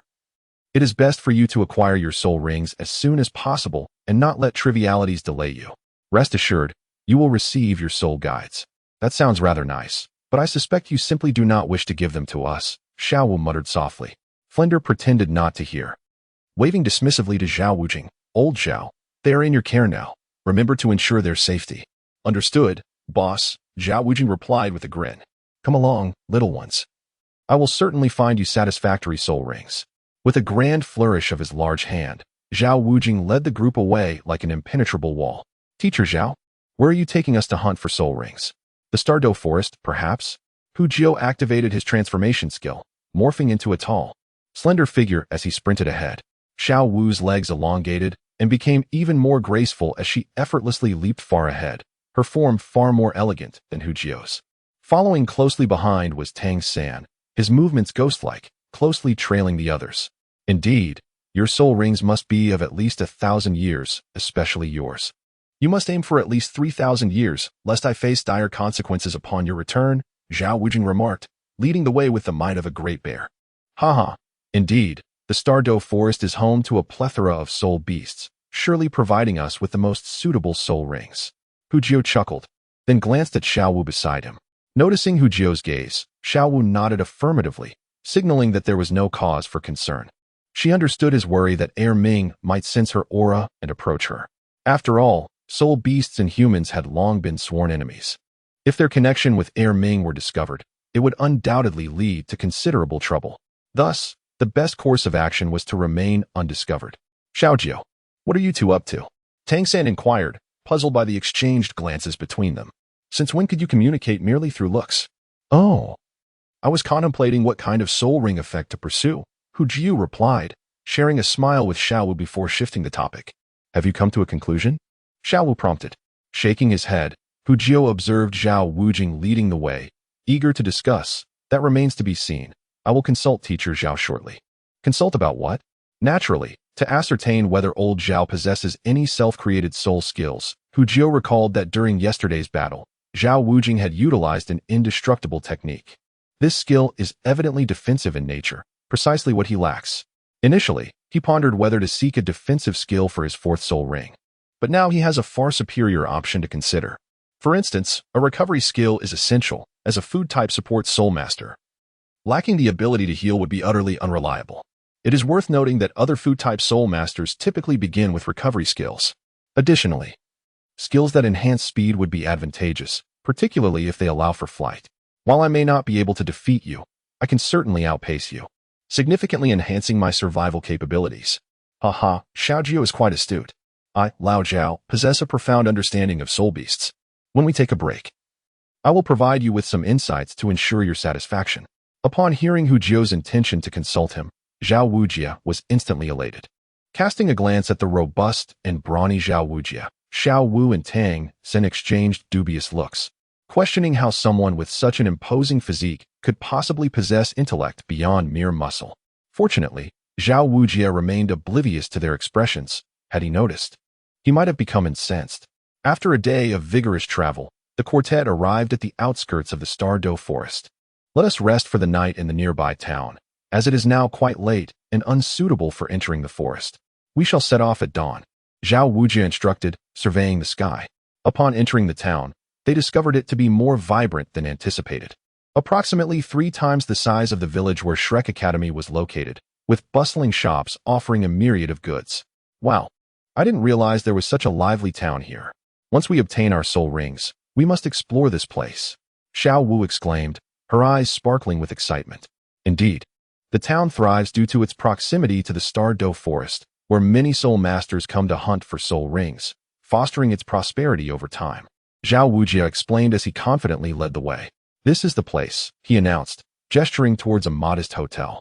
Turning to the group, he continued, we shall rest here for the night. Tomorrow morning, we will depart. You will be responsible for your own accommodations and meals. Seriously? The academy can't even spare this little amount of money? Xiao Wu exclaimed in astonishment. Zhao Wujia shrugged, conveying his own exasperation. You have seen the academy's conditions. Due to its policy of nurturing only elites, it hardly generates any revenue. Were it not for Dai Mubai's family sponsorship, the academy might very well be on the brink of closure. How dismal, Hu Jiu remarked, somewhat speechless. Teacher Zhao, shall we find another place? I have the funds. I can treat you to some drinks and seek your guidance on soul ring matters. Drinks? Now that is enticing, but remember, I am here to assist you with your queries. Do not spread rumors upon our return to the academy. Zhao Wujia licked his lips, feeling the allure of alcohol. Not an issue. It's merely a trifling sum. Hu Jia waved his hand grandiosely, having earned substantial income from supplying carrots to Xiao Chenyu and others. Under Zhao Wujia's guidance, they arrived at a luxurious hotel. After checking in and securing a private room, they indulged in fine food and drink. Due to their tender age, Hu Jiu and his companions abstained from alcohol, leaving Zhao Wujia to enjoy it alone. Nevertheless, his spirits were high with their company. After a few rounds of drinks, Hu Jiu curiously inquired, Teacher Zhao, during yesterday's battle, I noticed you utilized a skill called Indestructible Vajra. Is it one of your self-created techniques? Haha, Xiaojio. Your perception is commendable. Indeed, that is my original soul skill, born from my tedious days at the academy, tailored to fit the characteristics of my martial spirit. Zhao Wujia replied, beaming with pride at the mention of his self-created soul skill. And what are its effects? Hu Jiu pressed further. The The effects are quite satisfactory. It enhances physical strength and power, rendering one considerably more formidable. Xiao Wu demonstrated his self-created skill, and a radiant golden aura enveloped him, transforming his skin into a bronzed hue. He struck his chest, producing a resonant sound akin to metal clashing. Impressive.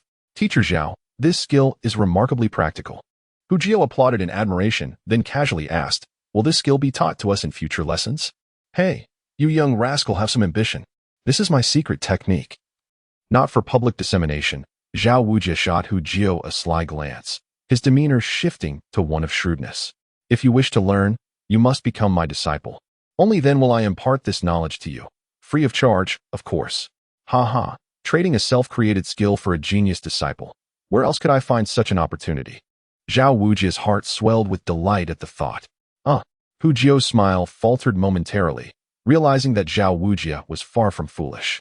However, considering the prospect of becoming his disciple, he mused that if it came to that, having a mentor wouldn't be such a bad idea. At least it would alleviate his concerns regarding soul rings, and he would have someone to lend a hand. Upon reflection, it is indeed a viable option. Moreover, should the master grace our academy with his presence in the future, having the esteemed Xiao Wuji as a supporter would be advantageous. However, to entice a prodigious disciple such as myself, merely possessing a unique soul technique is insufficient. Chapter 66. The arrogant Xiao Wuji. Teacher Xiao, your expectations seem rather fanciful. Achieving the soul sovereign realm at my age is a rarity, a testament to my unparalleled talent. How could you expect me to become your apprentice based solely on a single self-created soul technique?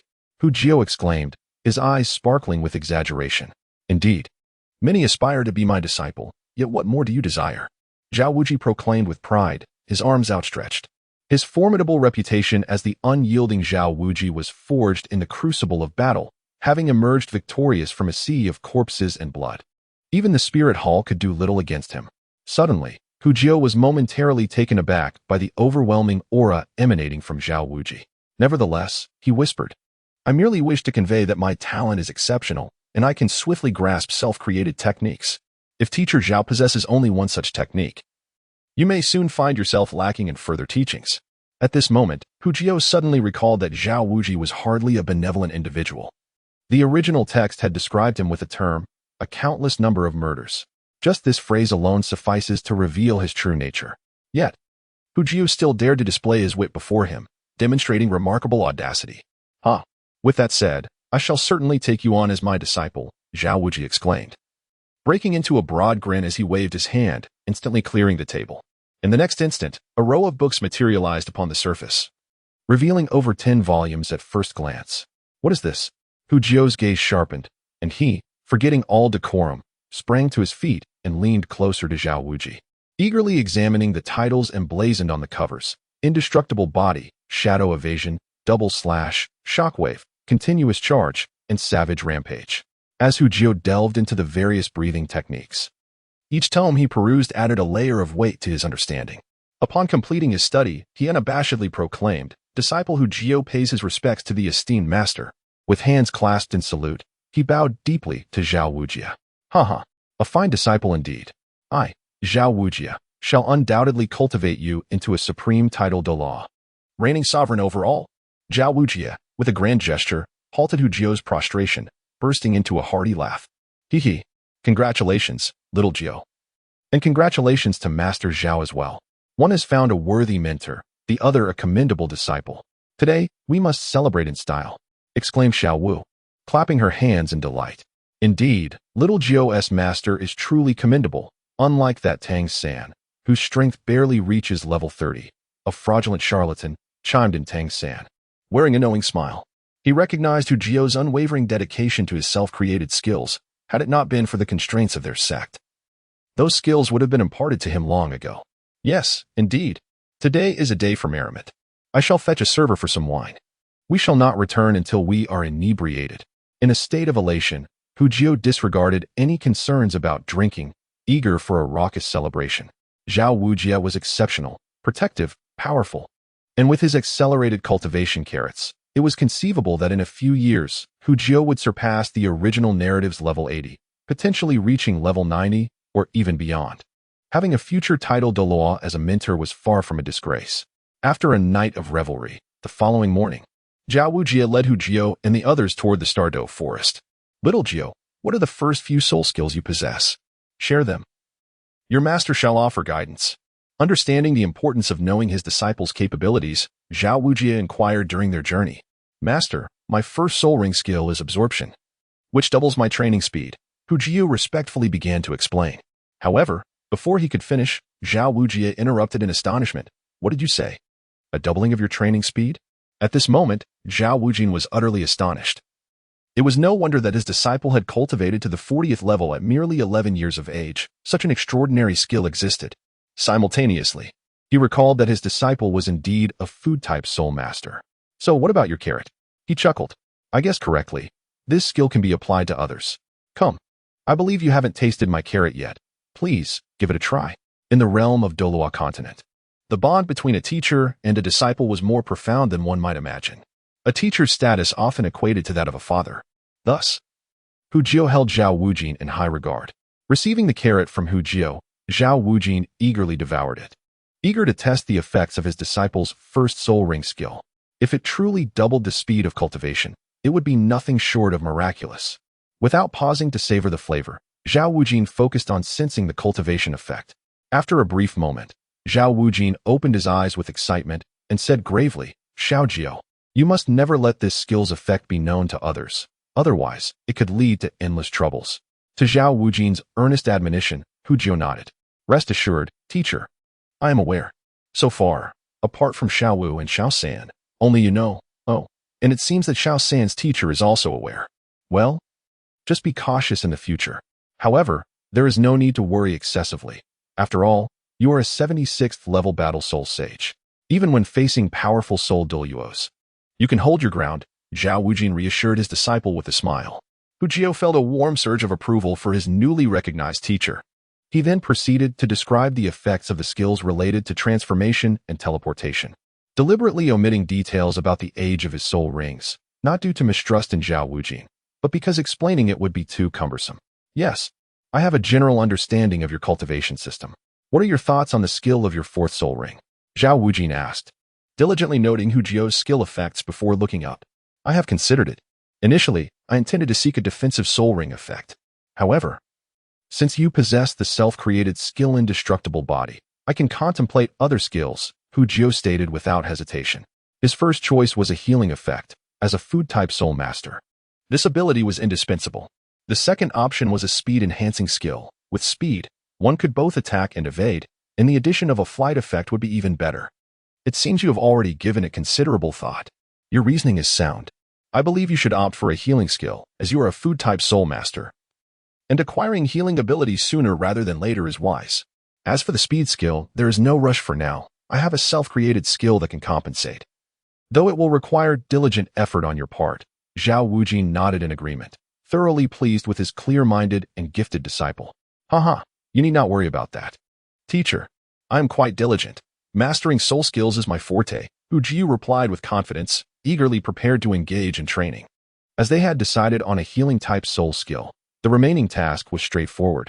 They would seek out soul beasts possessing healing abilities. Xiao Wu clapped his hands and set forth towards the direction of the Douluo forest at a steady pace. There are many soul beasts with healing skills. Xiao Jio should pay attention to the red blood pig, wood willow tree, sun tree, and moon soft rabbit, Tang San suggested after recalling some knowledge from his mind. Yes, I will keep an eye out, Hu Jio nodded, trusting Tang San's expertise in soul beasts. He had also learned similar knowledge while at the academy and recognized the accuracy of Tang San's statements. Now, Xiao Wu and Xiao San, do you have any specific requirements for your martial souls? I can offer you some advice, Xiao Wu inquired, taking the opportunity to ask since they were Hu Jio's companions. If not for that connection, he would not have been so considerate, likely allowing them to choose for themselves. Xiao Wu's inquiry left Xiao Wu momentarily stunned. She had no particular thoughts. Did she even need to choose her soul ring? She would simply wait for an opportunity to slip away and enhance her own abilities. Teacher Xiao, I have already determined the direction for my third soul ring, focusing on enhancing the toughness of my martial soul. If it could restrict movement or introduce toxins, that would be even better, Tang San answered confidently, having already discussed his next soul ring with the master.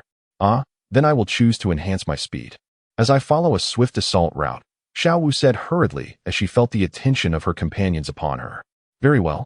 Let us increase our pace and aim to gather your soul rings today, Xiao Wujin announced, immediately accelerating. In response, Hu Jiao and the others quickened their steps to keep pace with Xiao Wujin. A quarter of an hour later, the four entered the Star Do Forest. At this juncture, Xiao Wuji's pace diminished. Even as a level 76 soul sage, he needed to tread carefully within the Star Do Forest. At this moment, Tang San exhibited some remarkable skills. With just a simple medicinal powder, he enabled them to evade the perils of venomous insects within the forest. The Tang San brand insect repellent powder proved to be exceptionally effective. Subsequently, Hu Jiao's enhancement technique for his senses began to manifest, allowing him to deftly avoid soul beasts while searching for those that met his criteria with remarkable efficiency. However, by the time they located the first suitable soul beast, half a day had already elapsed. Vicious spider, Little San, are you satisfied with this martial spirit? Hu Jiao expressed a hint of regret, recalling that in the original narrative, he had absorbed the soul ring of a 2,000-year-old faceless demon spider, along with acquiring an external soul bone. Yet, in this vast Stardo forest, where could he find a faceless demon spider for Tang San? It seemed he had inadvertently misplaced Tang San's 8 spider lances.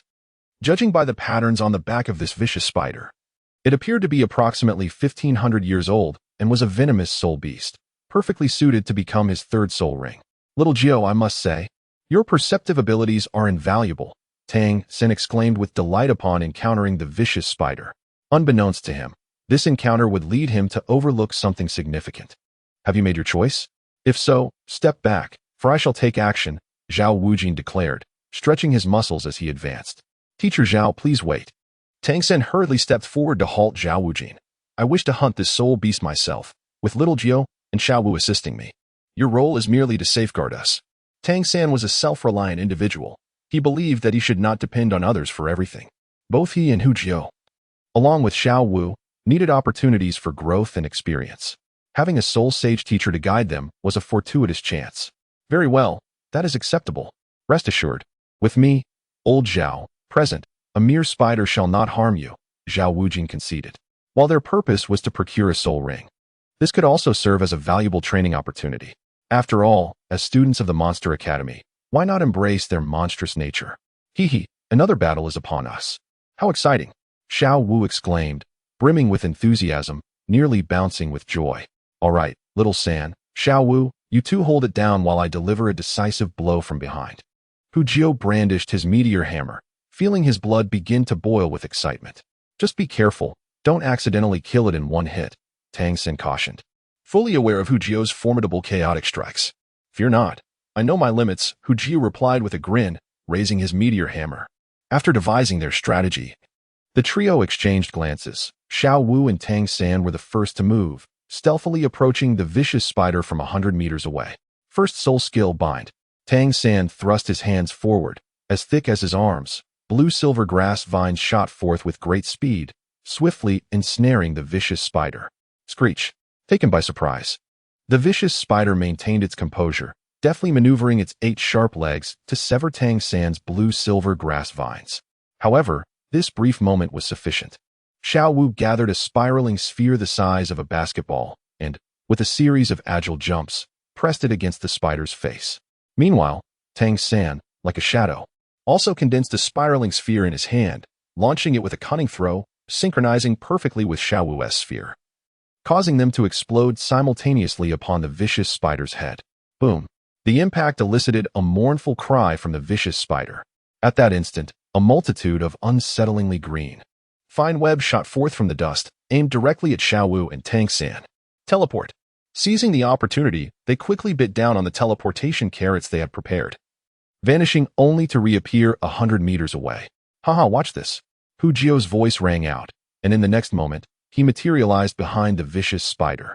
With a ferocious swing of his meteor hammer, he struck down with tremendous force. Boom. Comparable to the might of a Soul King, the blow severely damaged the vicious spider. Hiss. The vicious spider shrieked, twisting its head in fury, releasing a thick cloud of toxic smoke directed at Hu Jiao. Haha, I'm off. Hu Jiao, undeterred, immediately activated his teleportation again, disappearing from sight. Since acquiring the teleportation skill, his combat capabilities had become more fluid, allowing for both offense and defense with ease. As Hu Jio retreated, Xiao Wu and Tang San emerged, each wielding a spiraling sphere. Faced with the severely injured vicious spider, Hu Jio stowed his meteor hammer into his storage ring and likewise gathered a spiraling sphere, joining Tang San and Xiao Wu in a coordinated attack against the vicious spider. Adhering to the principle of enemy advances, we retreat. Enemy remains, we disrupt. They unleashed a torrent of spiraling spheres until the vicious spider lay gasping for breath on the ground. Little San, finish it. We'll protect you. Following their battle with the 1,500-year-old vicious spider, Hu Jio realized that he had perhaps underestimated his own combat prowess against such a soul beast. He could easily handle two on his own. Chapter 68. The disobedient Erming. Due to his limited combat experience, Hu Jio had never accurately assessed his own strength. Only now did he recognize that, when facing a 1,500-year-old soul beast, there was no need for such complications or a three-person assault. A direct confrontation would suffice. Teacher, do you think my current combat strength can rival that of a level 60 Soul Emperor? Hu Jio eagerly inquired of Xiao Wujing. What nonsense! Xiao Wujing retorted, exasperated. Aside from your martial spirit fusion with Xiao Wu, your strength equates to that of a strong attack-type soul master. Considering your skill with that hammer technique, you might barely engage in higher-level combat, but that is merely a trump card. What soul master doesn't have a trump card? Thus, Hu Jio's combat prowess could only be deemed commendable within his current realm. Hu Jio was taken aback. Am I really that weak? A food-type soul master like you comparing yourself to a strong attack type is already impressive. What more do you desire? Besides, aside from that hammer technique, how much combat strength do you truly possess? Xiao Wujing bluntly pointed out. Well, I still have my self-created skill, the spiraling sphere, which boasts considerable attack power. Hu Jio protested, feeling as though he had been dismissed entirely. Indeed, your self-created skill, the spiraling sphere, is commendable, with attack strength comparable to that of an average soul king. That is why I said you could barely engage in higher-level combat, Xiao Wujing acknowledged. Pleased with Hu Jio's innovation, truly a monster disciple he had cultivated. Having such a disciple was indeed gratifying. Upon returning to the academy, he would certainly flaunt this achievement to the older generation. It seems there is still much work to be done. After reflecting on Xiao Wujing's analysis, Hu Jio contemplated that the teacher possessed numerous self-created skills, and he must strive to arm himself with them as soon as possible. As for the present, Hu Jio glanced at Xiao Wu beside him, feeling somewhat dependent. With this thought, Hu Jio adopted a serious demeanor. Xiao Wu. What is it? Xiao Wu inquired, puzzled. It appears I am still too weak. From now on, don't stray too far from me. We must always be ready to execute our martial spirit fusion technique. This world is fraught with danger. Rest assured, little Jio, with big sister Xiao Wu around, no one dares to bully you. I'll take on anyone who tries, she declared, confidently thumping her chest. Plan successful. Soft Rice King achievement unlocked. Hu Jio felt a secret delight. It seems that in the future, Xiao Wu could also be considered a part of his combat prowess. From now on, please refer to me as Lord Soul Emperor. On Tang San's side, absorbing the venomous spider presented no difficulties. In less than an hour, he had completed the refinement. Just as Hu Jio was about to inquire about Tang San's gains, a sudden furrow of his brow interrupted him. What is happening? Did Xiao Wu not say that Erming would not come? Why has he already appeared in the vicinity? Hu Jio held immense confidence in his perception abilities. A tremendous aura was approaching from 5 miles away, and it belonged to Erming. What shall we do? Hu Jio, struck by a sudden inspiration, bent down with a pained expression and said, I have a bit of a stomachache. I need to excuse myself for a moment. Without waiting for the others to react, he vanished in an instant, disappearing 100 meters away. Wait. At this moment, Xiao Wu exclaimed in surprise, Little Nine. Wait for me. I feel unwell too. She swiftly produced a teleportation carrot and hurriedly pursued the direction in which Hu Jioling had departed. Tang San and Xiao Wujing stood by, bewildered. Have these two individuals grown so close that they share even the most private moments? Tang San and Xiao Wujing exchanged glances, their silence lingering for a time. Finally, Tang San spoke. It's nothing. Xiao Jio might have something to attend to. We can wait. Although he was unsure why they had hurried away, he harbored no concerns. He understood Xiao Jio too well. When it came to his own safety, he was more vigilant than anyone else. If trouble truly loomed, it was likely that he had already sought refuge behind Teacher Zhao. Xiao Wu, did you not say there would be no issue? Hu Jio queried swiftly amidst the murmurs of the wind. Xiao Wu shrugged helplessly. I am at a loss. I distinctly informed Ming not to seek us out. Very well, let us not dwell on it. We shall ascertain the situation when we meet again. Without further ado, Hujio activated his teleportation skill and vanished once more. A quarter of an hour later, the pair finally reunited with Ming along their path. Ming, what is the matter? Were you not told not to find us? Xiao Wu exclaimed, her face etched with frustration upon their initial meeting. Ming, appearing innocent, crouched down and gestured quietly. Oh, what am I to say to you? Your actions leave me speechless. Upon hearing Ming's explanation, Xiao Wu could only facepalm in resignation and turned to Hujio to clarify. Xiaojio, Ming claims he lacked your carrots, which hindered his training. Hence he disregarded my advice upon sensing your presence.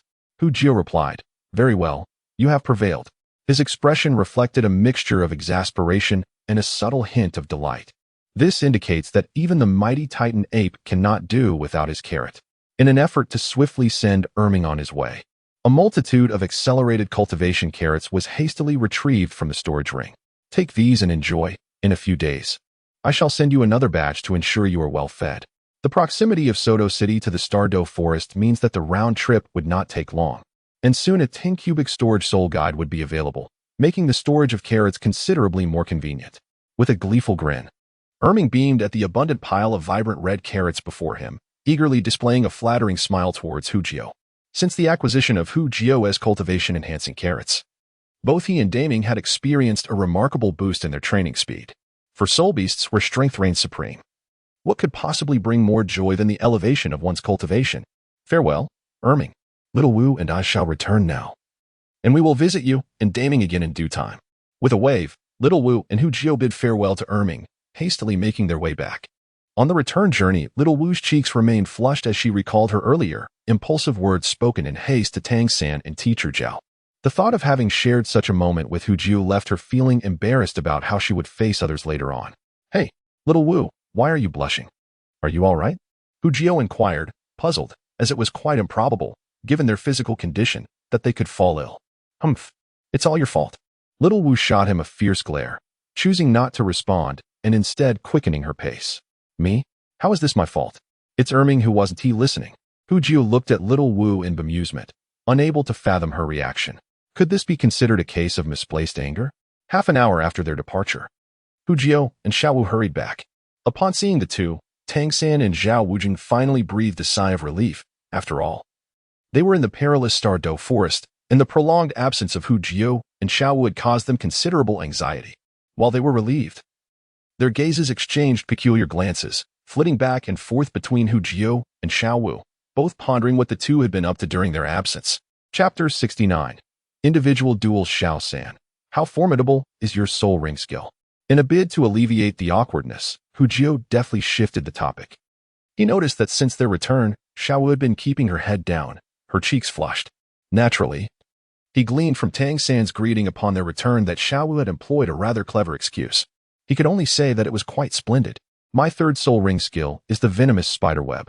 Once activated, my blue-silver grass can adhere like a spider's silk, infused primarily with venom. Once my potent toxin infiltrates the body, even a soul king would find it unbearable, and the potency of the toxin will only enhance with my growing strength. Tang San was thoroughly pleased with his newly acquired skill. Poison had always been his forte. With this ability, his power had undoubtedly surged, and now, even should he engage in combat with Hujio, he felt unafraid. Xiao San, have you grown arrogant? Do not forget, I am about to acquire my fourth soul ring, which is restorative in nature. Your toxins will prove futile against me. Observing Tang San's expression, Hujio could easily discern his thoughts. In response, he earnestly patted Tang San's shoulder, delivering a playful jab. Since Xiao San had already obtained his soul ring, it was now time for Xiaojio and Xiao Wu. Let us hasten our efforts. We must strive to gather your soul rings today, Zhao Wujing declared, clapping his hands to draw their focus. Very well. I shall lead the way. Hujio nodded, activating his enhanced senses to fully perceive the soul beasts in the vicinity. In this perception, he discovered that the formidable soul beasts surrounding him had diminished significantly, likely startled by the earlier aura of Ming and subsequently fled. However, it was fortunate that among Hujio's preliminary targets, several were botanical in nature. Many plant-type soul beasts were incapable of movement or moved at an exceedingly slow pace. This, in turn, facilitated his search. For 2 hours, as the sun began its descent, Hujio finally discovered a suitable spirit beast for himself. Be cautious. I sense a presence resembling that of the sun tree about 800 meters away. From its aura, it seems to be around 5,000 years in age, making it an ideal candidate for my fourth spirit ring, Hujio remarked, slowing his pace and turning to his companions. That's wonderful. The sun tree can utilize sunlight to dispel negative states and heal wounds, making it perfect for you, little Gio. Xiao Wu exclaimed with delight. When it comes to understanding spirit beasts, Xiao Wu, as one of their kind, undoubtedly excels. Even Tang San and the master cannot compare to her expertise. Are you all planning to handle a 5,000-year spirit beast on your own? Xiao Wu Jie inquired, looking up. In the context of human cultivation, a 5,000-year spirit beast is roughly equivalent to a soul master between the ranks of soul sect and soul king, without utilizing their martial soul fusion technique. Hujio and Xiao Wu might find it quite challenging to confront such an opponent. Teacher Xiao, have you forgotten? I have already obtained my third spirit ring. Now is the perfect opportunity to test its effects. You can simply provide support for us, Tang San interjected before Hujio could respond. Still brimming with excitement from acquiring his spirit ring, eager to showcase his abilities, Xiao Wu mirrored his enthusiasm, thrilled by the prospect of battle. Only Hujio furrowed his brow, testing it is fine. After all, this spirit beast will not flee. However, there are other spirit beasts nearby, likely its guardians. So let us be cautious. Understood. Tang San and Xiao Wu nodded solemnly in agreement. Then we need not rush to confront the sun tree, as it will remain stationary. Instead, let us first eliminate its guardian spirit beasts, Xiao Wu suggested. That is a sensible proposal. Let us draw closer and observe which spirit beasts we are dealing with. Hujio concurred. Although he had already sensed the presence of 3 guardian spirit beasts and had a rough idea of their types, it was prudent to confirm their identities visually. The 3 of them utilized their spirit power to conceal their presence and stealthily approached. A phoenix-tail coxcomb snake, a Lin armor beast, and a ghost shadow leopard, all around 3,000 years in age, alongside the sun tree, which is 5,000 years old, perfect for little Gio. Tang San declared, his eyes shimmering with purple light as he identified them. I'll take the Lin armor beast, Hujio stated decisively. The phoenix-tail coxcomb snake is mine. I can restrict its flight capabilities, Tang San added promptly. All right. Then the remaining ghost shadow leopard is mine. Xiao Wu exclaimed, her fists clenched in excitement. Do not underestimate the ghost shadow leopard. It is incredibly swift, Hujio cautioned, tapping Xiao Wu lightly on the head, aware of her penchant for combat. Humph, little Gio. You underestimate me. What speed to me? I am more agile. Xiao Wu retorted, pouting adorably. Ah, you. Hujio sighed, helpless against her charm. Do not worry, little Gio. I will keep an eye on Xiao Wu to ensure she remains unharmed, Tang San assured from the side. I don't need you to watch over me. You should focus on yourself. I might even finish first. Xiao Wu shot back defiantly at Tang San, her small fist swinging as a show of strength. Enough chatter. Let's quickly deal with them. Once I obtain my spirit ring, there is still Xiao Wu's to consider. Hujio's words silenced Xiao Wu instantly. Did she truly need that spirit ring? What she sought was a perfect excuse. Go. Hujio, Tang San. And Xiao Wu each conjured a spiraling orb of energy, teleporting directly in front of the 3 spirit beasts. Boom, boom, boom. Caught off guard. The 3 spirit beasts were immediately stunned, but quickly regained their composure, glaring furiously at their assailants. Roar, roar. The 3 spirit beasts unleashed a furious roar, launching a counterattack as they leapt toward their adversaries. However, Hujio, an expert in evasion, understood the essence of striking and retreating after unleashing a spiraling orb. He swiftly retreated. Before leaving, Tang San waved his hand, summoning countless blue-silver grass vines that shot into the sky, effectively blocking the spirit beast's pursuit. Boom, boom, boom. Meanwhile, the sun tree was not idle. Brilliant orbs of light erupted from it, obliterating Tang San's blue-silver grass vines with explosive force. Thus, the chaotic battle commenced.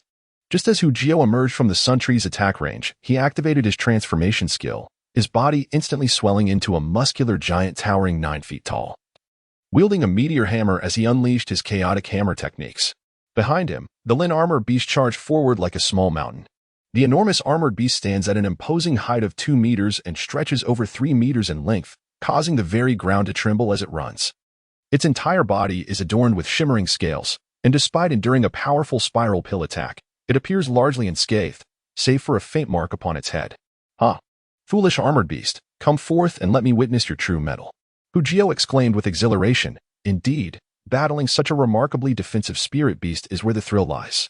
Chapter 70. The soul ring acquired with a meteor hammer in hand, Hujio deftly evades the armored beast's assaults, dodging like a bullfighter as the ground shakes beneath him.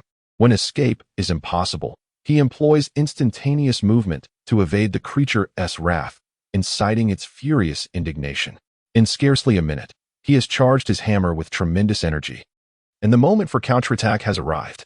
Beast, reveal your true form at once. Hujio roared, swiftly leaping into the air, his meteor hammer raised high.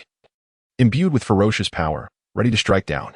Meanwhile, Xiao Wu is engaged in a fierce struggle with the ghost shadow leopard. The phantom leopard, a swift spirit beast, manifests an array of deceptive shadows during its assault, leaving Xiao Wu struggling to cope. After all, she has only just reached the 30th level, lacking both a soul ring and a third soul skill, making it quite challenging for her to confront a 3,000-year-old spirit beast single-handedly. Fortunately, with the aid of Hujio's teleportation carrot and transformation carrot, she is able to engage the phantom leopard by leveraging her dexterous agility. Finally, there is Tang San, who appears to be the most at ease. The prowess of a control-type spirit master of the same rank is not to be underestimated. At the onset of the battle, Tang San immediately unleashed his newly acquired third soul ring ability, the venomous spider web, which instantly immobilized the phoenix-tailed coxcomb snake. Subsequently, he relentlessly employed the spiral pill technique, akin to striking a stationary target, rendering the phoenix-tailed coxcomb snake utterly defenseless. As the venom intensified, the creature's resistance waned, teetering on the brink of defeat. Boom. At this moment, Hujio's accumulated storm hammer technique finally unleashed its formidable force of 6,000 pounds, striking down decisively and swiftly neutralizing the target. Just as Hujio concluded his task, Tang San simultaneously vanquished the phoenix-tailed coxcomb snake. With this momentum, under the assistance of Hujio and Tang San, Xiao Wu swiftly dealt with the ghost shadow leopard. How could you finish the battle so quickly? No, I must hasten to acquire my spirit ring, or I will fall behind. Xiao Wu expressed her discontent with her own performance. All right, let us swiftly tackle the sun tree. Once I absorb the spirit ring, it will be your turn, Hujio said, gently stroking Xiao Wu's scorpion braid in a tender gesture of reassurance. Okay. The three exchanged glances and commenced their assault on the final target, the sun tree. However, the sun tree proved to be a formidable opponent. As a 5,000-year plant-type spirit beast, it possessed the disadvantage of immobility but compensated with considerable offensive capabilities and a remarkable ability to regenerate, making it particularly troublesome. What a nuisance. The trio found themselves at a loss regarding how to confront this resilient adversary. Tang San and Xiao Wu took the lead, utilizing the spiral pill to divert the sun tree's radiant attacks, while Hujio remained at the rear, gathering energy with the storm hammer technique. Fortunately, Tang San and Xiao Wu had mastered the spiral pill, otherwise, they would likely be rendered helpless against the sun tree. Both Tang San and Xiao Wu found themselves severely constrained. Tang San's efforts to ensnare the sun tree proved futile, as it remained stationary, rendering his attempts to limit its movement ineffective. Moreover, its sunlight sphere ability quickly obliterated his blue-silver grass. Even his second spirit ring technique, Parasite, was rendered useless, as the sun tree possessed an innate ability to dispel abnormal states. Similarly, Xiao Wu's skills faltered. What effect could a bough have against a tree? Although her bewitchment technique had minor efficacy, the tree, devoid of emotions, could easily shake off the charm, leaving Xiao Wu exasperated. Thus, when confronted with such a resilient foe, only my storm hammer can resolve everything. Calmly, Hujio traced circles in the air, accumulating energy for his meteor hammer. In the face of this stubborn creature, Tang San found himself envious of Hujio's mastery of the storm hammer technique. If only he too possessed Hujio's prowess, he would not need to rely on the spiral pill for mere distraction. Indeed, their efforts felt like mere paddling in water. Tang San and Xiao Wu's attacks had minimal effect on the sun tree. Even if they managed to inflict damage, the tree would absorb sunlight to accelerate its recovery, rendering their efforts nearly futile. After several minutes, Hujio, sweating profusely, firmly grasped the meteor hammer. This time, he had amassed a formidable strike. With a full 70 swings, he had reached the peak of his control, and this blow was imbued with over 7,000 pounds of force. With a single strike, while it may not defeat the foe outright, it would at least leave it grievously injured. I am commencing. As Hujio's words fell, Tang San and Xiao Wu stepped forward in unison, launching a fervent attack to firmly restrain the sun tree. In that instant, Hujio teleported beside the sun tree. Grasping his meteor hammer tightly, with its head imbued with suffocating power, He struck down with ferocity. Boom. The force erupted, instantly shattering half of the tree trunk, leaving it no time for healing. Again, he quickly retreated, inhaling deeply before unleashing the chaotic wind hammer technique once more. Minutes later, another explosion resounded. The advantage of battling plant-type soul beasts lies in the fact that, with the correct approach, they can be ground down to nothing. An hour later, Hu Jio shouted, "Die!" With a resounding thud, the enduring sun tree finally collapsed. Soon after, a deep purple soul ring hovered in the air, awaiting Hu Jio's absorption. "Xiao Jiao, hurry. We shall protect you while you absorb the soul ring," Xiao Wu eagerly urged as soon as the battle concluded. A new soul ring signified that Hu Jio's carrot would become even more delectable, and with the enhancement of the soul ring's power, their martial soul fusion technique would also grow stronger. Aside from Hu Jio himself, perhaps no one was more thrilled than she. "Haha, not bad. You little monsters truly managed to defeat the sun tree, quite impressive." Zhao Wuji, who had been watching from the sidelines, remarked with a satisfied smile, generously praising them. "Hee. Of course. We are monsters among monsters," Xiao Wu proudly replied, tilting her head back. "All right, I shall absorb the soul ring now. I kindly ask my teacher to protect me." Without further delay, Hu Jio sat cross-legged on the ground, commencing the absorption of the sun tree's soul ring. The 5,000-year soul ring was nearing the limits of what he could absorb, and Hu Jio did not dare to be negligent. Fortunately, Hu Jio's body had been fortified through the practice of the chaotic wind hammer technique. Although primarily used for power accumulation, it also provided some reinforcement to his physique. Under these circumstances, Hu Jio absorbed the soul ring without any turmoil, though the process took a bit longer than usual. 3 hours later, as midnight approached, Hu Jio finally completed the absorption, elevating his level to 41. Where did Xiao Wu go? The moment he opened his eyes, Hu Jio realized something was amiss.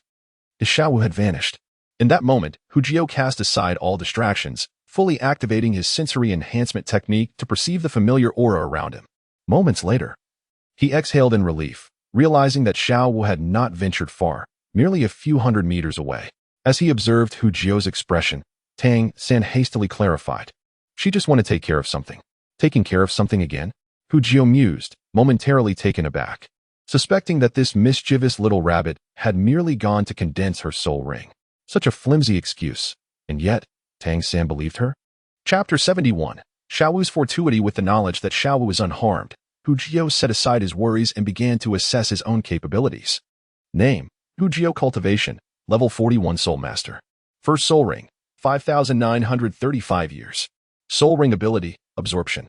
Doubles cultivation speed. Second Soul Ring, 5,399 years.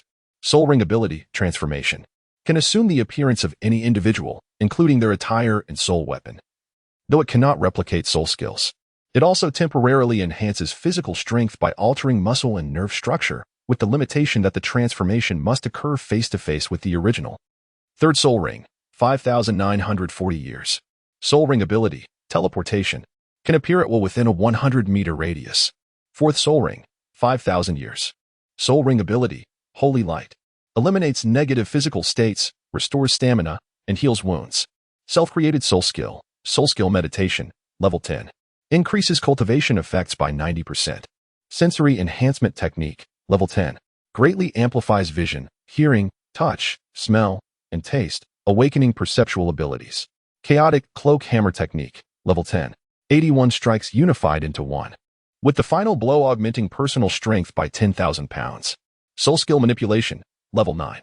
Soul energy manifests as threads, possessing hardness comparable to steel, with meticulous control over soul energy. Spiral Sphere, Level 9. A soul energy sphere the size of a basin, rotating rapidly upon formation, with attack power increasing with level, rivaling that of a powerful attack-type Soul King. Hidden Weapon Technique, Level 3. A perfect hit at a distance of 50 meters. External Soul Bone, Tongue. Can extend at the speed of light to bind prey.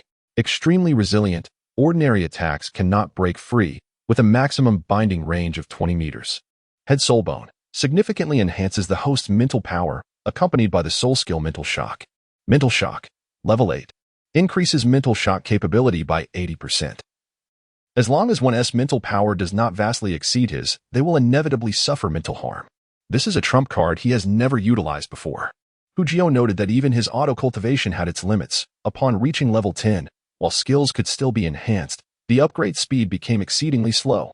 He speculated that level 10 represented the pinnacle of skill mastery, and the continued enhancement was likely due to the auto-cultivation panel's simulations rather than actual rapid progress. Meanwhile, he had now unlocked 9 ordinary auto-cultivation slots, with 7 in use and 2 remaining vacant. "I'm back, Xiao. Have you finished your absorption?" Xiao Wu's voice broke through Hu Jio's reverie. "Where did you run off to? Are you unaware of the dangers here?" Hu Jio reproached, gazing at Xiao Wu. Such an excuse was hardly believable. Could she truly deceive herself? In response to Hu Jio's admonishment, Xiao Wu playfully stuck out her tongue and promptly approached him. "I understand now. I want to do it again. By the way, Xiao Jio, where's your carrot? I want to taste it." Xiao Wu was well aware of Hu Jio's formidable sensory perception, and she knew he could sense her circumstances, rendering her feigned excuse futile. It seemed she could no longer keep her secrets hidden. "Go ahead and eat." Hu Jio beckoned, and a white jade-colored carrot materialized in his hand. After handing one to Xiao Wu, he also offered one to Tang San and Xiao Wu Jie. This is called the Holy Light Carrot. It eliminates negative states, restores soul power, and heals injuries, a comprehensive recovery skill that acts immediately. It is an excellent food-type skill, Hu Jio explained. "Quite an impressive skill. I feel warm throughout my body." "Brimming with energy," Tang San remarked, savoring the carrot while experiencing its effects. "Hee, aside from recovery, this carrot is delicious, too crunchy, sweet, truly delightful," Xiao Wu chimed. Cheeks puffed as she spoke indistinctly. "Indeed, your carrot surpasses Oscar's sausages in effectiveness. It seems Oscar may soon find himself out of business," Xiao Wu Jie commented.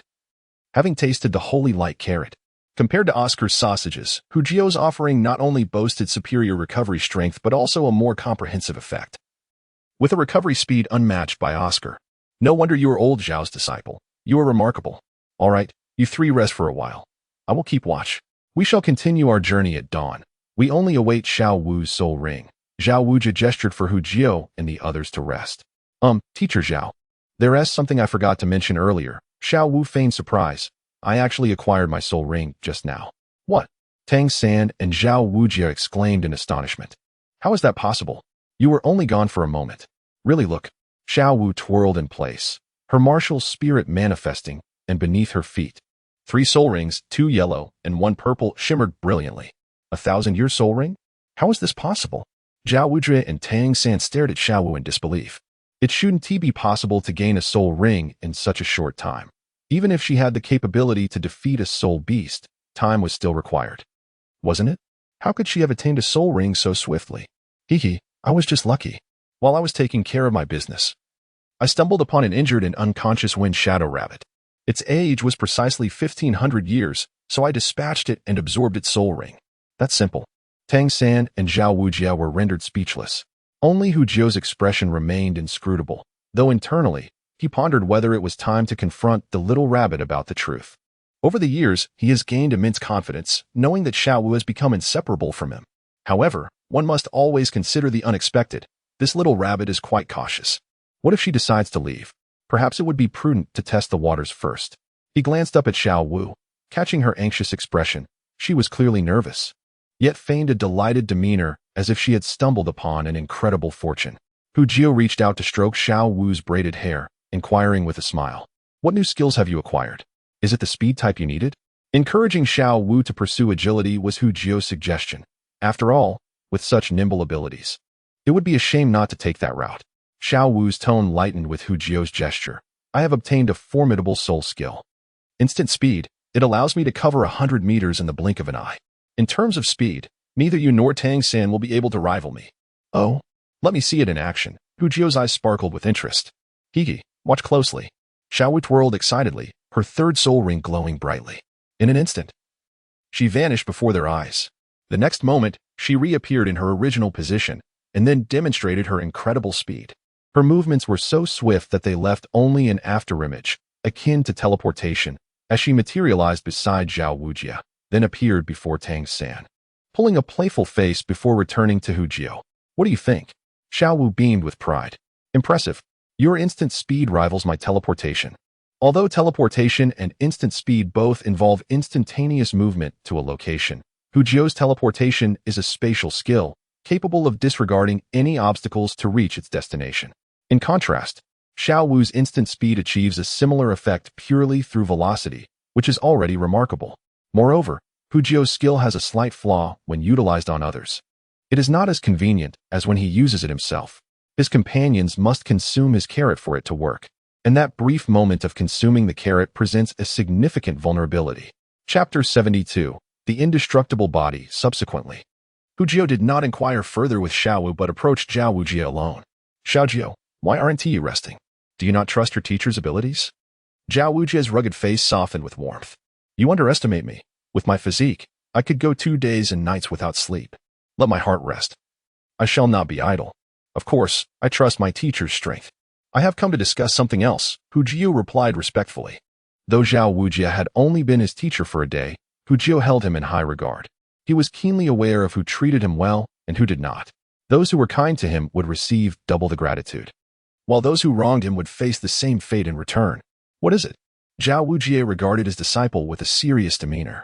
Hee. It's nothing of great importance, Hu Jio chuckled, breaking the tension. Yesterday, you revealed numerous self-created soul skills, and as a disciple, I am particularly interested in them.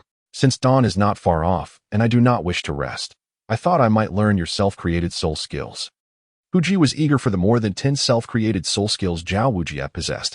He still had ample empty slots on his training panel. You rascal. Are you afraid I won't teach you? There will be plenty of time in the future. Why the urgency? Xiao Wu Jie jested, before readily producing a book from his waist. After observing you for the past 2 days, I have a clear understanding of your strength. Honestly, aside from that hammer technique that requires extensive charging, the spiral sphere has some merit. Without those 2 methods, you are merely a food-type soul master lacking offensive capability, Xiao Wu Jie assessed.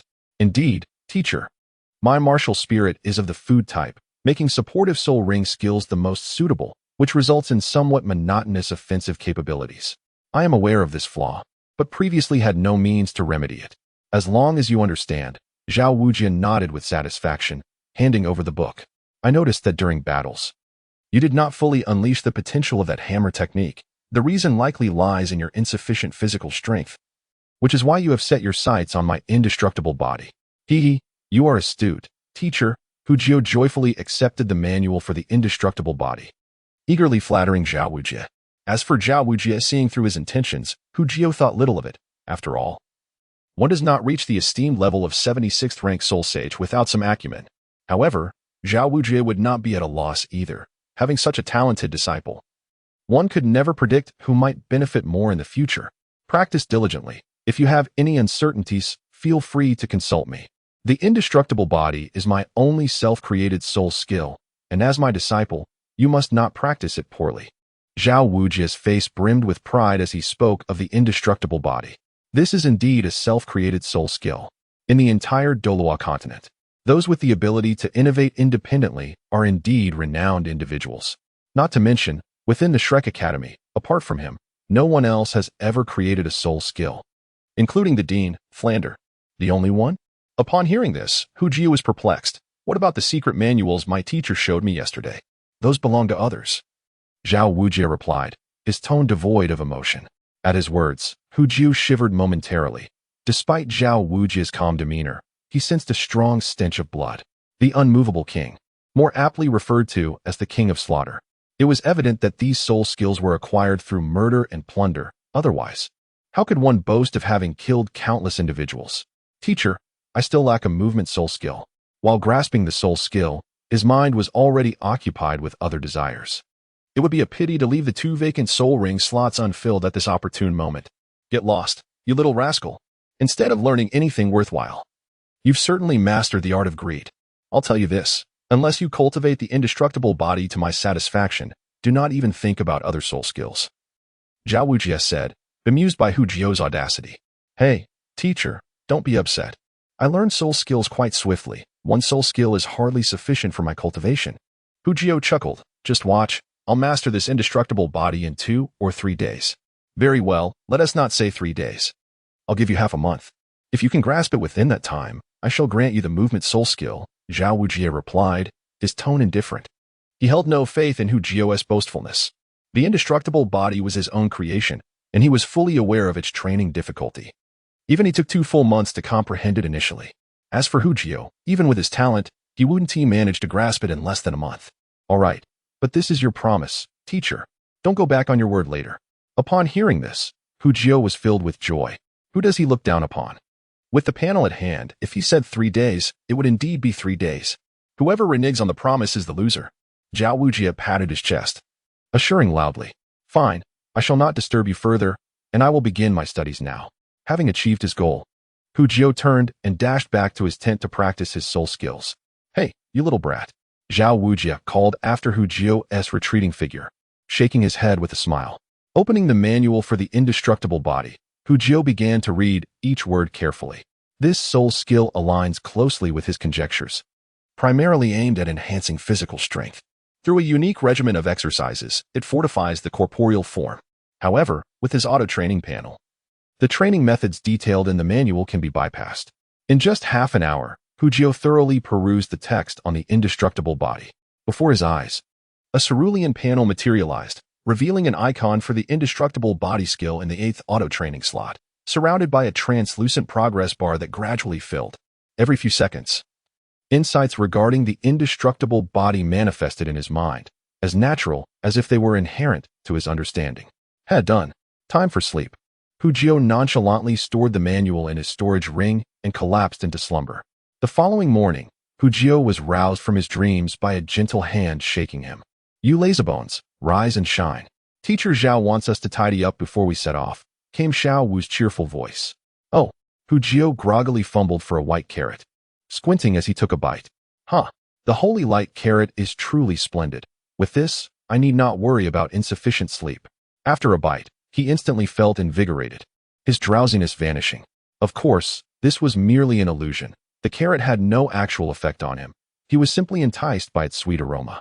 A moment of distraction caused Hu Jio to notice his carrot had suddenly diminished in size. Lifting his gaze, he spotted a scorpion braid facing him. Its little head puffed up, the crisp sound of chewing resonating clearly within the tent. "How dare you steal a bite?" Chapter 73. Ma Hongjuan's thoughts come on. Little ones, start running. Your bodies are too weak. Only through running can you grow strong. As the 4 of them exited the outskirts of the Stardow forest, Xiao Wujian's voice boomed. "Teacher, I believe I'm already quite strong. If I grow any stronger, I may not be able to find a wife, just like you." Hu Jio activated his transformation skill, instantly becoming a strikingly handsome giant of 9 feet, his muscles bulging, rivaling Xiao Wujin. "Uft, is that muscle of yours genuine?" "Mine is the real deal," Xiao Wujin sighed, feeling a headache coming on. His disciple was excellent in many respects, yet rather mischievous and somewhat lazy. Being mischievous isn't a major issue, but laziness is. Look at Tang San. He rises before dawn to train diligently. And what of Hu Jio? Not only does he laze about, but he hasn't trained even once throughout these many days. Dealing with such a disciple left Xiao Wujin in distress. "It could be real. With this strength, I could maintain it all day," Hu Jio murmured, pondering the beauty of the scenery along the route. What a delight it would be to accompany a girl on an outing in such splendid weather. "Run, you lot." Xiao Wujin's furious roar startled Hu Jio, who realized he had been careless. Xiao Wujin, as good as he was, had an excessive passion for physical training, which inevitably subjected his students to the same fate. Under Xiao Wujin's guidance, Hu Jio and the others traversed mountains and seas, consuming carrots when weary, and carrots again when hungry or thirsty. In a mere half-day, they returned to Shrek Academy. I'm utterly exhausted. Xiao Jio, come, save me with a carrot." Upon returning to the academy, Xiao Wu collapsed against Hu Jio, breathlessly declaring. After consuming a carrot, Xiao Wu indignantly raised her fist. "Teacher Xiao is too cunning. He promised we could wander the town after acquiring our soul rings. I wanted to buy so many things." "No worries, I'll take you when we have the chance. Just the 2 of us. You can buy whatever you desire," Hu Jio reassured her. "Xiao Jio, you're so kind." Xiao Wu's cheeks flushed slightly as she lowered her head, her eyes sparkling with joy. Tang San interjected, "Have you 2 perhaps forgotten something? Let us return and rest. We'll gather on the academy grounds tomorrow morning. I need to report to the dean first." Xiao Wujin dismissed Xiao Wu's grievances, pretending not to hear. "Yes. Brother Jio, Brother San, Sister Xiao Wu, you're finally back." Upon entering the dormitory, Ma Hongjun rushed over with enthusiasm. The return of Hu Jio and the others signified their successful soul ring acquisition, marking Hu Jio's ascension to a genuine soul master. With such power, he could easily overpower Daimu Bai. "Little fatty, how have you fared in the academy these past few days?" "We are nearly dead from exhaustion." Teacher Zhao made us run back from the Stardow Forest. What a travesty. Xiao Wu lamented Zhao Wujin's decision to deny them leisure in the town. Hey, what you experienced pales in comparison. We had it worse. While you were away, the dean personally sparred with us, then made us run. Oh, you see, I've lost several pounds of flesh. How long will it take to regain that? Ma Hongjun grimaced, patting his belly, feeling the softness nearly dissipate. Such hardship? Hu Jiao and the others exchanged glances, recalling their previous training at Nodding Academy had been far less strenuous. Yes, indeed. The dean asserted that Shrek is a monster. Thus his students must also become monsters, Ma Hongjun declared, collapsing into a chair in Hu Jiao's dormitory. Fatty, come, have a carrot. Hu Jiao tossed him a holy light carrot. Hu Jiao comprehended Ma Hongjun's eagerness for camaraderie. After all, Ma Hongjun had never concealed his intentions. He sought a dependable ally. Due to Dai Mubai's domineering nature, Ma Hongjun felt uncomfortable in his presence. However, Hu Jiao and his companions were not only powerful but also treated others with equality, which made Ma Hongjun feel at ease. Appreciating Fatty's discernment, Hu Jiao gladly indulged him. This white carrot is truly remarkable. Is this your martial spirit, Brother Jiao? Ma Hongjun curiously picked up the carrot, eyeing it before taking a bite. After a few mouthfuls, Ma Hongjun felt an overwhelming surge of strength. Even the fatigue from Flanders' rigorous training vanished. What an incredible restorative effect. This far surpasses Oscar's sausages. Gazing at Hu Jiao, Ma Hongjun's eyes sparkled with delight. This is magnificent. With you around, I'll never have to eat those disgusting sausages again. Disgusting? Xiao Wu and Tang San looked at Ma Hongjun in confusion, while Hu Jiao remained unfazed, thinking to himself that he would acquire a similar sausage spell in the future. I possess a grand carrot. At this moment, Ma Hongjun began to lament the sausage incantation of Oscar, as if he had been wronged in the most profound manner. At this moment, Xiao Wu and Tang San have truly broadened their horizons, realizing that such repulsive skills and incantations exist in this world. Their gaze involuntarily drifted towards Hu Jiao. As a food-type practitioner, the use of skills typically involves incantations. However, Hu Jiao's mastery of soul power is so advanced that he disregards this principle entirely. Hence, they have never known what incantation Hu Jiao employs. It is unmentionable, certainly not akin to Oscar's incantations. Hu Jiao chuckled ambiguously. His incantation, if one were to describe it, is melodious yet excessively juvenile and utterly embarrassing. Born not of heaven, I am Hu Lao Jiao, carrots eternal as the long night, absorbing the essence of the world. Born not of heaven, I am Hu Lao Jiao, carrots eternal as the bright moon, ever-changing, I reign supreme. Born not of heaven, I am Hu Lao Jiao, carrots eternal as the dark moon, soaring a myriad of miles to the azure sky. Born not of heaven, I am Hu Lao Jiao, carrots eternal as the warm sun, resurrecting the living from their bones. See, how can he possibly recite such an incantation? Is it truly unlike Oscar's? Xiao Wu gazed skeptically, questioning why she had never witnessed Hu Jiao reciting it if that were the case. Indeed, I simply find that incantation too lengthy. It hampers my skill execution, he replied. Moreover, what is there to be curious about an incantation?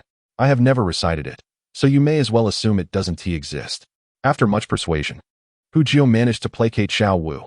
Yet, under Tang San's penetrating gaze, Hu Jiao felt a prickling unease. Was he destined to confront this matter? Fortunately, Tang San remained silent, allowing him to evade a predicament. That night, Hu Jiao and Xiao Wu sat atop a nearby rooftop in solitude. Xiao Wu, speak plainly, what are you concealing? Hu Jiao's intense gaze locked on Xiao Wu, his tone serious. Xiao Jiao, she stammered, lowering her head under Hu Jiao's unwavering stare. Was she truly about to confess? After all these years of friendship, do you not trust me? Regardless of the reason, I would believe you. The time to test Xiao Wu had arrived. Chapter 74.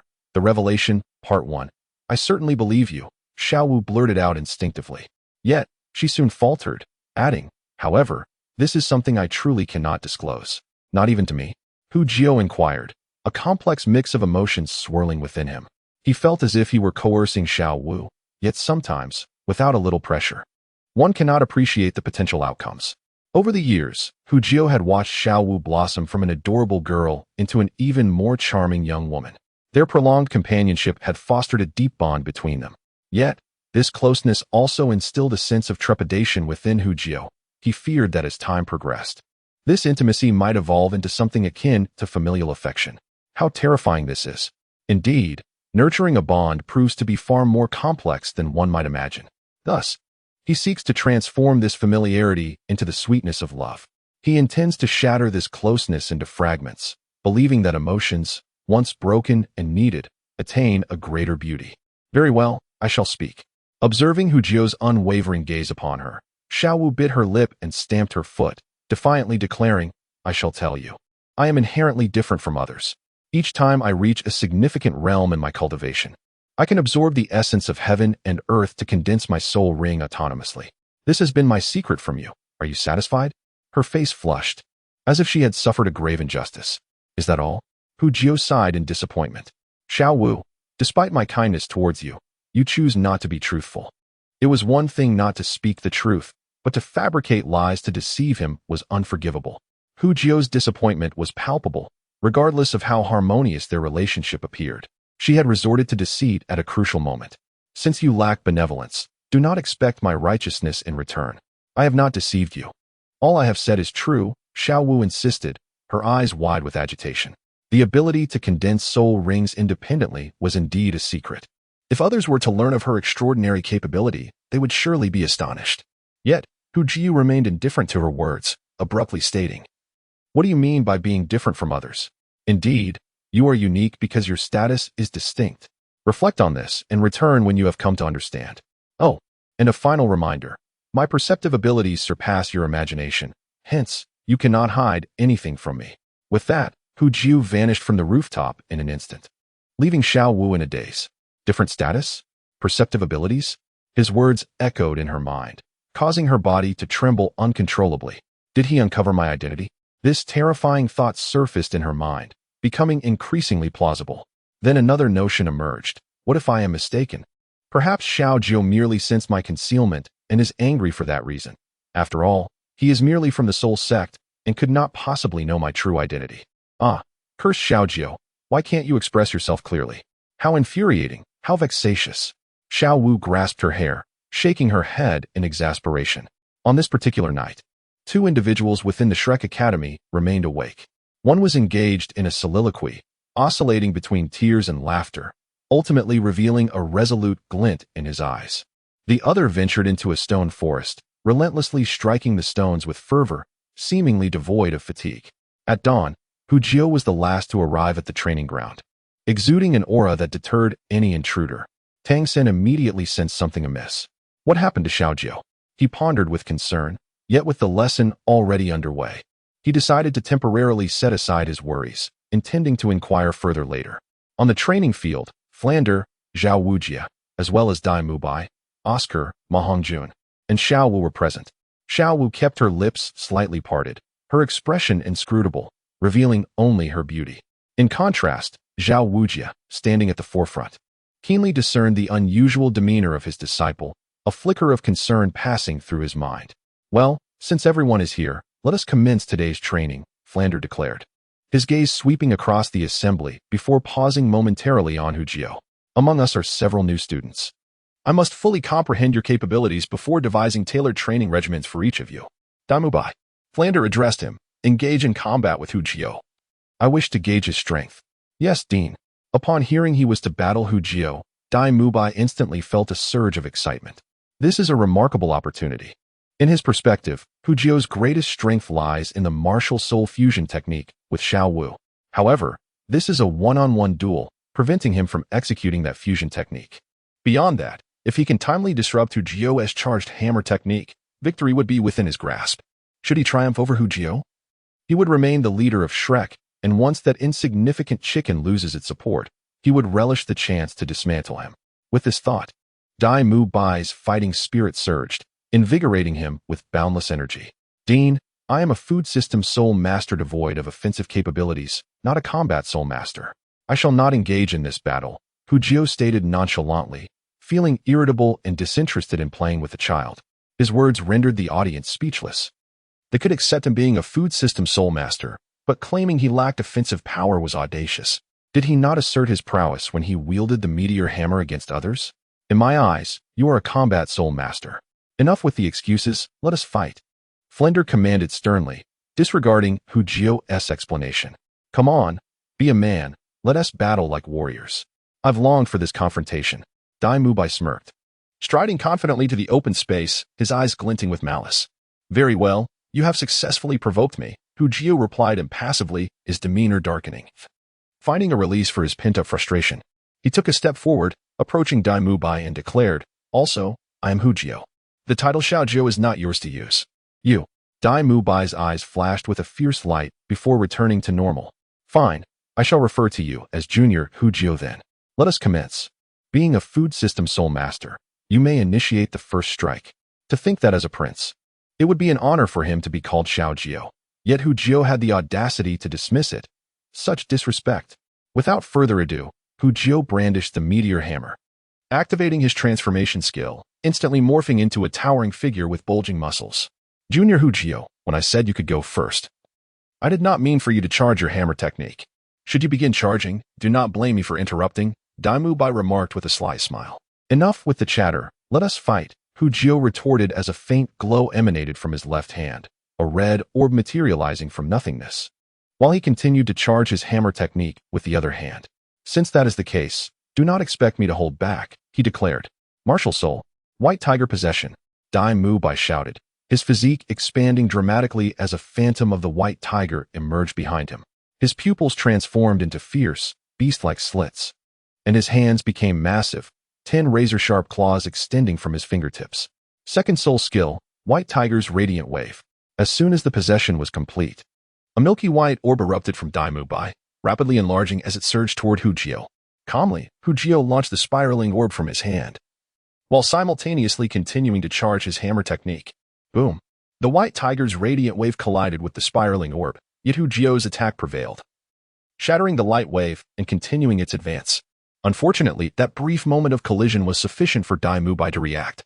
He retreated, leaping into the air, and unleashed another White Tiger's Radiant Wave aimed directly at Hu Jio, intent on interrupting his hammer technique.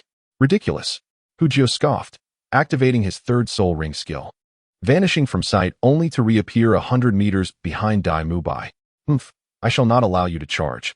Dai Mubai's eyes glimmered with malice as he swiftly turned to face Hu Jio. Third soul skill, White Tiger's Diamond Transformation, Dai Mubai bellowed, his muscles swelling once more, black stripes appearing on his skin, enhancing his imposing presence.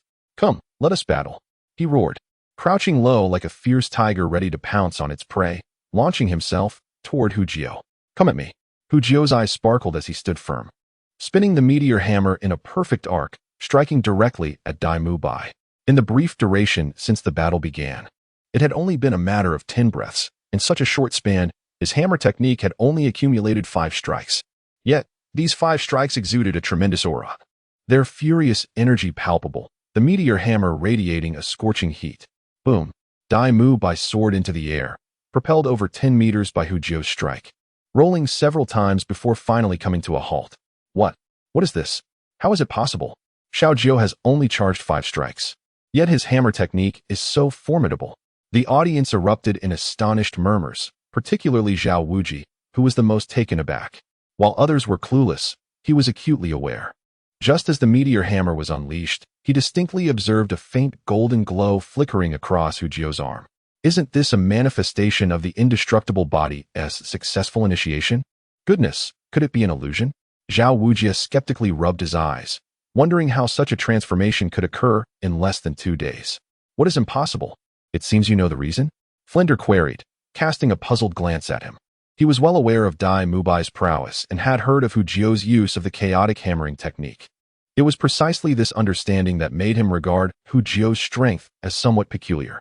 Flinder's words drew the attention of all present to Xiao Wuji. Who wouldn't be curious about someone capable of sending Dai Mubai flying? That seems to resemble my indestructible body, Xiao Wuji stammered, swallowing hard. You must be mistaken?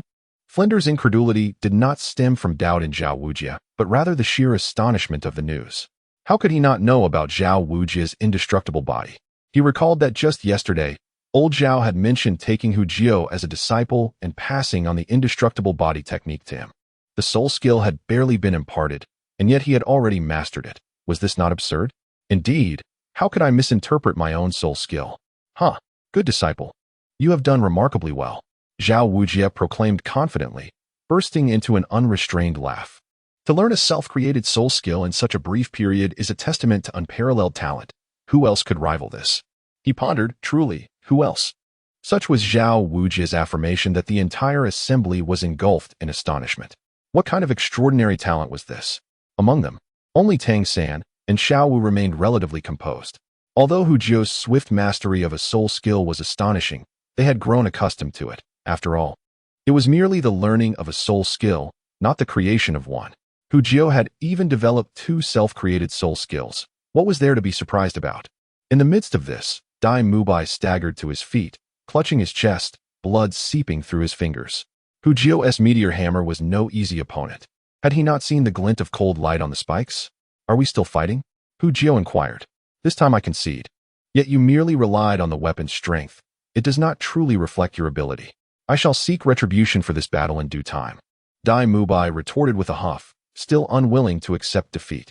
All right, I shall await your return. Next time, I can fight without a weapon, Hu Jio replied calmly, resolute in his conviction to best him with sheer force next time. Enough. This battle has been won by Hu Jio. You two may step down. The next match will be Tang San against Xiao Wu, Flinder declared after the fight concluded. Excellent. Tang San and Xiao Wu stepped forward to face each other in the clearing.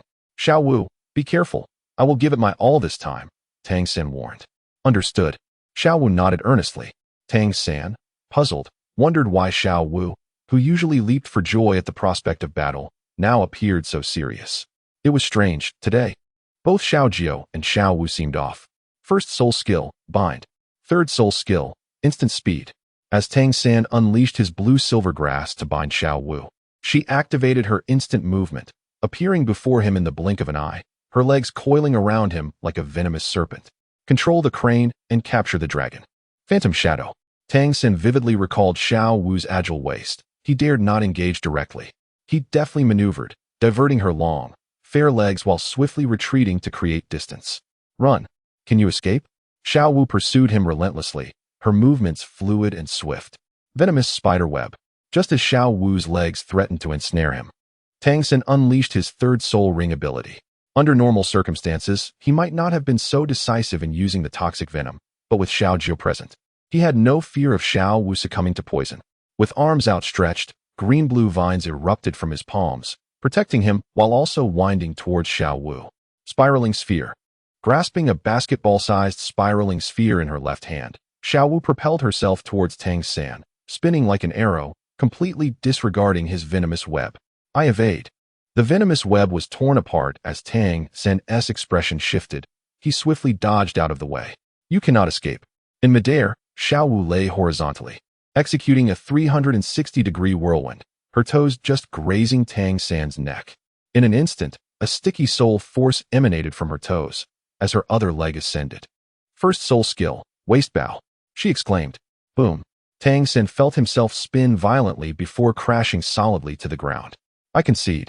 After a moment, Tang San rose dejectedly.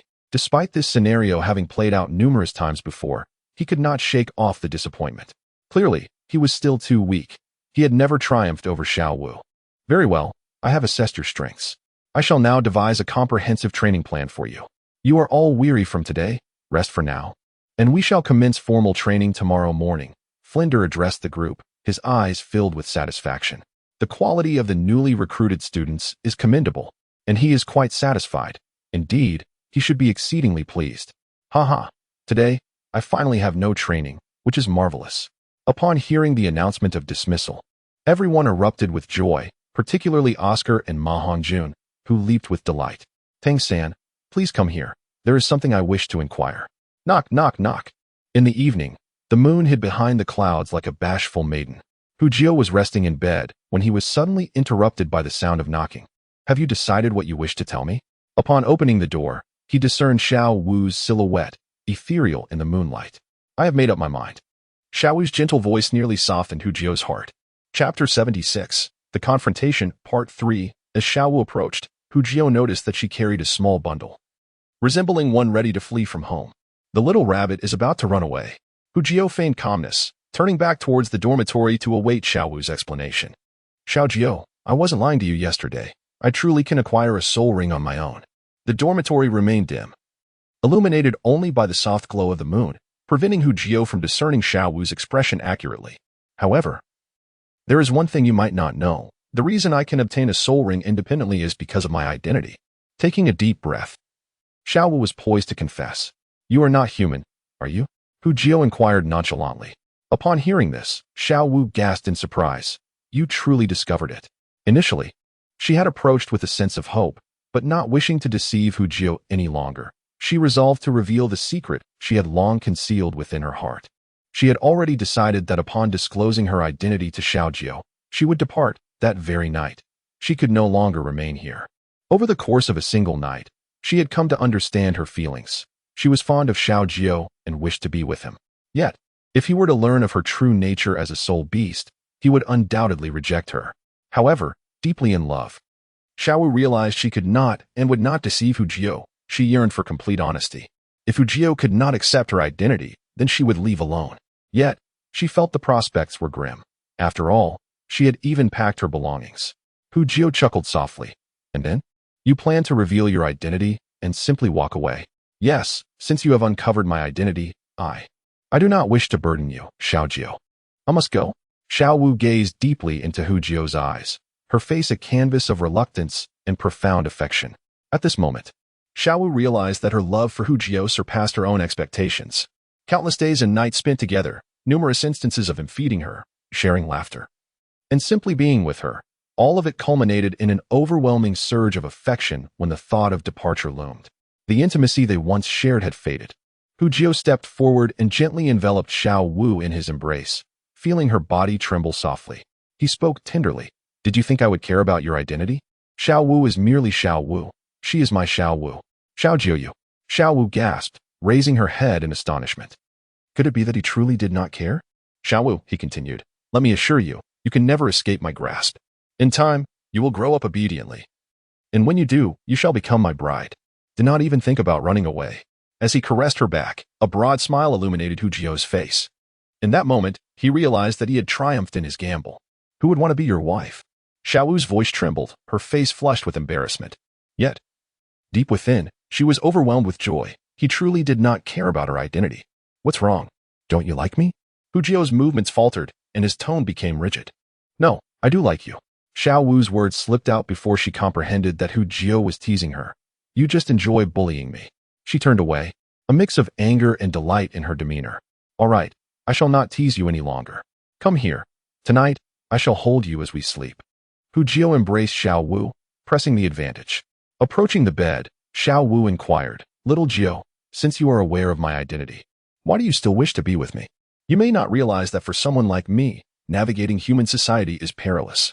If my identity is discovered, I would face endless pursuit, ultimately leading to my demise. Do not worry, I shall protect you, Hu Jiao reassured her, pulling Xiao Wu close and tucking her beneath the covers. The danger arises from a lack of strength. Once I grow stronger, it will be a matter of who hunts whom. Having chosen Xiao Wu from the start, he had prepared for this, including his current presence at Shrek Academy. All for that treasured herb. Very well, let us strive together. Once I reach level 70 and enter my prime, no one will uncover my identity. At that time, I shall return to being a true human, and I will then entrust myself to you. Seeing that Hu Jiao genuinely disregarded her identity, Xiao Wu breathed a sigh of relief, her affection for him deepening. Were it not for her immaturity, she might have already offered herself to him. All right. It is quite late. We should rest. Holding Xiao Wu's soft form, Hu Jiao closed his eyes and drifted into slumber. The following morning, Hu Jiao and Xiao Wu walked side by side onto the playground, their faces adorned with smiles that left onlookers in astonishment. Hey, brother Jiao, you're quite impressive. Ma Hongjun jogged over, casting a glance at Xiao Wu and giving a thumbs up in admiration. Get lost. Speak another word, and see how I deal with you. Hu Jiao playfully admonished, raising his fist in mock threat. Little Jiao, are you feeling all right? Upon seeing Hu Jiao back to normal, Tang San breathed a sigh of relief. He had been preoccupied with a matter concerning Dean Flinder the previous day and had been unable to check on Hu Jiao, which left him quite worried. I'm fine. It was just a minor incident yesterday. Rest assured. Hu Jiao chuckled as he patted Tang San's shoulder, feeling warmth in his heart. It was truly wonderful to have such a brother. Subsequently, the group engaged in light-hearted conversation for a while. At this moment, Hu Jiao keenly observed that despite the lively chatter among the group, a closer inspection revealed a division into two factions. One comprised himself, Xiao Wu, Tang San, and Ma Hongjun, while the other consisted of Dai Mubai and Oscar. Amidst Oscar's playful banter, the two groups appeared to connect harmoniously. Hu Jio maintained an indifferent demeanor. After all, he conversed solely with his companions, having no interest in engaging with the aloof and proud Dai Mubai, who acted as though he were a deity. Nor with Oscar, who, upon seeing him, evoked memories of flamboyant, bearded impostors. A shiver ran down Hu Jio's spine, prompting him to quickly avert his gaze, fearing he might become ensnared in those thoughts. After a while, Flanders and Xiao Wu arrived at the training grounds. "I have prepared your training schedule," Flanders stated without preamble. Standing before the group, "Your bodies are now at their peak potential for improvement. Effective training is crucial to fully unleash your physical capabilities. Therefore, I have devised a long-term task, running. All of you will run 20 laps around the village. If you do not finish by noon, you shall not eat." He beckoned Hu Jio and Dai Mubai to remain. Yes. Upon hearing the word running, both Oscar and Ma Hongjun despaired, reluctantly taking the lead and urging Tang San and Xiao Wu to follow. Hu Jio watched the scene in silence, thinking, "Do I really need your guidance on running? Dai Mubai, come with me. I will conduct special training for you. Your performance yesterday truly disappointed me." After Tang San and the others had dashed off, Flanders turned back, speaking coldly. "Let's go, Xiao Jio. Follow me. I will take you for training," Xiao Wu said, placing a reassuring hand on Hu Jio's shoulder. Yesterday, Hu Jio had departed too hastily to confirm the specifics of the indestructible body, so this was an opportune moment to clarify matters. They arrived at a secluded courtyard within the academy, surrounded by large training equipment, clearly Xiao Wujia's personal training ground. "Xiao Jio, demonstrate the indestructible body," Xiao Wujia said eagerly, his face alight with anticipation. Hu Jio, appearing reluctant yet secretly delighted, flexed his arms, his muscles surging. A layer of imperceptible golden light shimmered upon his skin. "Indeed, I knew you had entered the threshold. You are truly my disciple." "Excellent, excellent," Xiao Wujia exclaimed, repeating the word thrice, revealing his excitement. Only through personal experience can one grasp the difficulty of martial arts training. "Master, I have met the requirements. You should grant me my next self-created soul skill," Hu Jio implored, gazing at Xiao Wujia with eager anticipation. After all, wasn't this the very moment for which he had sought a mentor? "Patience," Xiao Wujia replied, smacking his lips. "Your indestructible body is only just beginning. It requires consolidation. We cannot afford to delay your training." He spoke earnestly, emphasizing the importance of maximizing one's innate talent. "Master, you cannot be unreasonable," Hu Jio retorted, exasperated. "You stated that anyone who fails to acknowledge their debts is a fool. Do you wish to take on that role?" To attain a soul skill related to agility, Hu Jio felt compelled to resort to desperate measures. Xiao Wujia, known for his generosity and disregard for minor details, would not normally tolerate such boldness. "Ah, young lad, you likely anticipated this day," Xiao Wujia remarked, a frown crossing his face as he realized he had been outmaneuvered by his own disciple. "Very well, if I do not grant you this, you may cause quite the uproar. Speak, what soul skill do you desire?" "Master, you are magnanimous," Hu Jio replied, beaming as he raised a thumb in approval. "I wish for a skill related to agility, to evade attacks and facilitate escape. You can only choose one, either agility or speed. Where's the skill that grants both?" Xiao Wujia shot him a sidelong glance, bemused by Hu Jio's audacity. "Is there none?" Hu Jio sighed in disappointment. "Then let us enhance my agility. We can discuss speed another time. Previously, I lacked a soul skill, but now it seems I am short on slots. What a fortunate dilemma." "Very well. That shall be the phantom evasion. Once mastered, it will enhance your agility and allow you to create indistinct phantoms using soul power to confuse your opponents. This skill is exceedingly difficult. Even I have yet to master it. You may attempt it, but if it proves too challenging, do not fret." Xiao Wujia rummaged through his belongings and finally produced a weathered tome. He possessed numerous soul skills, yet few had truly been mastered. Most lay forgotten, gathering dust. "Thank you, Master." Hu Jio was unperturbed by the skill's difficulty. After all, who feared challenges when conversing with someone of exceptional prowess? Grasping the manual, Hu Jio perched himself on a stone stool, diligently flipping through its pages with utmost seriousness. "Now hold on, you little rascal. This is class time. What are you doing reading? Get up. Training is of utmost importance." Xiao Wuqi swatted at him, which made Hu Jio leap to his feet. "Master, I am studying." Hu Jio protested innocently. "Isn't reading part of class? I assure you, once I finish, I will train." "Impudent. I mean it. Today we shall focus on practical combat." Prepare yourself. Xiao Wu realized that his disciple was quite lazy. He had never encountered someone so indolent. He wondered how Hu had managed to reach his current level. However, considering Xiao Wu's esteemed rank as a soul sage, he felt he could easily rein in a young boy. After all, children are resilient. A little discipline would suffice. Suddenly, the training ground erupted with joyful cries and fierce sounds of combat. Hu lamented that seeking a mentor seemed to have led him into a predicament. Is a carefree life too much to ask? Why must I endure such trials at this tender age? As noon approached, Hu, weary and limping, made his way to the assembly point. The physical toll was manageable, thanks to the holy light soul skill, as long as he didn't suffer any serious injuries. A swift application of the technique would restore him to his former state, revitalizing both body and spirit. Yet, who could withstand a rigorous morning of training without feeling exhausted? But he had chosen this path. Even with tears in his eyes, he would see it through. Xiao Wu, did you enjoy running? Perhaps I shall join you in the future. I do adore running, he weakly inquired while sprawled on the grass of the training ground. Only at this moment did he perceive the beauty of running as a form of training. Running is wonderful. It builds endurance and strengthens the body. Such training is simply perfect. There is no better form of exercise. Enjoyable, my foot. Come here and fetch me a holy light carrot. My legs ache, Xiao Wu replied, limping over to Hu and collapsing onto him without regard for her appearance. Brother Zhou, save me, I cannot move. From a distance, Ma Hongjun lay flat on the ground, extending his hand towards Hu in a dramatic plea for help. Very well, it seems we are bound by fate.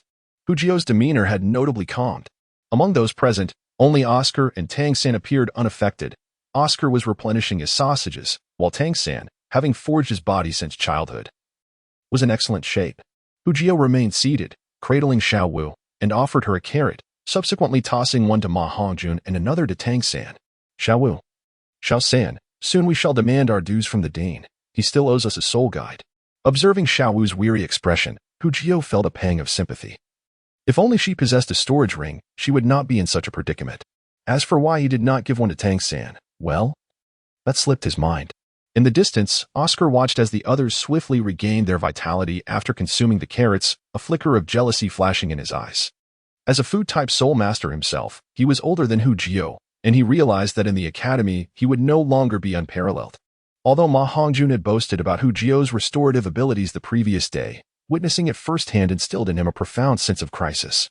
Despite Oscar's jovial demeanor and humorous antics, he was, in fact, the most astute among them, fully aware of the current dynamics within the academy. Hu, Tang San, and Xiao were inseparable companions with a profound bond. Additionally, Ma Hongjun, unable to tolerate Daimubai, had gravitated towards Hu's side, compelling Oscar to abandon his neutrality and align himself with Daimubai. Only through this alliance could he hope to contend with Hu's group. For as long as Hu, the superior food-type soul master, remained, Oscar's chances of gaining recognition within the academy would be bleak. He had considered all these matters with utmost clarity, regardless of his inner reluctance. He had to push Daimubai forward to confront Hu and others, not for the sake of victory or defeat, but to secure greater development opportunities for the academy. I remarked, Fatty, this is entirely self-inflicted, isn't it? Who told you not to partake in my sausages? It's not as if you've never enjoyed them before. Yet you express disdain now. Humph. Henceforth, my sausages shall be off limits to you. Oscar, brandishing a sausage, approached Ma Hongjun with a playful grin, teasing him. He added, with a face full of feigned grievance, it's merely a somewhat unpleasant incantation. It doesn't affect the outcome. Must you be so disdainful? Chapter 78. Flinderesh training haha, little Oscar, could you perhaps possess a modicum of self-awareness? With that repugnant incantation of yours, who would choose to partake if it were not absolutely necessary? At that moment, Daimubai limped onto the playground. He held no reservations towards Oscar. As a prince within this academy, he exhibited courtesy only towards his teachers, while with others, formality was unnecessary. As soon as Daimubai's words fell, Oscar's expression shifted momentarily before returning to its usual calm, unnoticed by anyone else. What an arrogant and ignorant fool. Aha, Oscar. This is what Boss Dai has declared. With ninth brother around, I shall never again indulge in your repugnant sausages. You might as well keep those for yourself. Ma Hongjun sprang up from the ground, exuding pride as he spoke. Humph. Suit yourselves, my sausages are quite delectable. Oscar relished a bite of his sausage, squinting his eyes in delight at the flavor. Ahem. At that moment, Flinders suddenly appeared on the playground, astonishing even the keen-eyed Tang San and Hu Jio, who could not discern how he had manifested there. "It seems you have all accomplished today's tasks, quite commendably," he remarked with a nod of approval. However, his subsequent words left everyone present in utter shock. "There remains one final task. Once completed, you may rest. The task is quite simple. You are to come to Shrek, where you shall form a team, a partnership, and rely upon one another as comrades. Now, the time has come to test you. Oscar, step forward and prepare the sausage." "Yes," Oscar exclaimed with enthusiasm. Daimubai's expression shifted, as this scene felt eerily familiar. Hu Jio quickly realized they were to eat Oscar's sausage. Yet, Xiao Wu, Tang San, and Ma Hongjun bore no reaction, having never imagined they would face such an absurd task. Flinder's next words confirmed Hu Jio's suspicions. The task was merely to consume one of Oscar's sausages. "I have a big sausage. I have a big sausage," Oscar chanted proudly, his voice growing louder and more resonant, as if he feared others might not hear him. "This is undoubtedly a means to disgust us," Hu Jio thought. Witnessing Xiao Wu's queasy demeanor, his fists clenched in determination. "You will not escape this beating." "Principal, why must we eat Oscar's sausage?" Tang San queried, his expression somewhat peculiar. He had no desire to partake in such a bizarre sausage. "What, do none of you wish to eat?" Flinder's gaze hardened, and a powerful aura surged forth, enveloping the group. "This is called adaptive training. I ask you, what is more important, life or face? When forced to choose between the two, which would you select?" Although Oscar's soul spell may be somewhat unsavory, its restorative effects are commendable. While at the academy, he is one of you. You will endure trials together. If you cannot find harmony with him, you shall squander the opportunity for an excellent supportive partner. Furthermore, this serves as a test of your mindset. If you cannot overcome this trivial hurdle, how will you survive in the world of soul masters? To endure, one must employ any means necessary. Do not speak of merely eating a sausage. In life-threatening situations, you must be prepared to consume even rats, cockroaches, or earthworms. Tang San lowered his head, acknowledging the principal's wisdom. If they could not surmount such a minor challenge, how could they hope to grow stronger? "Principal." Just as Tang San was about to acquiesce, Hu Jio interrupted him. "Principal, I believe you are correct. For survival, we must indeed employ any means necessary. For the sake of our lives, I could consume not only rats or cockroaches but even dirt." However, Hu Jio raised his voice. "We are not in a fight for survival at this moment. Are we to eat his sausage based on an uncertain future?" His eyes bore into Flinder's, exuding a timid yet determined spirit. "Is this not a form of disrespect? Indeed, it feels like an insult. What if I insist that you eat?" Flinder replied coolly, his presence pressing down upon Hu Jio. Activating his skill, Hu Jio's body expanded, bearing the pressure while resolutely declaring, "Then I shall withdraw from the academy." "I too shall withdraw. What is this wretched academy worth?"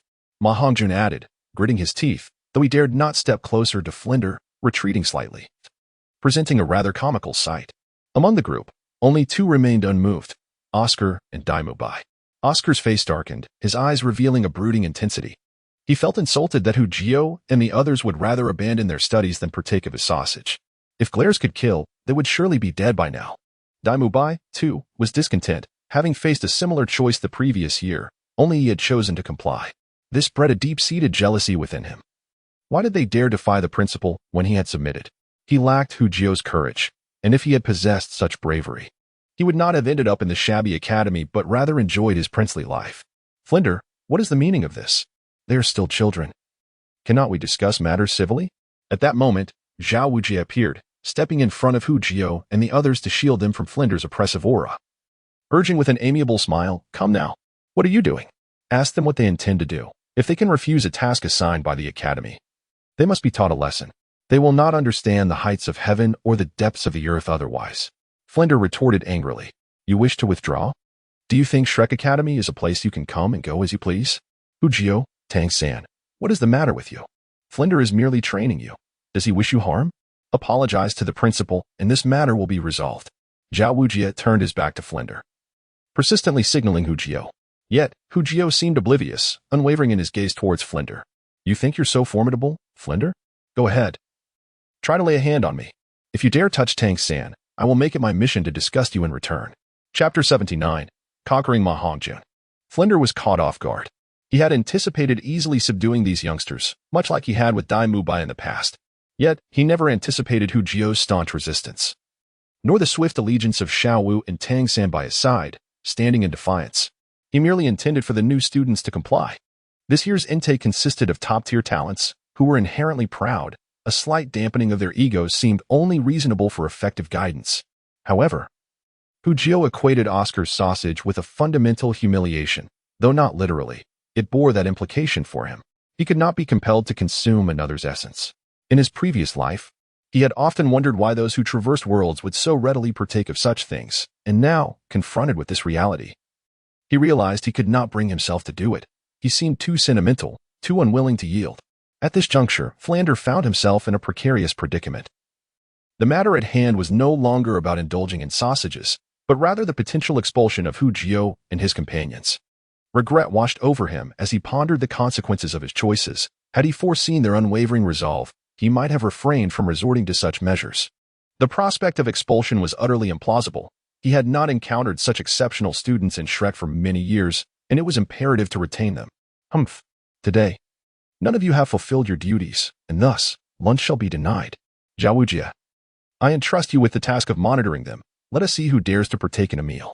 With a disdainful snort, Flander swept out of the room.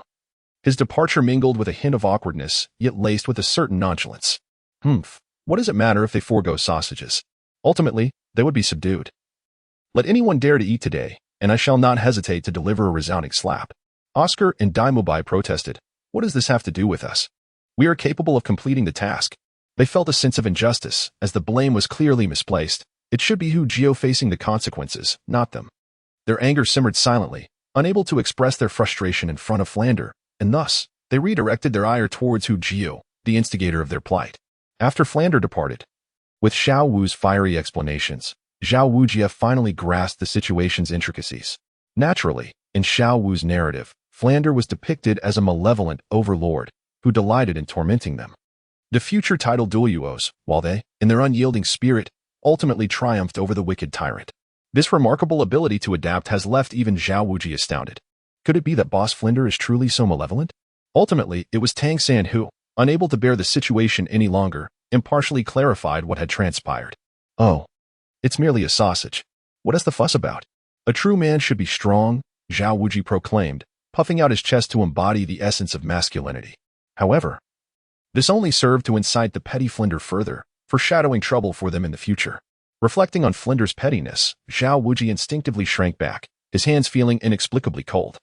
Surely, his words hadn't reached the ears of the boss, had they? Teacher Xiao, you've never tasted my large sausage. Oscar's plaintive voice pierced through, delivering a devastating blow to Xiao Wuji's pride. Ah ha ha, this is quite understandable, isn't it? As a true man, one must possess the spirit to endure pain and hardship. How could one resort to a sausage for treatment over a mere scratch? Xiao Wuji insisted, stroking his buzz cut in a forced attempt at justification. But I frequently see you visiting teacher Xiao Xian. Dai Mubai interjected coolly, delivering a pointed remark. Scram. That was merely to maintain relations with old Xiao, not for treatment. Xiao Wuji shot back, his face flushed with embarrassment and anger as he glared at Dai Mubai and Oscar. You little rascals dare to undermine me in front of my disciples. You're finished. All right. After a morning of training, you all must be weary. Go and rest, but remember, do not touch lunch, or I cannot guarantee your safety. Xiao Wuji waved his hand, signaling the dismissal. Brother Jio, you were incredibly imposing just now. You actually dared to confront the teacher. I admire you. After Xiao Wuji left, Ma Hongjun scampered over to Hu Jio, eager to flatter him. Humph. Of course, my little Jio is inherently mighty. Unlike you. A coward who cowered at the back. What a disgrace. Xiao proudly linked her arm with Hu Jio's. After that night's revelations, their relationship had been officially confirmed. And how could she not feel proud of Hu Jio's commanding presence? Sister Xiao, that's my teacher. How could I dare to defy him? Ma Hongjun mumbled, feeling somewhat ashamed of his earlier behavior. Never mind, little Ma had no choice. Besides, he spoke up for us just now. It took courage, and I acknowledge that. Hu Jio reassured, patting Ma Hongjun's shoulder. Given the circumstances, it was indeed surprising that Ma Hongjun had found the courage to speak out against their teacher. Haha. I knew it. Brother Jio understands me best. Upon receiving Hu Jio's praise, Ma Hongjun beamed, feeling that following someone as promising as Hu Jio would surely lead to his own success. Let us head to my dormitory for a while. Having accepted Ma Hongjun as his little brother, Hu Jio wanted to let him savor some sweet rewards, reinforcing the correctness of his decision to follow him. Watching the group depart with their arms around each other, Dai Mubai and Oscar exchanged glances, their expressions darkening. They had clearly been excluded. Unconsciously, they moved closer together, mimicking Hu Jio's camaraderie as they headed off in the opposite direction. Noticing this scene behind him, Hu Jio couldn't help but smirk. Little Ma, do you know why, despite our age being the same, my soul power level surpasses yours by such a margin? In the dormitory, Hu Jio toyed with Xiao Wu's delicate fingers, speaking nonchalantly. Xiao Wu's hands were as white as lotus roots, with a tender, infantile hue to her fingertips. Soft and comforting to the touch. In such a public setting, being treated so tenderly made Xiao Wu bashful, shedding her usual fiery demeanor. Brother Jio, must you even ask? You, Tang San, and sister Xiao Wu, each of you is a prodigy with extraordinary gifts. My own soul was merely a mutation, allowing for a slight enhancement in talent. How could I possibly compare? Ma Hongjun confessed, feeling a pang of inferiority over his lackluster martial soul. Huh? Would you dare to believe that my innate soul power was only at level 2? Hu Jio scoffed, dismissing the importance of talent as a determining factor in one's capabilities. What? How is that even possible? Ma Hongjun exclaimed, standing up in shock. Could a level 2 innate soul power truly facilitate such rapid cultivation? There is nothing impossible. Look at this. Hu Jio produced a light pink carrot, a sly grin creeping onto his face. Beside him, Tang San observed in silence, recalling how he had once incurred monumental debts over such trivialities. Come now, eat this carrot, and you will discover the joy of cultivation. Hu Jio enticed, akin to a devil luring one into the abyss. Then I'll eat it. Ma Hongjun, intimidated by Hu Jio's expression, hesitated, clutching the carrot nervously. Hurry up and eat it. Don't be so wishy-washy. Do you think I would harm you? Seeing Ma Hongjun's timid demeanor, Hu Jio frowned, admonishing him. Okay, I'll eat it. Hu Jio's anger was indeed intimidating, prompting Ma Hongjun to hastily take a bite of the carrot. Now cultivate. Upon Hu Jio's command, Ma Hongjun obediently sat cross-legged, closing his eyes to begin his practice. A quarter of an hour later, Ma Hongjun opened his eyes after completing a phase of meditation, ecstasy illuminating his face. Brother Jio, you shall be my true brother from now on. No, even closer than a biological brother. I finally found you. Ma Hongjun's plump figure sprang up, leaping towards Hu Jio and clutching his leg tightly. Hey, you've got a good eye? Hu Jio remarked, gazing down at the adoring Ma Hongjun, feeling a swell of satisfaction at having yet another disciple in his thrall. Brother Jio, after consuming your carrot, I feel as if my cultivation is as swift as driving a vehicle. Now I understand what true cultivation is. Ma Hongjun lavished praise, showering Hu Jio with compliments that made him feel quite pleased. It seems you have uncovered the true essence of life. My efforts in nurturing you have not been in vain. However, as you know, there is no such thing as a free lunch. Brothers remain brothers. But this carrot will still come at a price. Hu Jio smiled, revealing the predatory nature lurking beneath his benevolent facade. Indeed. While Tang San and you share a bond closer than siblings, he still pays for his opportunities. Be grateful for this chance. Such immense fortune is not commonplace. Xiao Wu chimed in. Ma Hongjun glanced at Tang San, who nodded with a wry smile, despite Hu Jio only charging him a single silver coin for the carrot. Over the years, he had lost count of how much he owed, knowing only that it was an astronomical sum. However, Brother Jio, I have no money. Ma Hongjun lamented, his face a mask of despair.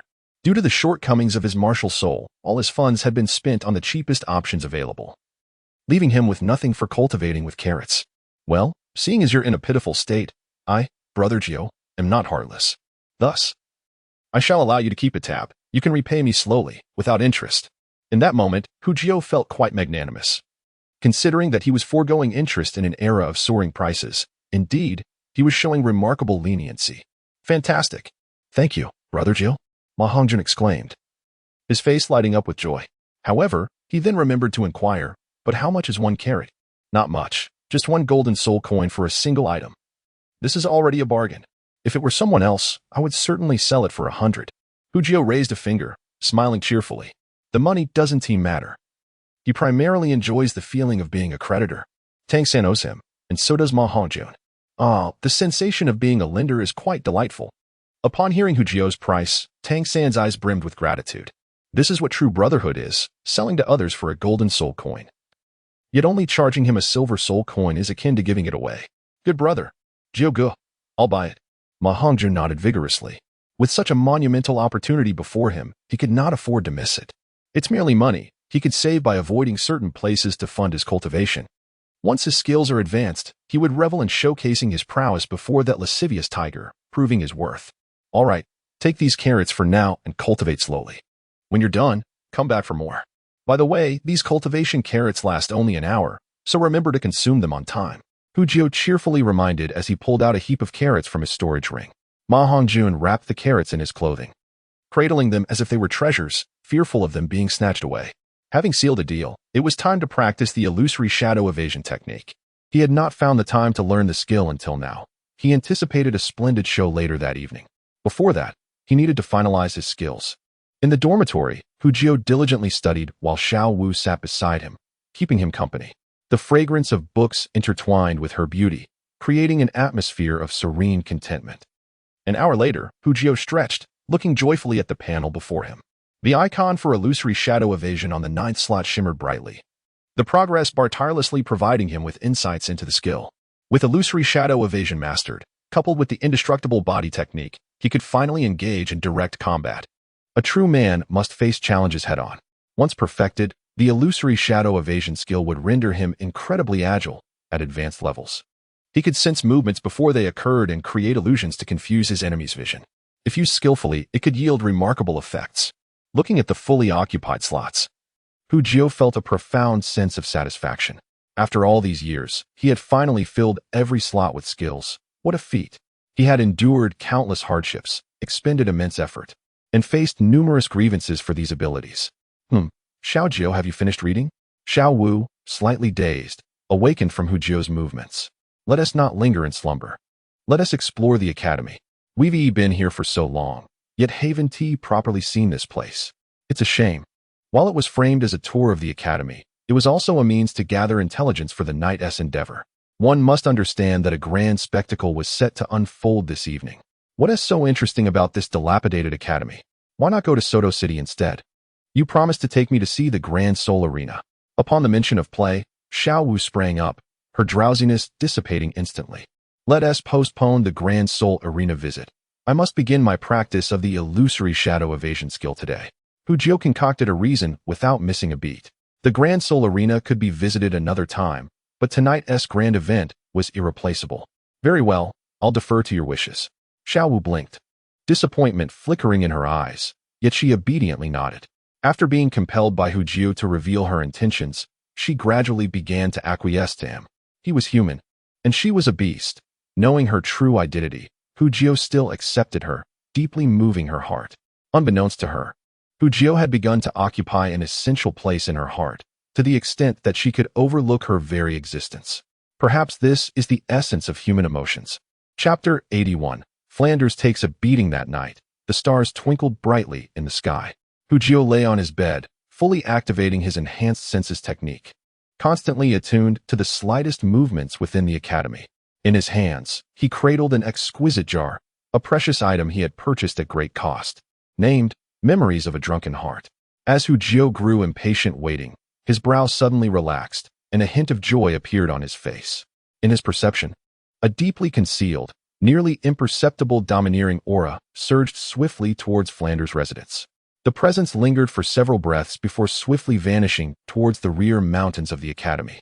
Shortly thereafter, Flanders' aura manifested, pursuing the dissipating essence with fervor. Observing this, Hu Jio hastily stowed the jar into his storage ring and relentlessly utilized teleportation to follow suit, disregarding any toll it might take. During his rapid transit, he activated his transformation skill, altering his calf muscles, and his body transformed into a streak of lightning, darting along the paths of the two auras. He could not afford to lag behind. It was a rare sight to witness Flanders in such a predicament, and today he was determined to catch up without delay. Fortunately, within his perception, he noted that the two auras had traversed nearly 5 miles before finally halting, allowing him to approach at a more measured pace. Simultaneously, he detected another presence. Xiao Wuji's aura emerged from a different direction. Had Hu Jio not reacted swiftly, he might have collided with him. Come forth. I have already discerned your presence. In the depths of the forest, Flanders came to an abrupt halt, his expression grave as a pair of immense black wings spread behind him. As a soul sage of the agility category, it was astonishing that he found himself outpaced. Just as Flanders' words faded into the stillness, a towering figure cloaked in a black robe, obscuring even his visage, materialized before him. I am Flander. Might I inquire why you summoned me here in the dead of night? Guidance, one could say. I have sought you out not for any other purpose but to engage in a friendly spar. It has been quite some time since I last fought, and I find it an opportune moment to stretch my limbs, the stranger replied coolly. As he spoke, he raised his right hand, and abruptly, a shaft of black light manifested, coalescing into a formidable hammer. Concurrently, 9 soul rings began to ascend from beneath him, enveloping his figure in their ethereal glow, with the final ring exuding a faint crimson hue amidst the darkness, 2 yellow, 2 purple, and 5 black. A potent, domineering aura gradually enveloped the surroundings, instantly instilling in Flander a sensation of breathlessness. Title Douluo, How, His Majesty the Haotian. Flander gulped, beads of cold sweat trickling down his brow. Damn it. When did I inadvertently offend such a formidable figure? This is dire. Oh, and another one. Bring him forth as well. What is the difference between 1 and 2? The newcomer cast a casual glance towards Xiao Wu's direction, his tone indifferent. Uncle Hao is truly imposing, Hu Jiu remarked enviously, observing Tang Hao, whose tattered attire belied the essence of a supreme master. In the next moment, Xiao Wu revealed himself, immediately enveloping in the aura of the great strength bear. His gaze wary as he scrutinized Tang Hao. Boss, what is the situation? When did you attract the attention of a title Douluo? Ignoring Xiao Wu's query, Flander bowed respectfully toward Tang Hao. I pay my respects to His Majesty the Haotian. Hiss. Now I understand, Xiao Wu murmured, having comprehended the weight of the situation. No wonder the boss exhibited such deference. He too lowered his right hand to his chest, bowing with utmost respect. I pay my respects to His Majesty the Haotian. There is no need for excessive formalities. I am here to stir trouble. Tang Hao waved his hand dismissively, the Haotian hammer standing resolutely at his feet. I am at a loss as to when I offended you, Your Majesty. Ignorance is no excuse, but I assure you, I harbor no intention of opposing you. Flander lamented, his expression one of distress. I have been exceedingly cautious. I have concealed myself in Shrek for over 2 decades. How could I have possibly provoked such a distinguished individual? Having bullied the lesser, the greater will naturally come knocking. Enough of the chatter. You are destined to receive a beating today. Rest assured. Do not claim I am bullying you. I will not utilize my martial soul, and if you can endure my assault for the duration of a single incense stick, I will depart without further ado. Conversely, you shall assist me with the task. With that, Tang Hao retracted his martial soul, causing the accompanying soul rings to vanish. Surname Tang, Tang San. I comprehend now. In that instant, Flander grasped the gravity of his predicament. Fortunately, he had not acted excessively today. Otherwise, he might not have emerged unscathed. Enough of the pleasantries. Let us commence. You, step aside. Otherwise, I shall deal with you as well. Tang Hao shot a glance at Xiao Wu, who immediately waved his hands in frantic denial, hastily relinquishing his martial soul, retreating in haste, fearful of drawing the elder's attention. Boss, oh boss, this calamity is of your own making. It has nothing to do with me. At this moment, a surge of excitement unexpectedly arose within Xiao Wu's heart, leaving him feeling quite ashamed. Why should he feel happy when his leader was being beaten? The ground trembled and the air vibrated, intermingled with screams, muffled groans, and the sounds of collisions, creating a symphony of chaos. How tragic, how unbearable to behold. In mere seconds, Hu Jiu, as if watching an epic film, observed as Flander was pummeled into a grotesque visage, his beloved glasses flying off in the process. How he longed to join the fray himself. To land a few blows, what a thrill that would be. This thought flitted through Hu Jiu's mind but was quickly discarded. After all, Flander was a teacher at the academy, and Hu Jiu held his elders in high regard. Such thoughts were unbecoming. Moments later, Tang Hao stood with his hands clasped behind his back, as if nothing had transpired. Having vented his frustration, it was now time for them to serve him. Tang Hao's lips moved slightly, emitting a faint sound that even Hu Jiu, with his heightened senses, could not discern. Yes, Your Highness, came the respectful reply from Flander and Xiao Wu, their faces adorned with uncontainable smiles. Hu Jiu felt a twinge of frustration. Why did Uncle Hao not let him in on the conversation? Why conceal it? He longed for some of the benefits that were evidently at play. Come forth, little rascal. How long do you intend to remain hidden? Suddenly, Tang Hao's gaze swept toward Hu Jiu's concealed position, his tone casual, yet commanding. Ah, Uncle Hao, it has been ages. Little San and I have missed you dearly. Why have you taken so long to appear? Hu Jiu replied, emerging from his hiding spot with a playful grin. With his limited strength, It was impossible for him to remain unnoticed before a titled Douluo. Had it not been for Flander and Xiao Wu's focus on Tang Hao, he would have been discovered. Miss me? Yet, you did not consider me when you were causing trouble for little San. Tang Hao responded, his expression unchanging, but his tone was noticeably stern. Goodness, Uncle Hao, could you not be reasonable? Without my assistance, do you think little San could have reached level 30? It was all thanks to my guidance. Hu Jio exclaimed, dramatically pointing to himself as if he had suffered a great injustice. You sly boy, with your many schemes, Tang Hao finally chuckled, his demeanor softening. Indeed, Uncle Hao, look, I've brought you a fine wine, yearning drunk in the mortal realm, which I purchased at great expense. I've longed to present it to you. Hu Jio beamed as he swiftly produced a wine jar, approaching with an eagerness that bordered on sycophantic. Chapter 82. Flander's blood. Tang Hao seized the wine jar, draining several hearty gulps, savoring it for a moment as a flicker of nostalgia crossed his eyes. This wine is delightful. Your thoughtfulness is appreciated. Of course, were it not for Uncle Hao teaching me the chaotic wind hammer technique, as a food-type soul master, I would not possess my current combat prowess. Hu Jio grinned widely at the compliment. He genuinely felt gratitude toward Tang Hao. Had it not been for the chaotic wind technique, he would never have showcased his abilities before Xiao Wu, leading to her elevated perception of him. It took considerable effort to win her over, and without Tang Hao's guidance, success would have been far from assured. How is little San? Tang Hao refrained from questioning Hu Jio's lack of surprise regarding his strength or why he had dared to follow him here. At his level, few things piqued his interest. And aside from Ain and little San, what else warranted his attention? Little San as well. He often thinks of you, especially in those early years. Each time he returned home, he wore a gloomy demeanor, yet he understood your obligations and did not blame you for your abrupt departure, Hu Jio replied. Ah, that poor child. Tang Hao's eyes flashed with a hint of guilt before his resolve strengthened. He had unfinished business. Xiao Jio, please look after little San for me. And do not mention my presence to him. I still have matters to attend to before I can meet him. Rest assured, Uncle Hao, with me around, no one dares to bully little San, Hu Jio declared confidently, thumping his chest. He was determined to protect him, especially after witnessing Flander receive a thorough beating. I've heard you have a penchant for creating your own soul skills.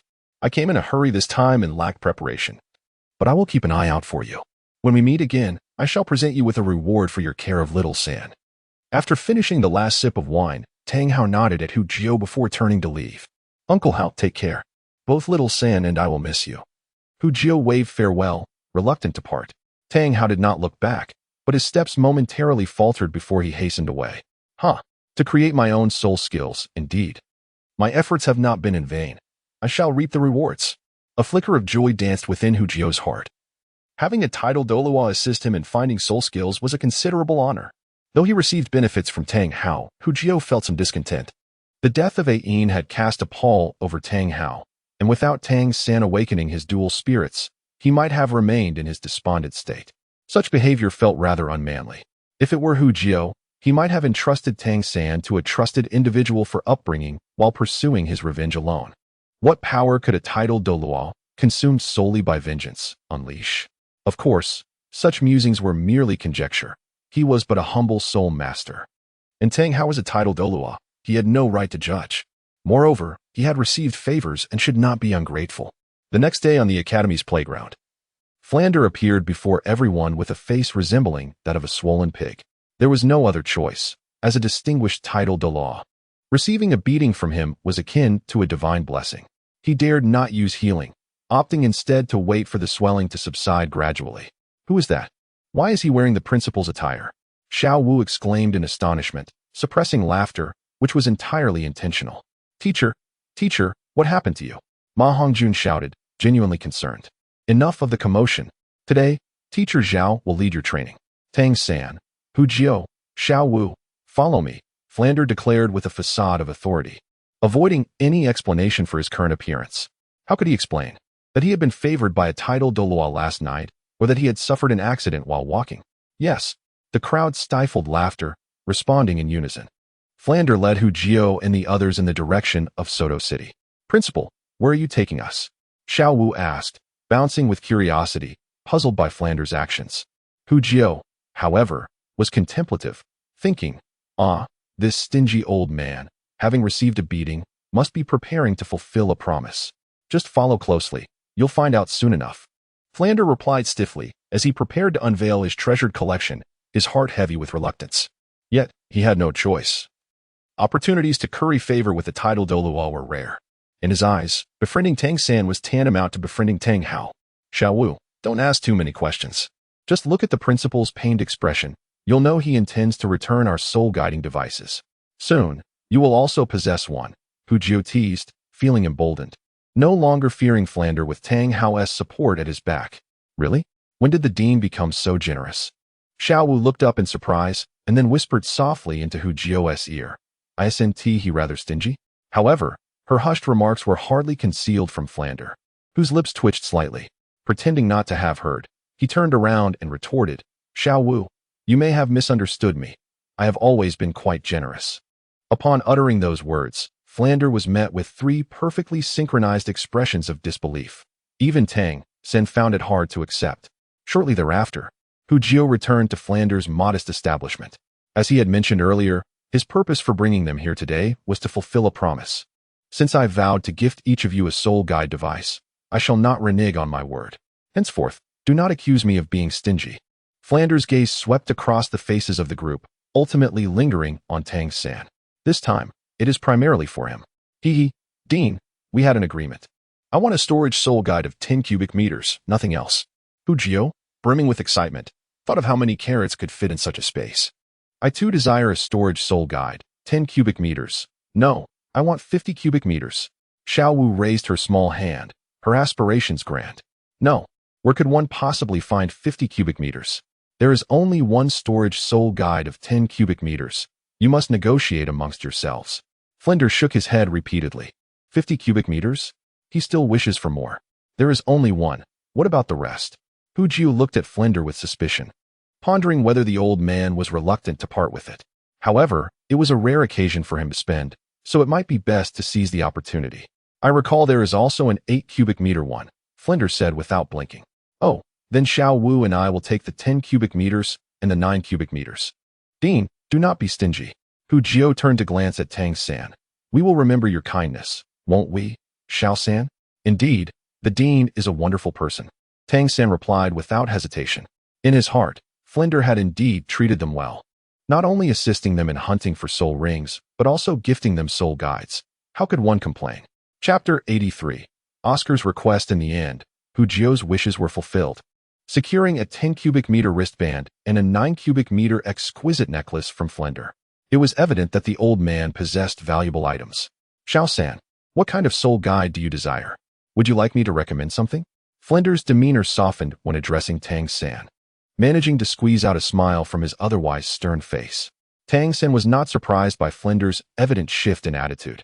He believed it was due to the master's influence.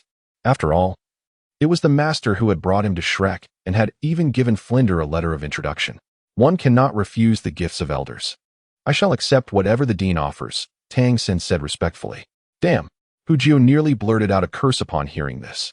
Xiao San, oh Xiao San, when it comes to cunningness, none can surpass you. Given your words, how could Flander possibly deny you something good? Ah, what a good child you are. Look at you all learning from Xiao San. You still dare to haggle with me, an elder? Humph. Flander looked at Tang San with approval, then cast a meaningful glance at Hu Jiu. The dean is right. I should learn more from Xiao San in the future, to master the art of subtle cunning. For in this regard, Tang San is truly a master. Let me think. Xiao San already possesses the 24 bridges under the Moonlight Storage Soul Guide, so you do not lack in that regard. Hence, I shall present you with something more practical. How about this Shura mask? As he spoke, Flander retrieved an unsightly mask from the counter. As they gazed at the mask, an aura of ferocity seemed to envelop them.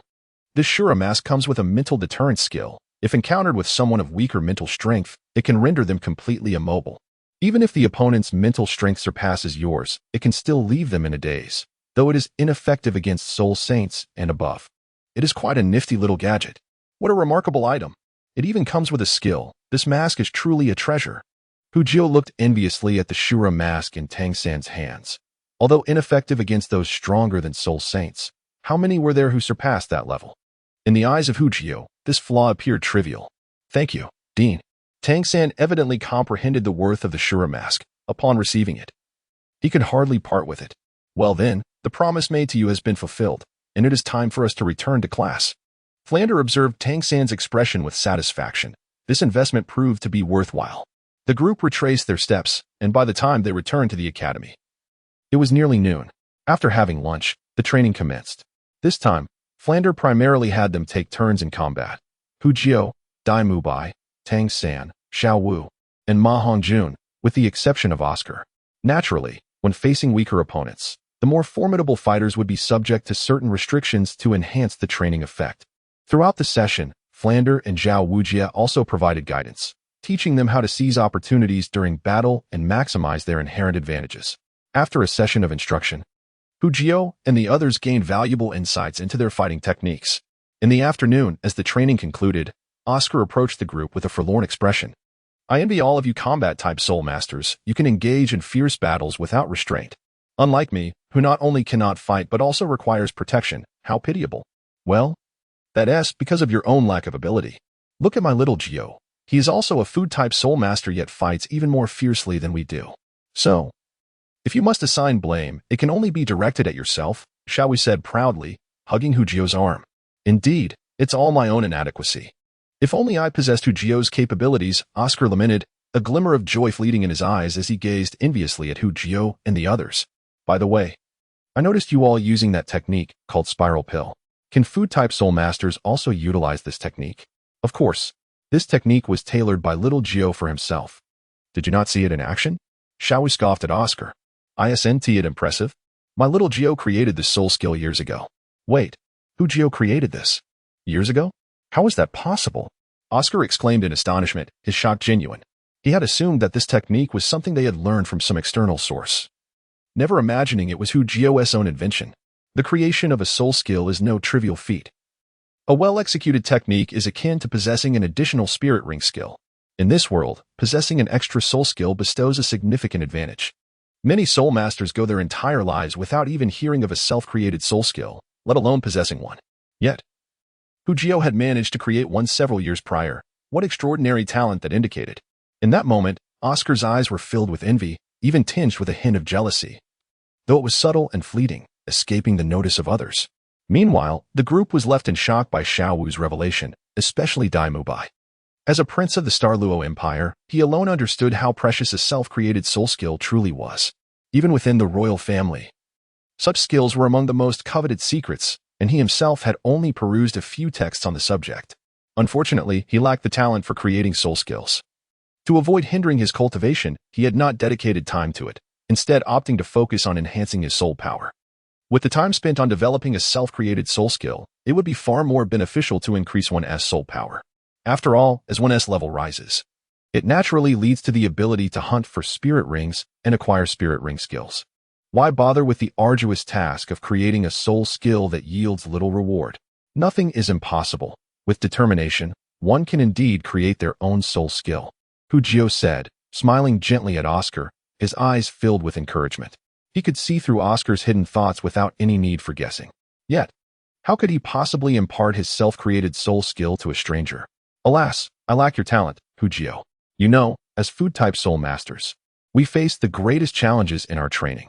To enhance my soul power, I've been using all my spare time. Where would I find the opportunity to create something of my own? Oscar's face reflected his dejection. Suddenly, his eyes brightened, and he looked at Hu Jiao with renewed intensity. Brother Jiao, since this technique is your creation, could you teach it to me? I possess no offensive capability, and should I encounter an adversary, I would be utterly defenseless. If I could also have a self-created soul skill, I would at least have some means of self-defense, wouldn't I? Oscar shamelessly adopted a familiar tone, addressing Hu Jiao as brother, unbothered by the implications of such a title. After all, for the sake of acquiring a self-created soul skill, he cared little for pride. Chapter 84. Rising Tensions. Oscar was undoubtedly clever, first using Xiao Wu as a means to inquire about the origins of the spiral pill, then expressing astonishment at Hu Jiao, the creator of the technique. He subsequently drew on their shared status as food-type soul masters lacking offensive capabilities to elicit sympathy, ultimately making an unabashed request to Hu Jiao to learn the skill. This subtle scheming, TSK. How brilliant. Hu Jiao immediately regarded Oscar with newfound respect. He recalled that Oscar was merely 13 years old, Yet he had managed to win the heart of the illustrious young lady of the Seven Treasures Glazed Tile School. With such astuteness, what could he possibly fail to achieve? Unfortunately, Hu Jio had no intention of indulging him. Why should he teach him the spiral pill? Just because of his prominent features?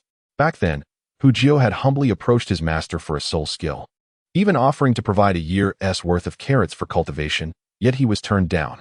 And now, in pursuit of another soul skill, he had become a disciple of Xiao Wu. It is known that in this world, one may only have one teacher throughout their lifetime, as the saying goes. Once a teacher, forever a father. This reflects the profound bond between a teacher and a disciple. Since becoming a disciple, Hu Jio had willingly offered his carrots for Xiao Wu's training. Why? Because a self-created soul skill can be passed down. Yet Oscar, without contributing anything, wished to learn the spiral pill. Was that feasible? Not to mention Tang San, who, without Hu Jio's guidance on crucial techniques, might never have succeeded in creating the spiral pill. Little San, if you encountered someone plotting against your soul skill, what would you do? Hu Jio posed the question to Tang San, ignoring Oscar's request. Eliminate them. Tang San replied coldly, his face devoid of warmth. A well-crafted self-created soul skill can elevate a family's status, a consensus in Douluo Continent. To Tang San, a self-created soul skill equated to a cultivation method. And as a disciple of the Tang sect in his past life, any outsider wishing to learn their techniques, apart from joining the sect, would be regarded as an enemy. The Tang sect's response to enemies was straightforward, merciless extermination. Upon hearing Tang San's words, everyone present except Hu Jio was taken aback.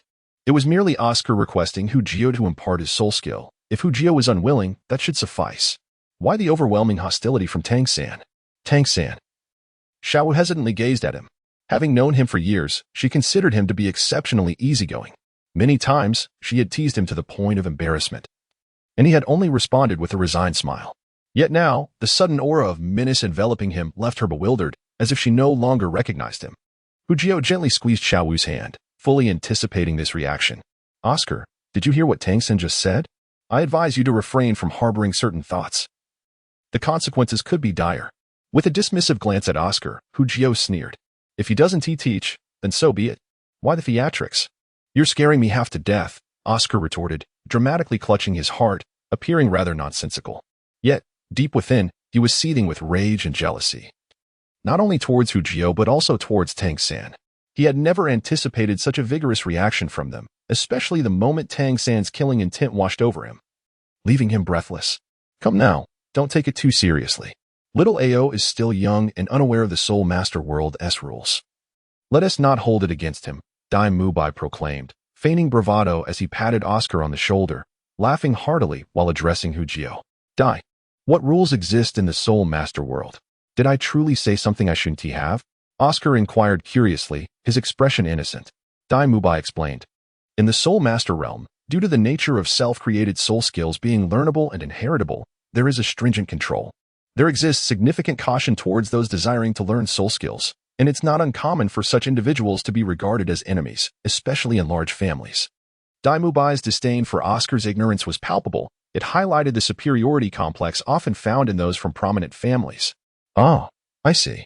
I had no idea such rules existed, Oscar exclaimed, looking genuinely innocent as he spread his hands in explanation. I only saw that Xiao Wu and Tang San could perform the spiral pill, so I thought it could be shared freely. Forget it. Take care of yourself, Hu Jio said disinterestedly, waving his hand. He exchanged a glance with Tang San, then took Xiao Wu's hand and turned to leave. Behind them, Ma Hongjun obediently followed. Whether Oscar understood the rules of the Soul Master world or not was of little consequence to Hu Jio, as long as he didn't provoke him. As for the rules of the Soul Master world, they were of no concern to him. If he wished to teach, he would, and if not, he wouldn't, entirely dependent on his mood. Initially, Hu Jio thought today's events would pass without incident. However, he did not anticipate Oscar's audacity. The following day, after training, Oscar was mocked by Ma Hongjun for his peculiar sausage not measuring up to Hu Jio's carrots. In a moment of frustration, Oscar blurted, "What's wrong with my incantation sounding unpleasant? Just look at Hu Jio's. Do you think his is any better? If it were, why doesn't he ever chant it?" At that moment, Hu Jio, who was playfully interacting with Xiao Wu, felt a sudden tension. This was the third time. And as the saying goes, bad things come in threes. Despite Hu Jio's usual magnanimity, he was incensed. The first incident was when Flanders had them taste the sausages, and Oscar had boasted about his incantation, performing ridiculous gestures that made Hu Jio want to strike him. The second was Oscar's request for the spiral pill soul skill, which had already irked Hu Jio. Now, Oscar had audaciously attacked Hu Jio's incantation. With a flicker of thought, Hu Jio's body swelled as he activated his transformation skill, appearing instantaneously before Oscar. What led you to believe it was acceptable to provoke me repeatedly? He grasped Oscar by the neck, effortlessly lifting him with his palm, which was as large as a fan. Oscar flailed helplessly, his feet kicking in midair as he struck at Hu Jio, struggling for breath as his face turned a deep shade of purple. Hu Jio, what are you doing? Little Ao is our companion. How can you treat him this way? Dai Mubai bellowed, his eyes glowing with ferocity as he swiftly approached Hu Jio, attempting to pry his hand away. Fortunately, Dai Mubai wasn't foolish enough to attack Hu Jio at that moment. He merely sought to release Oscar from his grip, lest the white tiger face dire consequences. Companion? That's your designation. I have never acknowledged him. Hu Jio scoffed, casting a glance at Dai Mubai while maintaining his grip. Don't think it's just him. I have never recognized you either. Though he refrained from voicing the latter thought. Chapter 85, Punishment. Brother Jio, this is unnecessary. Little Ao simply has a loose tongue. Don't act impulsively. Ma Hongjun, still reeling from the rapid turns of events, rushed forward to mediate. He felt that Oscar's intellect had been increasingly questionable lately. It was glaringly obvious to anyone with common sense that Hu Jio was the leader of their group. Why did Oscar persist in provoking him? Well, it seems that you have provoked ninth brother. Humph. Hu Jio snorted coldly, pushing aside Dai Mubai, who was still engaged in a contest of strength with him. He forcefully threw Oscar to the ground and then lifted his foot, kicking him several meters away. While Dai Mubai's pride could be disregarded, it was different for Ma Hongjun. As a newcomer to their group, he deserved a measure of respect. You wish to know what my incantation is, do you? Allow me to enlighten you. My grandfather possesses a grand carrot. How about that? Are you satisfied with this spell? Hu Jio scoffed at Oscar, his disdain palpable. It is futile to resort to underhanded tactics when one lacks capability. You cough. Do you dare strike me? Oscar gasped for breath, his face a mixture of fear and anger. How could he dare? This was the academy. Surely he feared the teachers. Did you not witness my audacity? I advise you, some individuals are not to be trifled with. Should there be a next time, it will not simply be a kick. Hu Jio, you are being overly petty. Young Oscar was merely jesting. Must you take it so seriously? Dai Mubai gazed at him with a serious expression, his eyes filled with fury. Hu Jio is undeniably arrogant, dismissing even those who have been his seniors for several years. Indeed, I am a rather petty individual. Hu Jio raised his head, interpreting this critique as a compliment. Not only is he petty, but he also harbors a vengeful spirit, more spiteful than a woman. If anyone displeases him, he ensures they feel even greater discomfort. I shall report this incident to the dean, so prepare for your punishment. Dai Mubai was infuriated by Hu Jio's nonchalant demeanor, his eyes glinting with malice. Were it not for the knowledge that he could not match Hu Jio's strength, he would have argued with him vehemently. Dai Mubai, there's no need for that. It's merely a trivial dispute among classmates. Why escalate it to the dean? If he finds out, neither Brother Jio nor Xiao Ao will escape punishment, Ma Hongjun urged anxiously. He was well aware of their teacher's temperament. He would not tolerate any insubordination, and the consequences could be severe, possibly even expulsion. Dai Mubai, this matter pertains to us students, informing the dean seems excessive. Tang San interjected as he approached Dai Mubai to mediate. Hey, what is wrong with you? It's just a fight. Back in the day, my sister Xiao Wu was unbeatable in the academy, and no one dared to inform the teachers. They said those who did were cowards. Are you a coward? Xiao Wu exclaimed, puffing out her chest and playfully sticking out her tongue. Xiao Wu, please refrain from speaking. Upon hearing Xiao Wu call him a coward, Dai Mubai's anger intensified.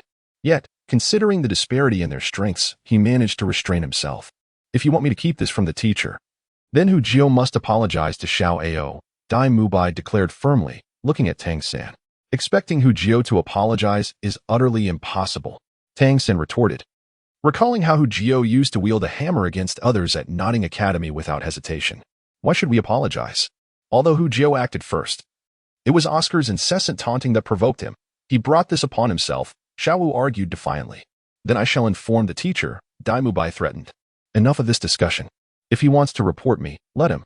At worst, I will just beat him up as well, Hu Jio said dismissively, holding back Tang San, who still wanted to argue. Are you threatening me? Dai Mubai's eyes flashed with fury, and he could no longer contain himself, letting out a roar as he charged at Hu Jio. Now that's more like it. If there's a fight, let us all join in. No one should hold back. Hu Jio laughed heartily, raising his fist and charging forward. In their combat, Dai Mubai, empowered by his martial soul, faced Hu Jio, who was in a state of transformation and expansion. They fought like brutes, disregarding their soul skills and resorting to a straightforward exchange of punches and kicks. Stop. Don't fight. Xiao Wu called out excitedly as she rushed forward to join the fray.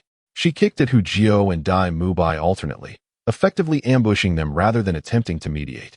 Tang San shook his head, feeling utterly drained.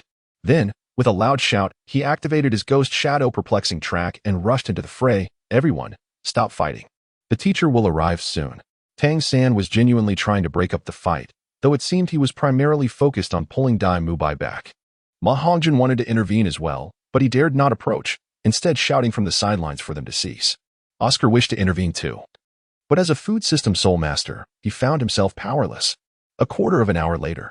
Are you willing to concede? Hu Jio asked haughtily, looking down at Dai Mubai, who lay on the ground, and kicked him lightly. Are you willing to concede? Xiao Wu chimed in, hands on her hips, also delivering a kick. I refuse to concede. You are all insufferable. Dai Mubai gritted his teeth, shouting defiantly. In his fury, he suddenly lost his breath and fainted. You all have some nerve. After just a few days, you dare to engage in a brawl at the academy? Who gave you the audacity? The next day, Hu Jio, Xiao Wu, Tang San, Dai Mubai, Ma Hongjun, and Oscar stood in a row, while Flanders fumed, his mustache bristling, showering them with exasperated words, causing their heads to droop in shame. Dean, they ganged up on me. Dai Mubai protested. He struck first. Hu Jio pointed at Dai Mubai. He attacked Xiao Ao. Xiao Ao insulted me. Enough. All of you run around the village until you realize your mistakes. Only then may you return, Flanders bellowed, his unique soul sage pressure silencing the bickering. The group obeyed and began to run, intimidated by Flanders' formidable aura. Once they had departed, Flanders rubbed his forehead, feeling a headache coming on. Ha ha. Now you see that having talented students is not so easy to manage, is it? Zhao Wujing teased from the side. Not a single one of these kids is easy to deal with, Flanders sighed, experiencing a mix of joy and frustration. Each of these students possesses remarkable talents, however. It is precisely due to their genius that they exhibit an overwhelming sense of arrogance. Even the seemingly honest Tang San is not an easy character to deal with. One wonders what troubles the leader may be facing. After all, they are all formidable beings. Given that they are referred to as monsters, it is only natural for them to possess a certain temperament. Moreover, considering their boundless energy, it would be prudent to cast them into the great soul arena. Once they experience the brutality within, their minds will surely be devoid of other thoughts. Zhao Wujing chuckled wickedly, a sinister grin spreading across his face. Is this truly appropriate? They are still merely children, Flander remarked, his eyes gleaming, his words betraying his inner conflict. Zhao Wujing, the audacious scoundrel. Chapter 86, The Great Soul Arena. After the punishment concluded, Flanders summoned them all together. In light of your recent realization of your mistakes, I shall not pursue accountability, so return and rest. This evening, I shall take you to a delightful place. Flander wore a congenial expression, yet his cunning eyes betrayed his true intentions. A sense of foreboding enveloped the group. How could the dean be so magnanimous after such a grave error? This evening, could it possibly be that place? Hu Jio pondered momentarily, and a suspicion blossomed in his mind. After lunch, Hu Jio was drawn by Zhao Wujie to his training ground for cultivating the indestructible body. Ever since Zhao Wujie became his mentor, Hu Jio's circumstances had taken a turn for the worse. Previously, he had found some solace in the automated training panel, which enhanced his abilities more swiftly than arduous practice. Aside from the time spent creating his own soul skills, he had largely indulged in leisure, with no one to oversee his training, often frolicking with Xiao Wu. However, upon becoming Zhao Wujie's disciple, his days of hardship commenced. Whenever Zhao Wujie sensed his free time, he would summon him for grueling training, leaving Hu Jio no opportunity to shirk his responsibilities, especially after recognizing Hu Jio's remarkable aptitude for the indestructible body.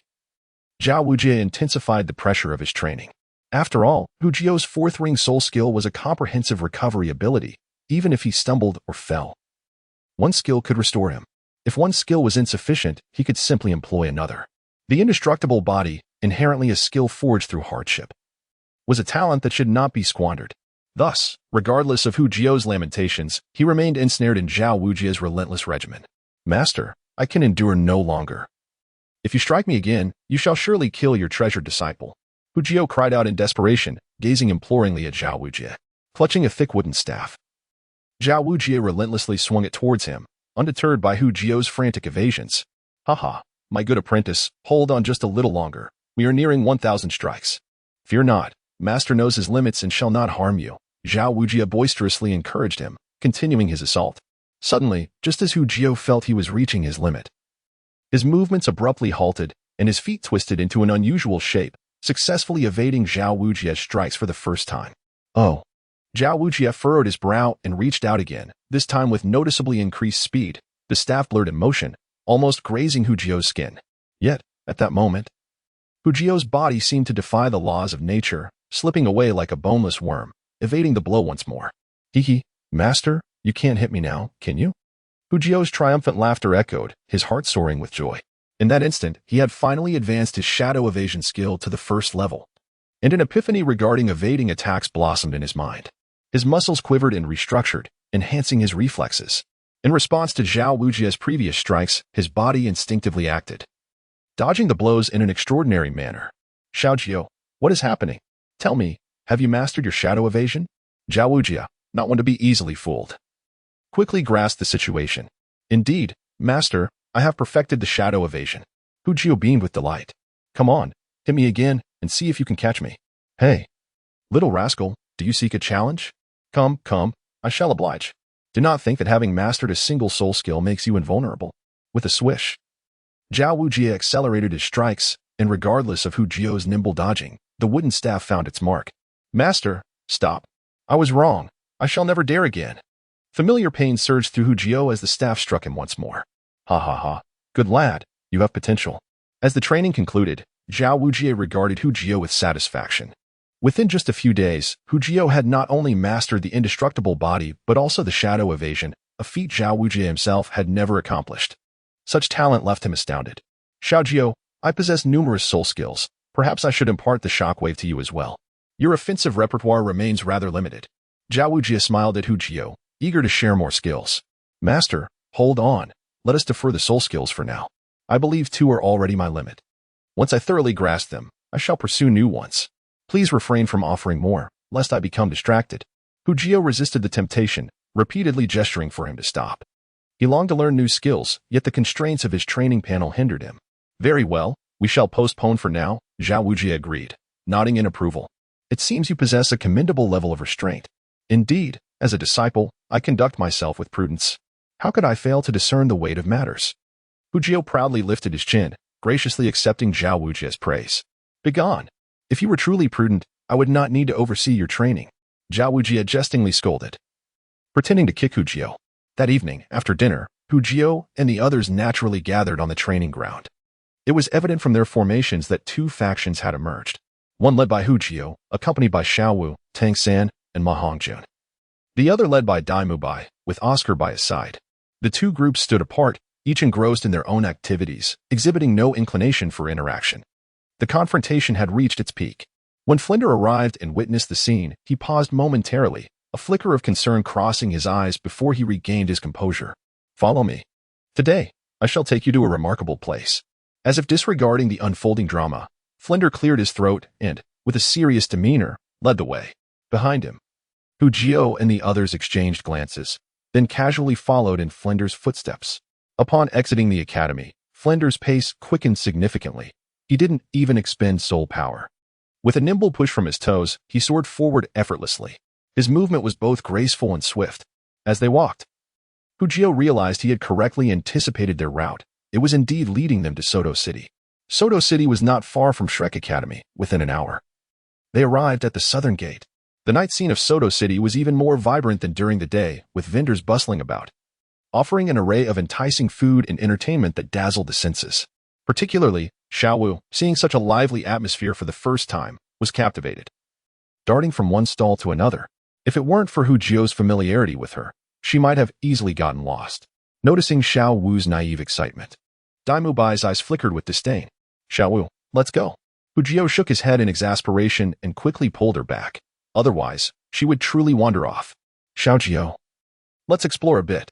I didn't expect Soto City to be so lively at night, with so many things we didn't see during the day. Despite being restrained by Hu Jio, Xiao Wu's enthusiasm remained undiminished, her head bobbing as her braided hair swayed in rhythm. All right. I'll bring you here every day from now on. Hu Jio affectionately tousled Xiao Wu's braid, contemplating when to let it loose, as he believed her hair would look better untied. Enough chatter. We have some time to spare. Let's sit over there for a moment, Flinder announced. Stopping at a tea stall, the 7 of them gathered around a simple table, and Flinder, being rather frugal, ordered them a cup of tea froth. Headmaster, seriously? This is what you're treating us to? Hu Jio frowned at the tea froth before him, instantly losing any desire to drink it. Xiao Wu, too, looked at the dirty cup with distaste and moved away. Less complaining. This is better than nothing. If you want me to nurture you all, you'll have to drink this. Flinder said nonchalantly, taking a sip himself. The main reason for bringing you here is that place.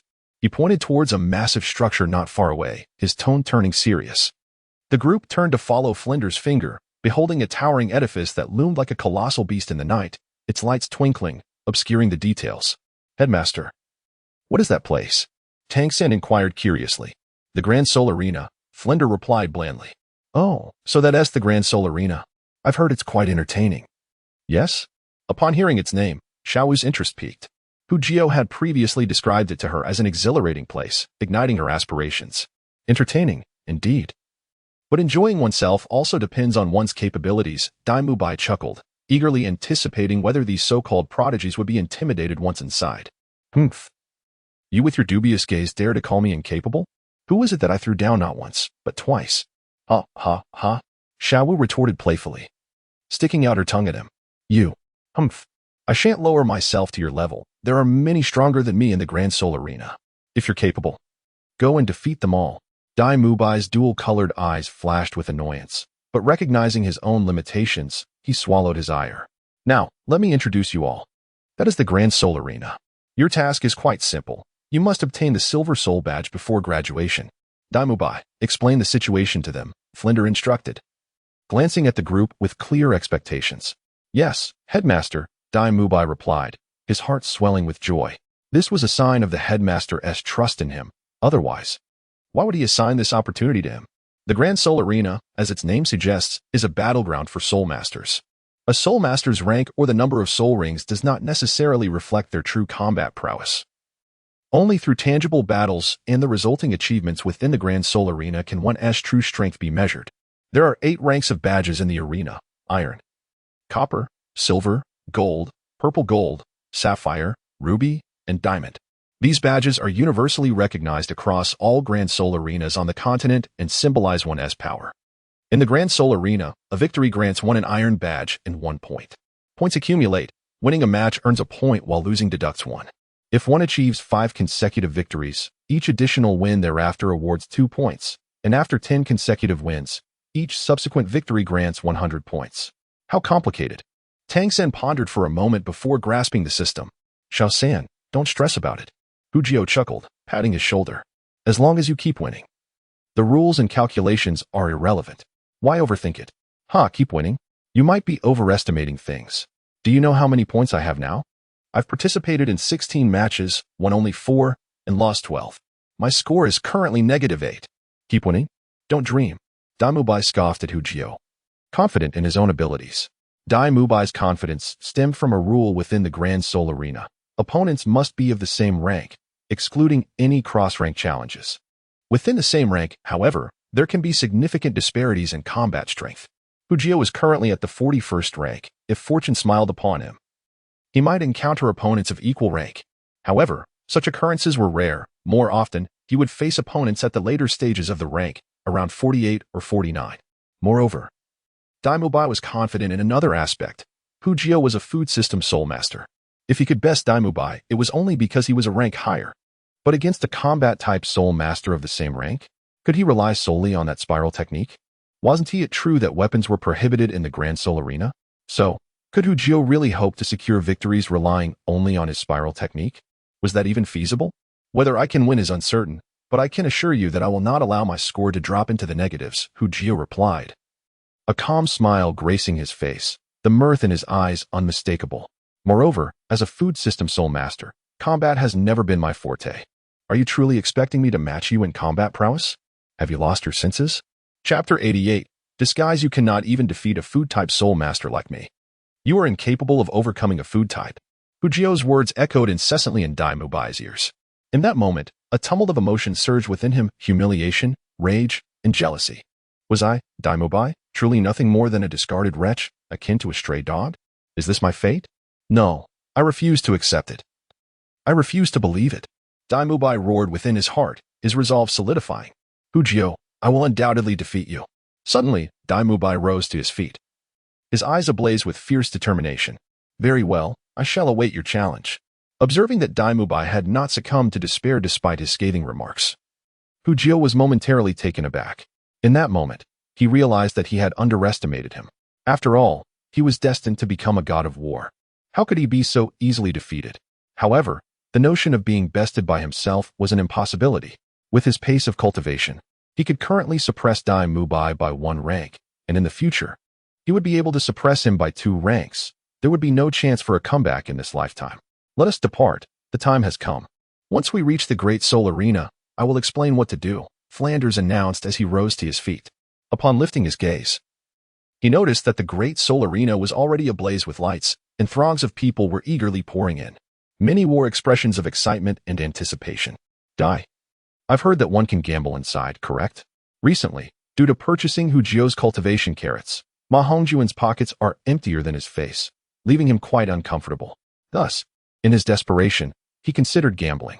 You should not entertain such thoughts. I advise you, refrain from those notions lest you find yourself stripped of your undergarments. Dai Mubai warned Ma Hongjun with a calm demeanor. Very well, I shall merely inquire. Ma Hongjun sighed in disappointment. He was well aware of the perils of gambling. As someone frequently visiting shady establishments, he was no stranger to the depths of the Great Soul Arena, which was hardly a sanctuary of charity. His curiosity had merely prompted the question. Little horse, are you in need of funds? Hu Jio suddenly realized Ma Hongjuan's troubled expression. Clearly, he was feeling the pinch. Brother Jio, what do you think? Ma Hongjun looked at him with a forlorn gaze. If it weren't for the expense of the cultivation carrots, he wouldn't be in such a predicament. Stop looking at me like that, you gluttonous fool. It's just money. I have some to spare. Here, take this, Hu Jio replied, pulling out a handful of gold soul coins from his storage wristband and thrusting them into Ma Hongjuan's hands without counting. We cannot let the children suffer. Brother, you are truly my dear brother. Rest assured, once I have the means, I shall repay you double, no, tenfold, Ma Hongjun exclaimed, his eyes sparkling as he accepted the coins, thumping his chest in assurance. Acquiring wealth is not a daunting task, Ma Hongjun. In the Great Soul Arena, winning just 1 match can earn you 10 gold soul coins. Therefore, if you wish to make money, give it your all. Flanders chimed in, the corners of his mouth curling upward as he conveyed this exhilarating news. Upon hearing that participation in the competition could yield gold soul coins, not only was Ma Hongjun elated, but even Tang San clenched his fist quietly, resolved to achieve victory. While Ma Hongjuan's situation was manageable, having just begun purchasing Hu Jio's carrots and owing not much, Tang San's predicament was quite different. After 4 long years, if he calculated 1 gold soul coin per day, he would owe over 1,000 gold soul coins. Such a substantial amount was beyond his reach. Yet, within this very place, he glimpsed hope.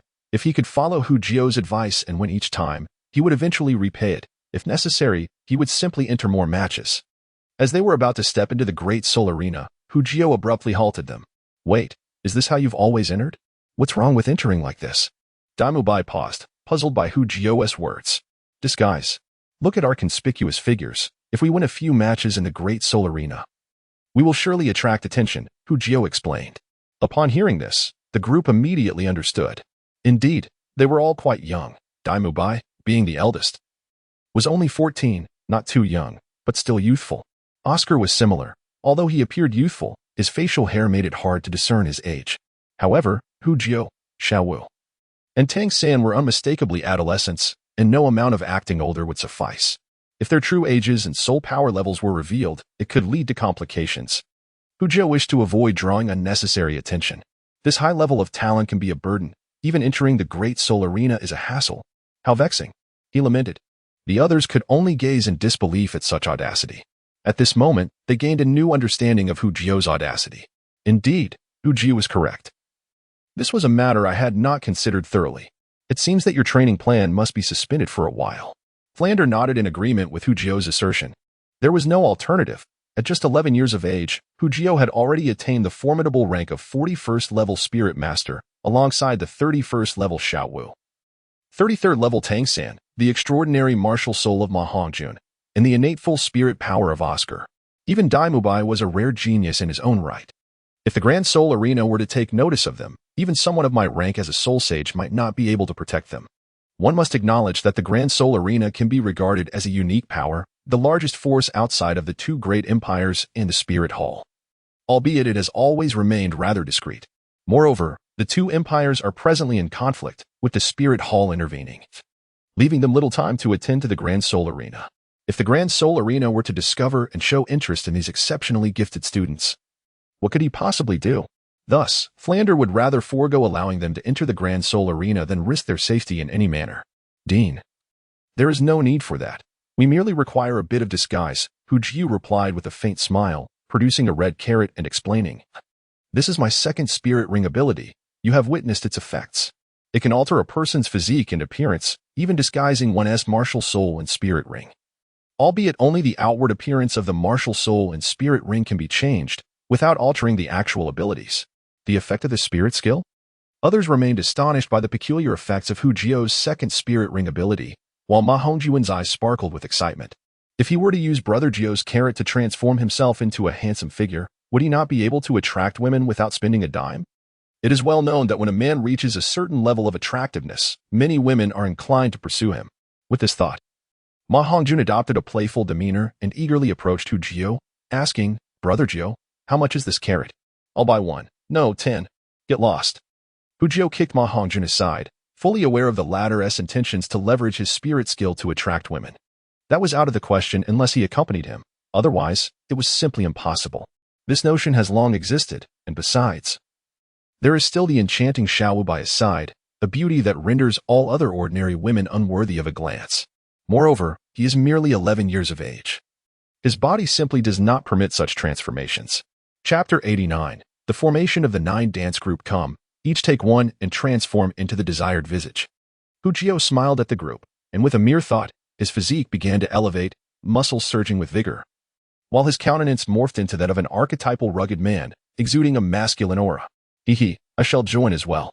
Xiao Wu consumed a transformation carrot, her slender, pristine legs appearing even more elongated, her figure maturing. Particularly, she made subtle adjustments to her face, her nose became more pronounced, the corners of her eyes elongated, and an alluring charm radiated from her being. Her cascading long hair added a luminous quality to her appearance. This is splendid. Hu Jio gleefully embraced Xiao Wu, a wave of delight washing over him as his heart fluttered with joy. Tang San remained silent but took action as well, transforming into a tall, slender ordinary man, someone easily forgettable in a crowd. Ma Hongjun, with a more flamboyant flair, morphed into a strikingly handsome man clad in ostentatious attire. He proudly tossed his shoulder-length hair and struck a dashing pose, inquiring of Hu Jio, Brother Jio, am I not handsome? Once the transformations were complete, Hu Jio turned to Dai Mubai and Oscar, asking, do you wish to join? Dai Mubai glanced at Hu Jio, seemingly trying to discern whether his intentions were sincere. However, Hu Jio merely perceived his fighting spirit as commendable and offered the transformation carrot without ulterior motives. After all, Flander was still present. Being too overt would not be wise. I'll give it a try. Unable to read Hu Jio's thoughts, Dai Mubai approached and took the carrot, initiating his transformation. In an instant, he became an adult man with a physique similar to Hu Jio's but with a more rugged face. Oscar, with a cheerful demeanor, stepped forward and unabashedly took the carrot. In a flash, a refined, androgynous youth appeared before the group. Now we can proceed, Hu Jio declared, clapping his hands at the sight of everyone transformed. Hu Jio, wait a moment. Hand me that transformation carrot. I shall assist you in evaluating its effects, Flander said with a serious expression, his gaze filled with integrity, as if his request for the carrot was solely to help Hu Jio assess its efficacy. Certainly, Hu Jio replied without hesitation, understanding the desire to transform. In the next moment, Flander became a robust, muscular giant. Turning about, he calmly led the group into the Grand Soul Arena. Registration and entry for the competition were completed seamlessly, a process both simple and efficient. It is noteworthy that the gold soul coins Hu Jio had lent to Ma Hongjun were nearly exhausted for the purpose of registration. This caused immense distress to Ma Hongjun, who resolutely vowed to recoup the lost funds. Otherwise, his plans for the evening would be thwarted. Xiao, I have inquired, and I discovered that there exists a doubles competition in the Great Soul Arena. Shall we form a team? I have even thought of a name. Let's call ourselves the Nine Dance Duo. What do you think? In a moment, Xiao Wu dashed excitedly to Hujio, exclaiming joyfully, "Forming a duo is feasible, but you seem to have considerable faith in me. You do realize that if our team is established, we will only be awaiting entry into the Soul Sect tier competitions. Are you not concerned about us losing?" Hujio replied with a wry smile. Did she truly view him as a combat-type soul master? Apologies, but he might not be capable of such feats. What is there to fear? Have you forgotten our martial soul fusion technique? With that skill, we would be invincible even in battles at the Soul Sect level, Xiao Wu said proudly, lifting her chin. Fool, that is our trump card. We cannot use it lightly. Remember, unless in special circumstances, we shall refrain from employing the martial soul fusion technique. Hujio scolded gently while tapping Xiao Wu's forehead, earning him a pitiful look in return. Moreover, the dean brought us here to enhance our combat abilities. Using the martial soul fusion technique would negate the training's effectiveness. On this point, Hujio wholeheartedly agreed with Flanderes' approach. Level does not always equate to strength. Possessing rich combat experience is distinctly different from merely having power without understanding how to engage in battle. In terms of cultivation, he could rely on his automated panel for improvement, but combat experience was another matter entirely. The only way to enhance such experience was through practice. His mentor, Xiao Wu, escaped from 16 equally ranked Soul Emperors due to his extensive combat experience, and these 16 were formidable beings of the Martial Soul Hall. Such an achievement was sufficient to grant Xiao Wu a lifetime of pride. Very well, but I still wish to form a team with you. Xiao Wu gazed at Hujio with her large, innocent eyes, appearing both delicate and forlorn. What's the harm? We can establish the team for now. And once my soul skill level rises, we will register for the competitions, Hujio said with a smile, affectionately ruffling Xiao Wu's hair. After all, we have the funds. We might as well enjoy the process. Hee, that sounds great. Let us hasten to establish our 9-dance duo. Although unable to engage in battle with Xiaojio for the time being, the prospect of forming a team was sufficient to satisfy Xiao Wu. Eagerly, Xiao Wu tugged Hujio towards the staff, impatient to establish their duo. Hujio had no objections, though he wondered if the name 9-dance duo was a touch too simplistic. How about we call ourselves the Supreme Nine instead? It sounds more imposing. No, we shall stick with 9-dance duo. That name is far more melodious. Xiao Wu insisted stubbornly. What is the Supreme Nine? I am Xiao Wu, not Xiao Wu's 5. Why must I be ranked last, like Xiao San or Xiao Wu? This will not do. Very well, it is your choice. Fortunately, Hujio was not particularly concerned. It was merely a name for a team, after all. This time, they did not alter Xiao Wu's dance to 5, as was the case in the original work, which may be attributed to Hujio's timely reminder. Otherwise, it is uncertain whether errors would have arisen, as they had just formed their team. The one-on-one soul duel competition had already commenced. In the 5th match, Hujio's name appeared. Haha, I am off to battle. Wait for me. Hujio waved goodbye to Xiao Wu and the others, dashing towards the soul duel area. Go for it. We will be watching you, Xiao Wu called out, waving from behind him. Rest assured, victory is assured. Hujio turned back with a wave. He felt no fear when engaging with soul masters of the same rank. After enduring rigorous training from his teacher in recent days, he seized this opportunity to release some pent-up emotions. Hujio sensed that, in just a few short days, he had been influenced by the combat fanatic Xiao Wu. Otherwise, how could a peace-loving individual like him feel excitement at the thought of battle? Hadn't he always shunned it in the past? Indeed, I have been led astray by my teacher. Chapter 90.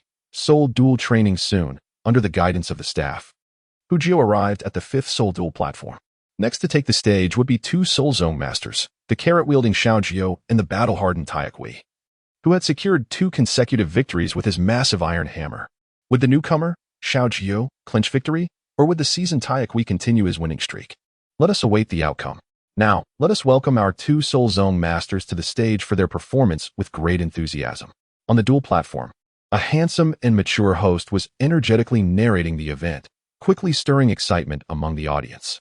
Initially, when they learned that Hujio's martial soul was a carrot, they felt a twinge of disappointment. However, upon his appearance, the audience was taken aback by Hujio's impressive stature and muscular build, which dispelled any underestimation of him. Hujio now towered nearly 3 meters tall, with arms thicker than the thighs of an average adult, his muscles bulging intimidatingly. without a doubt. His physique alone showcased his remarkable strength. Standing opposite Hu Jio was another tall and robust young man, but in comparison to Hu Jio's non-human form, he appeared diminutive. What good is your height? That carrot martial soul is merely for nibbling on, whereas I wield this, an iron hammer. Rest assured, I will be gentle with you. Tai Kui boasted, summoning his martial soul with pride. The psychological battle had commenced. It's merely an iron hammer. I can wield one too. Hu Jio replied with a smile, revealing his own martial soul. In a flash, the carrot in his hand transformed into a massive hammer identical to Tai Erchui's. Enveloped in a pink glow. Given Hu Jio's level of soul power manipulation, he could utilize soul skills without summoning his martial soul. However, he preferred to keep some of his abilities under wraps for added intrigue. This is my martial soul. Upon witnessing Hu Jio's transformation, Tai Kui immediately adopted a cautious demeanor. He had initially believed his martial soul to be his greatest advantage, but now that advantage had vanished, indicating that this battle would require his utmost attention.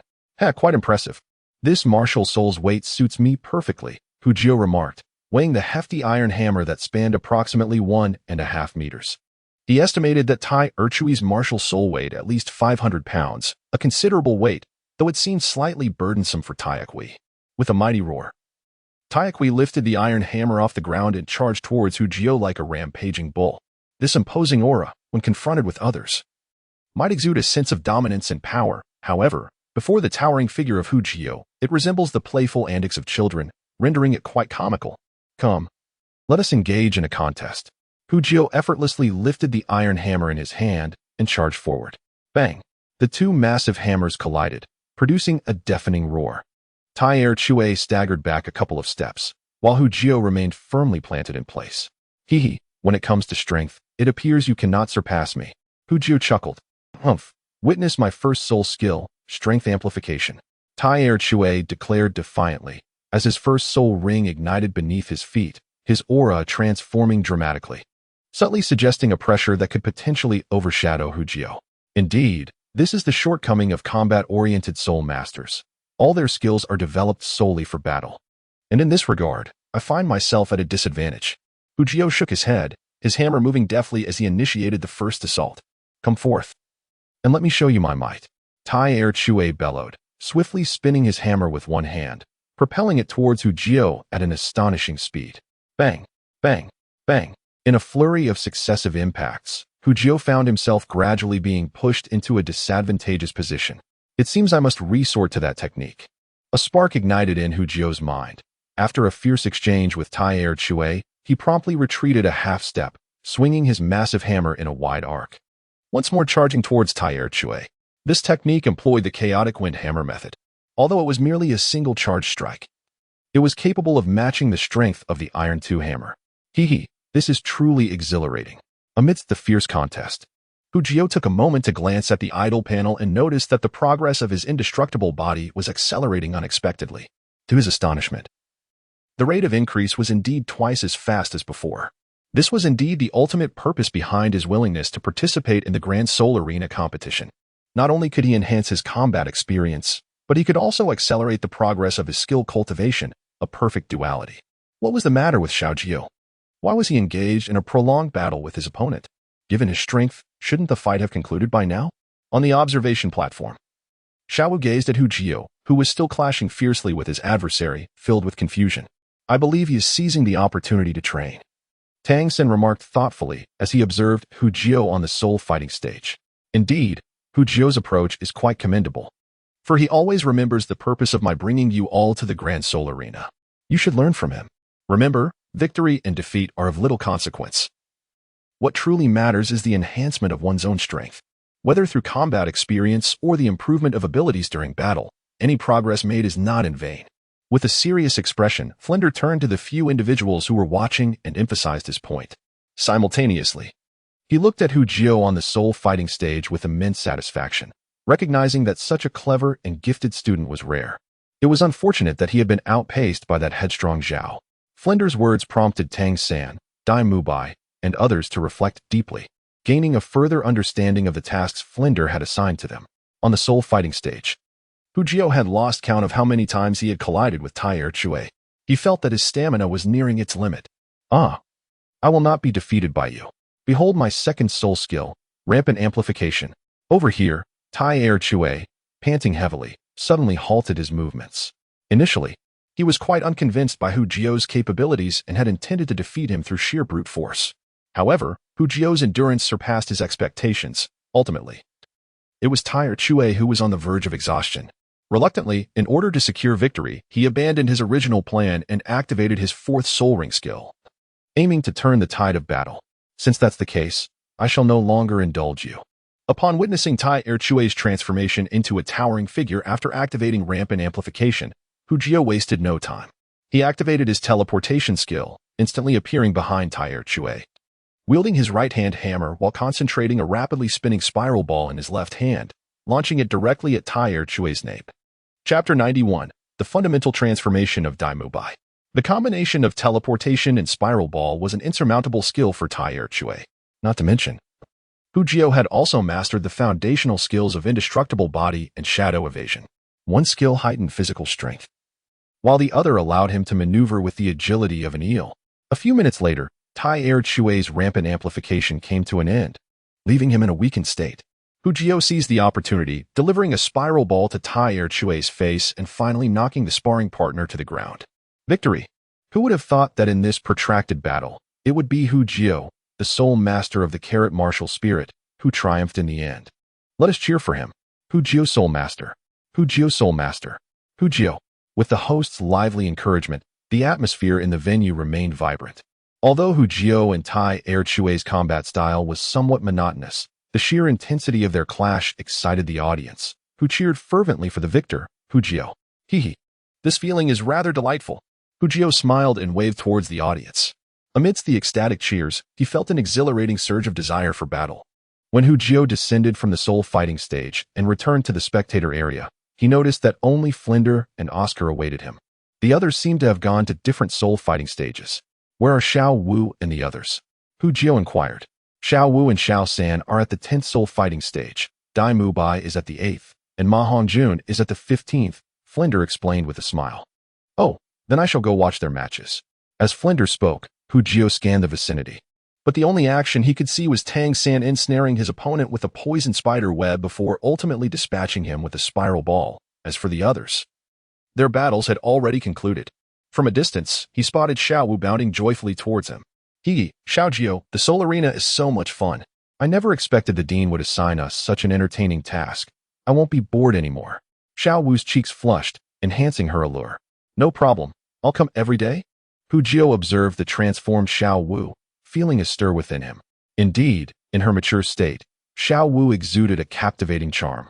He realized he needed to strengthen his self-control. Soon, Dai Mubai, Ma Hongjun, and Tang San returned. Ma Hongjun rushed eagerly to the registration desk, his face alight with anticipation for the reward following their victory. He had given his all in the match, and if his opponent hadn't underestimated his Phoenix evil fire, victory might have eluded him. Dai Mubai had a similar experience. He faced a level 39 agile attack Spirit Master and barely triumphed. Today's mission is complete. If you wish to explore Soto City, feel free, but remember not to cause any trouble, Flander instructed as the group finished registering and received their rewards. Haha. All right, Dean. We won't cause any trouble. Ma Hongjun could hardly contain himself, eager to embark on a new and thrilling experience before his transformation ended. All right, you're all dismissed. With a wave of Flander's hand, he vanished without a trace. Curse it, that old man. Hu Jio's expression turned peculiar as he watched Flander depart hastily. Everyone's quite talented. Even the special uses of transformation skills have been developed. As they exited the Grand Soul Arena, Ma Hongjun, Dai Mubai, and Oscar hurried away.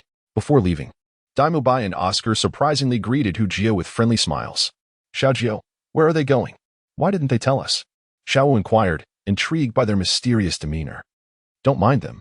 Let's have more fun than they do, Hu Jio replied vaguely, turning to Tang San. Xiao San, would you like to join us for a stroll? No. I plan to find a blacksmith in the city.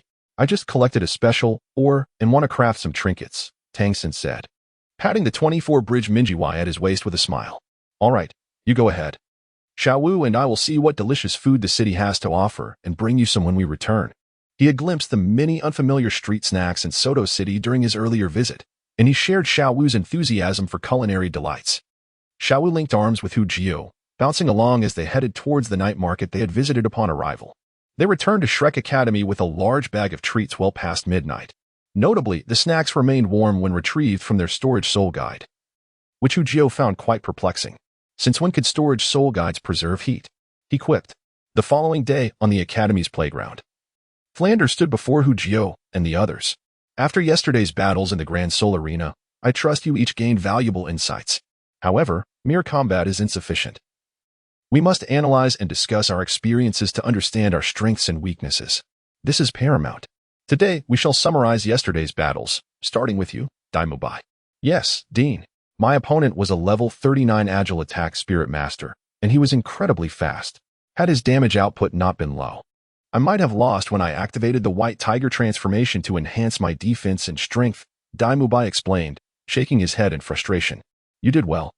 When facing a speedier opponent, fortifying your defense is crucial. You might consult old Zhao for further insights, Flander nodded, glancing past Oscar to Tang San. Dean. My adversary was a powerful attack spirit master, and his strength nearly broke free from my blue silver grass.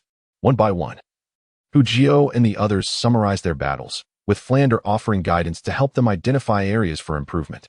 For Hujio, the main issue lay in the monotony of his attack skills, necessitating the development of his unique soul technique.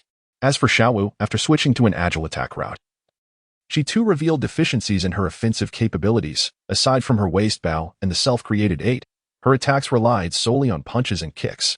Thankfully, her spiral pill temporarily compensated for her lack of attack power, but enhancing her offensive abilities became her top priority. After training, as Xiao Wu and Hujio discussed how to augment their attack power, Daimubai and Oscar approached them. Hujio, about that transforming carrot you gave us yesterday. Could you sell us some more? Daimubai's haughty demeanor faded, replaced by eagerness. Oscar's enthusiasm was even more pronounced, his eyes shining with excitement. Want to buy transforming carrots? No problem, 100 gold soul coins each, fixed price. Hujio grinned at Daimubai and Oscar, akin to a shepherd eyeing 2 lambs for slaughter. His previous generosity stemmed from a desire to capitalize on their interest today. 100 gold soul coins? Are you robbing us?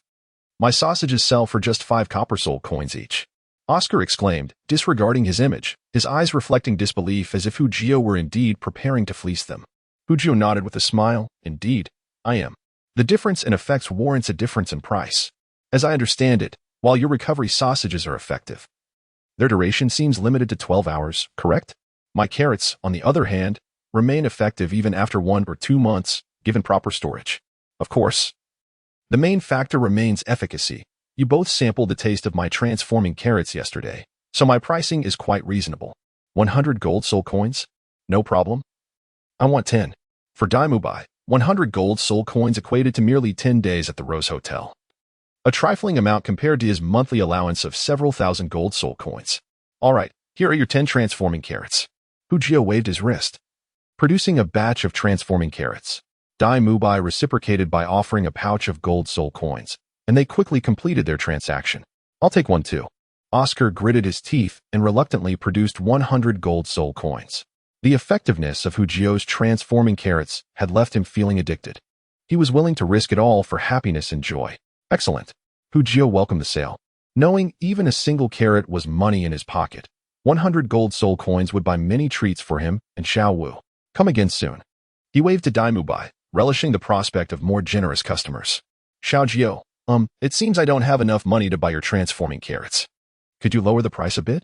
At this moment, Ma Hongjun, who had been lingering behind the crowd, rubbed his hands together and, with a sheepish grin, remarked, Little horse, I'm not criticizing you, but it would be wise to avoid such places in the future.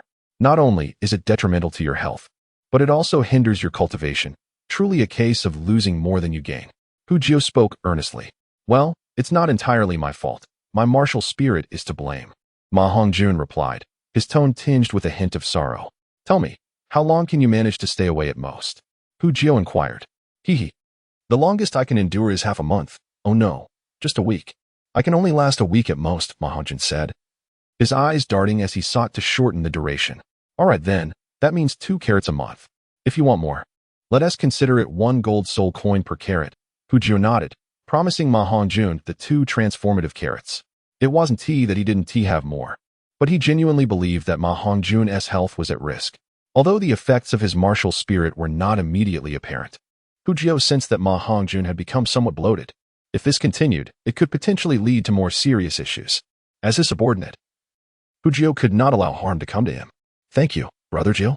If you need anything in the future, feel free to ask. Although I might not match your strength, I can still help with minor inconveniences, Ma Hongjun said, patting his chest, visibly moved. Could he not feel touched? Just moments ago, when Dai Mubai and Oscar purchased carrots, Ma Hongjun had witnessed firsthand the exchange. A carrot worth 100 gold soul coins was sold to him for merely 1 gold soul coin, with the option to keep a tab. This was a clear sign of Brother Jio's regard for him. Well, focus on your cultivation. At your current level, I find you too slow for errands, Hu Jio remarked disdainfully. But Brother Jio, I just broke through to level 22 yesterday. With your cultivation carrots, my progress will accelerate.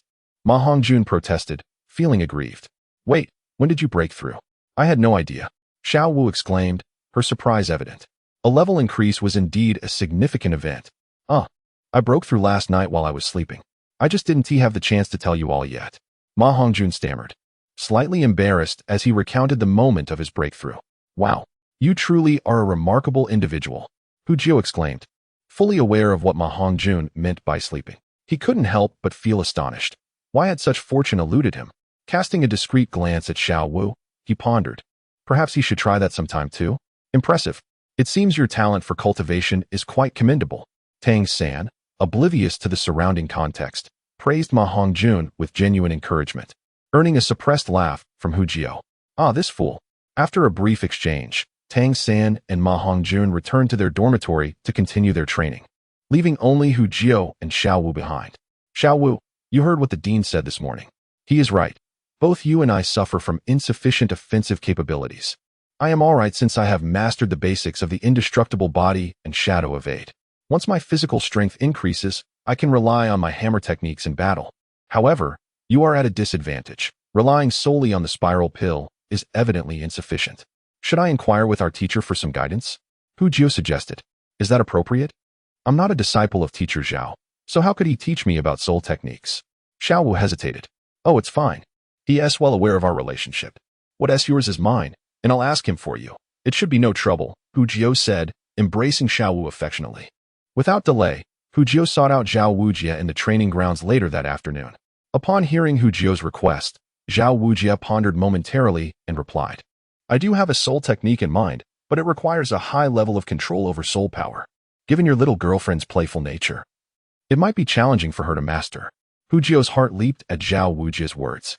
While he might lack confidence in other areas, he was assured of Xiao Wu's capabilities in soul power control. Teacher, you underestimate Xiao Wu. You know about our spiral pill technique, right? Can any technique surpass its demands for soul power control? I almost forgot. That technique indeed suits her well.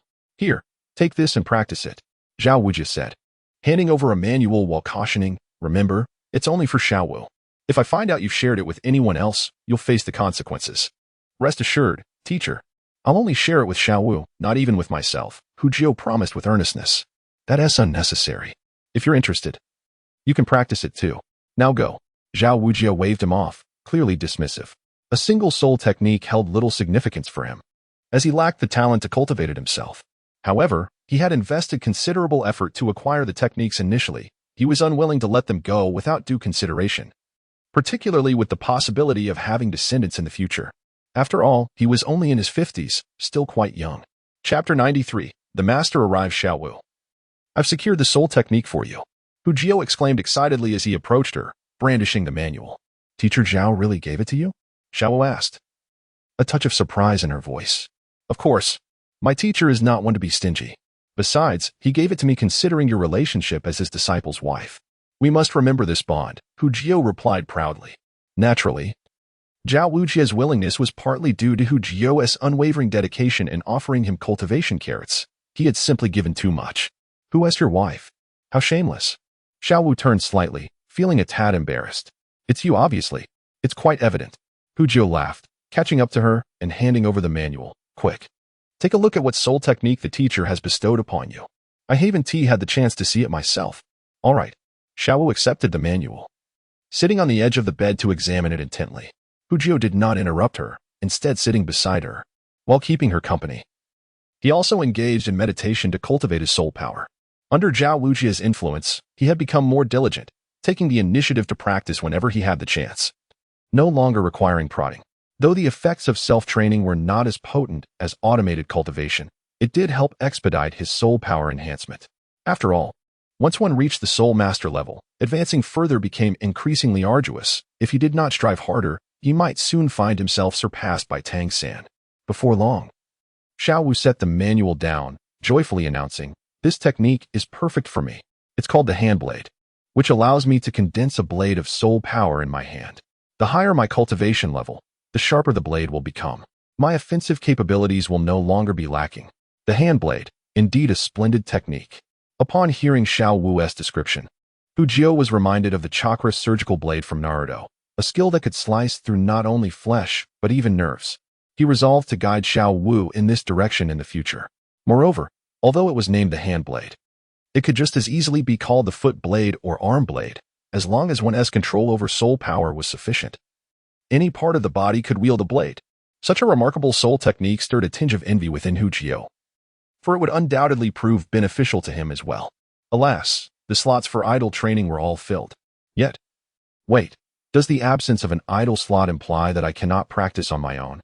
Why must I always rely on a golden finger? In an instant, Hu Jio realized that the lack of an idle slot was inconsequential. He could indeed engage in self-study. Was it true that without an idle slot he would be incapable?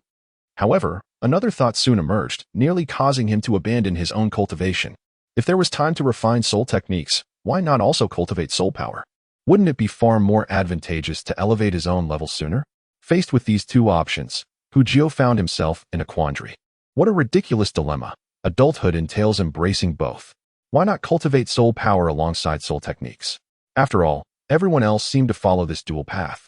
With a decisive slap to his forehead, Hu Jio resolved to train independently. Fortunately, his proficiency in soul power manipulation was sufficiently high, rendering the skill of hand blade, which demanded exceptional control over soul power, relatively manageable for him. Nonetheless, by the time he grasped the basics, a week had already passed. Observing the swirling blade light in his hands, Hu Jio felt an overwhelming sense of accomplishment. This is indeed a success achieved without reliance on an idle panel for training. Impressive.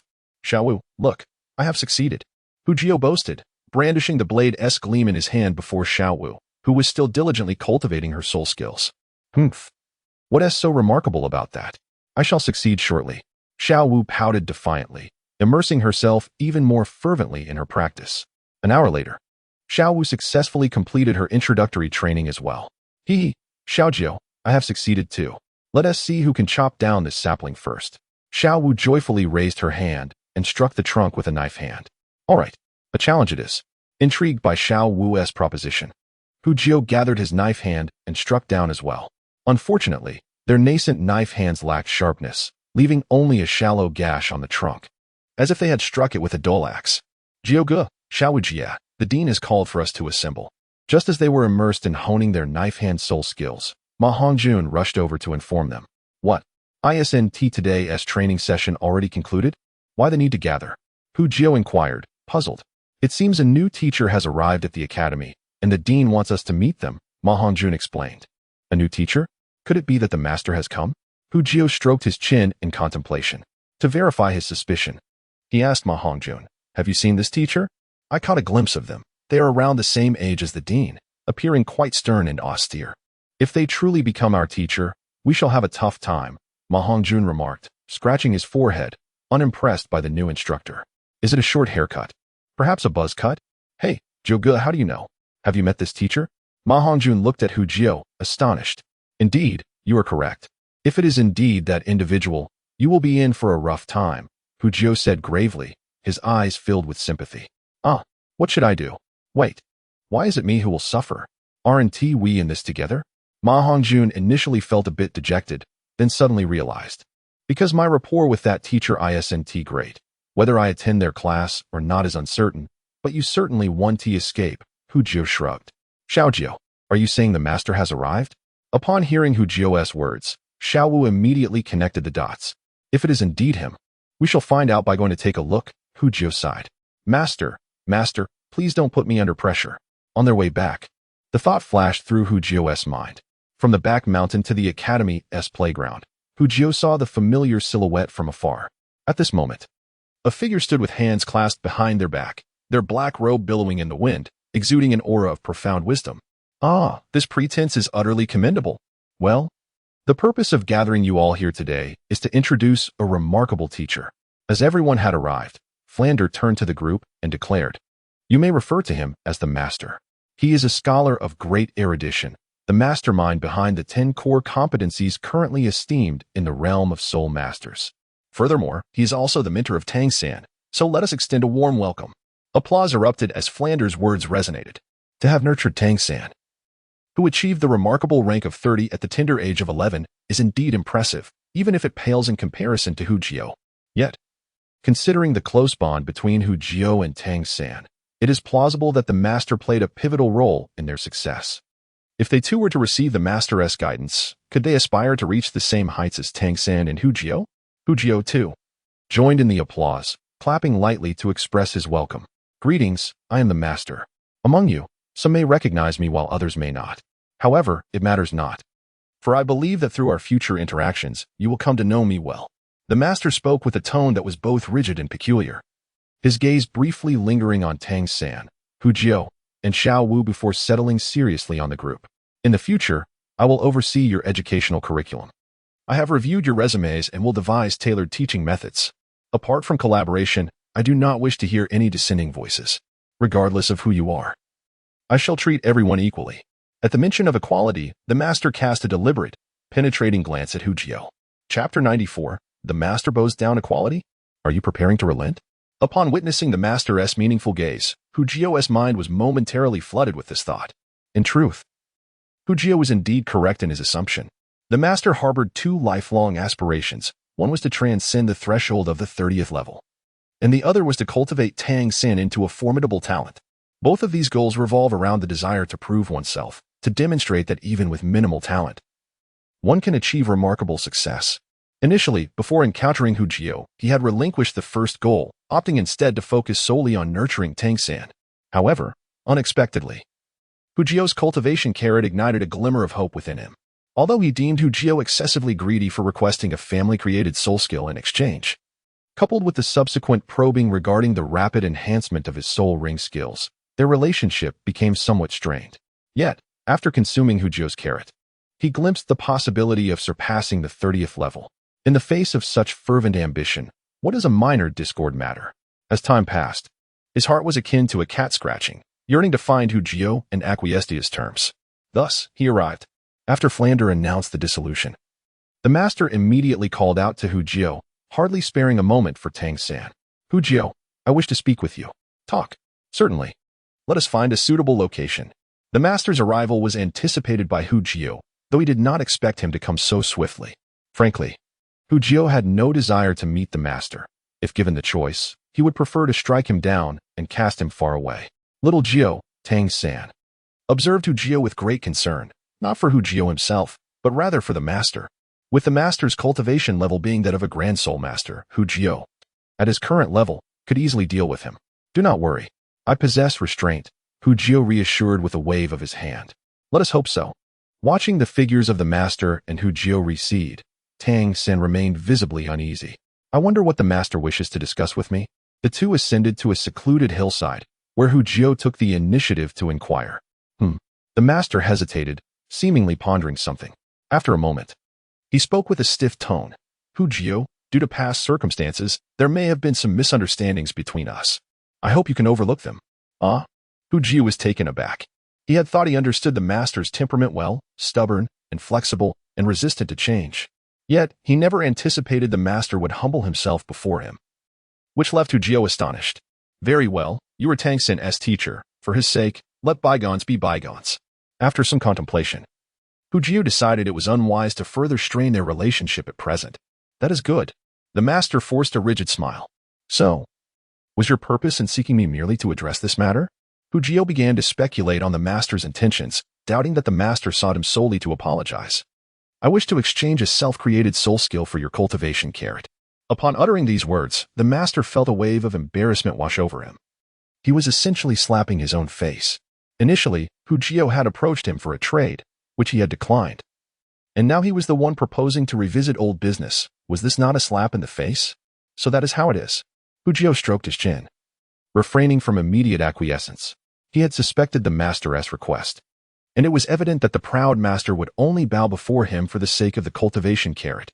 To be honest, had you agreed to my terms in the past, I would have been quite pleased. However, you may not be aware that I have since taken the immovable King Xiao Wu as my master. With such a generous teacher beside me, I find myself lacking nothing in terms of self-created soul skills. Hu Jio endeavored to conceal the amusement on his face, feigning difficulty. Haha. Back then you treated me with indifference, and now look at you, shamelessly seeking my favor. How delightful this feels. What? You have encountered the immovable King Xiao Wu, and you have taken him as your master? A flicker of shock crossed the master's eyes. Hu Jio becoming Xiao Wujia's disciple was something he had never anticipated.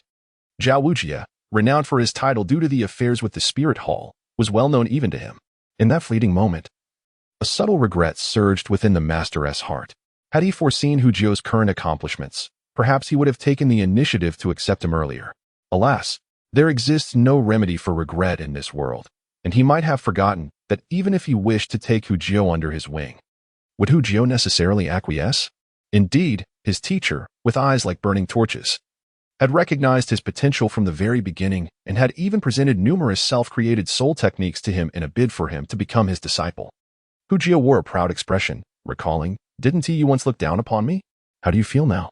Regretful, perhaps? Can I procure some of your cultivation carrots?" The master's expression shifted, but he quickly steeled himself and, with a pained grimace, replied, "Of course, I can sell them. Why would I refuse to profit?" Hu Jio beamed at the master. "However, there is something you may not be aware of. Do you know the current selling price of my transformation carrots?" The master's heart skipped a beat. Could it be? Though transformation carrots are not as effective as cultivation carrots, their novelty is their strength. I sold a few for 100 gold soul coins each, and the buyers were quite satisfied with that price. Recalling Dai Mubai's indifferent gaze before his departure, Hu Jio affirmed, "So, how much do you intend to sell the cultivation carrots for?" The master's expression stiffened once more. He sensed that Hu Jio was mocking him. "I had planned to sell the cultivation carrots for 500 gold soul coins each, but since you were Tang San's teacher, I want to take advantage of you. You may have them for 100 gold soul coins." Hu Jio's lips curled into a sly smile, realizing he was indeed teasing him. He genuinely wished to sell the master the carrots, for he alone understood that soon, once Tang San returned from the ice and fire yin-yang well, the master could achieve a breakthrough even without his cultivation carrots. At this moment, to miss the opportunity for profit would be a grave disservice to Flander. "Your carrots are exorbitantly priced. I cannot afford them." The master tugged at the corner of his mouth and, with an impassive expression, finally spoke. "What a pity. It seems this deal is beyond my reach." Hu Jio, equally helpless, reflected on this master, a veritable miser, the son of the esteemed Blue Lightning Tyrant Dragon sect leader. Yet he is devoid of wealth, such a waste of his expression. In the end, the master was unable to achieve his goal, as his lack of funds left him resignedly watching Hu Jio depart. At that moment, the master was even overwhelmed by an impulse to seize and imprison Hu Jio. Yet, his strength forbade him. In this moment, Hu Jio activated his sensory enhancement technique, maintaining a steady focus on the master throughout. He was acutely aware of the formidable strength he had attained through his training with carrots, and to mitigate any unforeseen circumstances, he resolved to endure the fatigue. However, it seemed Hu Jio had overestimated the master. After their conversation concluded, the master promptly returned to his quarters, where he engaged in an emotional exchange with Tang San, rendering Hu Jio somewhat embarrassed to observe. Once Tang San departed, the master retrieved the records of the Shrek Academy students and began to study them, embodying the role of a highly responsible teacher. The following morning, on the academy's playground, the master stood amidst the crowd, flanked by Flanders and Xiao Wu. "Through my research, I have discerned that many soul masters in the current realm focus solely on honing their soul power and combat techniques, neglecting the fundamental aspect of physical training. They fail to realize that without a robust physique, how can one endure the immense soul power that soul rings bestow? Therefore, starting today, I require you to enhance your physical conditioning." The master's words provoked Xiao Wu, who opened his mouth in defiance. In terms of physical prowess, he believed himself unmatched. Fortunately, Xiao Wu was no fool. Fully aware of Flanders' esteem for the master, he refrained from outright disrespect. Nevertheless, at that moment, Doubts began to cloud Xiao Wujia's perception of the so-called greatest theoretical master. Hu Jio, step forward. The master regarded Hu Jio with a neutral expression, devoid of the amicable demeanor from their previous meeting. Present, Hu Jio gently advanced a step in response. I assign you a task from this moment.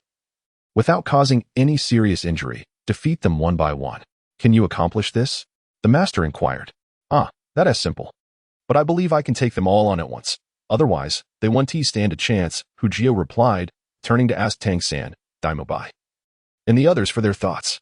Hu Jio, don't get too cocky. If we all team up, you will surely lose, Daimobai retorted with a scoff. Clearly unconvinced. Indeed, little Jio, do not underestimate us. Xiao Wu chimed in, raising her hand, which shimmered ominously with blade-like energy. Well, little Jio, you seem rather overconfident, Tang San remarked, his eyes glimmering with combat intent. He pondered that while none of them individually could match Hu Jio, the five of them together posed a significant challenge. Let us put that to the test, Hu Jio declared, his fighting spirit surging as he contemplated the challenge of defeating them all alone. Nearby, the master observed the unfolding scene with a detached demeanor, refraining from comment. Standing opposite the five, Hu Jio activated his transformation skill, his physique expanding dramatically until he resembled a towering figure. Grasping a meteor hammer, the cold spikes glimmered ominously, eager to strike. Brother Jio, this is unfair. You cannot use the meteor hammer against us, as it undermines the purpose of our training, Ma Hongjun protested. A flicker of fear in his eyes at the sight of the weapon. Hu Jio, remember my instructions, defeat them without inflicting serious harm, not with lethal weapons. The master's voice rang out stiffly. Fine, if that's the case, Hu Jio shrugged, swiftly stowing the meteor hammer into his soul guide. Did you think that without the meteor hammer, I wouldn't be able to defeat you? He chuckled lightly, turning to face Xiao Wujia. Master, may I borrow your martial soul for this occasion? In an instant, an imposing bear silhouette materialized behind Hu Jio. His body was enveloped in a thick layer of brown fur, towering to 3 meters, muscles bulging, and his eyes turned a deep brown, exuding an overwhelming aura, with 7 soul rings pulsating rhythmically around him. Haha, little Jio, go for it. Bring them all down. Xiao Wujia's voice boomed from the sidelines. Elated to witness Hu Jio utilizing his martial soul. Rest assured, master, I won't bring shame to your name, Hu Jio responded with a hearty laugh, casting a teasing glance at Tang San and the others. Little Jio, you cannot use that. It's teacher Xiao's martial soul. Don't play tricks. Xiao Wu pouted, her discontent evident. While the transformation skill allowed Hu Jio to adopt another's martial soul, he could not use their soul ring abilities, and the requirement to face them directly added a limitation. Nevertheless, it was undeniable that Hu Jio was formidable in his transformed state. He was currently channeling a level 76 beast martial soul, and the enhancement it provided to his physique surpassed anything they could muster. This represented another card Hu Jio held close to his chest, one he had never previously revealed. Why can't I use the martial soul I've transformed into through my own ability? Hu Jio dismissed Xiao Wu's objections and swiftly approached Oscar, seizing him by the neck and tossing him aside like a chick. First one eliminated. Damn it, White Tiger possession. Dai Mubai reacted instantly, retreating a few steps to activate his martial soul. First soul skill, bind. Tang San's eyes sparkled with purple light as he summoned thick blue silver grass to ensnare Hu Jio. Hee, little San, that skill won't work on me. Hu Jio retorted with a calm smile, extending a palm as large as a fan, shimmering with blade light. With a swift motion, the blade light severed Tang San's blue silver grass at the roots without impacting Hu Jio in the slightest. First soul skill, waist bow. At that moment, the figure of Xiao Wu flickered, swiftly appearing before Hu Jio. Her legs, resembling strands of noodles, instantly coiled around Hu Jio's neck, leaving him no time to react, even with his ethereal form attempting to evade. Are you trying to bend me? I fear not, Hu Jio asserted, lowering his center of gravity and firmly planting his legs in a horse stance, refusing to be thrown off by Xiao Wu. Come on, beauty, you cannot escape. With a wide sweep of his hand, Hu Jio grinned mischievously as he reached for Xiao Wu. You wish. Xiao Wu playfully smiled at Hu Jio, her eyes radiating a pink glow. Her alluring soul skill had been activated. How could Hu Jio withstand such a charm? He was instantly captivated, his gaze becoming dreamy, a knowing smile gracing his face. What a splendid opportunity, Dai Mubai Ma Hongjun. Observing this scene, Tang San's eyes sparkled with determination as he unleashed his second soul skill. Parasite, which swiftly sprouted blue-silver grass from Hu Jiu's brown fur, binding him tightly. Second soul skill, White Tiger's Radiant Wave. Second soul skill, Phoenix Fireline. Daimyo Bai and Ma Hongjun swiftly positioned themselves beside Hu Jiu, commencing their ranged support attacks. Xiao Wu, you must not misuse your charm skill. It should only be employed when no one else is around. Faced with the collective assault, Hu Jiu exaggeratedly shouted, as a layer of white light enveloped him. Fourth soul skill, Exorcism. With the enhancement of his fourth soul skill, Holy Light Restoration, Hu Jiu effectively nullified Tang San's second soul skill, Parasite, as well as his third soul skill, Venom. After a burst of white light, the blue-silver grass binding Hu Jiu fell away, disintegrating into fragments on the ground. However, at that moment, Xiao's Spiral Pill, Daimyo Bai's White Tiger's Radiant Wave, and Ma Hongjun's Phoenix Fireline were already upon him. Hey, I'll dodge. Hu Jiu activated his teleportation skill, and in the next instant, he appeared before Ma Hongjun. In a group battle, it was only logical to eliminate the weaker opponents first. Hang in there, fatty. Daimyo Bai, witnessing this, felt a surge of ominous energy within him. He shouted, activating the White Tiger's Diamond Transformation, momentarily pausing before charging toward Hu Jiu. Hey, too late. Hu Jiu grinned, his large hand descending toward Ma Hongjun. Fatty dodge. Xiao Wu is here to save you. Though Daimyo Bai had not reached in time, Xiao Wu appeared right in front of Hu Jiu. Since acquiring her third soul skill, Instant Speed, she had matched Hu Jiu's speed. Release fatty. If you have the skill, come for me. Xiao Wu commanded, her palm shimmering with fluctuating light as she attacked Hu Jiu. Hee, your attack is futile. Hu Jiu disregarded Xiao Wu's assault, knowing her hand technique was newly acquired and lacked power. In his formidable state, she posed no threat. His hand descended unerringly, capturing Ma Hongjun with ease. Second elimination. Grasping Ma Hongjun's head, Hu Jiu casually tossed him aside, his gaze shifting to Tang San and Daimyo Bai. Compared to the 22nd level Ma Hongjun, the 34th level Daimyo Bai and 33rd level Tang San were evidently more formidable adversaries. As for Xiao Wu, her speed rendered her a challenging opponent to defeat in a short span. Tang San, quickly employ your restrictive soul skill to deplete his soul power. He can only use his teleportation a limited number of times. Daimyo Bai yelled, conjuring a milky white orb of light aimed at Hu Jiu. Impossible. In terms of soul power, the three of us combined do not rival Xiao Jiu. He likely has ample soul power remaining, while we may exhaust ourselves first. Tang San shook his head, dismissing Daimyo Bai's suggestion. Then what do you propose we do? Daimyo Bai, with a suspicious glare at Tang San, suspected he was deceiving him to bolster Hu Jiu's standing, aiming to usurp his position as the academy's leader. There's no choice. You must confront Xiao Jiu head-on. Xiao Wu and I will assist you from the sidelines. Tang San, oblivious to Daimyo Bai's gaze, remained gravely focused on Hu Jiu. 2 of their 5 had already fallen, leaving only the 3 of them to face the challenge ahead. In this battle, he was determined not to lose. He chuckled. Only the little third understands me. What do you have to compare with my soul power? Hu Jiu laughed heartily as he surveyed the others. With 4 soul rings averaging 7,000 years each, he possessed ample soul power, strong enough to rival that of a soul king. Daimyo Bai, Tang San, and Xiao Wu positioned themselves around Hu Jiu, their footsteps slow and deliberate as they sought to uncover a flaw in his defenses. Since you want to come to me, I shall come to you. Hu Jiu grinned, his form vanishing in an instant to appear directly before Daimyo Bai. Compared to Tang San and Xiao Wu, it was Daimyo Bai he yearned to challenge the most. How dare you underestimate me? Daimyo Bai, in his White Tiger Vajra transformation, radiated an aura of authority, his eyes transforming into fierce beast-like slits. Underestimate you? Hardly. I merely wish to teach you a lesson, Hu Jiu replied with a faint smile, forgoing any skills as he swung his fist, the size of a cauldron, directly at Daimyo Bai's face. I fear you not. Daimyo Bai's eyes narrowed, and with a thunderous shout, he clenched his fist and charged forward to meet the attack. Boom. The two collided, with Hu Jiu remaining steadfast while Daimyo Bai staggered back several steps. At that moment, Tang San unleashed his third soul skill, Venomous Spiderweb, silently approaching. Spiral Pill. Xiao Wu, unwilling to be outdone, instantaneously appeared before Hu Jiu, her right hand raised high, ready to strike with the Spiral Pill. Xiao Wu, how could you smear my face? Hu Jiu exclaimed, turning his head aside, as a white radiance enveloped him, his fourth soul skill, Holy Light Recovery. While he could afford to disregard Xiao Wu's assault, he had to neutralize Tang San's toxins first. Otherwise, prolonged exposure would prove unbearable.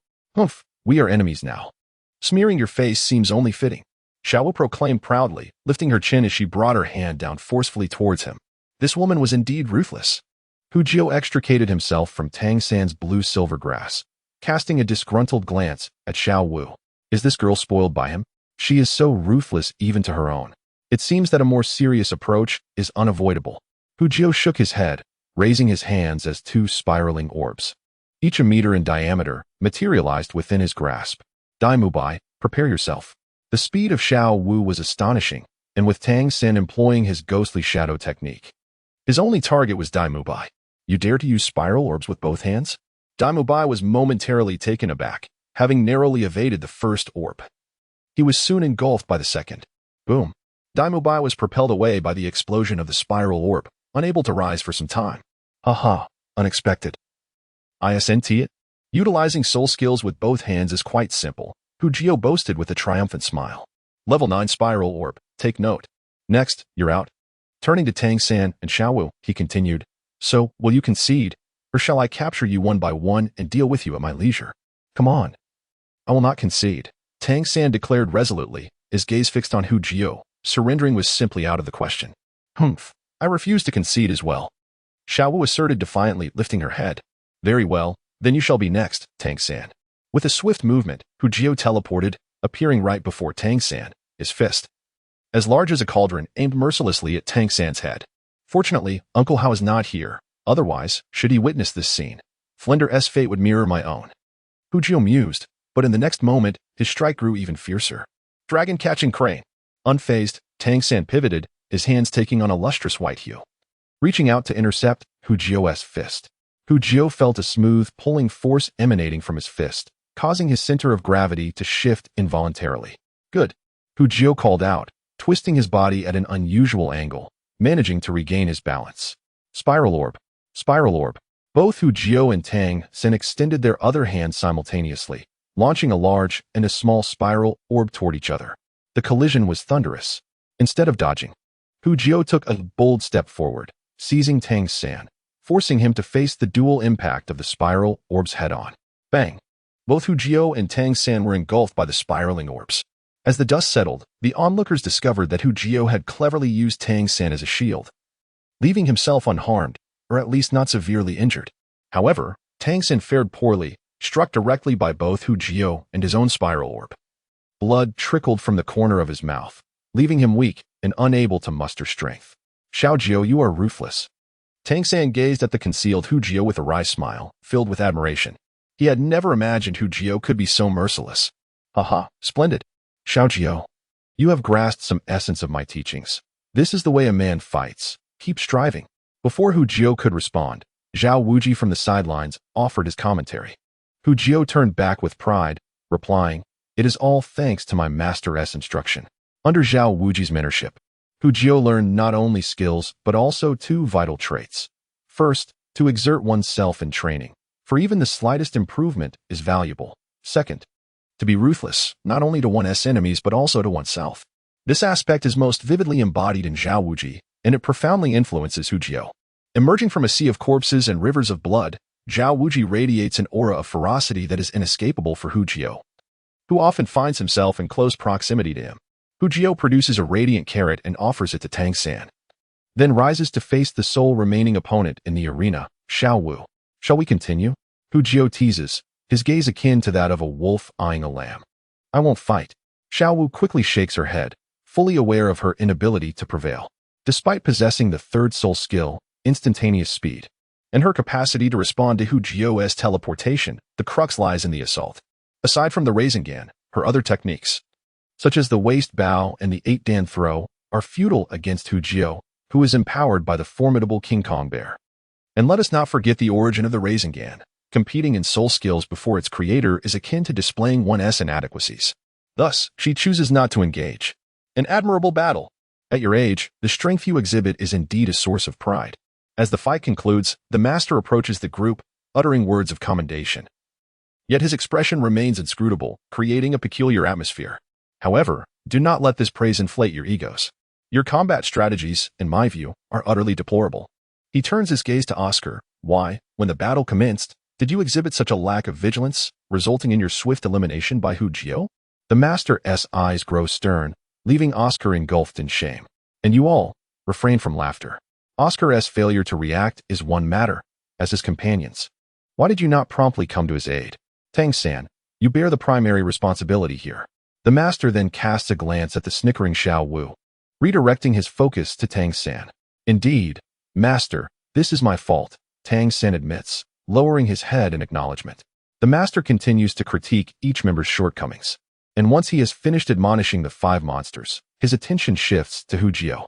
Hu Jio, your skills are distinctive. Yet do keep in mind that Zhao is not always at your side. Understood, Hu Jio nods, though internally he remains unconvinced. Without Zhao, is there not still old Fu? And will there not be adversaries? This reminder seems superfluous. I am well aware of your physical capabilities and combat prowess.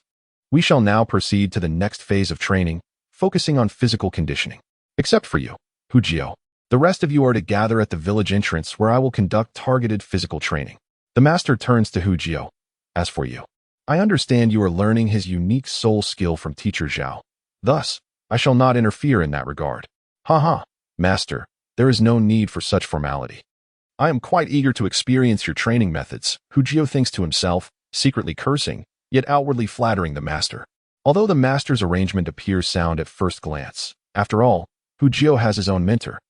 And training under Xiao Wu for strength augmentation is undoubtedly superior to the master's regimen. Hu Jio remains skeptical of the master's benevolence, always interpreting his intentions through a lens of maximum suspicion. In the original narrative, Hu Jio sensed that upon the master's arrival at Shrek, the first task assigned was extreme training. Why? Because when Tang San initially joined Shrek, the 7 Shrek monsters were disorganized. The master cleverly exploited this, fostering camaraderie through arduous training, thereby rapidly strengthening the bonds within Shrek. Typically, a control-type soul master serves as the core of a team. Consequently, after a session of extreme training, Tang San effortlessly emerged as the spiritual leader of the 7 Shrek monsters. Of course, Tang San's inherent excellence also played a role. However, that was in the original tale. Now, with Hu Jio's presence, variables have arisen. To cultivate his disciple, the master first unifies the 5 monsters through battle, elevating Hu Jio to a prominent position. Now, with the impending extreme training, he seems to exclude Hu Jio entirely, denying him the opportunity to participate. This scheme is truly remarkable. Had it not been for Hu Jio's foresight, he might have remained oblivious to this nuance. It is only now that he has come to this realization. Had it been anyone else, they might have already fallen into the trap. A glance at Dai Mu Bai and the others reveals their utter unawareness of such matters. Hu Jio even harbors suspicions that the master orchestrated this arrangement to isolate him, especially since he left the master disappointed just yesterday. For the time being, he cannot relinquish his connection to Tang San, as it pertains to the crucial matter of the celestial herb. Without Tang San, not only does he lack knowledge of the appearance of the herb, but he is also ignorant of the methods required for its harvesting and even its consumption. Rather than exerting effort on these trivial thoughts, it would be far wiser to wait for an opportunity and stay close to Tang San. Consequently, Hu Jio outright rejected the master's proposal, unabashedly insisting on participating in their training. If they seek to isolate him, they shall find it impossible. Were it not for the desire to closely follow Tang San, he would have no interest in the master's schemes. After all, he is indifferent to matters of core importance. Let Tang San deal with such cerebral challenges. Such a core. Whoever is willing may take it. The master was taken aback. He never anticipated that Hu Jio would actually agree to participate in the physical training he had arranged. Wasn't he the one who despised such training the most? The master had thoroughly studied Hu Jio's character. Yet, little did he know that during their time apart, Hu Jio had undergone significant changes in his personality under the influence of Xiao Wu. Chapter 98. Choices made. Regarding Oscar's sensitive points, please be gentle. Your physical fitness, if subjected to my training methods, may not yield the best results. Upon hearing that Hu Jio intended to join the training, the master fell silent for a moment before replying in a calm tone. The effectiveness depends on the master's skill, does it not? Are you unwilling to teach me, master? A hint of sarcasm appeared on Hu Jio's face. You think you can scheme? I shall thwart your plans. Upon the utterance of these words, the master's gaze momentarily faltered, before locking eyes with Hu Jio, each unwilling to concede. At this moment, Xiao Wu, with his close-cropped hair, approached the master, unintentionally blocking Hu Jio's line of sight. He sensed that something was amiss. Clearly, in this young man's eyes, my standing is still beneath that of the master. Given this, why not showcase a bit of skill and allow me, Xiao, to learn a thing or two? Xiao Wuji chuckled good-naturedly at the master. Nearby, Flander felt a throbbing headache. What was happening? Why did he have the impression that the master was somehow targeting Hu Jio? Instruction was acceptable, but he was to comply with orders unconditionally. The master slowly began to speak. Hey, master, you may be unaware, but when we initially enrolled, we struck a deal with the dean. We possess our own training regimen, and should it conflict with the academy's training, we take precedence unconditionally. Therefore, I might not be able to comply with your unconditional orders. This clause was indeed crafted for the master. What? Absolutely absurd. Flander, how could you agree to such ludicrous terms? The master gazed at Flander with disbelief in his eyes. Sigh, we shall discuss this later, but I did agree to the conditions set forth by Hu Jio. Flander offered a wry smile. Is it really that easy to handle such a genius? I cannot teach such a student, the master declared in frustration. Why can't you teach? Why must we comply with your orders unconditionally? Are we to engage in wrongdoing at your behest? Observing the master's reluctance to train alongside Hu Jio, Xiao Wu stepped forward in anger. What kind of master are you? No wonder you were labeled a swindler at Nodding Academy. I believe they spoke the truth. Xiao Wu, you can't say that. The master is Tang San's teacher. Tang San shot a furious glance at Xiao Wu. What? Did I speak inaccurately? The master is your teacher. And what is Hu Jio to you? Can't you see that he is deliberately targeting Hu Jio? Xiao Wu was unafraid of Tang San, her eyes wide as she retorted. You shouldn't speak about the teacher in such a manner. As a girl, wouldn't it be better to be a bit gentler? Tang San's voice softened as he pressed on. The master indeed harbored suspicions against Hu Jio. With his intellect, how could he not see through it? Yet caught in the middle, he remained silent, feeling quite awkward. Whether I'm gentle or not is of no concern to you. I only care if Hu Jio likes it. Xiao Wu, undeterred by Tang San's remarks about her demeanor, became even more spirited. Hu Jio stood to the side, observing the exchange between Tang San and Xiao Wu, curious to see if the years of nurturing he had received were merely in vain. Enough of the bickering. Those willing to undergo training, follow me. Those unwilling may leave. The master said stiffly before turning to walk towards the village entrance. Observing his disciple caught in the middle, he felt a pang of compassion. It was merely a plan disrupted. After all, there would be plenty of time in the future. Behind him, the group exchanged glances, and finally, Oscar cautiously inquired, is this Master S training particularly rigorous? Heh. Extreme training means pushing oneself to the brink of death. Just survive the ordeal, young Oscar. May fortune be with you. Hu Jio smirked as he painted the master in a less than flattering light. Yet, Hu Jio was not entirely incorrect. The master indeed possessed remarkable abilities, capable of predicting an individual's physical limits and ensuring that training remained perilously close to those thresholds, leaving one neither able to survive nor to succumb. This is precisely the aspect that Hu Jio cannot accept. Why should he endure such suffering when he possesses strength and capability? He resolved to train relentlessly. Observing Hu Jio's gleaming white teeth, Oscar involuntarily shuddered. Teacher, could it be that Brother Jio is speaking the truth? Ma Hongjun recoiled slightly, his expression one of trepidation. Indeed, Hu Jio is correct. From my understanding of the master, his training will undoubtedly be grueling for you. Yet, this is also why I have invited him to guide you. Flandre asserted with a serious demeanor. As soul masters, without the spirit of hard work and perseverance, no matter how exceptional your talents may be, your achievements will remain limited. Flandre nodded, his tone resolute. This revelation left Dai Mubai, Oscar, and Ma Hongjun momentarily stunned. Flandre's words extinguished the last flicker of hope within them, particularly for Ma Hongjun, who was the least capable of enduring hardship. Teacher, is it possible for me to abstain from this? Ma Hongjun implored, his gaze pleading as he looked at Flandre. What do you think? Flandre replied with a meaningful glance, urging him to ponder the matter himself. However, Dai Mubai and Oscar hesitated, their eyes fixed on Hu Jio and Xiao Wu, who remained steadfast in their positions. At this moment, Tang San did not hesitate. He silently turned and pursued the direction in which the master had departed.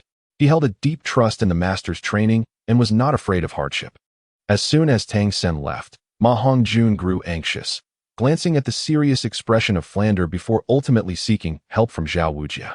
However, Xiao Wujia merely waved his hand, indicating his own helplessness, as he was not Ma Hongjun's teacher. Had Ma Hongjun been his disciple, he might have intervened, but alas, he was not. Oscar stood still for a moment, his expression fluctuating, though his thick beard concealed any signs of his turmoil. The quarrel between Hu Jio and the master presented an opportunity for him. He pondered whether aligning himself with the master at this juncture might yield benefits. Yet, he remained unaware of the extent to which the dean valued the master. After all, the master had only just arrived. What if he were to provoke widespread discontent and be abandoned by the dean? I am curious to test the so-called extreme training of the master. Nearby, Dai Mubai observed Tang San's retreating figure, a fierce battle intent flashing in his eyes. If you, Tang San, dare to go, so can I. For now, I may not surpass Hu Jio, but can I truly fall short of Tang San? Wait for me. I shall also join. Upon witnessing Dai Mubai's movement, Oscar cursed under his breath, gritted his teeth, and followed suit. Cough, cough. Flander, observing the still motionless Ma Hongjun, pretended to cough. Teacher, if Brother Jio and Sister Xiao Wu are not going, then neither shall I. I refuse to be a traitor, Ma Hongjun declared heroically, feeling like an indomitable warrior in that moment. Then let it be so. Later, I shall arrange a special training for you. Flander replied with an impassive gaze directed at Ma Hongjun. Little one, do you think I cannot handle you? Very well, let us disperse. I will take charge of Xiao Jio and Xiao Wu. I shall train them myself. Zhao Wujie chuckled and signaled to the two who stood rooted in place. Author's note, the scheduled release time is set for tomorrow. How exhilarating. Taking this opportunity, I shall reflect. Many have expressed dissatisfaction with the storyline of Shrek, and I shall refrain from mentioning specific grievances to avoid dissuading you. Thus, I will tone down certain aspects moving forward, striving to sidestep any pitfalls. My purpose in writing is to ensure that everyone enjoys the experience and feels fulfilled. If it does not resonate, then the fault lies with me. This is a matter for introspection. Ultimately, it comes down to the question of updates. A surge in releases is undoubtedly assured. The extent of these releases will depend on the initial subscription. Should the performance be commendable, I shall refrain from reserving manuscripts, delivering as many updates as feasible. Starting with 5. Subsequently, barring any extraordinary circumstances, the standard will be 3 updates. Naturally, this is contingent upon performance, should the author resign for specific reasons. Particularly if sustenance becomes an issue, I might contemplate dual or even triple releases to make ends meet. There is also the possibility of taking a 2-month hiatus before resuming work. Therefore, I invite you to visit often. The ladies at home are eagerly awaiting. Furthermore, regarding the issue of a singular or multiple female protagonists, the esteemed editor Pillai has provided insights. Should there be any dissatisfaction in the future, Pillai has graciously offered to take responsibility. Lastly, I extend my heartfelt gratitude to the multitude of readers for their support. I diligently peruse the comments and recommendations daily, and many of the usernames have become familiar to me. Encountering these truly inspires me, igniting my passion for writing. Henceforth, I seek an initial subscription. The Chidian Reading app allows for ad-supported access, and it seems Q Reading might also offer similar options, though I have not verified this. In any case, let us support the authentic content. I shall refrain from lamenting. The purpose of writing is also to validate oneself, as I do not wish to suffer a humiliating defeat. Chapter 99. Zhao Wujie's exertion. Seeking initial subscription. Let us discuss the relationship between you and the master. In the training grounds, Zhao Wujie calmly regarded Hu Jio and inquired, Master, as I previously mentioned, my cultivation of the carrot, aside from Xiao Wu and Xiao San, is known only to the master. Hu Jio gathered his thoughts and began to articulate. Initially, the disciple sought to exchange his self-created soul technique for a cultivation carrot. But the master declined and even pried into the disciple's secrets. Upon hearing this, Zhao Wujie's copper eyes widened, a flicker of anger flashing within. Secrets are deemed so for a reason, and they should not be subjected to scrutiny. Were it not for his temperament 20 years ago, anyone daring to covet his disciple's affairs would have met with a singular fate, death. Yesterday, the master again approached me, wishing to barter his self-created soul technique. But since I am no longer in need of soul techniques, I declined. And thus, he isolated you today? Zhao Wujie's interjected, without needing further explanation from Hu Jio. A master is indeed a master. You discern this subtlety. Hu Jio gazed at Zhao Wujie's in astonishment, suddenly viewing his teacher in a new light. Wasn't the master usually perceived as rather straightforward? When did he become so astute? I have consumed more salt than you have rice. If I cannot perceive such trivial matters, it would be a waste of my years. Then what should I do now, master? With the master present, my days may not unfold smoothly. Hu Jio earnestly inquired. The very reason I chose to apprentice under Zhao Wujie's was for this moment. What does it matter? The so-called master is merely a term of jest bestowed by others. He truly believes himself to be someone of significance. Xiao Wuji scoffed disdainfully. He held utter contempt for such inept individuals who merely prattled on without substance. You two should put your hearts at ease. With me around. Not even the master will dare to disregard you. Do you genuinely think my position as vice president is merely ceremonial? Then I shall trouble you, master. Hu Jiao exclaimed with delight. Indeed, old Xiao is truly formidable. I have not erred in choosing this teacher. Enough of the pleasantries. I am not doing this solely for you. Xiao Wuji waved his hand dismissively. Do you expect my disciple to require others' guidance? Where would that leave my dignity? Starting the following day, Xiao Wuji joined forces with Li Yusong, Xiao Xian, and other esteemed veterans of the academy, effortlessly exerting immense pressure on Flanders. It is worth noting that these instructors have been close companions of Flanders for many years, with some having spent more time together than with the master himself. After all these years, the depth of our emotions goes without saying. These elderly gentlemen, under the influence of Xiao Wuji, have taken a stand against the master. And even Flander cannot withstand the pressure.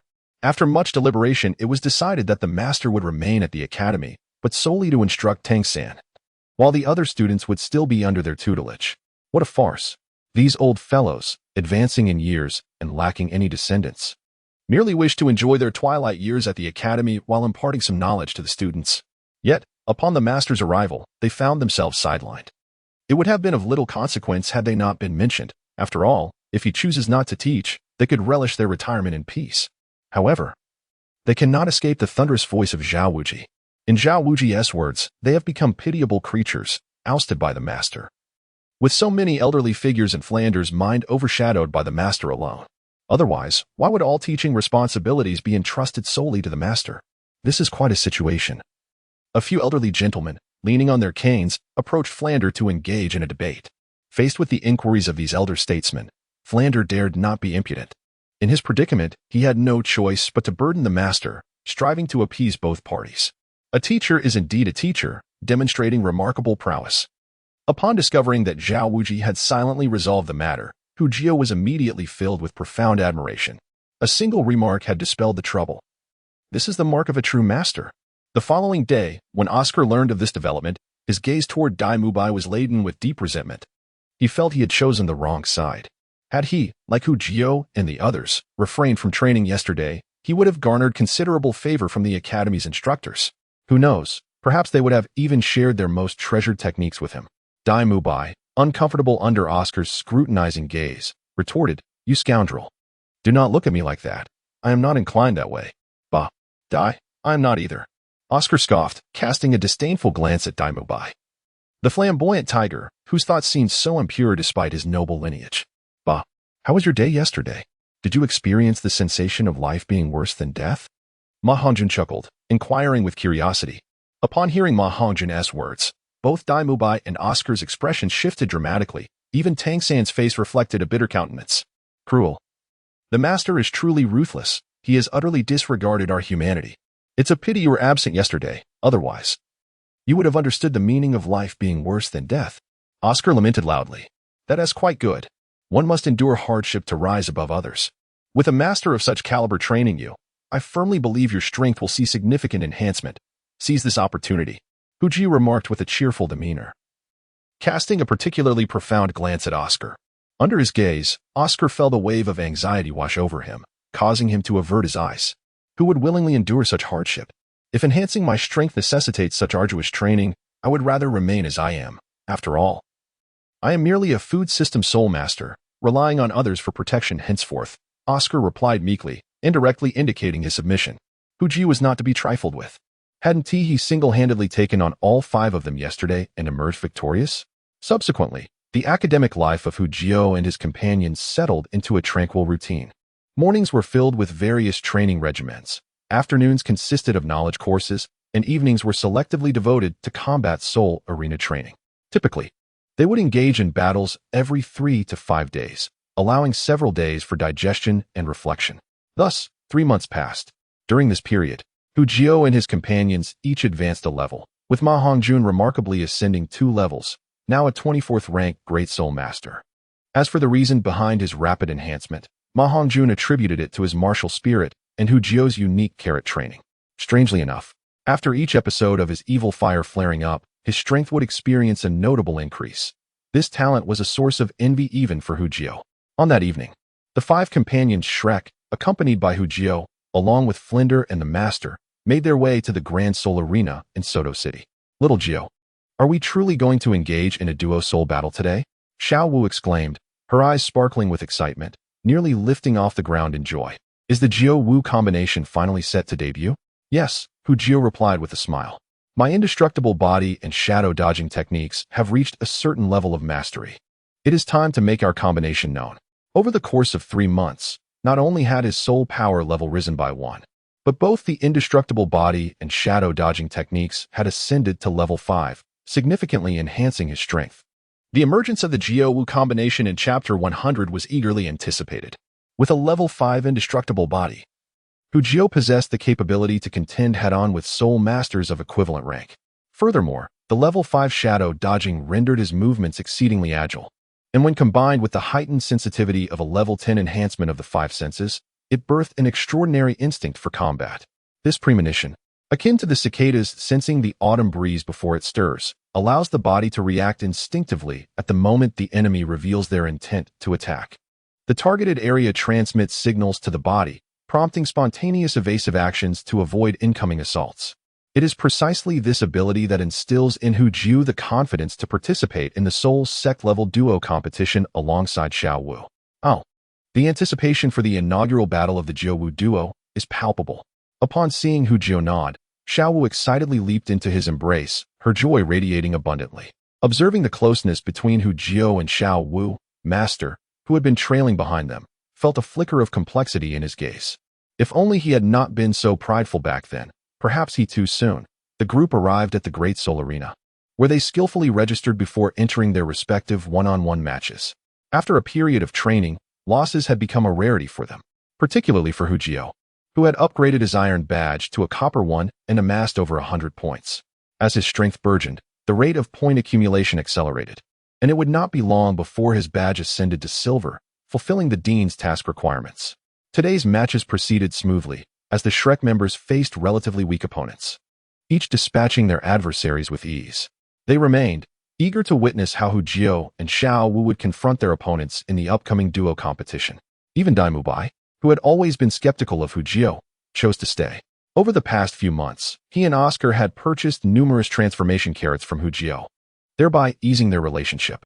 There was no denying the practicality of Hu Jio's transformation carrots, particularly in certain situations, which had led Dai Mubai to neglect his training somewhat.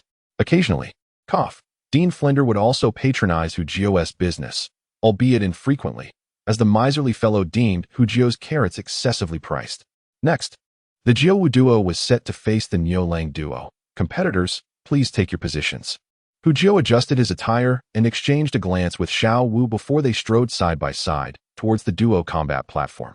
Behind them, the cheers and blessings from Tang San, Ma Hongjun, and others rang out. Having never experienced a duel battle, Hu Jio and Xiao Wu taking the lead provided a splendid opportunity for him to witness the spectacle. As the iron-willed Hu Jio transformed into a formidable figure and the graceful Xiao Wu made her entrance, the audience erupted into fervent applause. Having participated in numerous solo matches, the duo had garnered a considerable fan base, and the crowd was brimming with excitement to see them in a duel competition. In contrast, the Niulang duo made their appearance. A towering man, clad in a bull helmet and standing at a height of 2.5 meters, thumped his chest and let out a fierce roar, instantly charging the atmosphere with tension. Hu Jio wasted no time. He swiftly unleashed his carrot martial spirit, activating his transformation skill to morph into the imposing bull martial spirit of his opponent. This transformation expanded Hu Jio's physique to 3 meters, flooding him with a sense of immense power. The bull-headed giant across the arena narrowed his eyes in response. He had heard whispers of Hu Jio's transformation soul skill within the Great Soul Arena.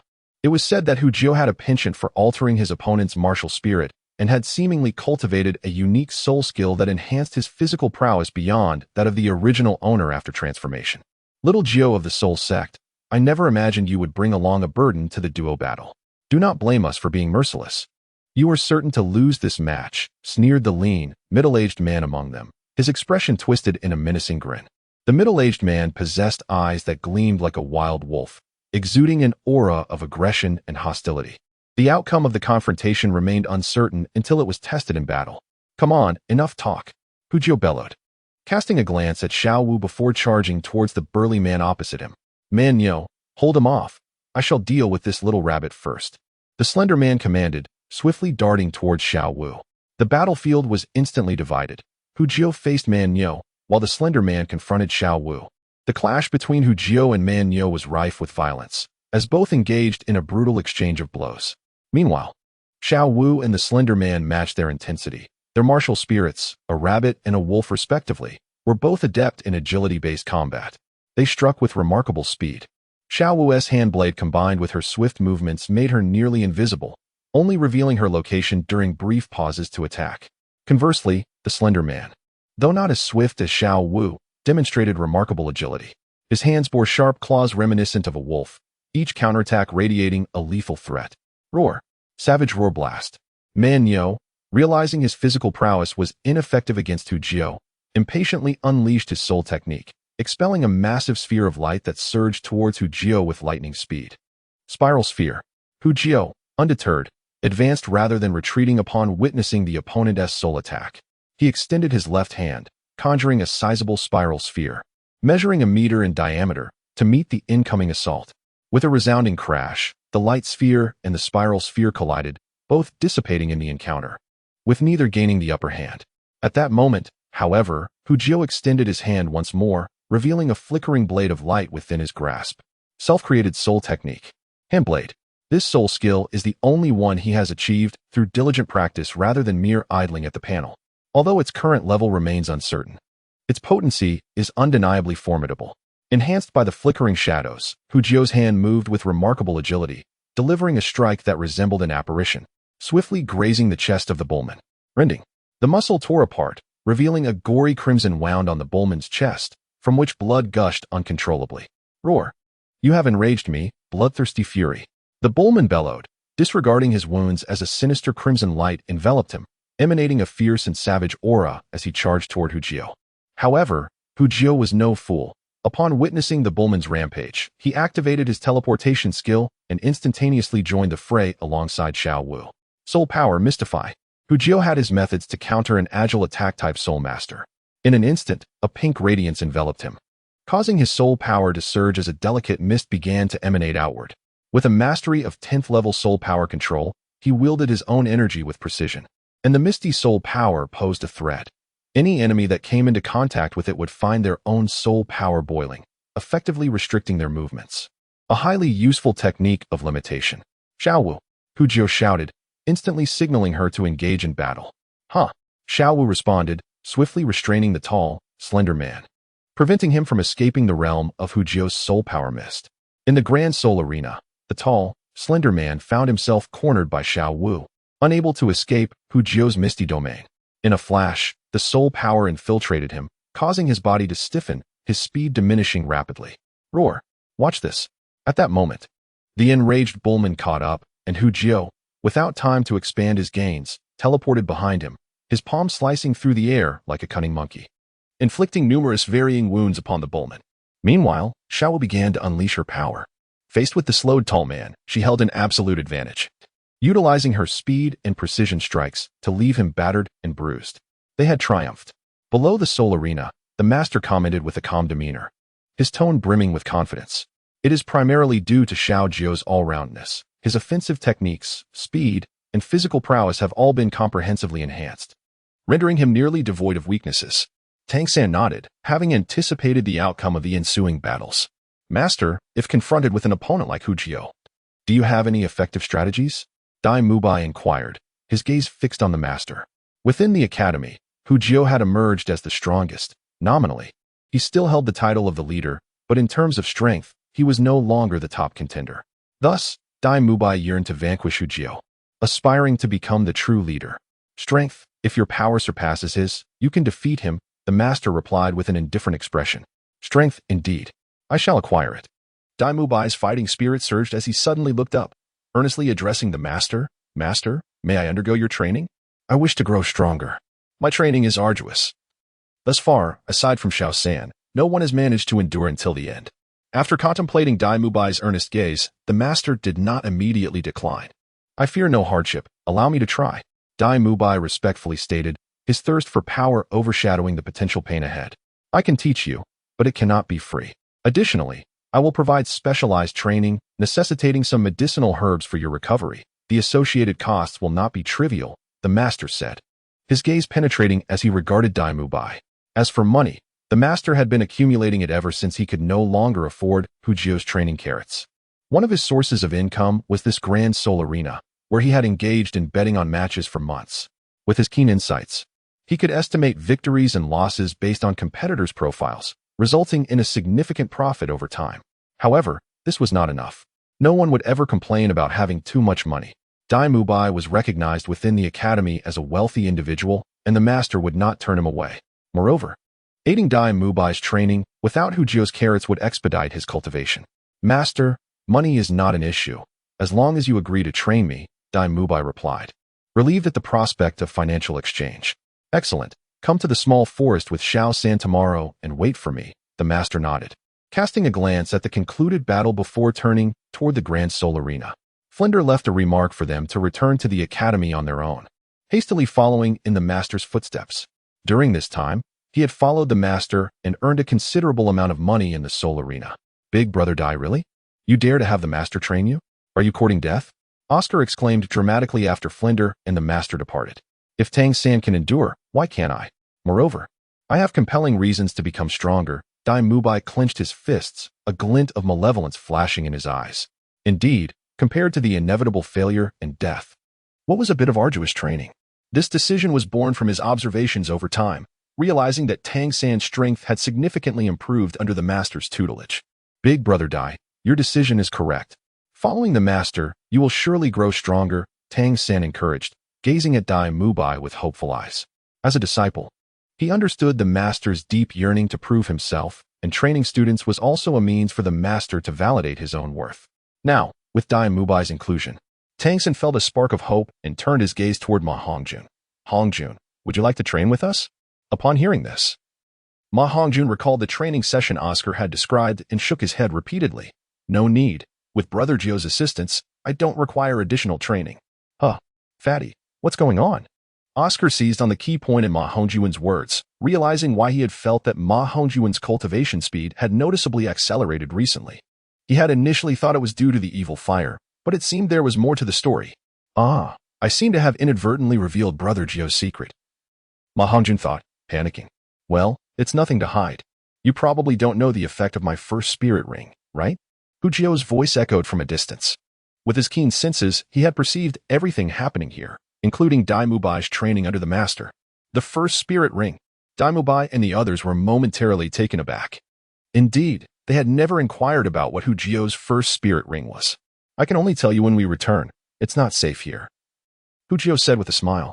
The moment he heard the master was seeking Dai Mubai, he knew he could no longer conceal the secret of his training carrots. Rather than having the master come to him to purchase carrots, why not simply inform them directly? After all, there were no middlemen taking a cut here. Each of them returned to the academy with their own thoughts. Dai Mubai and Oscar looked eagerly at Hu Jio, the only two among them unaware of the special training carrots. My first spirit ring is actually an aid for cultivation. These training carrots can double your cultivation speed for an hour, Hu Jio said, grinning as he dangled a carrot in front of Dai Mubai. Double? Are you selling them? Dai Mubai sprang to his feet, his eyes gleaming at the sight of the carrot in Hu Jio's hand. Doubling the cultivation effect meant having the time spent training, which implied hope for him. Well, under normal circumstances, I wouldn't sell these carrots. Hu Jio's words cast a shadow over Dai Mubai's heart. But he quickly realized that perhaps he could negotiate. However, since we are classmates, I'll give you a chance. 300 gold soul coins each, fixed price. 300 for a single carrot, which lasted only an hour. You would need at least 10 a day. That meant 3,000 gold soul coins daily, totaling 100,000 gold soul coins monthly. Dai Mubai felt a wave of helplessness wash over him. He only received 30,000 gold soul coins as monthly allowance, which was insufficient even to buy the carrots. Could you lower the price a bit? Dai Mubai's voice was somewhat awkward. He wasn't well versed in haggling. Lowering the price is possible, provided you agree to one condition. Hu Jio smirked. This was the perfect moment to capitalize on the situation. What condition? Dai Mubai's gaze was resolute as he looked at Hu Jio. To enhance his cultivation speed and defeat his brother, he was willing to meet any condition. It's simple. I don't have much interest in other things. but I love creating my own soul skills. As someone from a prominent family, it shouldn't be difficult for you to help me with that, right? Hu Jio's request made Dai Mubai hesitate. While he had his own soul skills, they were precious and highly valued even within the royal family. However, considering the effects of Hu Jio's training carrots, Dai Mubai gritted his teeth. After all, if he failed to compete for the position of heir, he might lose far more than just soul skills. His very life could be at stake. I agree. Dai Mubai took a deep breath and decided to go for it. Since you're so agreeable, I'll ensure you won't be at a loss. You can buy the training carrots for the same price as the regular ones, 100 gold soul coins. That's a fair price, right? Hu Jio said with a smile. All right. After calculating his allowance in his mind, Dai Mubai nodded decisively. A monthly expense of 30,000 gold soul coins was manageable for him.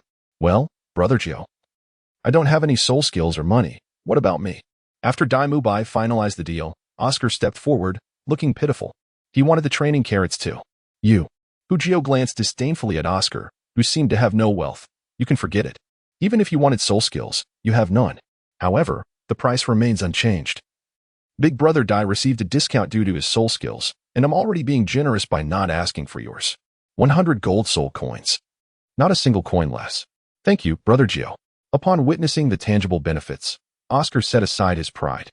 As long as he didn't have to part with his soul skills, he could figure out the gold soul coins. With his cleverness, making money was not a daunting task. If push came to shove, he would resort to trickery or theft to acquire the funds. Oscar was determined, ideas bubbling to the surface. After the transaction, Dai Mubai and Oscar bought a significant number of carrots from Hu Jio, leaving him with an unbroken smile that night. Tang San, lend me a hand. Hu Jio called out. What is it? Tang San looked at Hu Jio with curiosity. It was rare for him to seek assistance. It's simple. Earlier, you mentioned discovering a type of, or with excellent extensibility. I want to modify my meteor hammer. The current weight no longer meets my needs. And the hammerhead could use an upgrade as well. Hu Jio pulled out a large pile of gold soul coins from his soul guide, and upon counting, the total exceeded 10,000 coins. Among them, many originated from Dai Mubai and Oscar. Over the past 3 months, Hu Jio has sold a considerable number of transformed carrots to the two of them. The key is that the effects of these transformed carrots are remarkable, and all who have used them express great satisfaction. Very well, I shall take responsibility for this matter, but you must also lend your assistance when the time comes. In matters of or refinement, you possess superior skills. Upon hearing this, Tang San readily agreed. After that day, Tang San immediately sprang into action. He first invested in sufficient materials, then dedicated some time each day to forge the meteor hammer alongside Hu Jio. However, Hu Jio's standards were notably high this time, and with their concurrent training, progress was not particularly swift. As time gradually slipped away, Hu Jio and his companions experienced a steady enhancement in their abilities. Within the soul fighting arena, the 9-dance combination of Hu Jio and Xiao Wu gained prominence as their number of battles increased and their reputation soared, accompanied by a rapid rise in points. In just a few months, they upgraded their bronze badge to a silver one, fulfilling the dean's requirements. Once their badge ascended to the silver level, they became eligible to appear in the main soul fighting arena. Nevertheless, Hu Jio felt that he and Xiao Wu still lacked a bit of strength, thus they continued to engage in battles at the sub-arena. After all, even in the sub-arena, they did not solely emerge victorious. There were occasions when they faced formidable opponents and suffered defeats. However, amidst these past few months, one particular incident brought Hu Jio prolonged amusement. Since Dai Mubai began training under the master, his strength had indeed increased significantly. Yet, when he started consuming the concoction prepared by the master, an amusing phenomenon occurred. Due to the multitude of herbs included in the potion, Dai Mubai initially failed to notice. But after a while, he surprisingly detected the flavor of the carrots that Hu Jio had been cultivating within the concoction. This revelation rendered him visibly distressed, and his subsequent inquiries with Hu Jio only fueled his indignation. The master had audaciously purchased Hu Jio's training carrots, subsequently augmenting them with herbs to mask the flavor, thereby deceitfully siphoning his funds. At that moment, he was consumed by an overwhelming urge to strike the master in fury. Was it possible that the master thought him a fool? After investing so much in training fees, he was left with such a farce? Fortunately, Dai Mubai retained a semblance of rationality and decisively refused to continue his training under the master, citing the arduous nature of the regimen. The master's expression at that moment was quite a sight, after arduous efforts to find a willing participant ready to finance his schemes. The prospect of losing such a gullible patron was unfathomable. After that day, the relationship between Dai Mubai and the master reached a frigid low, as they could hardly stand the sight of each other during their encounters. Hu Jiao, I have brought you the soul skill you requested. Several months later, Dai Mubai appeared at the door, presenting a book. Good brother, you have indeed kept your promise. Hu Jiao's eyes sparkled as he swiftly accepted the tome, immersing himself in its contents with utmost seriousness. This tome is considerably thicker than the average manual, and upon reaching the latter pages, one can even find the cultivation experiences of predecessors. Although these insights may hold little significance for Hu Jiao, they could prove invaluable for self-training. This soul skill, classified as an auditory attack, is named the White Tiger Sound Kill Roar. Once mastered, its destructive power is immense, making it a formidable area effect soul skill. As proudly elucidated by Dai Mubai, you've never practiced it? Hu Jiao's inquiry momentarily cast a shadow of embarrassment across Dai Mubai's face. This soul skill is notoriously difficult to master. In our family, aside from the clan leader, no one else has succeeded. Moreover, we are currently at a pivotal moment for enhancing our strength, and the family does not encourage us to delve into soul skills, Dai Mubai clarified. Indeed, Hu Jiao comprehended Dai Mubai's sentiments well. Creating a soul skill is not comparable to others, without a significant advantage. He too would lack the leisure to devote to developing a unique soul skill. Chapter 103, New Weapon, Seeking Initial Subscription. Acquiring the White Tiger Sound Kill Roar brought Hu Jiao great delight, yet simultaneously, it presented him with a dilemma. The primary issue was the lack of available slots for training. In the training panel, the 11th slot had been unlocked significantly, but at this rate, it would require several more months of waiting. Currently, his self-created soul skill, the hand blade, had already consumed much of his time, alongside his soul power cultivation. These two endeavors had completely filled his schedule, and should he attempt to cultivate another soul skill, it would undoubtedly impede the progress of the former two. A situation he wished to avoid. Sighing, he decided to set it aside for now, never imagining that one day he would be burdened by an excess of soul skills. Hu Jiao cast a nostalgic glance at the manual in his hand before decisively tossing it into the soul guide device to gather dust. Dai Lauda, I've noticed your strength has been rising rapidly lately. Are you now at level 36? Hu Jiao inquired with a smile. As his most significant patron, Hu Jiao maintained a friendly demeanor towards Dai Mubai. As the saying goes, those with wealth are the true kings. Dai Mubai not only purchased his carrots, but also gifted him soul skills, making Hu Jiao feel somewhat reluctant to target him. Of course, this was contingent upon Dai Mubai not provoking him. Haha, you've caught on. Indeed, I just leveled up a few days ago, all thanks to your training carrots.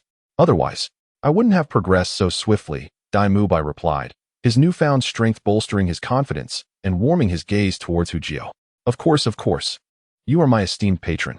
Within the academy, no one else buys as many carrots as you do, Hu Jiao chuckled, feeling a sense of ease in earning Dai Mubai's generous patronage, which he found much less awkward than profiting off others. Upon the departure of Dai Mubai, Tang San arrived shortly thereafter. Upon seeing Tang San, Hu Jiao's eyes brightened. Little San, has my meteor hammer been successfully forged? Ever since he assisted Tang San with the ore refinement some time ago, he had been unable to contribute further. He could only watch as Tang San busied himself day after day, training and crafting weapons for him, leaving Hu Jiao feeling somewhat guilty. Yes, the meteor hammer you requested has finally been completed. Crafting this weapon felt more exhausting than creating several powerful hidden weapons.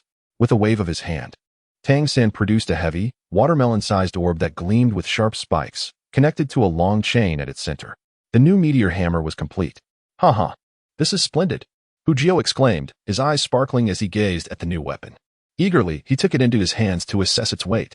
Goodness, if I had known how heavy it was, I might have embarrassed myself. Tang San explained, this meteor hammer, after multiple forges, weighs a staggering 1,280 pounds. The chain is made from a highly elastic special material, capable of extending up to 10 meters. Simply channel your soul power when using it. The spikes are crafted from a millennium of cold iron. Such a weapon could likely only be wielded effortlessly by you.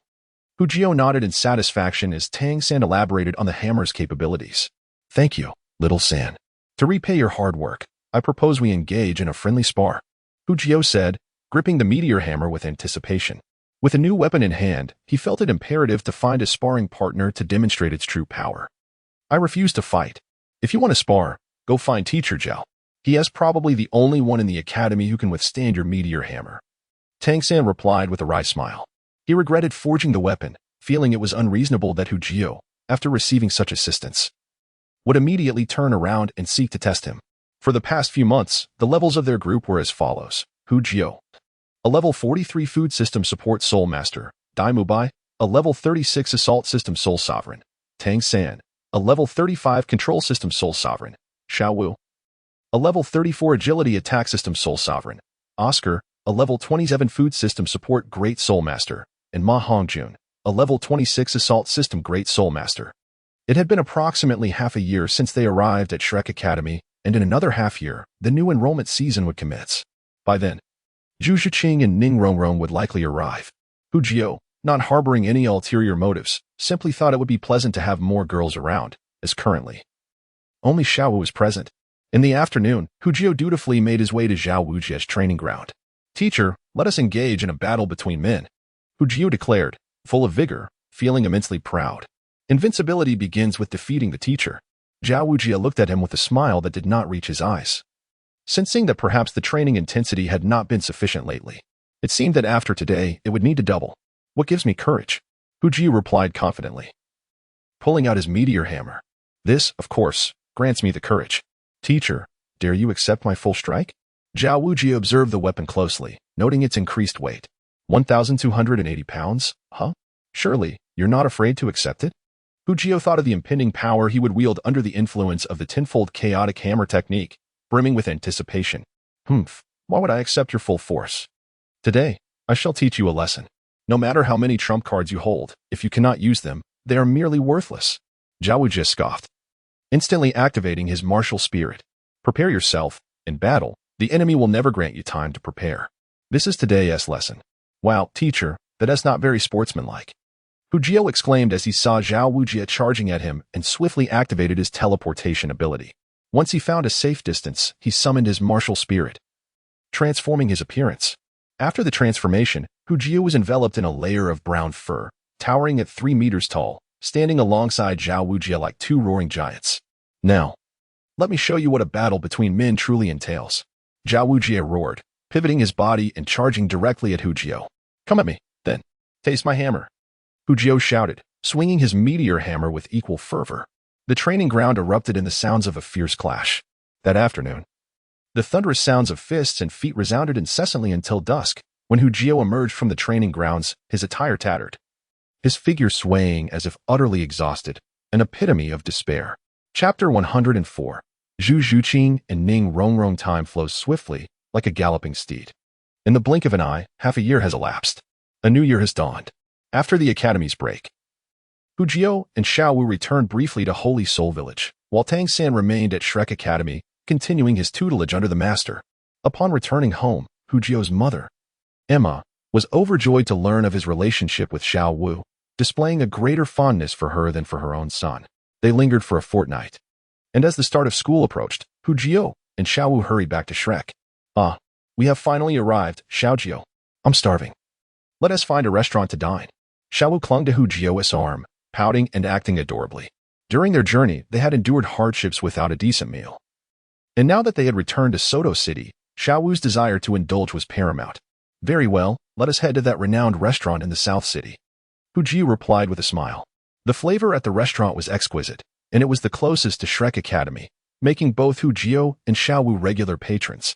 As they expertly ordered their dishes, Xiao Wu suddenly tugged at Hu Jio's sleeve, exclaiming, Xiao Jio, look, that young lady is breathtaking.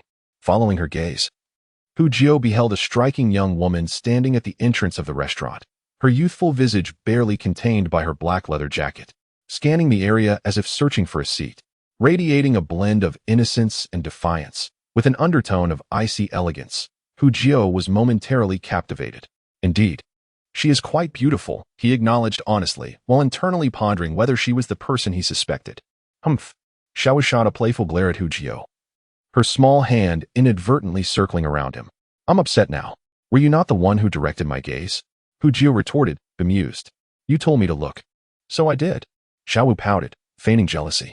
Very well, I shall avert my gaze. Hu Jio chuckled lightly, turning away, genuinely deciding not to look again. Judging by the intensity of the young lady's soul power, It indeed seemed plausible that she was the one he had in mind. Opportunities to observe her would arise in the future. The young woman surveyed the restaurant, her brows knitting slightly, before her gaze landed on Hu Jio and Xiao Wu's table. They were of similar age, and their well-dressed appearance set them apart from the other patrons. However, she would not admit that it was also their striking looks that caught her attention. "May I sit here?" she inquired, her voice cool and composed, akin to the crispness of a winter pear. "Ahem, there are only two of us. Feel free to take a seat," Hu Jio replied, his demeanor both amiable and earnest. Such bustling establishments posed the nuisance of worrying about seating, and he felt compelled to assist the young lady in her moment of need. However, as soon as Hu Jio spoke, Xiao Wu stealthily stepped on his foot beneath the table, leaving him wincing in pain. "Thank you." Despite her words of gratitude, her tone remained frosty, offering Hu Jio no sense of warmth. "Are you here for the Shrek entrance exam?" Xiao Wu asked curiously once the young woman settled down. "Yes." The lady nodded slightly, acknowledging the question. "How wonderful. We are also students at Shrek. It seems we might become classmates." Xiao Wu's eyes sparkled with excitement, her demeanor instantly transforming into one of warmth. Within Shrek, she was the only girl, having long lamented the absence of a companion. Now, with the arrival of a beautiful young lady, albeit with a somewhat cold disposition, Xiao Wu felt content. Upon hearing that Hu Jio and Xiao Wu were Shrek students, the young woman's expression brightened momentarily. "My name is Zhu Zhuqing. Do you happen to know someone named Dai Mubai? Are you referring to that lecherous rascal with the peculiar eyes?" Xiao Wu blurted out, only realizing her faux pas as she glanced at Zhu Zhuqing, swiftly redirecting the conversation.